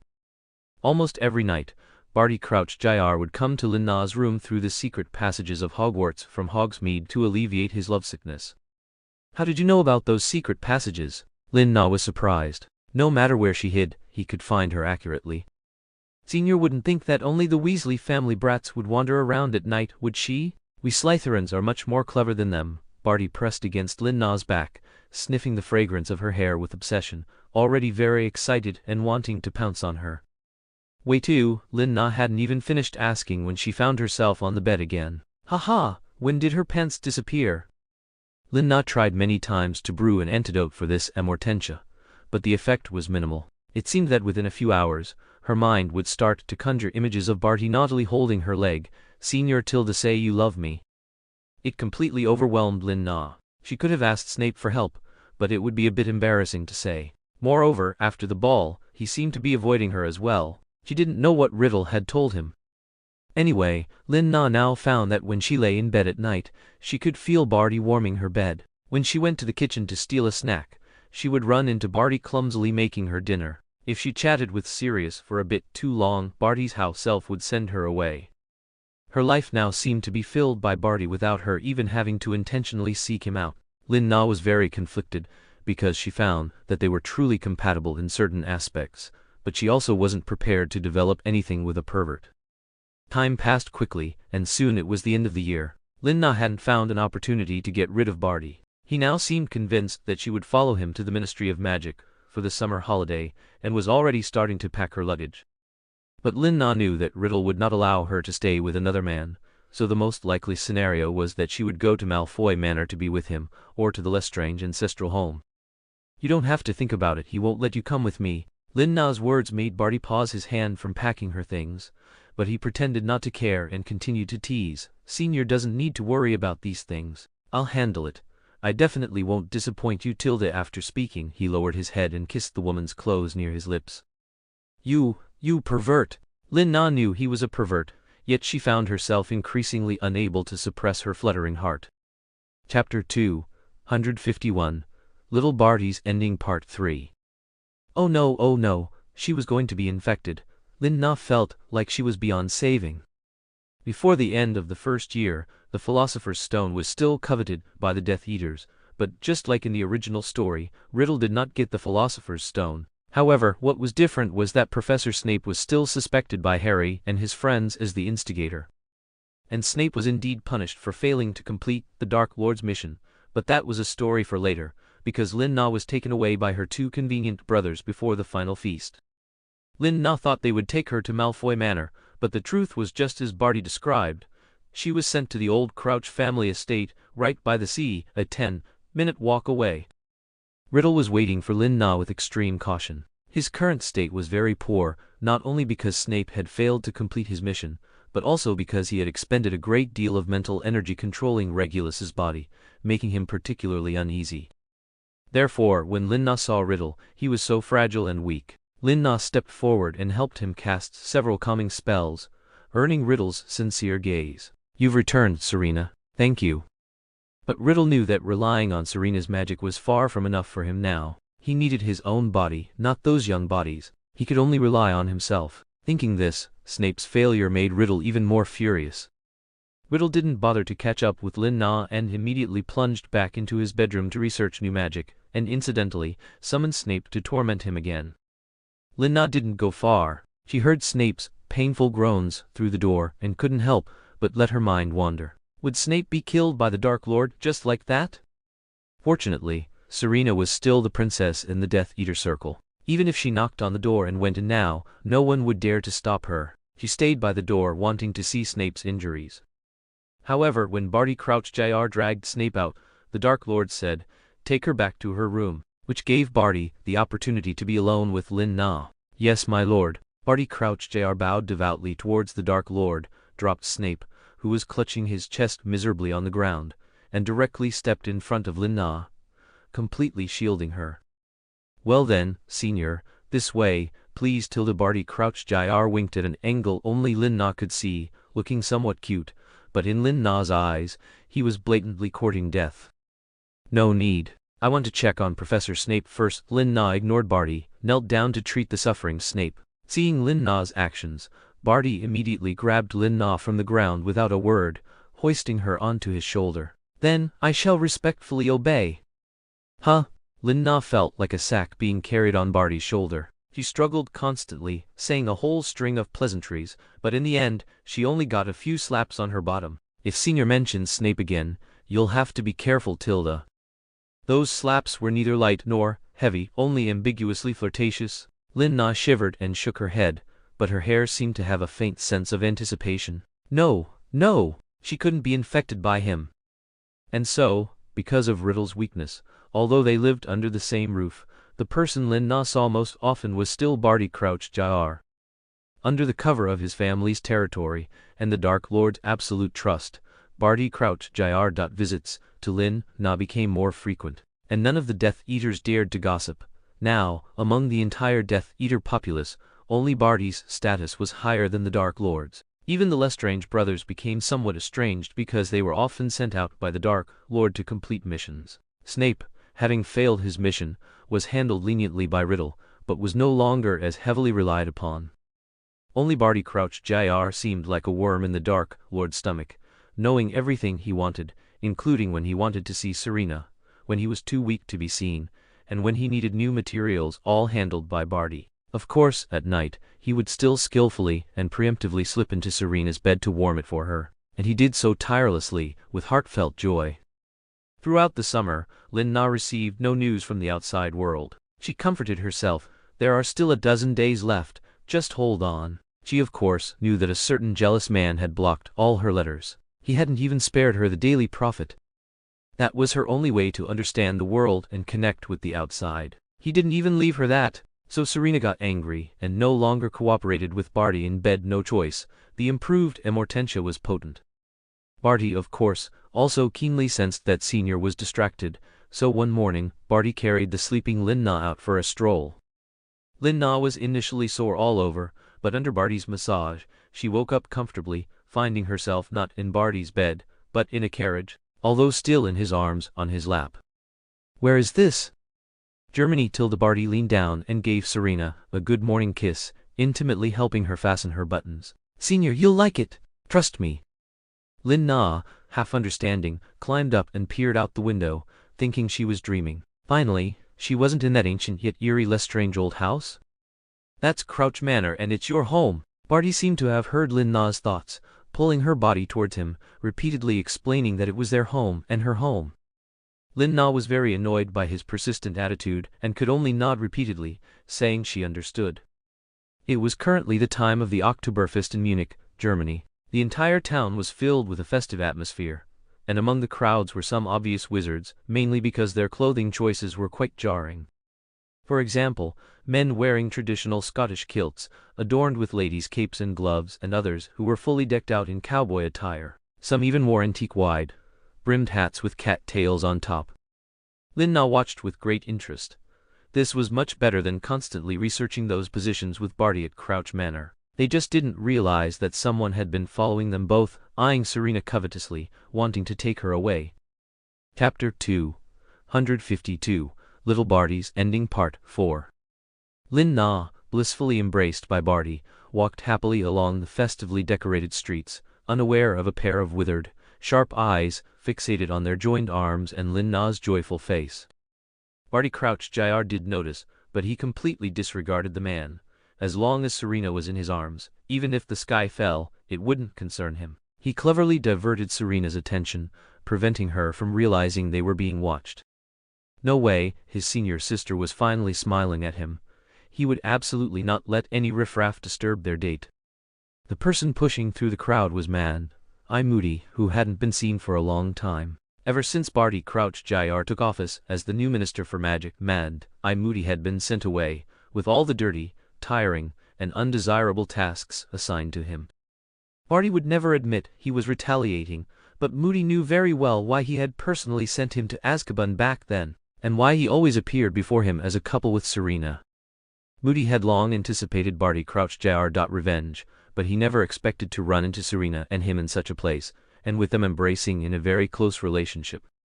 What was going on? Was she kidnapped, or was she being coerced? Moody's heart was always unwilling to admit that she might have an ambiguous relationship with Barty Crouch Jr. You keep telling me to look right, what's on the right? Lin Na had lost count of how many times Barty had turned her head. Besides seeing a burly, chess-haired man showing off and someone who had dropped all their galleons after their equipment broke, she hadn't seen anything special. Nothing, just some disgusting, stomach-churning things that aren't suitable for my senior sister to see, Tilda. Barty said nonchalantly, then hooked Lin Na's head and kissed her deeply, making Lin Na feel a little weak in the knees.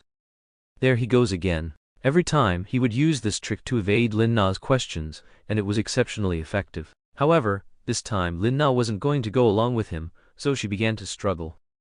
Lin Na's struggle sent a signal to Moody, who had been quietly watching her from a distance, so he quickly rushed forward. He used a curse, knocked Barty's hand away, and protected Lin Na behind him. Stay away from her, can't you see she doesn't want you to touch her?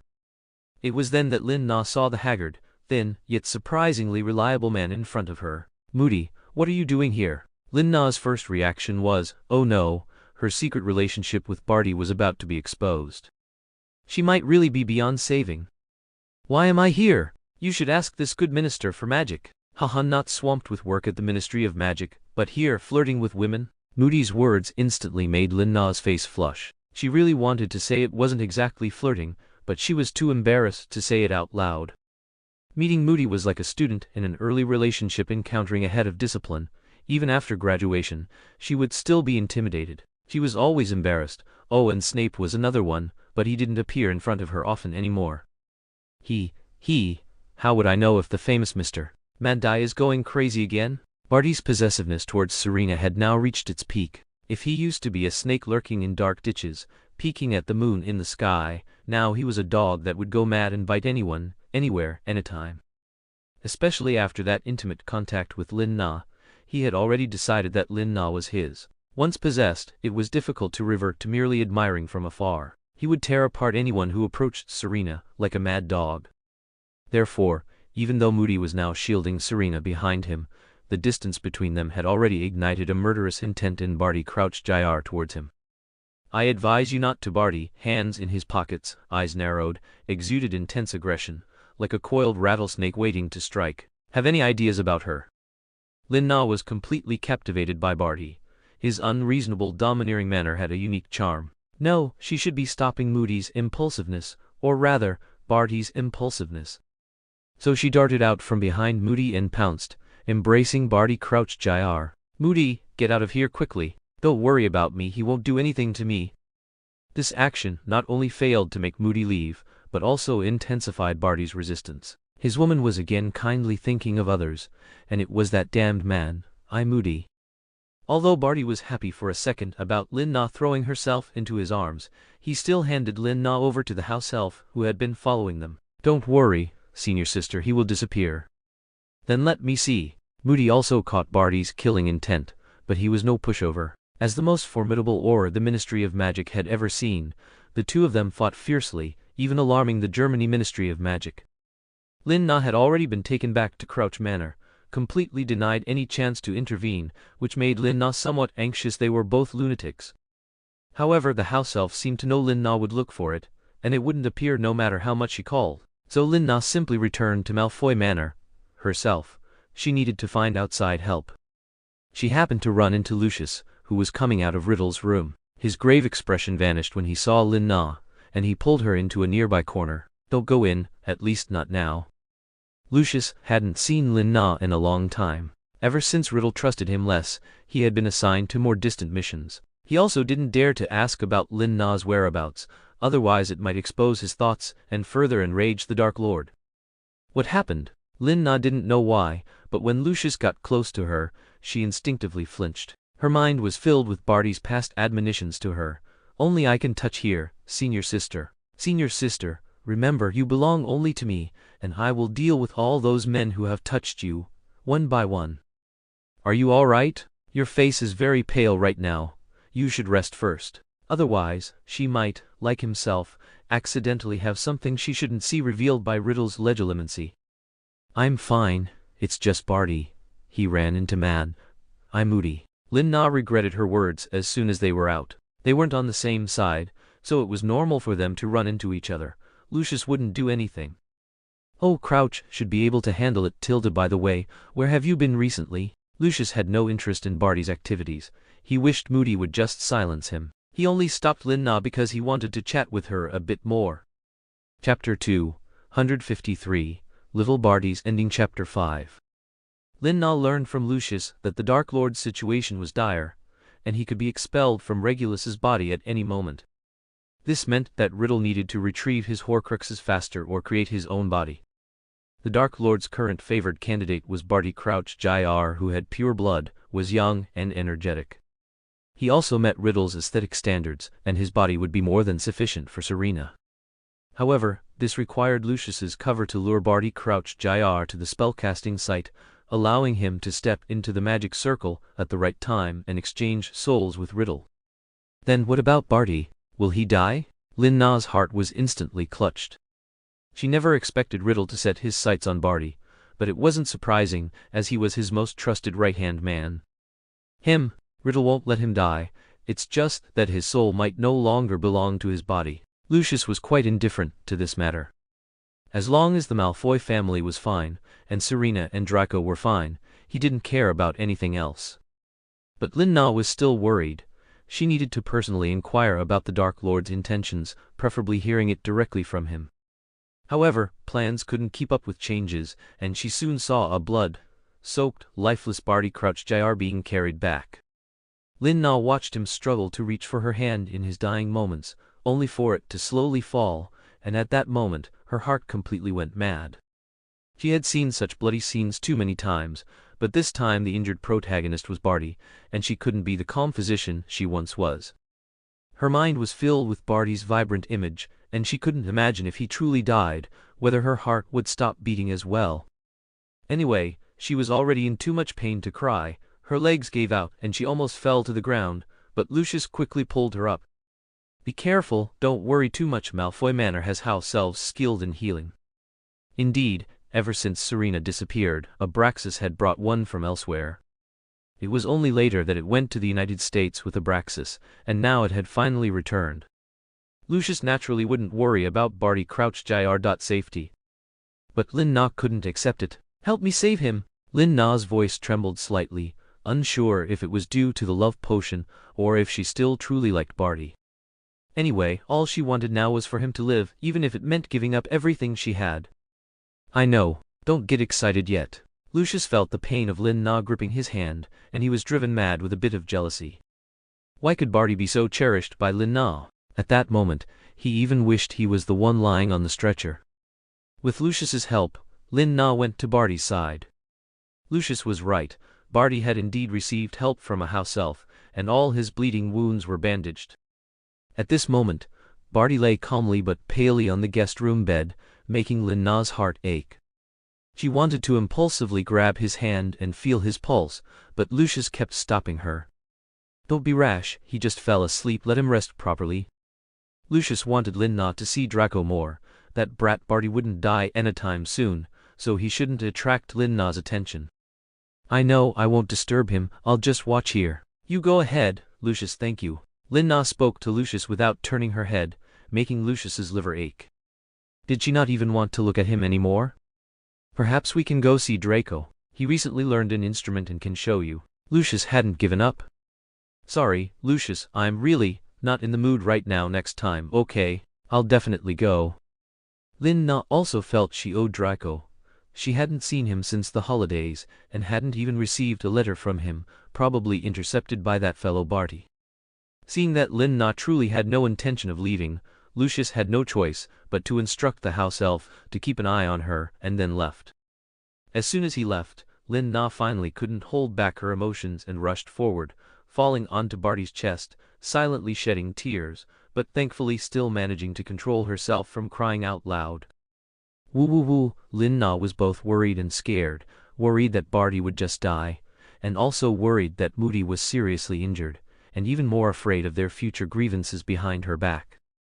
Barty seemed to sense Lin Na's unease, constantly frowning, and his fingers gained sensation. Although some fingers unconsciously curled, his murmurs were still clearly audible. "Nana, Senior Serena, don't go. Don't leave me." These intermittent words brought Lin Na some comfort, and she intertwined her fingers with his. At that moment, her mood was once again elevated, as if a fish had found its water source, and she became happy.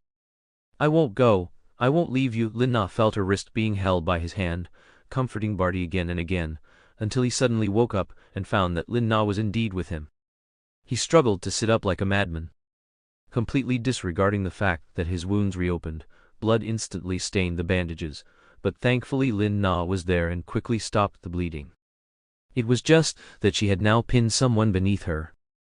This position indeed worked wonders. The originally rabid Barty instantly calmed down, his eyes swollen red as he gazed blankly at Lin Na's gentle hands changing his bandages. His dry lips were cracked, yet he still didn't forget to constantly lick the corners of his mouth with his tongue. But it was good to say he was willing to lie down properly. "If you move again, I'll ignore you." Lin Na's words also worked. Barty nodded honestly, pulled a face, lay down beside her, and hugged her tightly, not letting her leave his side. "Don't do that, your wounds will open again." Lin Na was terribly distressed. Let them open. Barty finally acted a bit more normal, no longer like a hellhound, biting anyone it caught. "I'm fine." "If you're fine, then I'm leaving." Lin Na hated his show of bravado the most, pretending to get up from his embrace to sit, but was again flipped over and pinned down by Barty, unable to move. To prevent his wounds from reopening, Lin Na chose not to struggle. "Is he okay?" Lin Na saw Barty regain his usual vitality and couldn't help but ask about Mad Eye. "Him, he should be dead." Barty saw that Lin Na was still interested in other men and punished her well once again. Chapter 254. Little Barty's Ending. Chapter 6. Because Lin Na asked an extra question about Moody, she once again witnessed Barty's madness, and from then on, she never brought him up again. For his wound to heal smoothly, she really didn't know if he was so jealous that he didn't care about his own life, not even if his wound burst open. Only when Barty was truly exhausted and fell unconscious could Lin Na continue to bandage his wound. Thus, with Barty Crouch Jr. increasingly absurd clinginess, the new semester began. In the second year, Hogwarts welcomed the most incompetent yet most elegant man in its history, Professor Lockhart. The first time he saw Serena, he was deeply smitten. That was during the professors' meeting before the start of term. Lin-Na deliberately sat far away from Sirius and Snape, fearing that Barty's spy would see her and report it, which would ultimately lead to her having a sore back, although her current state was one of sweet contentment. This gave the late-arriving butterfly an opportunity to sit next to her. The fellow greeted Lin-Na with a deliberately oily, bubbly voice. Lin-Na, Dumbledore, and Snape all looked at him with pity. He had no idea he was playing with his life. Even the usually thick-skinned Hagrid, before greeting Lin-Na, had become much more reserved, only daring to wave to her after careful consideration, fearing an unknown attack. But Lockhart, new to Hogwarts, had no awareness of his predicament. He only wanted to use his personal charm to make all the teachers and students fall at his feet, beneath his fancy robes. Now he had even found a lady he fancied, and Lockhart seized the opportunity. Selina Lestrange, the greatest healer of the time, beautiful, powerful, and with the entire Lestrange fortune behind her. Who could resist the temptation of this beautiful woman? So, on his first morning in office, Professor Lockhart was called to the Ministry of Magic for a talk. Even more exaggerated, on the second day, he received a personal assessment from the Minister for Magic. As a result, on the third day, he was advised to resign due to his unsuitability for the position and his lack of ability to serve as the defense against the dark arts professor at Hogwarts. Lin-Na looked at Lockhart, being dragged away by the Death Eaters and Ministry of Magic officials. She was beyond surprised. She just thought, this little pervert's information is too well connected. He had just received a date invitation, and the person who sent it had already been expelled from Hogwarts. Serena, mind your image. Rodolphus Lestrange saw his sister still looking somewhat regretful and immediately thought of those crazy women, how insane they were for that incompetent man, and he found it very annoying. His sister absolutely could not be infatuated with that incompetent man. Really a shame, I didn't even get a chance to act Trabaston, Lestrange said with some regret, the dagger he was sharpening with a whetstone glinting coldly. It made Lin-Na shiver subconsciously. Her two brothers truly looked like they were preparing to slaughter a peacock. Well, this wasn't bad either. Although Lockhart was a bit incompetent, he hadn't done anything truly evil, so his crimes weren't deserving of death. The ones truly hurt now were those students who had recently been madly infatuated with Lockhart. Especially Hermione and Ginny, both of whom had come to Serena to cry several times. That's right, now the medical wing not only treated injured students, but also had to provide emotional support. Therefore, at the beginning of the new semester, Lin-Na was busy with some overtime. Occasionally, it was fine, but prolonged delays in returning to her dormitory made Barty uneasy and suspicious. Had Serena cheated? Did she no longer love him? Thus, the Chamber of Secrets incident occurred. Serena had good reason to believe that this was Barty's deliberate smokescreen to force students to leave class and return to their dorms to sleep, so they wouldn't disturb his romance. Although this trick did work, all the students stopped running around after class and didn't go to Hogsmeade, rushing back to their rooms to hide. Suddenly, the entire Hogwarts was enveloped in a very dark atmosphere. Lin-Na, of course, knew what the mysterious creature was and how to deal with it. A flash of inspiration struck her, and she decided to make good use of the basilisk's characteristics. Could it also petrify Barty? She truly couldn't bear to take his life, but to wholeheartedly support his career like this, she found it very difficult to do all at once, even though she really might not have any other good way to save his life from being targeted by both dark and light factions. She realized that Barty was incredibly stubborn. No matter how she invited him to the kitchen or places where the basilisk would pass, he wouldn't go. He just wanted to stick to her infinitely within their limited time. As a result, Lin-Na overplayed her hand, and fell victim herself, accidentally petrified by the basilisk. This was truly ironic. She was now the one caught. So Lin-Na, forcibly returned to the system, could only see Barty, who was going mad online because she had been petrified in her mind. He actually brought the cheat code. The savior opened the Chamber of Secrets, stormed the snake's lair, and directly exploded the basilisk that had harmed Serena. He even poked out the basilisk's eyes with his eyes closed and personally skinned and dismembered the basilisk. Thus, the year-long Chamber of Secrets incident quickly ended. Harry Potter didn't even grasp any concept or grow from it. He was just asked by the Minister for Magic to witness a bloody scene of a snake being skinned alive. After the incident, young Harry Potter underwent a semester-long psychological counseling. For a long time in the future, every time he saw viscous red liquid, he would still feel a physiological nausea. Serena was also taken back to Crouch Manor by Barty, and Riddle was there too, but he still didn't have much spirit and spent his days watching Lina. Snape was also blamed by Riddle for not protecting Serena, and was temporarily suspended for investigation. In reality, he was imprisoned by them, to open the cure for the curse as early as possible. However, the growth of the mandrake was uncontrollable, so when Serena finally reawakened and recovered from her petrified state, she found that a year had passed, and Harry and the others were already going into their third year. This made Lina incredibly regretful. If she had known, she would have stayed far away. Who knew it would take so long? Even more terrifying was that little pervert.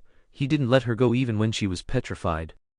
But it must be said, from a god's eye view, watching a man go mad for you, seek revenge for you, and go through fire and water to protect you, it's hard for Lina not to look at him a few more times, isn't it? Now, she glanced at the system panel again. Congratulations, the female lead has found true love. Matchmaking percentage, 95%. Keep up the good work. True love? With Barty Crouch Jr. Didn't he use an improved love potion? Chapter 255. Little Barty's Ending. Chapter 7. Although Lina was very surprised by the system's judgment, as time went on, she came back to life amidst everyone's anticipation, and many figures appeared in her eyes in a trance. There was the Golden Trio, who came to pray for her, and Snape, who always lingered at her door, but was chased away by the house elf, and the Lestrange brothers, who specifically came to find Lina, were also persuaded to leave by Barty for various reasons. Finally, when the mandrake matured, Lina became the first person to recover from petrification. She was also the only one who saw Barty Crouch Jr. kneeling by her bed, silently shedding tears for her. Lina sat up with a somewhat composed expression, and Barty, ever so quick-witted, sat behind her, acting as her human backrest. It was strange. The effect of her love potion should have worn off long ago, and she hadn't eaten anything these past few days, so why, when Barty held her again, did her heart still pound like that? You're finally awake, Senior. Nana. Barty hooked his arm around Lina's neck, his earlobe inseparable from hers, as if he was acting spoiled, yet he was also worried about her body and didn't dare to be rough. Although Lina was surprised, she found it quite easy to order Barty around. Barty then, as if waking from a dream, called for warm milk to be brought over, seemingly unafraid of being seen, leaving the door wide open. It was then that Lina realized the people standing at the door were Lucius Malfoy and Snape, weren't they? They'll tell. Lina turned her head to look at Barty, frightened and stiff, but Barty gave her a calm and firm smile. Don't worry, they wouldn't dare. Lina didn't know what she had missed. She could only see what was near her body, not other places. Barty couldn't have eliminated Riddle when she wasn't looking, could he? As it turned out, Lucius's subsequent reaction indirectly confirmed Lina's guess. He entered with a bow. Extremely respectful, Master. You summoned me. Go prepare. I will marry Serena as Barty Crouch Jr. In that instant, Lina almost thought the person behind her was Riddle. Yes, my master. Lucius left without daring to raise his head. How he wished he could have looked at Lina one more time. But he knew this was all a trap set by the Dark Lord, to see if he harbored any other intentions towards Lina. Tilde, you may leave. That's right. When Barty was dealing with the basilisk and recovering Horcruxes for Riddle, he discovered a secret Riddle had always desperately hidden. He was too weak to control others' bodies for long periods. So if he just had a slight change of heart, he could replace Riddle and become the new Dark Lord. Then, he could openly be with Serena, and no one would object to them. Thus, the mad Barty truly did imprison the Dark Lord's soul and impersonated the Dark Lord. Everyone, even he himself, almost believed that the Dark Lord was now residing in his body. But Lina could still clearly distinguish that the one holding her was Barty, because Riddle wouldn't know that when a man and a woman embrace, there are many things they can do besides kissing. And Lina discovered something. Barty was truly insane. He was truly reckless in his desire to be with her. With the position of Minister of Education of the American Ministry of Magic vacant, Barty naturally sent Abraxas Malfoy there. He, meanwhile, began to gather the Lestrange brothers to establish his own dark arts regime. Lina quickly recovered her strength and returned to Crouch Manor once again. She really wanted to go back to Hogwarts to continue her work, but Barty gave her a very good reason to stop her. "Are you planning to continue working with our baby?" Barty, clinging to Lin Na, leaned on her like he had no bones, but he carefully avoided her belly. "Baby?" Lin Na was shocked. She had been lying down for so long, and she thought it was normal for her period to be absent, but when she cast a detection spell, the beam indeed lit up red. She was pregnant? She got pregnant with Barty's child not long after Harry Potter's third year started? But thinking back, their frequent intimate contact made it hard not to get pregnant. No wonder he was so eager to marry her. Was this getting on the train before buying a ticket? "I haven't agreed to marry you." As soon as Lin Na spoke, she felt the oxygen in the air thin considerably. The person grabbed her waist and fiercely questioned her, "If you don't marry me, who else are you planning to marry with my child?" Those scarlet eyes were like an envoy from hell, capable of devouring everything. Anyone who tried to stop him and Serena from being together, he would kill them one by one, or two by two. "You're hurting me." Lin Na was somewhat scared by his capriciousness, worried he would harm her, but how could Barty bear to hurt her? He immediately softened, carefully circling her belly and apologizing. "It's my fault. Senior, don't leave me and the child. I will satisfy you." Barty's softened demeanor made Lin Na quite fond of him. He indeed liked him when he was like a good little dog, if only he wouldn't act like a mad dog. Alas, she still fell for this madman. Their wedding was grand and swift. Because Barty always thought Serena accepted him only because of the improved love potion, and even though her belly was so big now, there should be no room for escape, Barty was always uneasy, worried that Lin Na would one day leave him with the child. Thus he was always anxious and worried. Lin Na initially cooperated with him and stayed at Crouch Manor. As long as he didn't harm her friends or family, she didn't mind being his wife, especially after he allowed Dumbledore to continue running Hogwarts and Snape to return to his teaching post. She was quite confident that he would listen to her. But staying in one place day after day was truly too boring, so before she gave birth, she happened to encounter the Quidditch World Cup and was determined to attend. Although Barty Crouch Jr. did have some things to do at this event and was worried about Serena's condition, he couldn't resist her pleas and took Serena, who was almost due, to the match venue. Lin Na swore that it must have been the most extravagant entourage in Quidditch World Cup history. They even brought almost half of the healers from St. Mungo's. Familiar faces like Mary Jane and the fat lady were all there. Barty was just so afraid of any mishap, he absolutely could not accept it. Chapter 256, Little Barty's Ending. Chapter 8. Lin Na had never experienced such a grand appearance at an event in all her lives, and the good thing was that Barty finally acted a little more normal, not holding her every moment, or even refusing to let her go when she went to the bathroom. The bad news was that her attempts to hide her pregnancy were no longer possible. At first, Barty thought she was worried that the child's existence might become the bargaining chip for the Order of the Phoenix against him, so he agreed with Lin Na's suggestion and kept the news well hidden. But now, he seemed to have realized that she simply didn't want her friends and family to know she was carrying his child. How could he tolerate that? Barty was the kind of person who wished the whole world knew Selina Lestrange was his, so he grandly flew down from the sky, holding her, with a pink ribbon tied around Lin Na's big belly. The scene, accompanied by flowers, balloons and fireworks, truly dropped everyone's jaws. Lin Na, moreover, felt uncomfortable under the sympathetic gazes of Mrs. Mary Jane, the fat lady, and others. Honestly, she wasn't as miserable as they imagined. She was the one bullying Barty, all right? As long as she didn't let him touch her belly for a day, he would imagine himself crying over her belly. If she didn't give him a goodnight kiss in the evening, Barty would stay up all night waiting for her. Or if she ate one less apple that day, he would lose a lot of hair from anxiety. Because of this, Lin Na felt that she had Barty Crouch Jr. completely under her control. It might even be possible to make him a righteous leader, as long as they didn't come out to fight over her. However, this was indeed the first time Lin Na knew she was having a daughter. She had always thought it was a son. After all, the fetal movements were so pronounced, she even thought the one in her belly was a boxer. Thinking about it, he never told her the gender of the baby in her belly. Was he worried she would dislike the child? However, if she had a little pervert son like Barty, Lin Na would indeed find it hard to accept. But thankfully, it was a cute little girl, and she would definitely teach her well to become a normal person, absolutely without those strange hobbies. Now, Lin Na wanted to shrink into Barty's arms, unwilling to face the truth. She did feel an incredibly sorrowful gaze looking at her. Lin Na didn't try to guess who this gaze came from, but she clearly saw the viciousness in Sirius's eyes. What was going on? His gaze wasn't just directed at Riddle Barty, but also at her, and the baby in her belly? Was he also resentful towards her?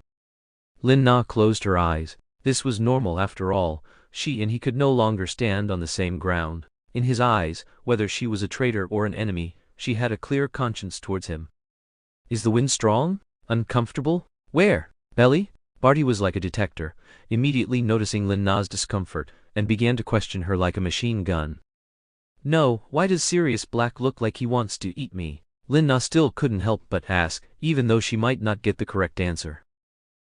Tilda, who knows? Maybe it's love, hate. Tilda. Barty certainly wouldn't tell Lin Na that to completely deal with this love rival trouble, he had given Sirius a good reception, ensuring he would never remember Selina Lestrange in his life.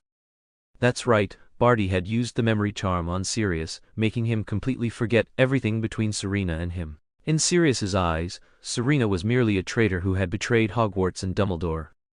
Lin Na wasn't surprised by this explanation. She tugged on Barty's ear, telling him not to play tricks, and to take her back to the tent to rest. As a result, Lin Na did not stay in her own tent at this bustling and lively gathering. Instead, for some unknown reason, there was a sudden house. It didn't look like an illusion, nor did it seem like it should have been there originally. This was Barty built it specifically for her. Lin Na was shocked. How many house elves, and how much magic and ability would that require? From the time she decided to attend the Quidditch World Cup until now, it had only been a week. Look, are you satisfied, madame? Barty finally let Lin Na down from his arms, gently taking her arm, and leading her into their temporary home. Lin Na went inside, and was dumbfounded. How was it exactly like her room at Crouch Manor? Even the cup mark she had thrown at the wall in a fit of temper towards Barty was identical. So what was the point of her escaping from there with such difficulty? Barty rushed over proudly, opening the wardrobe and cupboard. The layouts inside were identical. How is it? The book says that giving birth in a familiar environment is more conducive to natural childbirth. His proud expression left Lin Na speechless. After all, it was his heartfelt gesture. But that's great, just like at home then. You can sleep on the sofa. With that, Lin Na entered the room without looking back, leaving the Minister for Magic howling in pain behind her. No, Nana. Senior, he hadn't made a mistake, had he? Why was Nana punishing him? The baby would miss Daddy. He would also miss her so much he couldn't sleep. Although Lin Na had given such instructions, Barty still snuck into Lin Na's room uninvited, pressing tightly against her and falling asleep while holding her belly. Harry, the Golden Trio, Sirius, Lupin, and the entire Weasley family all came to this match, not just because they loved Quidditch, but also because the Order of the Phoenix had received news that Death Eaters would be active during this match. To detect and stop them in time, everyone came. That's right, because of Barty Crouch's Jr. activity, Dumbledore's army was formed earlier than in the original story. However, this time the leader was Sirius Black, and everyone respected him. Under his leadership, they could sometimes indeed cause Barty a bit of trouble. But what Barty hadn't expected was that, despite all his calculations, he hadn't accounted for the Savior being even more lively than he imagined. Chapter 257. Little Barty's Ending. Chapter 9.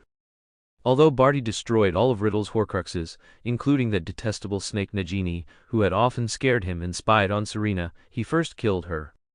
Because Riddle had entrusted Barty with the task of finding and retrieving the Horcruxes, he was currently the person Riddle trusted most. Therefore, both sides believed the Horcruxes were eliminated, and the Dark Lord could not rise again.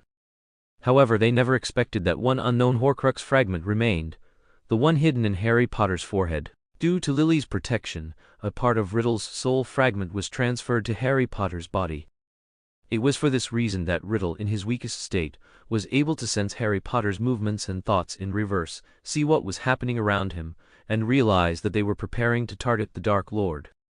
This time, the Dark Lord placed his final bet on the Savior, constantly giving him mental suggestions that if he came to where he was imprisoned, he could find a way to defeat the Dark Lord. He invaded Harry Potter's dreams repeatedly, gradually swaying him, and before the Quidditch World Cup began, he truly snuck into Crouch Manor wearing an invisibility cloak. He met the dying Dark Lord and was used by him. By the time Harry Potter realized what was happening, his body had already been taken over by Riddle. Because his body already contained a fragment of the Dark Lord's soul, Riddle's spirit was now a little stronger. But it was only a little stronger. He still needed more magic and energy. However, he was now somewhat glad he hadn't eliminated Harry Potter immediately, otherwise he might truly have wasted the rest of his life in Crouch's private dungeon. And now, he finally had another chance to trample Barty Crouch Jr. underfoot and reclaim everything he had lost. Everyone on the journey was a bit worried about Harry, as he always had a cold expression, and he seemed disinclined to talk to anyone. Hermione and Ginny were especially concerned about him, but there was someone else who worried them even more: Sirius. Compared to Harry's coldness, Sirius was like an excited warrior every day, seeming as if he could rush directly to the Dark Lord's face at any moment and duel him to the death. But this was too dangerous and utterly inadvisable. Therefore, although everyone was worried about Harry's condition, they didn't have much time to focus on him, because there was the more troublesome Sirius waiting for them to restrain. "Don't worry about me, I'm fine. I'm just ready to wipe out those Death Eaters, those damned bugs, the cancer of the wizarding world." Sirius didn't know what was wrong with him. If he only looked at the Dark Lord alone, he could still control himself. But as soon as he saw him intimately embracing that traitor, he became restless and wanted to rush up and question her, asking if she had any shame. Finally, the opening ceremony began smoothly as planned. Sirius was also momentarily enchanted by the beautiful Viola, but in his mind, another blonde girl's image appeared. Damn it, why would he think of that traitor? Although everyone seemed to express regret about her situation, was the Dark Lord forcing her to marry? She looked like she was enjoying it very much. Even Sirius, who knew his godson best, didn't notice anything amiss with Harry Potter. He was now the Dark Lord returned for revenge. Lin Na, as expected, sat in the most distinguished area of the venue. To her left was the organizer, and to her right was the honorary chairman of this competition, Barty Crouch Jr. With him arranging things like this, she became the center of attention on the entire judging panel, but no one seemed to notice anything amiss. It was as if she was meant to sit there. Next to Barty were Malfoy and Draco. Lin Na didn't dare to look at them much, only seeing Draco looking at her with a solemn expression, then quickly being led away by Lucius. This was good, no need to involve the child. Although his expression looked like he was about to cry, did he know she was his mother? Was he feeling wronged? Lin Na preferred that he remain in the dark forever. And Lucius? That heartbroken expression and sorrow on his brow just wouldn't dissipate. Lin Na withdrew her gaze. It seemed as if the child in her belly and Barty had a telepathic connection, not allowing her to look at other men, and started acting up. With the frequent fetal movements as her due date approached, she was kicked hard, causing cold sweat to break out from the pain. Barty was so startled that he immediately dropped the microphone he was speaking into and embraced her, saying, "Let's go rest for a bit first, Tilda." The entire venue was stunned, as was Lin Na. "Are you crazy?" She kept signaling him with her eyes to be mindful of the occasion. The whole world was watching him, but Barty ignored her, handing the microphone to Lucius with a levitation charm. "You continue speaking." He waved to everyone in the audience, picked up his pregnant wife, and went to the backstage lounge, which he had prepared long ago. No kidding, his wife and child were more important than the Dark Lord's prestige. Besides, his senior had just poked him in the waist. He must have missed him, so he would be intimate with her for a little longer. But his senior was very shy and needed a private place. As Lin Na was led away, like that, she felt she had no face to appear at the competition venue again. What kind of doting wife script was she playing? Or did Barty Crouch Jr. see her as fragile, that she would break with a touch? However, to Lin Na's surprise, Barty seemed to have been prepared. This lounge also offered an excellent view of the exciting competition and wouldn't be disturbed by others. Once the door was closed, it was just the two of them, and they wouldn't be bothered by the outside noise. Lin Na could also be said to have watched a very satisfying opening ceremony and competition, if only there wasn't a guy next to her constantly chattering ambiguous and embarrassing words. At that time, none of them noticed the quiet arrival of danger. Lin Na, as usual, slept in Barty's arms, looking forward to an even more exciting competition tomorrow. But after she fell asleep, Barty began to get busy. Some work needed to be concluded, and Barty was tired of impersonating the Dark Lord. He wanted to use this opportunity, visible to everyone, to symbolically eliminate the Dark Lord, and of course, he also needed to slightly leverage Dumbledore's name. He couldn't think of anyone else to involve, so he might as well send them off together. The great white wizard once again sacrificed himself for peace, perishing with the Dark Lord. This could also be considered a good story left for him, considering he had taught him. Then he could openly live with Serena, and there wouldn't be so many lingering issues to deal with. He was truly annoyed, spending time on disguises, lies, and cleaning up the Dark Lord's messes. He'd rather spend that time telling 2 more stories to his child. Chapter 258. Little Barty's Ending. Chapter 10. While Lin Na was asleep, after Barty left, a small snake silently followed him out. Not long after, a row of footprints appeared outside the impregnable villa Barty had designed and built, but there was no shadow or figure left behind. This person was Riddle, possessing Harry Potter while wearing an invisibility cloak.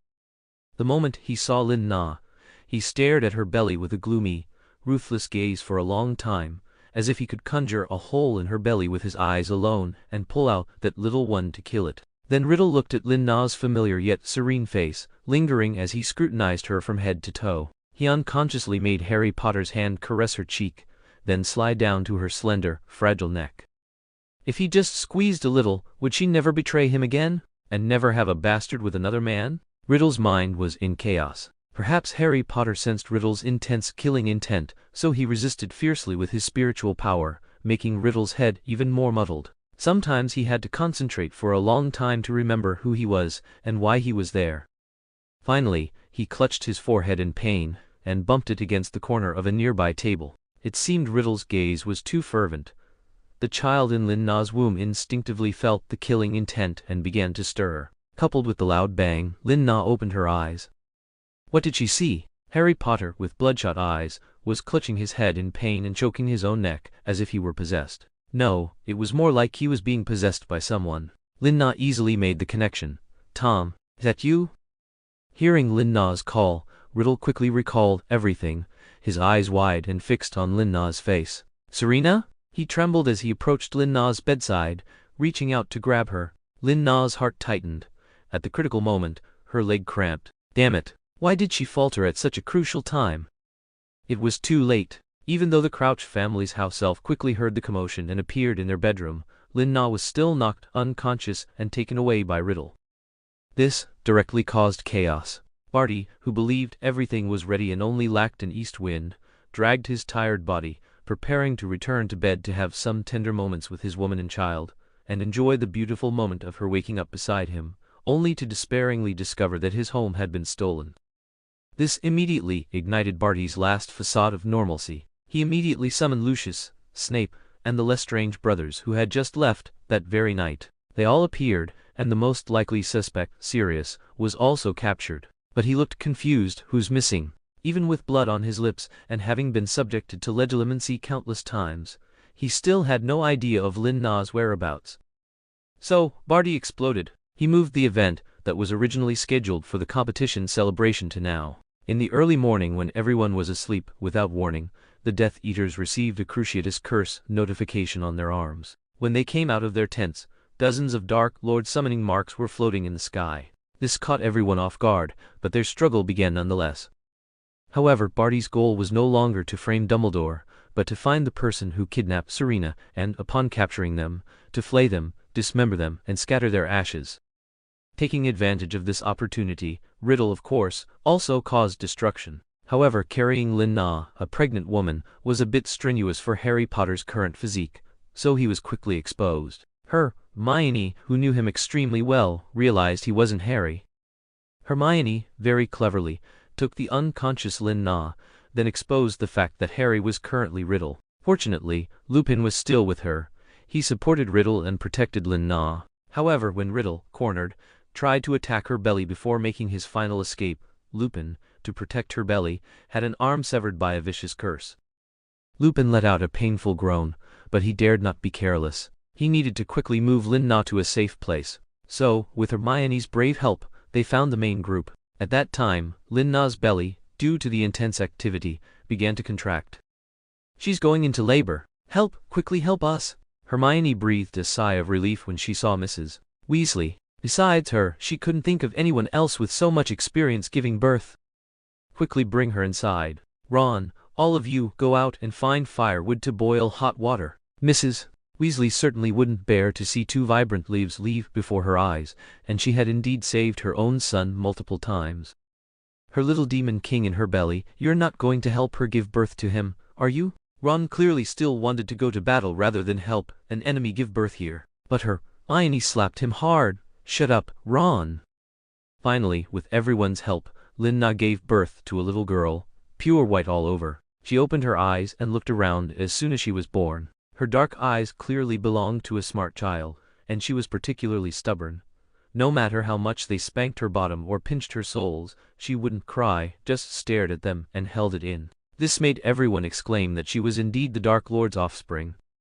But what no one expected was that things took an extraordinary turn. Barty, who was once a universally reviled villain, became a hero who defeated the Dark Lord and rescued Harry Potter. In truth, everyone understood it was a battle between two villains, and Harry Potter was merely collateral damage. But Barty was dead, sacrificed to defeat the Dark Lord, so not many people would question his motives. Now, to give the wizarding world an explanation, and also for Serena and her child to enjoy the treatment of a hero's widow in the future, rather than being imprisoned in Azkaban, everyone spontaneously recognized Barty's heroic status. Including the Death Eaters, the Lestrange brothers were equally united in their hatred, believing Barty was a traitor who had deceived them. So after the war, Lin-Na received no criticism. Instead, she earned the title of hero's wife. But what good was that? When Lin-Na woke up, a little girl, as clingy as her father, was nestled on her chest, but she would never again see the man who used to lie by her side like a perverted loyal dog. When Lin-Na heard the news, for a moment she felt a sense of unreality, even more unreal than her second rebirth. That scourge of hers, he just died like that? Chapter 259. Little Barty's Ending. Chapter 11.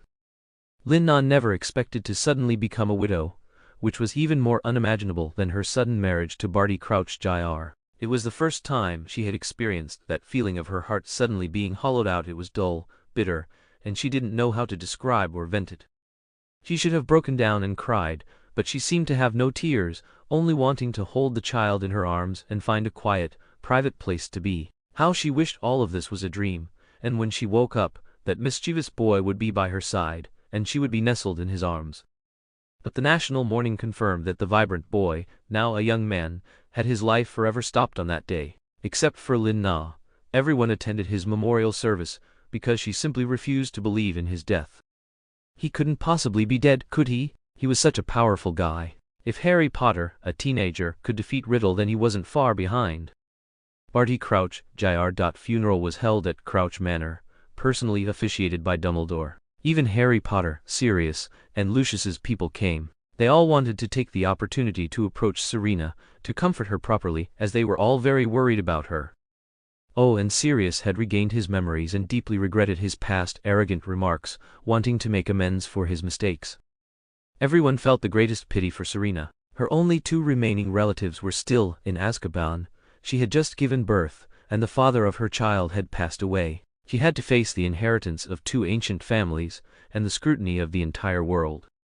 But when they went to look for Serena, she had already vanished, disappearing from people's sight with her child and luggage. She wanted to see the place where Barty Crouch Jr. had passed away, so she returned to the Quidditch World Cup Stadium. It was originally a desolate piece of land in the Muggle world, with temporary venues built for the competition, visible only to wizards. Now it was even more desolate, with only fragments of tents, wood and bonfires remaining, along with rows of destroyed spectator stands. But the villa Barty Crouch Jr. had built for her still stood there, all alone. It looked particularly out of place on the vast, desolate land. She came to the area that had been covered in flowers, but Chinese letter, some dried bloodstains and gravel. She couldn't see anything special. But she knew that soon someone would erect a monument for Barty there, because Dumbledore had already consulted her. Perhaps the infant in her arms sensed the sorrowful atmosphere and began to cry. Lin-Na had to find a place to feed her. Her daughter rarely cried, and was very easy to care for. She was either sleeping or quietly watching her. Now she was crying so sadly. Could it be a spiritual connection with her deceased father? Or could children see the souls of the dead? Lin-Na thought somewhat optimistically as she went into the villa she had been reluctant to enter. Inside were their last happy memories, and she didn't really want to recall them, as it might make her even more pained. But now, she had to. The entire villa was still spotless, likely due to a fixed cleaning magic. It looked exactly as it had when she left, except that large sections of the roof were missing from some rooms.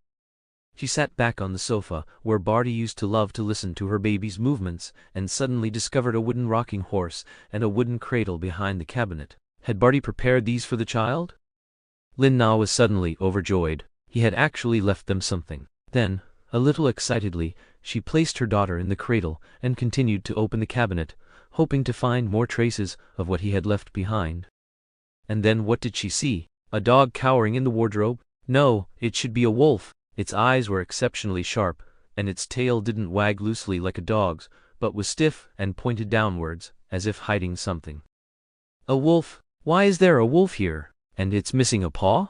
Lin-Na finally understood what the wolf was hiding, as it tried to press the leg with the missing paw beneath itself. For some reason, Lin-Na found this wolf very familiar and even a little pitiful, even though it probably just saw the house and hid inside.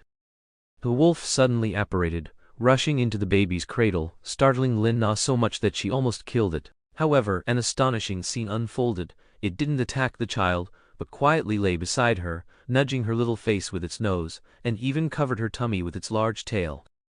Barty's daughter was truly his daughter. Not only was she not scared to tears, but she even laughed happily, putting his tail in her mouth and biting it with her toothless gums. Lin-Na actually saw gentleness on the wolf's face. Lin-Na found it hard not to connect it to him, but it showed no reaction. Was it because he felt he was crippled with one hand, and was too embarrassed to come to her? The wolf merely lifted an eyelid slightly, then continued to snuggle next to the girl, feigning sleep with its eyes closed. But when Lin-Na angrily picked up her daughter to leave, the wolf became very flustered again, tottering behind her and gently tugging at her skirt hem. It really was him, it seemed. Lin-Na was flooded with the joy of having him back, but it was quickly washed away by a sense of grievance. She had worked so hard, and he was here acting like an animal? So Lin-Na took the wolf and her daughter back to Crouch Manor. For a long time in the future, she would always teach her daughter to call Lucius Daddy in front of the wolf, infuriating the wolf so much that it would limp after Lucius, biting frantically, and eventually just carry off its daughter, wandering off to who knows where. When her daughter got hungry and needed milk, he would bring her back, but he would often see Lin-Na chatting happily with other men. Under repeated blows and stimuli, Barty's inner inferiority was overcome by jealousy, finally erupting one night, when Lin-Na left him and the baby to attend a ball and returned late. He would no longer be a coward. He had originally thought he wasn't good enough for her, merely crippled in one hand, and that it would be enough to stay by their side as a pet. Who would have thought he simply couldn't do it? She was going to abandon their daughter? And him? In his dreams. Finally, Lin-Na saw the man she had longed for day and night, and he whisked her away to the Crouch family's estate in France, where they lived happily ever after. Later, they even had a son, but because Crouch was very annoyed by the boy monopolizing his wife's attention, he refused to have more children with Lin-Na. He also couldn't bear for her to give birth again. Just as he had envisioned, both children took Selina Lestrange's surname. Under Barty's care, Lin-Na was very satisfied with this life. Barty's ending is complete. Next up is Professor Snape's Tilda. Chapter 2. 160. Snape's Ending Part 1. Back to the Yule Ball, as per usual. Tilda, if you've forgotten, remember to reread the original text. Lin-Na had just finished dancing with Riddle. Although Lin-Na really wanted to dance with Draco, she was truly fed up with everyone's ill-intentioned or curiously scrutinizing gazes. Even though she had anticipated such treatment for cosplaying as Dumbledore, with Riddle not by her side, and no one in a similar situation to back her up, she didn't want to be the subject of everyone's gossip. So she talked Draco into something else and found a secluded terrace, hoping to get some fresh air, but she hadn't expected it to already be occupied. "Sorry, am I disturbing you?" Lin-Na playfully mimicked Dumbledore's tone and saw Snape's back visibly stiffen for a moment in annoyance, but he still turned around expressionlessly. "If you're talking about me." "Yes, Serena?" The moment he turned around and saw it was Serena, Snape's expression changed for an instant. A flicker of surprise and delight flashed in his eyes, but he hid it well. Suddenly, he recalled the dance he had just shared with Riddle, and his tone became somewhat cutting. "What? Couldn't find your dance partner?" It was that same insincerity again. Lin Na saw right through Snape's meaning. This wasn't the first time. She knew him too well. He was saying this because he wanted to dance with her, wasn't he? Otherwise, why would he be wearing the formal robes she had given him during their student days? I found him now. Lin Na continued to tease Snape, seeing him uncomfortably turn his head away at her words, still a bit unaccustomed to Serena's directness. She hadn't joked with him so ambiguously in a long time. I didn't. Snape, stubborn as a mule, was actually a little expectant inside and began to constantly recall in his mind how to do that damned ballroom dance. Really? That's too bad. I was originally going to invite Mr. Severus Snape to dance, so I guess I'll just have to keep looking. Lin Na feigned an expression of great regret as she walked past Snape and turned to leave, but he stepped on the hem of her skirt, almost making her fall. If this lady's eyes aren't working well, I happen to be able to help. I'm not very talented, but I can brew a few potions. Snape knew she was teasing him, but he couldn't bring himself to tell her to stop, so he could only glare at Lin Na, his face dark, and his thin lips pressed together. Haha. No thanks, I should be fine on my own. Lin Na decided not to joke with him anymore. He really didn't want to dance with her, it seemed. Oh well. Just as she was about to go somewhere else, Snape blocked her path again, his face seemingly even darker than before. What's wrong? Snape gritted his teeth and continued to stare at Lin Na. Professor Snape. Lin Na felt Snape getting closer. I accept your invitation, Ms. Lestrange. Snape's words didn't sound willing at all, but rather like he was venting his frustration. Huh? Before Lin Na could react, Snape had already extended his hand like a gentleman, and she instinctively took it. And, don't call me Professor Snape. Snape gritted his teeth again, and having gotten his wish, put his arm around Lin Na's slender waist, standing up very straight and proper. And so, Lin Na inexplicably danced with Snape on the terrace, under the moonlight. The strange thing was that he didn't seem to look at her once, yet his attention never seemed to leave her face. How did he do that? He only stared at the top of Lin Na's head, and of course, he never brought himself to look away. Lin Na felt his stiffness, but she also felt his gentleness. I didn't expect you'd actually be willing to dance with me. Lin Na was very surprised, because in her memory, she had practically begged him for half the night back then before he reluctantly danced half a song with her. Because as soon as Lily and James finished dancing, he immediately abandoned her to go find Lily. Snape seemed very angry. I hope Ms. Lestrange doesn't presume to know me so well. Was he really that subtle in his expression? Believing Serena to be hopeless, Snape abruptly stopped their dance, discarded his tie, and left the terrace. Lin Na watched his retreating back. Is he on his period? After that night, Snape suddenly became strange, but Lin Na didn't have much energy to worry about Snape, because she was still very concerned about the Philosopher's Stone. If Riddle didn't get the Philosopher's Stone, he would definitely cause trouble for her brothers, and she needed to find a way to shift the blame from them. With all this busyness, the end of the term arrived. None of the events from the original story had occurred. There was no the Golden Trio outwitting evil wizards, no appearance by Riddle, and no news of anyone getting hurt. Had the first year really just ended? This greatly surprised Lin Na, but soon she received a notification. An even grander banquet was awaiting her at Malfoy Manor. That's right, Riddle, the Dark Lord. He had returned.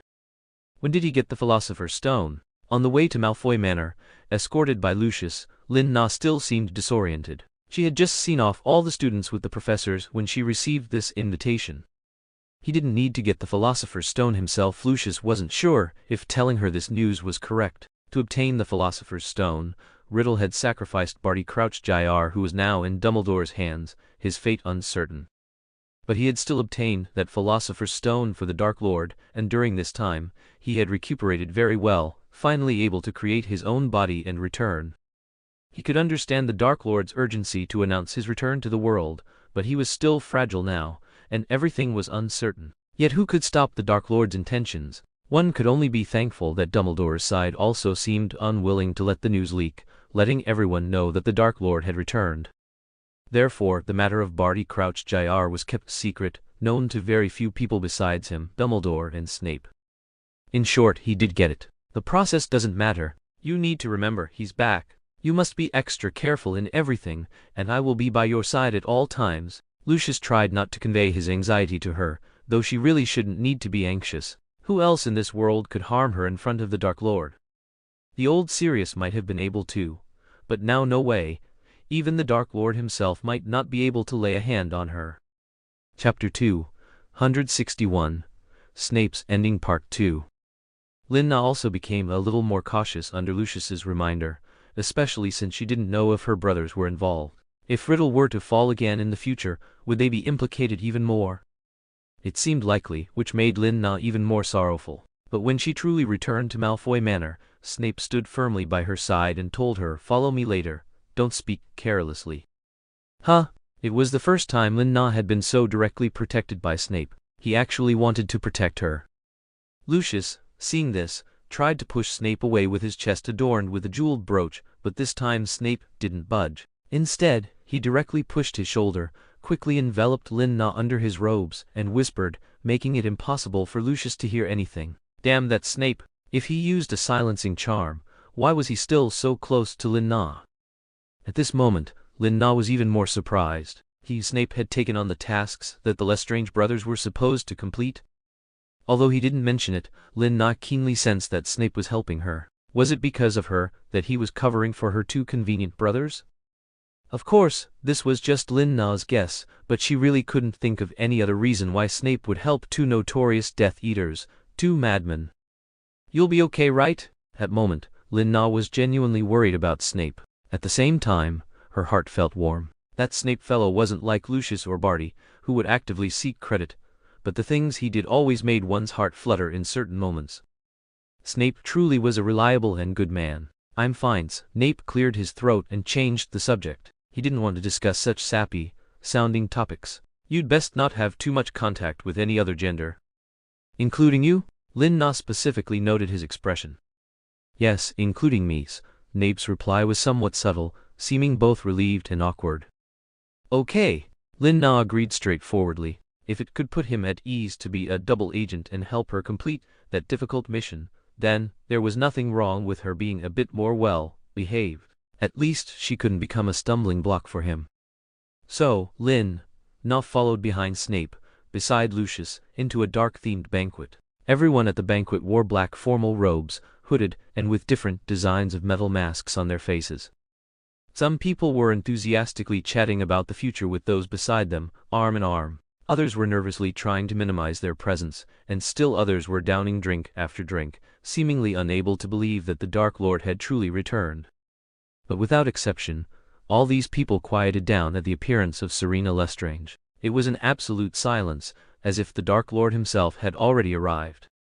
Everyone present paid close attention to Snape's arrival with Selina, and some shrewd and opportunistic individuals had already rushed over to bow to Lina. No need, just dance normally. This is just a normal banquet. He must think so too. Lina's words were actually quite ordinary, but because of her likely status as the Dark Lord's wife, she received applause and cheers from everyone present. This made Lina's face darken. She wasn't their mistress yet, and was she really that terrifying? Snape always stood in front and to the side of Lina, keeping an eye on everything, protecting her behind him. Lucius, as the host, had to entertain everyone, so he could only follow her with his gaze. At this grand, uneasy and joyful banquet, Riddle, in human form, made a majestic entrance amidst Lucius's introduction. Thick, dark smoke like storm clouds swirled like a tornado through the entire hall, and in the eye of that storm, a tall but slender figure appeared. "I am back." Riddle spread his arms like a vampire of the night, receiving cheers from everyone in the hall. He radiated a perfect smile and slowly walked towards Selina in the center of the hall. As he passed in front of Snape, Riddle, in good spirits, rewarded Snape. "Well done, Severus. I knew you could do it. I will reward you." "Thank you, Master." Snape was the first to kneel on one knee, as if opening Pandora's box, leading the rest of the Death Eaters in prostration. "Welcome home, Master." "Long live Master. Long live Lord Voldemort." "Master, you've finally returned." Now Lina stood out like a crane among chickens, awkwardly standing before a crowd of black-robed figures. She seemed particularly out of place. Why hadn't anyone given her a heads up? So, in front of the Dark Lord, should she kneel or not? Just as Lina was hesitating, her knee had a small mishap, bending slightly, almost uncontrollably dropping straight to the ground. But the Dark Lord preempted her, lifting her up. "Selina, you don't need to." Riddle was much weaker than he appeared at this time. Although he had been nourished by the Philosopher's Stone, his soul and body, depleted for many years, still needed proper recuperation. Therefore, Riddle wanted Serena to leave Hogwarts and take care of him at Malfoy Manor. Of course, Lin-Na had no right to refuse. From that night on, she once again became Riddle's personal healer.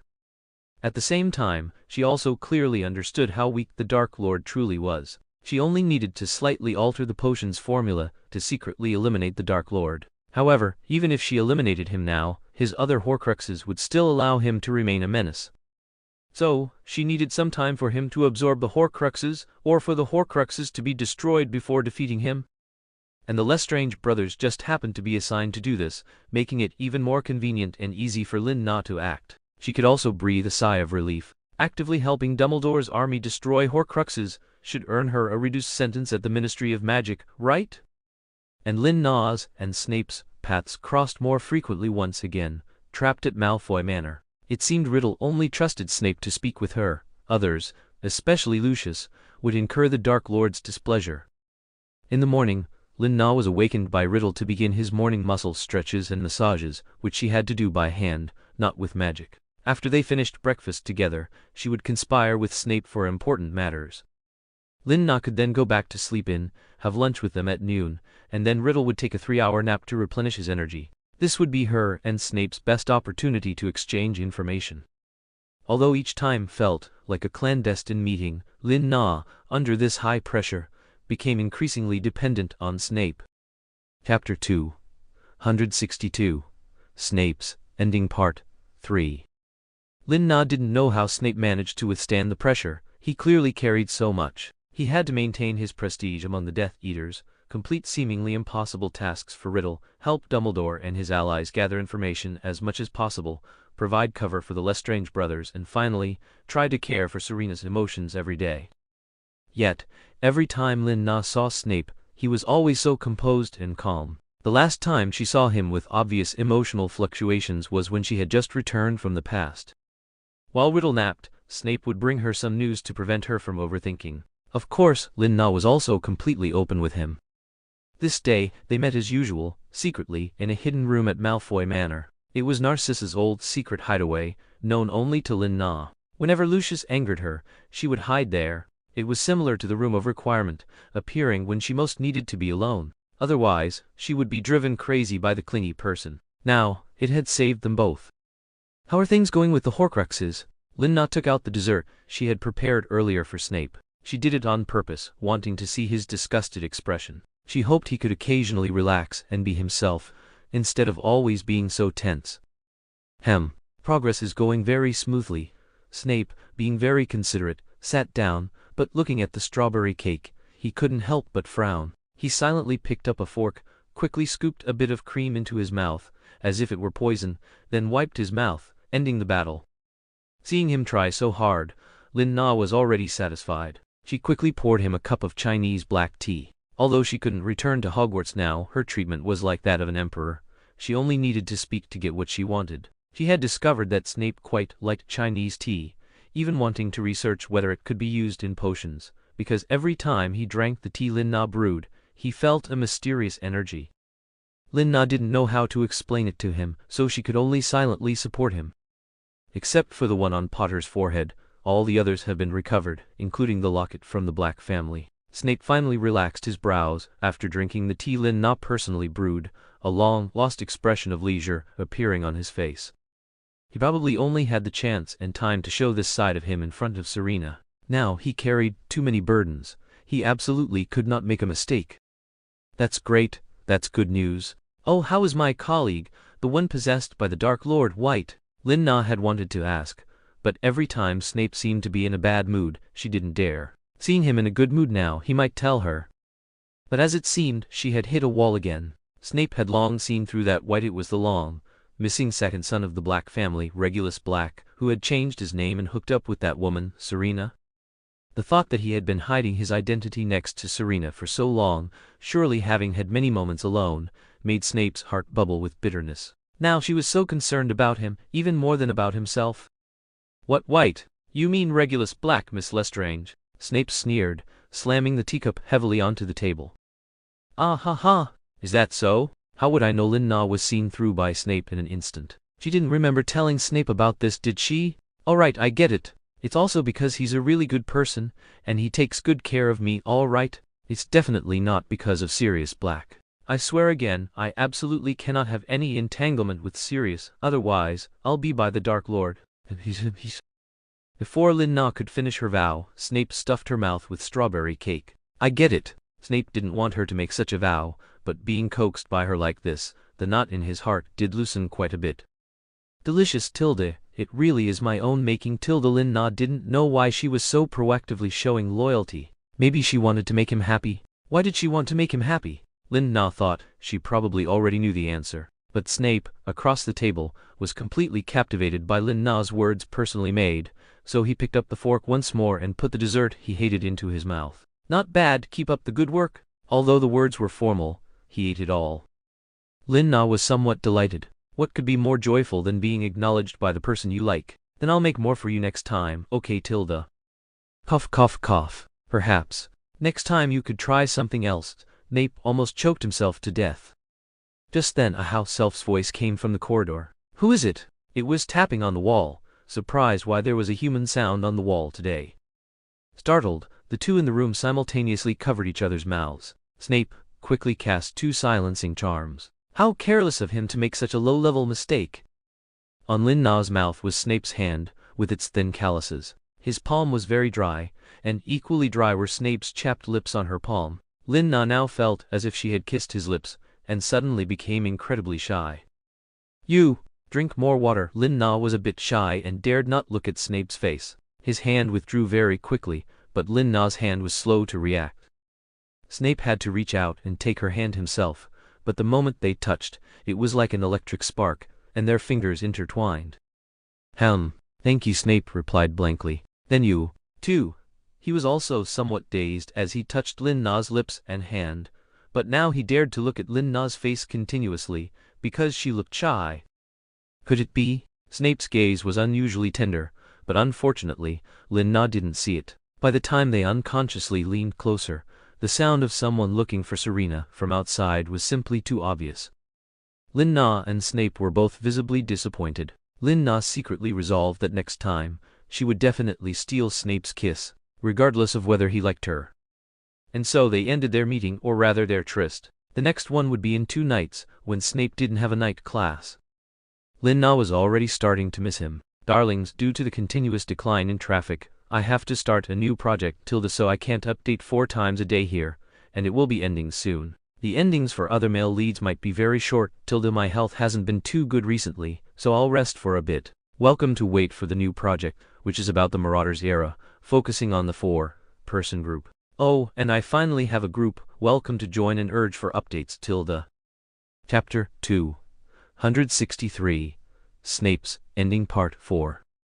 However, in the following days, Snape seemed to suddenly become busy. It appeared that due to the reinitiation of the Triwizard Tournament and the start of the Quidditch World Cup, Snape was once again entrusted with an important task. Lin Na never saw him again at Malfoy Manor, only occasionally hearing his brief, but useful notifications through the Floo mirror.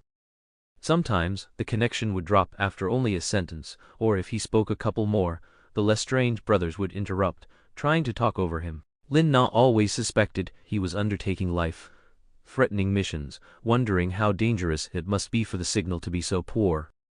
These days continued until her birthday. Riddle declared he would host a grand celebration, because he seemed to have found a way to resurrect, and it had been a long time since he had thrown a grand birthday party for Serena. At this party, he would also announce their engagement.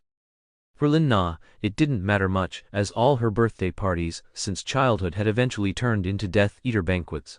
Although singing Happy Birthday and blowing out candles in the dark Lord's Arms was considered a very prestigious thing, she wouldn't be overjoyed by a birthday cake now. She only wanted to celebrate with her friends. Having him there was enough.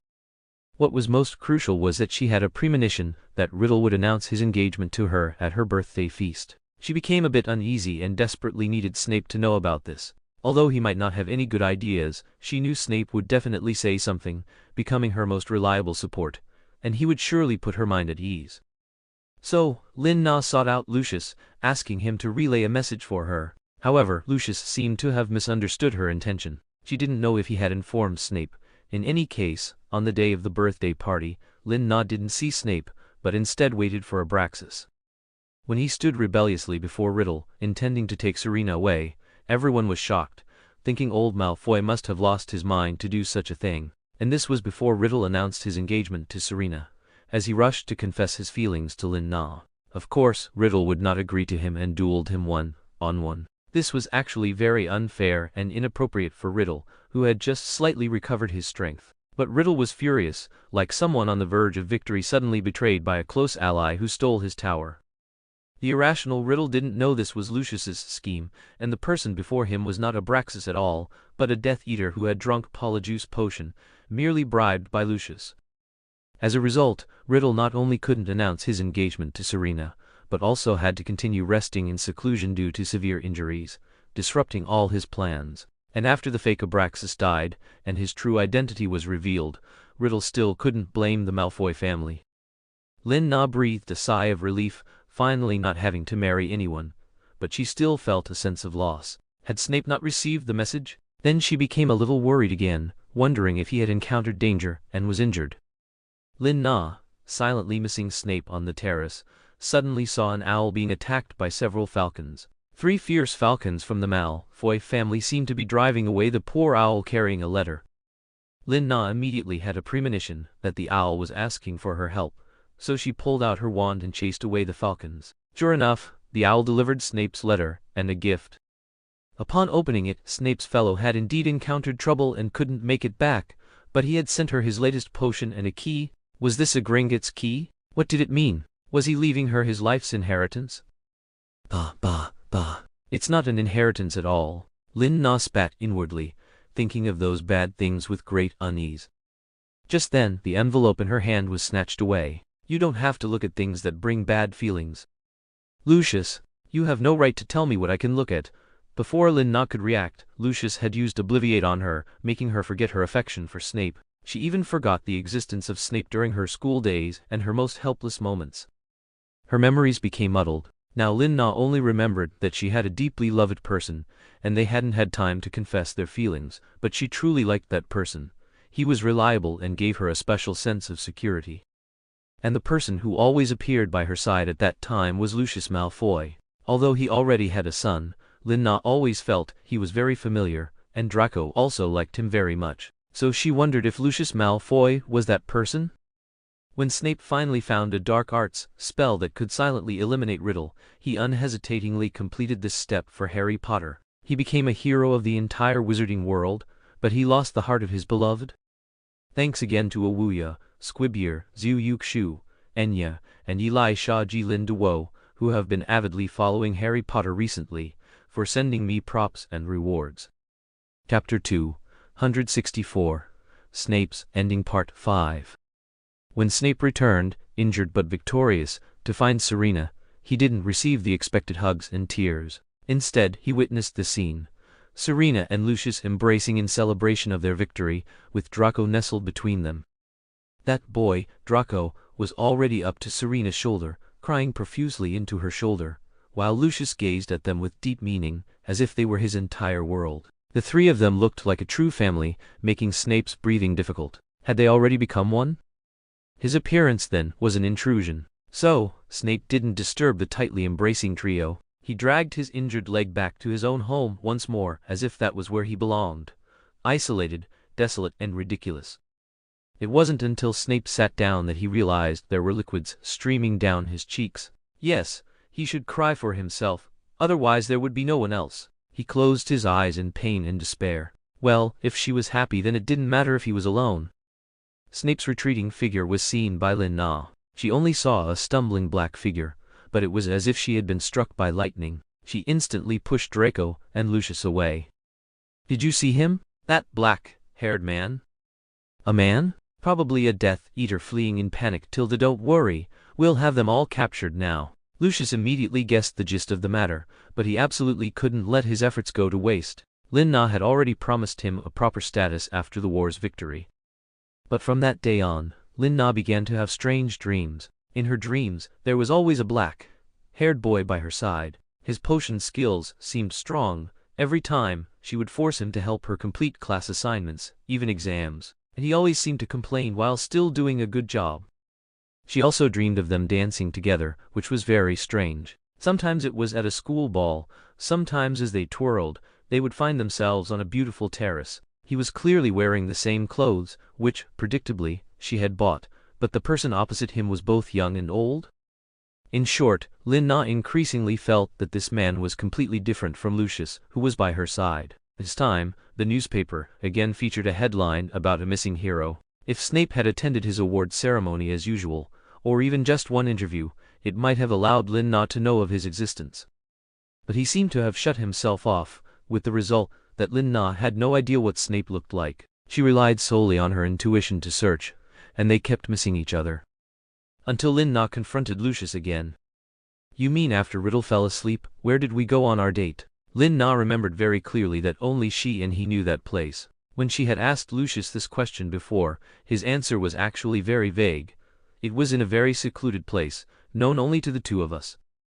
Lin Na hadn't thought anything was wrong at the time, but this time she needed to know the truth. "Why are you thinking about unpleasant memories from the past again?" Lucius once again moved closer to Lin Na, wanting to muddle through again, but Lin Na wouldn't let him fool her this time. "We agreed not to bring it up again. I just want to know the exact location of that room, Lucius." "If you know, tell me." Lin Na was unmoved by Lucius's intimacy, even shying away. This was something she had been doing for a while now. Because ever since Lin Na had made some strange discoveries, she had kept her distance from Lucius. She always felt they were different, that he wasn't the person she thought he was. "You don't know, do you?" Lin Na's aggressive tone made Lucius's eyes show a slightly different look, that of guilt. "No, I know, of course I know. It's in that very secluded corner, known only to you and me.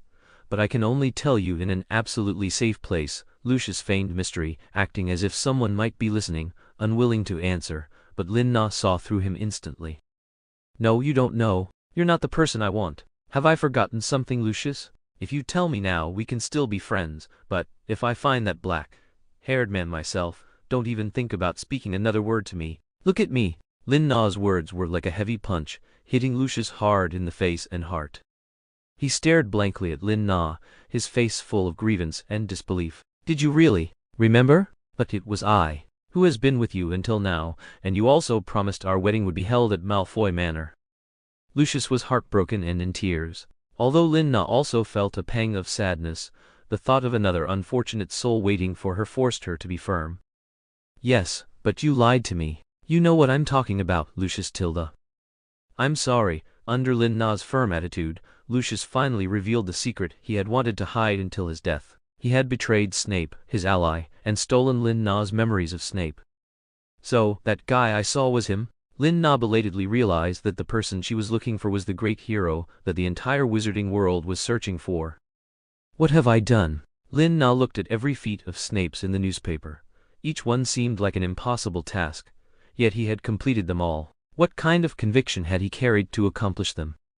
Lin Na now felt her heart was breaking. Thanks again to All Wuya, Jai Mozun Hua, Squibby Zhu Yukshu, Enya, and those who have been avidly following H.P. Elisha G. Linda Woe Darlings, for showering me with props and rewards. Chapter 265. Snape's Ending. Chapter 6. After Lin Na learned the truth, she immediately went to Spinner's End. She instinctively felt he must be there. It was his last fortress, the place he would most likely be.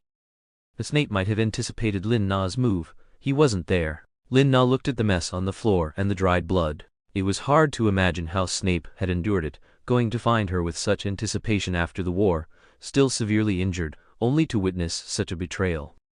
He wouldn't have already. Lin Na didn't dare to stop. She had to find him as soon as possible, tell him her feelings and apologize to him. She went to Hogwarts again, another place Snape might go, his second home. But he wasn't there either. Lin Na, unwilling to give up, went to find Dumbledore, but Dumbledore seemed to be on vacation and wasn't around. Now, because it was the holidays, there were no students, and the professors were all celebrating with their families. Sirius and Harry were busy plotting Lucius's blind date at the wedding. Lin Na stood alone in the Hogwarts corridor, crying hysterically. Had she really missed Snape like this? Just then, she was surrounded by ghosts. They all looked troubled. It was strange, but Lin Na could actually discern such expressions on the ghosts' faces. Some tugged at their robes, some with pained and somewhat fearful expressions, told Lin Na, although that man told us not to tell you, we've had enough. He's a living person trying to figure out how to become a ghost, and he expects us to cooperate with his work. It's too annoying. Exactly, he doesn't need to date, but I do. Don't say that, he's a hero. A hero who lost his beloved. Ah, Tilda, what a romantic man. Some ghosts were still defending Snape. Seeing the ghosts getting more and more outlandish, Lin Na finally understood what they meant. It seemed her guess was correct. Snape was indeed here, but he wanted to die. To become a ghost and stay at Hogwarts forever? No. If he became a ghost, what would she do? Lin Na immediately wiped away her tears. Take me to him. I must stop him. Let me take you, Tilda. Suddenly, a familiar face popped out from the ceiling. It was Myrtle. She feigned shyness and kept whispering in Lin Na's ear. I was quite fond of him originally, Tilda, did you know? He was quite charming when he was young, but he really likes you, so you must work hard. Lin Na's face darkened as she listened. Had she confused Sirius and Snape? Snape? His student days were not those of a puppy love. She remembered everything now. His student days were like a bitter gourd. But Lin Na was still very happy that she would see him soon, her heart filled with excitement, completely opposite to her previous state. Her mind was full of how they would embrace and passionately reunite after meeting. Her heart seemed about to leap out of her chest. It turned out Snape was hiding in the room of requirement. No wonder Lin Na couldn't find him. She stood before the wall of the room of requirement, devoutly wishing for a room where she could find her beloved. Finally, the legendary door appeared. She opened it and, sure enough, saw that familiar back. Lin Na's eyes welled up with tears once more. Get out, I don't need you now. Snape, with his back to her, heard the sound and thought it was Myrtle again, the one he could never get rid of. She was the last person he wanted to deal with. Besides making him recall his student days with Serena, she only delayed his research. If he became a ghost, he wouldn't feel pain, and he would have the chance to always be by Serena's side. Snape had already decided, Malfoy Manor, Hogwarts, or St. Mungo's would all work.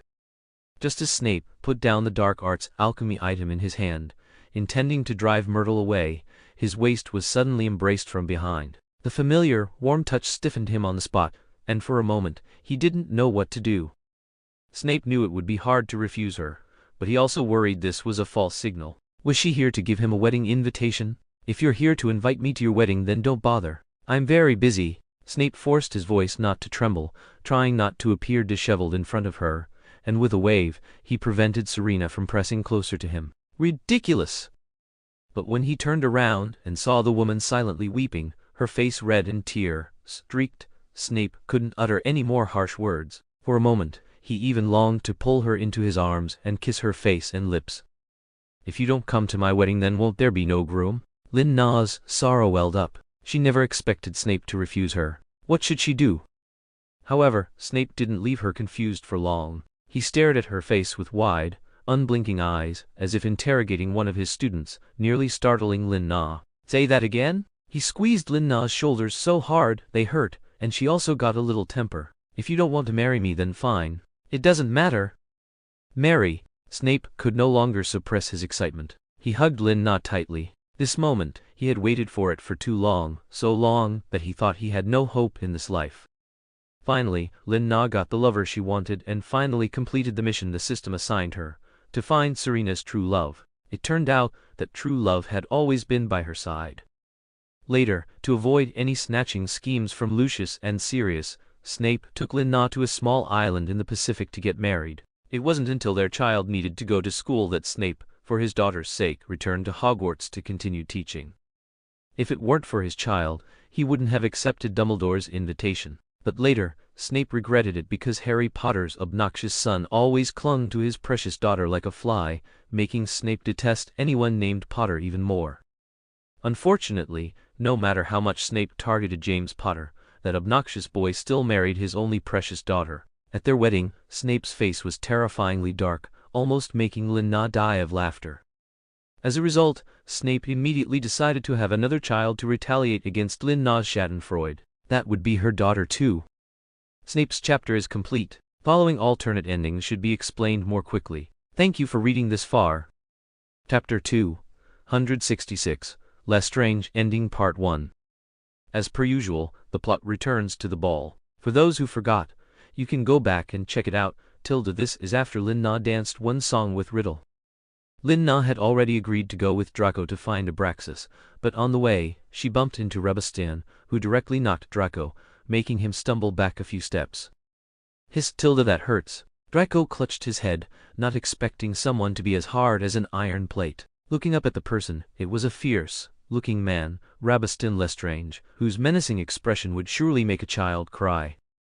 Even though Draco was already so big, his heart still trembled. "Where are you going? Are you taking my sister?" "Malfoy!" Rebustan questioned Draco sinisterly, like an envoy from hell. Lin Na couldn't stand it anymore and stepped in front of Draco. "Don't scare him."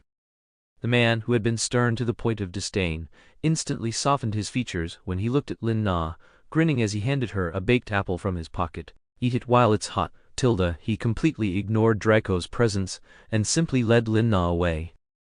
In Rebustan's eyes, he didn't even care about Draco's father, let alone a brat. Lin Na, worried that Rebustan might be annoyed with Draco and bully him, obediently let him hold her hand. She was practically held in his arms as they danced several songs, as if he was afraid she would be snatched away. Lin Na had never known Rebustan loved dancing so much.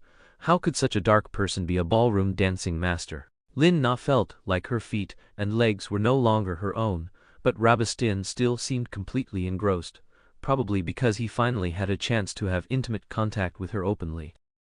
It wasn't until their older brother came and forcefully snatched Lin Na from Rebustan's hand. Lin Na thought she could finally rest and looked at him excitedly, but Rodolphus didn't stop. He put his arm around Lin Na's waist and continued dancing. Luckily, he only danced one song before stopping, giving Lin Na a chance to catch her breath. However, the next actions of the Lestrange brothers were quite astonishing. Rebustan first picked her up, holding her like a small child, which was a bit awkward. "What's wrong? Put me down, second brother, this is really embarrassing. If you don't want your legs to hurt tomorrow morning, don't move." Rodolphus knelt before Lin Na, took off her high heels, placed her feet on his chest, and began to personally massage her calves. The force was very strong, and Lin Na almost cried out. Was he spoiling her too much?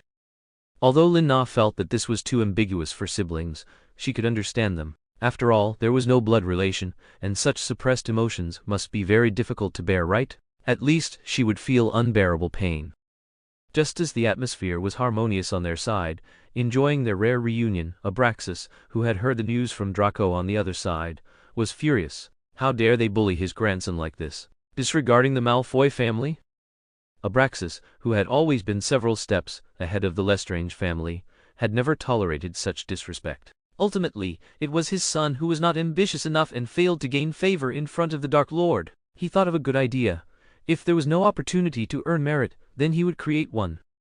So Abraxas extended his demonic hand towards Serena. Suddenly, one day, Serena fell into a coma without any warning. No one knew the reason, and no one could wake her. Lin Na's sudden coma enraged Riddle. How could someone touch his person right under his nose? Because no one would ever suspect that the culprit was the head of the Malfoy family. At this moment, Abraxas stepped forward, winning Riddle's trust as a reliable servant. "I can find a way to wake Miss Serena." Of course, he knew, but he needed Serena to sleep a little longer so that his antidote would be valuable. He knew this curse was absolutely safe. Serena was merely trapped in an imaginary world. Someone only needed to enter her dream and tell her, otherwise, she would believe the world in her dream was real and wouldn't want to wake up. The Lestrange brothers, due to Lin Na's coma, refused all activities. No matter if the task was Riddle's command or how urgent it was, they had to give Lin Na an explanation. Therefore, while Abraxas was holding his breath, the Lestrange brothers had already climbed mountains of knives and plunged into seas of fire to find the source of the curse, and, without hesitation, rushed into Serena's dream, waiting to save her. Chapter 267 Lestrange's Ending Part 2. The Lestrange brothers had already prepared for the sacrifice before they were ready to enter Lin Na's dream through the ritual.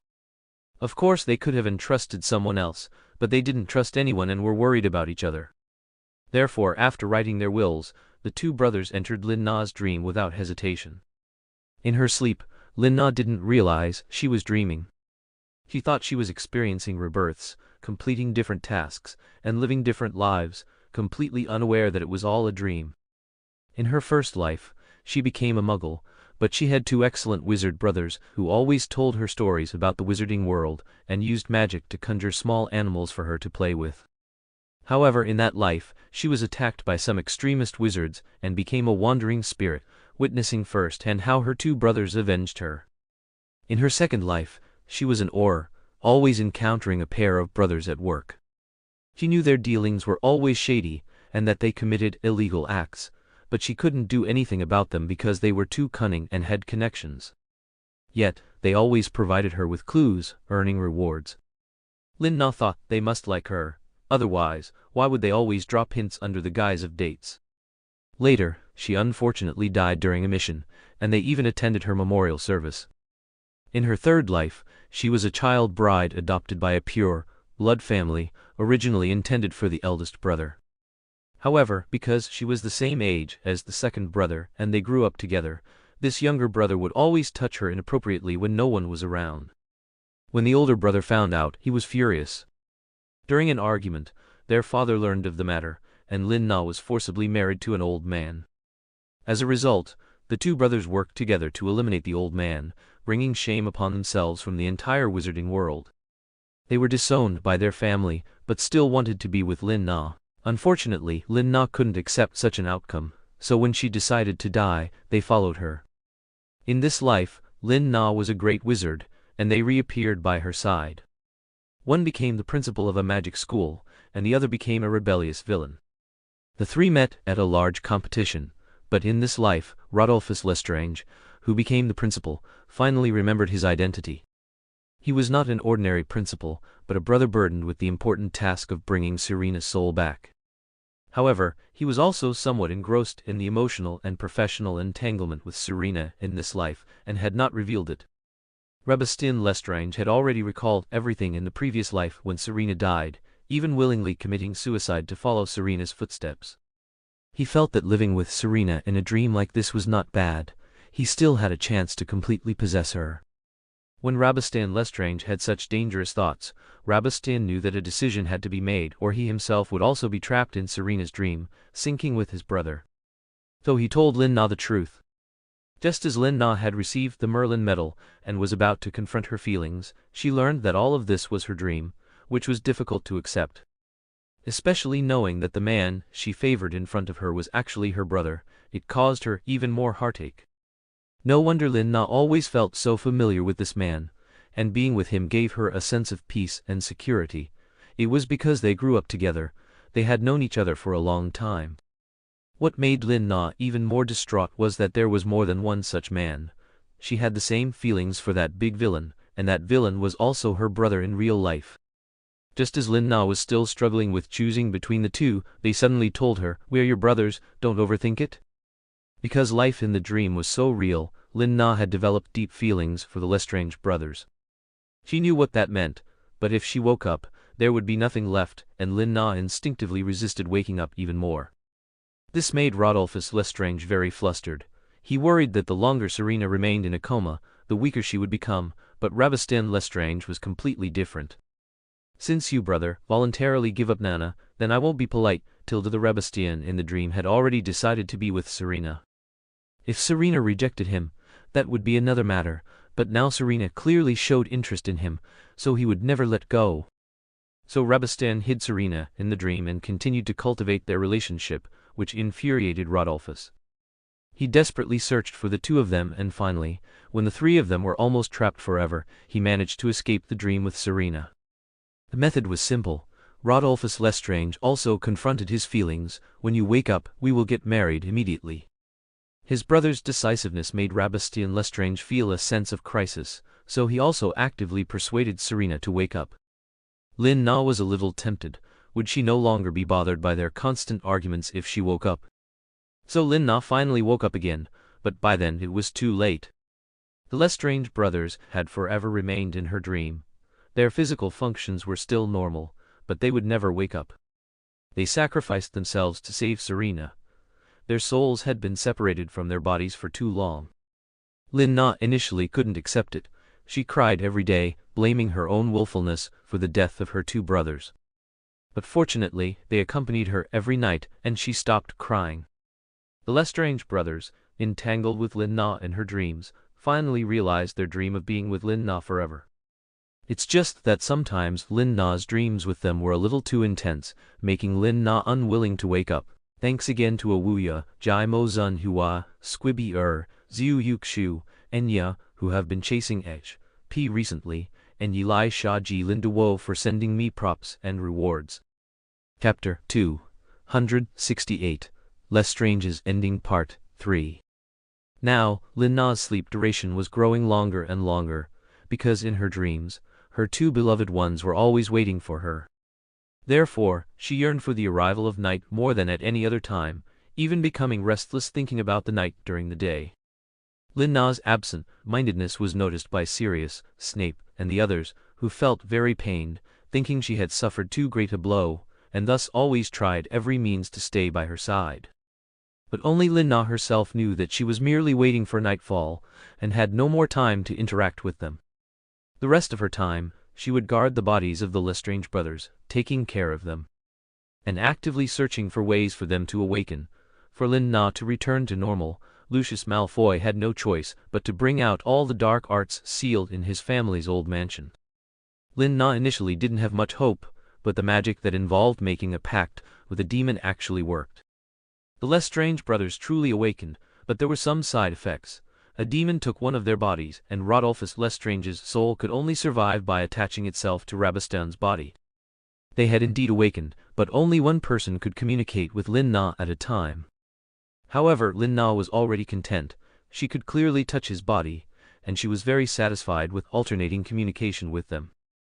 Moreover, this also conveniently resolved the awkwardness of her marrying two brothers simultaneously. It's just that the two brothers would always contend with each other. Sometimes, 1 second Lin Na was kissing Rabastan, and the next second, she was pressed down by his older brother's soul, only to be replaced by his younger brother at a crucial moment. Even at their wedding, for the sake of fairness, Lin Na walked down the aisle twice, and the vows were also said twice. Fortunately, besides Dumbledore, their officiant, the two brothers hadn't told anyone else about their wedding. Otherwise, Lin Na would have felt mortified. By the time Sirius, Snape, and Lucius learned that Lin Na had married the Lestrange brothers, they had already moved to Egypt and couldn't be found. And Lin Na gradually adapted to her new life. They ran a magic spice business in Egypt, working during the day, and at night, the two would transform into wolves, putting all their years of fantasies into practice. This made Lin Na exceptionally shy. After all, each time their passionate love-making involved more than just two people, and as soon as she knew the other one was observing with a dark face throughout, she would be too shy to kiss them, almost causing the two brothers to ruin each other's last body. Who told them they were both equally unyielding and wanted to compare who was stronger? Lin Na was also very speechless. Wasn't it the same person's body? What was the difference? But they would always continue to torment her with time. Later, Lin Na gave birth to a little girl for the Lestrange family. The two brothers cherished her like the apple of their eye, carrying her wherever they went every day, naming her Ruby, fearing she would fall and get hurt while walking. Even when transporting spices, they didn't forget to hold her close. But the problem was Lin Na, and they also couldn't bear to put her down. So Lin Na and her daughter were both transformed into cute little cats, carried in their arms every day. Lin Na sometimes wanted to have another child to distract their focus, as she felt her daughter was too pitiful, perhaps never having seen children her age. Her world only contained her parents, camels and spices. Lin Na strongly protested against raising her child as a hothouse flower.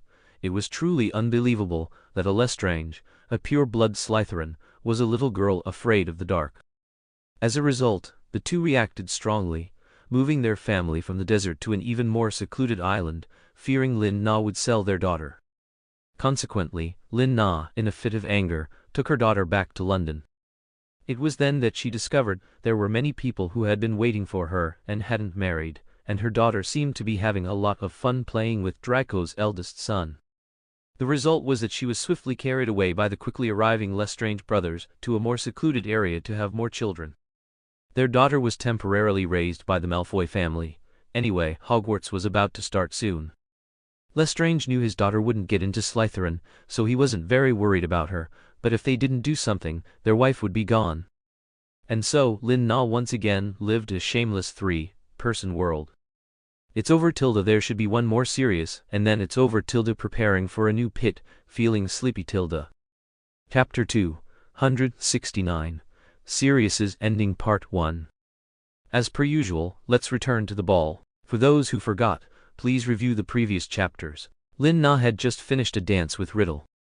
Lin Na followed Draco out of Malfoy Manor, and it wasn't until they reached the Malfoy family's garden that she felt something was off. If Abraxas wanted to find her, he would never choose a place where they could be seen at any moment. "Draco? That you?" Lin Na began to doubt Draco's identity. After all, his behavior didn't suggest familiarity with Malfoy Manor. At first, Lin Na thought he was deliberately leading her in circles to avoid being seen, but now it seemed he was genuinely lost. "Me? Of course I'm Draco. We're almost there." Draco's tone carried a hint of uncertainty. Lin Na, deciding to go all out, squatted down and clutched her head, feigning severe pain. As expected, it flustered the person. His tilde, it hurt so much. "What's wrong, Nana?" Sirius, disguised as Draco, quickly rushed over, forgetting his hidden identity, wanting to see what was wrong with Serena. "Nana? Draco never calls me Nana." Lin Na gave the flustered man an astute look. "Sirius?" She immediately guessed that this fellow was Sirius. Besides him, no one would show such an exaggerated expression of concern.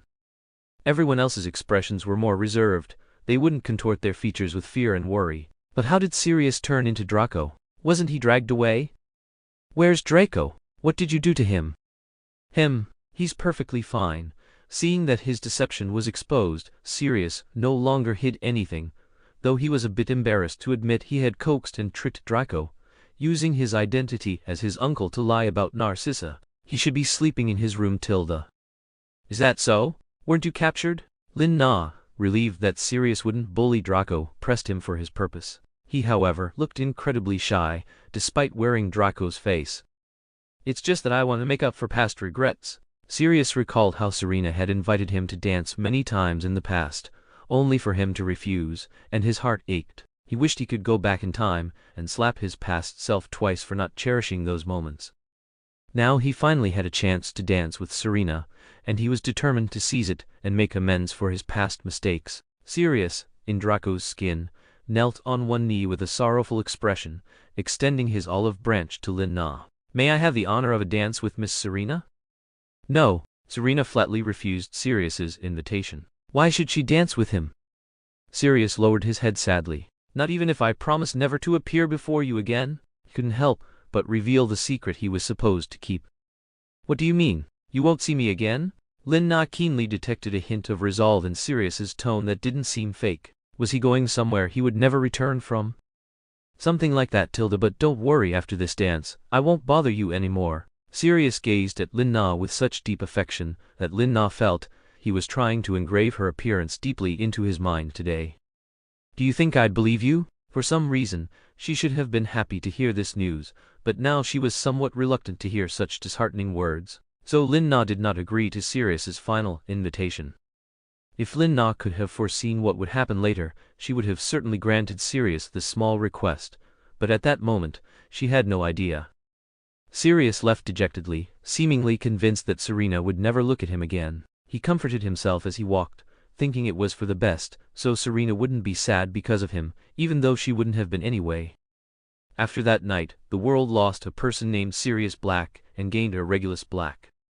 That's right, while Dumbledore and Riddle were talking privately, he kidnapped Riddle along with Regulus. By the time the Death Eaters found them, the person who appeared was the Sirius version of the Dark Lord. Sirius had made up his mind to die, to thoroughly dismantle the Death Eater organization in Riddle's identity, and to perish together with the Dark Lord. Lin Na returned to Hogwarts to continue her work in the medical wing, but she truly never saw Sirius again. Without Sirius's entanglement, Lin Na actually felt quite unaccustomed. So she sought out Snape to ask for the reason. Snape's answer was very cryptic. "I thought you'd be happy to finally not have to see him." "That's true, but, as a friend, I'm still a bit worried about him." Lin Na herself felt her words were disingenuous. Why should she still worry about Sirius? "Ha ha, then you can rest assured he won't die, at least not yet." Snape's sarcasm was almost over the top, making Lin Na a little embarrassed, but the longer Sirius was gone, the more uneasy she felt. However, that fellow Riddle seemed to suddenly become active, albeit in a somewhat peculiar way. Chapter 270. Sirius's Ending Part 2. Harry Potter's second year Riddle officially became a guest professor at Hogwarts, replacing Lockhart. From the Death Eaters' perspective, their leader had finally achieved his dream, symbolizing the successful occupation of Dumbledore's territory by Death Eater forces. To outsiders, it was merely friendly international cooperation. Only a few knew that this was a gambit by the Order of the Phoenix, a very dangerous and easily exposed one. Although they had sent someone with strong magic ability and combat experience, that person was Sirius, and there would always be some uncertainty. For example, as soon as the American Ministry of Magic's Minister of Education arrived at Hogwarts, he wrote to the British Ministry of Magic to stop sending people Death Eaters to patrol Hogwarts, as this would disturb the students' classes. Although the Death Eaters had doubts, they accepted it. Dumbledore and the others were worried for Sirius, and Snape was so angered by Sirius's unauthorized actions that he didn't eat for a day. Lin-Na was surprised at the time. Wasn't the Death Eaters' withdrawal a good thing? Why did everyone look so annoyed yet unable to express it? Only Riddle, the person involved, cheerfully invited her for tea. Lin-Na immediately thought this must be Riddle's conspiracy, and became extremely vigilant. But unexpectedly, Riddle really did only have a cup of tea with her. It was just that when his gaze fell on her, Lin-Na always felt strange, that same lingering, possessive look as if he was seeing her for the last time. And it wasn't the chilling, prying gaze from before? Had Riddle changed his personality? Lin-Na became even more wary. She didn't know what big move the Death Eaters were planning, but the Dark Lord had become increasingly amiable. When Harry Potter was injured during Quidditch, he even set aside their past grudges, picked him up, and ran towards Lin-Na. He even obstructed Lin-Na when she tried to take Harry from him, saying, "It's nothing, let's go to the medical wing first." That look of concern made Lin-Na a little lost in thought. "Regulus? You're back?" Lin-Na thought Regulus had once again taken control of his body and was overjoyed. Sirius was stunned for a moment, then immediately accepted this identity. Right, besides impersonating Riddle, he could also impersonate Regulus. However, there were many Death Eater parents in the stands at the time, as well as Lucius, who was of uncertain allegiance. Lin-Na didn't show too much excitement. Instead, she tugged on his sleeve and spoke a lot after Harry fainted. Sirius stood there blankly, listening for a long time to Serena's words about how much she missed and worried about her brother. He had never known their relationship was so close. Had he lost too thoroughly? Not only his mother and family preferred Regulus, but now even Serena preferred his brother. Bitterness and distress made Sirius force a smile uglier than a cry. "I also miss you very much, Tilda Nana." These were Sirius's true feelings, but he could only express them through Regulus's identity. He felt he had been too impulsive. Unfortunately, Sirius didn't have much time for sadness, as a Death Eater had already approached, expressing surprise. It was Barty Crouch Jr., the current Minister for Magic. Sirius needed to be extremely vigilant when dealing with this fellow. Who would have thought that Barty's true intention was not in the wine? He seemed to have known for a long time that Regulus's mental power was no weaker than the Dark Lord's, and that he would occasionally regain control of his body. Barty merely gave Regulus a simple warning: "Don't make futile struggles," before turning to find Serena. This made Sirius even more distraught. Even Barty Crouch Jr. could openly chat and laugh with Serena? Sirius had never in his life wished so much to get drunk. Perhaps only then would the pain in his chest subside, allowing him to breathe briefly. So he stumbled off to Hogsmeade. After treating Harry, Lin-Na really wanted to tell Sirius about his condition. He would surely rush back anxiously. Dumbledore's explanation was that he had gone abroad to complete a very difficult mission, but seeing Harry muttering his name even in his dreams, he looked so pitiful. That was the only family member he recognized. So Lin-Na wrote a letter to Sirius.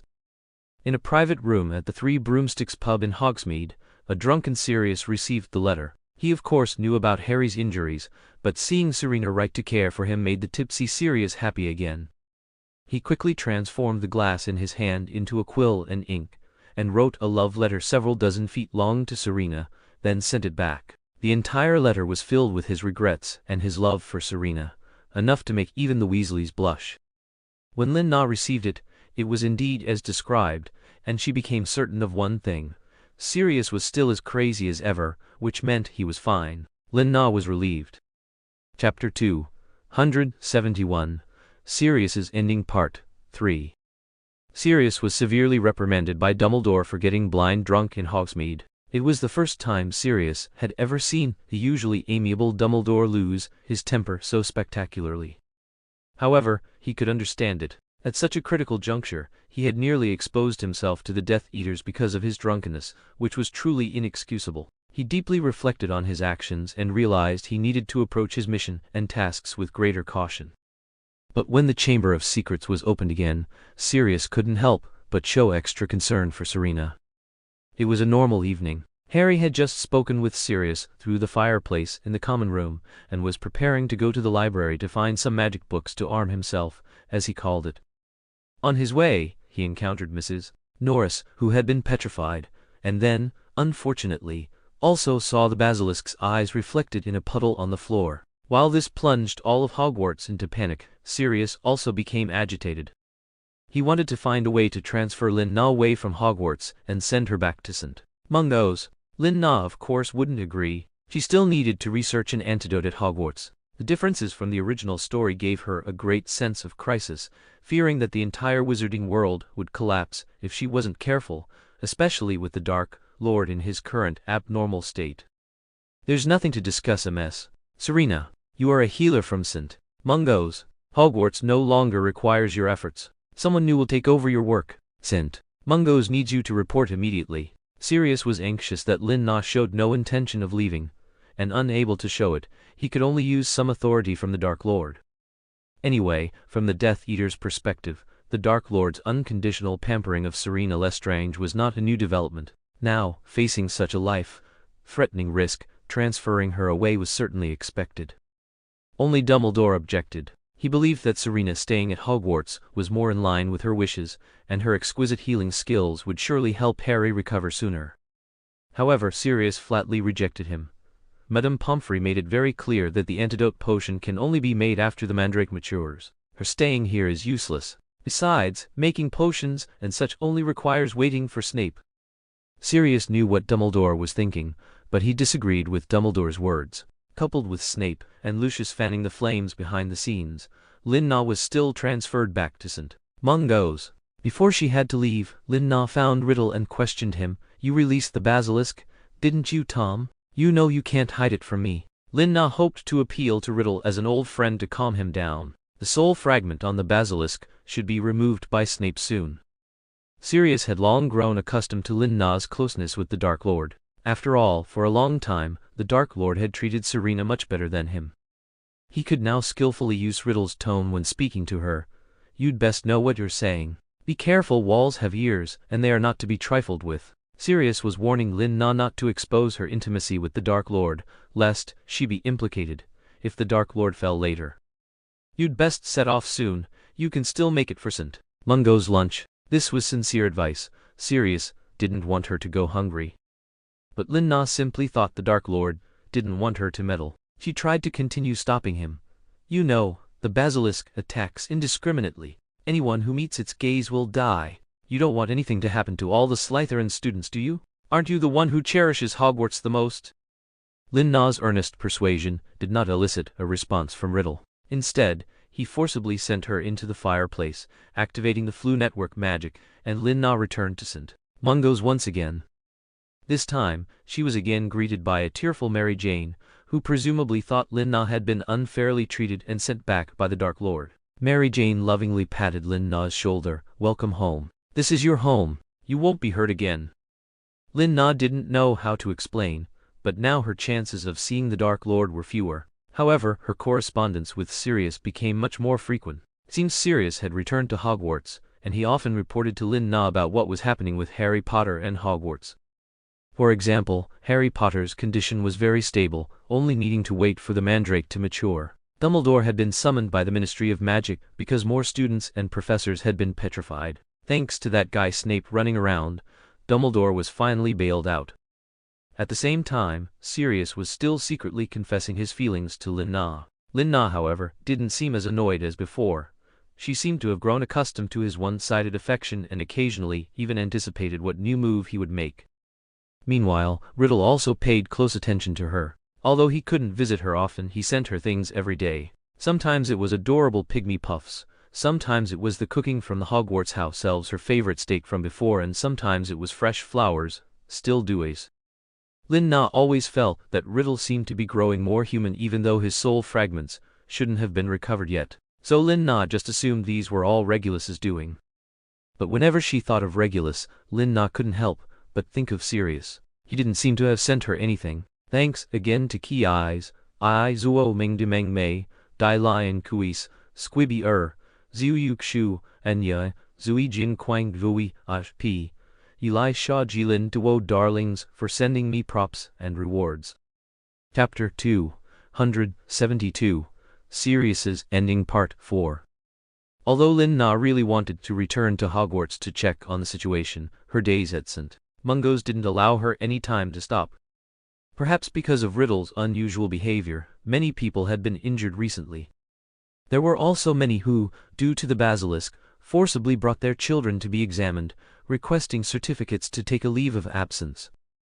Lin Na wasn't sure if it was Dumbledore's idea or Sirius's good idea, but she signed off on every case she handled. Hopefully, she could save as many as possible. Sirius's letters already mentioned student deaths, but they were either suppressed, or perhaps Sirius was no longer at Hogwarts himself, only hearing about it. Otherwise, if he were at Hogwarts, why wouldn't he come to St. Mungo's to find her? Even Snape would come to her under the pretense of delivering medicine, let alone Barty Crouch Jr. It seemed that whenever Barty had a moment of leisure, he would fall ill and come to her for treatment. Lucius, of course, was even more persistent, always inviting her back to Malfoy Manor to be his private healer, but what was the difference between going there and going to the Dark Lord's side? A busy Lin Na had no time for their little schemes. However, Riddle would come to her when he was injured, always appearing suddenly and quietly. Lin Na was always puzzled by how he managed it. What surprised Lin Na even more was not only Riddle's incognito visits, but also the reasons for his injuries. They were all deep wounds, visible to the bone, yet he had so many Death Eaters protecting him. Why was he so severely injured? Much later, Lin Na learned that Sirius had been secretly eliminating Death Eaters, which naturally involved some desperate struggles. He absolutely could not let other Death Eaters discover that their king could be so easily injured. Therefore, only Lin Na and Dumbledore knew about this, and to avoid drawing attention, Sirius always snuck in through dog holes. However, by the time Lin Na learned all this, Sirius had already become a portrait, permanently hung on the wall of the Hogwarts Defense Against the Dark Arts classroom. At the end of the term, to save a younger female student, Sirius was inevitably attacked by the basilisk. Due to his injury, he didn't have time to replenish his Polyjuice potion, and was caught red-handed by Barty Crouch Jr., who then killed him in his weakened state. Of course, Barty was also petrified by the basilisk for underestimating it, unable to escape the scene. He was discovered to have harmed the American Ministry of Magic's Minister of Education and Professor Dumbledore of Hogwarts, and once again entered Azkaban. By the time Lin Na learned of this, the war had already been won. In the year leading up to it, she had never received another letter from Sirius, and her worry grew heavier with time. Furthermore, Lin Na also realized that she found it very difficult to accept Sirius stopping his pursuit of her. She even returned to Hogwarts, hoping to run into him. Was it because he was busy working for Dumbledore and didn't have time to write back to her? Seeing that he wasn't at Hogwarts, Lin Na felt both relieved and anxious. She thought he was still busy abroad and hadn't received her letter, yet she was also worried about his safety. With such feelings, Lin Na received the news of the war's victory in the operating room. The first thing that came to her mind was, that's great. Sirius wouldn't have to stay far from home anymore, and perhaps they might have a different kind of progress. She even considered whether she shouldn't be so cold to him occasionally. After all, she had provoked him for a mission back then, and he certainly had no obligation to accept. Her revenge on him was also considerable by now, and if he invited her again, she might consider agreeing to a date with him. Having made up her mind, Lin Na quickly arrived at Hogwarts, the center of the entire war, the place where it began and ended, after finishing her work. Looking at the excited, cheering children all around, Lin Na instead saw the sorrowful Weasley family. Could something have happened to Fred Weasley? Lin Na quickly pushed aside the students who wanted to celebrate with her, and rushed into that circle of grief. Sure enough, everyone had taken off their hats, bowing their heads in mourning for the pale child in the center. Lynn now forced herself to calm down, pulling away Mrs. Molly, who was crying heartbrokenly while holding her son, and George, who was covering his ears in disbelief and shock, along with Mr. Weasley. "I need help. Draft of living death plus powdered narcissus, black raven feathers, oleander leaves." Lynn clearly called out the formula that had always been in her mind. This was a formula she had been preparing all along, needing only to combine it with the dark arts magic circle she had found. "And I need the blood of a close relative. I need a lot." Before she even finished speaking, everyone had sprung into action. Hermione pulled Harry and Ron to search for the draft of living death and other materials. The other Weasley brothers had already rolled up their sleeves, especially George, who directly tore open his bandaged wound. Blood instantly gushed out, which he caught on his handkerchief. "I have it." George completely disregarded the worried looks of others, directly tearing open his wound. "Good. You follow me." Lynn began to draw a magic circle on Fred's body with George's blood. It was a very ancient and evil magic, but it could save his life. It was a good thing she came. At this moment, Lynn was immensely grateful that she still had Serena and Narcissa's research on magic. She could save her friends. Everyone held their breath, afraid of disturbing Lynn concentration. They spontaneously held hands, forming a circle around Fred's body and the magic array. Even Draco appeared, awkwardly holding Harry Potter's hand. "It's not because of you, I'm doing it to help her." "Thank you, Draco." Harry and Ron spontaneously thanked Malfoy, symbolizing that their grievances were completely erased, and they might be friends in the future. Finally, amidst Lynn ancient chanting, the magic circle was activated, emitting a faint glow that grew so dazzling it was impossible to keep one's eyes open. The young body in the magic circle rose in the blood of his kin, absorbing all the blood within the circle. Just like that, after a thunderous roar, Fred Weasley was resurrected. He was the same as before, yet also different. He might have to live by feeding on blood for the rest of his life. The good news was that he would no longer die easily. He slowly opened a pair of scarlet eyes. "Hello, everyone, I'm a little hungry." Fred floated in the air, playfully greeting everyone. That's right, he had become a vampire. Chapter 273. Sirius's Ending. Chapter 5. Amidst everyone's cheers, Fred Weasley was reborn. Everyone couldn't believe their eyes. Fred was truly alive again, though his skin was still as pale as paper, and he now had a pair of scarlet eyes. Lynn didn't forget to grab George, who was crying with surprise, and restored his ear. Thankfully, her practical skills had significantly improved. While she couldn't sculpt an ear exactly like his old one, she could make it symmetrical and aesthetically pleasing. Mrs. Weasley and Mr. Weasley hugged Lynn, repeatedly expressing their gratitude. Without a doubt, Lynn had become the most honored guest of the Weasley family.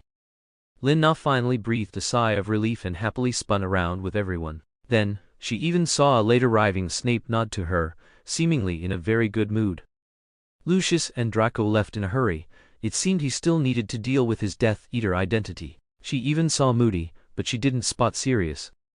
Finally, as everyone returned to the Great Hall, preparing for a celebratory dinner, Lynn couldn't help but secretly inquire Harry Potter. "Harry, I believe you'll see your godfather very soon. You must be looking forward to it. I wonder if he's heard the news of our victory." Lynn pretended to speak casually to Harry, but Harry's expression became solemn and he stopped. Seemingly recalling some painful memory, he struggled to control his emotions. "You don't know yet, Serena. I'll take you to see him now." Harry Potter's increasingly heavy expression and footsteps made an unpleasant thought form in Lynn mind, but the words were stuck in her throat, unable to be spoken. She was afraid her words would become a self-fulfilling prophecy, and every step she took was agonizing. Finally, they arrived at the door of the Defense Against the Dark Arts classroom. Harry said dully, "He's in there, Tilda," but after opening the door, Lynn only found an empty picture frame with the background of the Hogwarts Quidditch pitch. "Where is he?" Lynn asked, already roughly guessing the outcome, but still holding a sliver of hope for a different answer. "He must have gone out to another painting. He probably knows about the victory now." Sirius had been dead for half a year, but Harry still seemed to have difficulty accepting it. "How did he die?" Lynn stared blankly at the empty portrait. She didn't know if she was crazy. Her heart ached, so much so that it was numb. Had she fallen in love with that guy long ago? Lin Na couldn't remember how Harry explained it to her, only Sirius's vibrant image from the past appeared in her mind. She had some regrets. If she had known, she should have been nicer to him. When he so nervously yet resolutely invited her to dance back then, she should have said yes. Thank you for telling me the truth, Harry. I think I need some time alone. Of course. When he comes back, you can talk to him. He should be very happy. Harry felt increasingly heartbroken and left the Defense Against the Dark Arts classroom. You're here, aren't you? Lin Na believed Sirius was just hiding. He must be hiding in one of the paintings in this classroom, watching her. She began to scan all the portraits in the classroom, asking them one by one. He was indeed here just now. A portrait of a knight in armor spread his hands, expressing regret. Lin Na knew she was right. Good, she'd see how long he could hide. So Lin Na once again transferred from St. Mungo's back to Hogwarts. If she staked out Hogwarts every day, she didn't believe she wouldn't encounter Sirius's portrait. She could save Fred Weasley, and she would definitely find a way to be with Sirius. After the war, everything returned to peace. Harry Potter and his good friends returned to Hogwarts to complete their studies. Snape became the new principal of Hogwarts, Dumbledore became the new minister of the Ministry of Magic, and Lupin became the new Defense Against the Dark Arts professor. Everyone's lives proceeded in an orderly fashion, except they all tacitly had one mission: to find Sirius's portrait, so that Serena could talk to him. But a semester passed, and Sirius seemed to have vanished. However, according to the ghost's intelligence, Sirius would still secretly visit Serena's dormitory at night to watch her, but by the time they woke Serena, Sirius had already run off. Lin Na wasn't discouraged at all. She had absolute patience. But plans changed quickly, and Lin Na encountered danger. It was the forgotten Barty Crouch Jr. who had been petrified and kept at the Ministry of Magic. Later, the Ministry of Magic lifted his curse to cooperate with an investigation, but he escaped.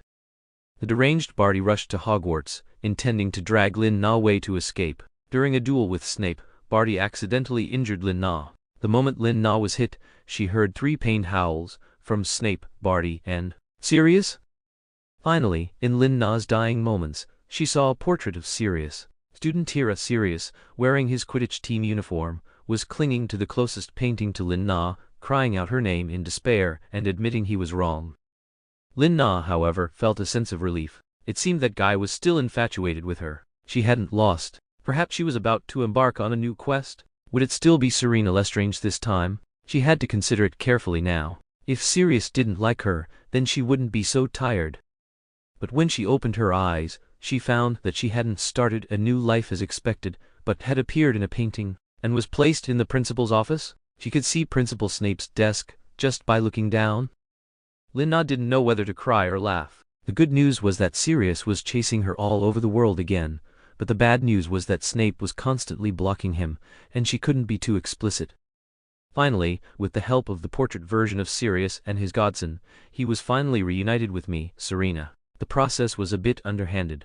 Harry Potter and his friends snuck into Snape's office before graduation, stole Lin Na's portrait, and moved it along with Sirius's portrait back to the old Black family home. They could finally be together forever. However, when Harry Potter's children reached school age, they almost couldn't attend Hogwarts because the vengeful Snape treated them differently. Fortunately, Harry and his friends had anticipated this and prepared their children. Lin Na also started a new kind of life, living with Sirius forever. She would often wander around Malfoy Manor, Lestrange Manor, the Black family home, and Harry's house, among other places. But having Sirius chase her every day made her legs thin, yet he was extraordinarily happy, always feeling that he had no regrets about dying.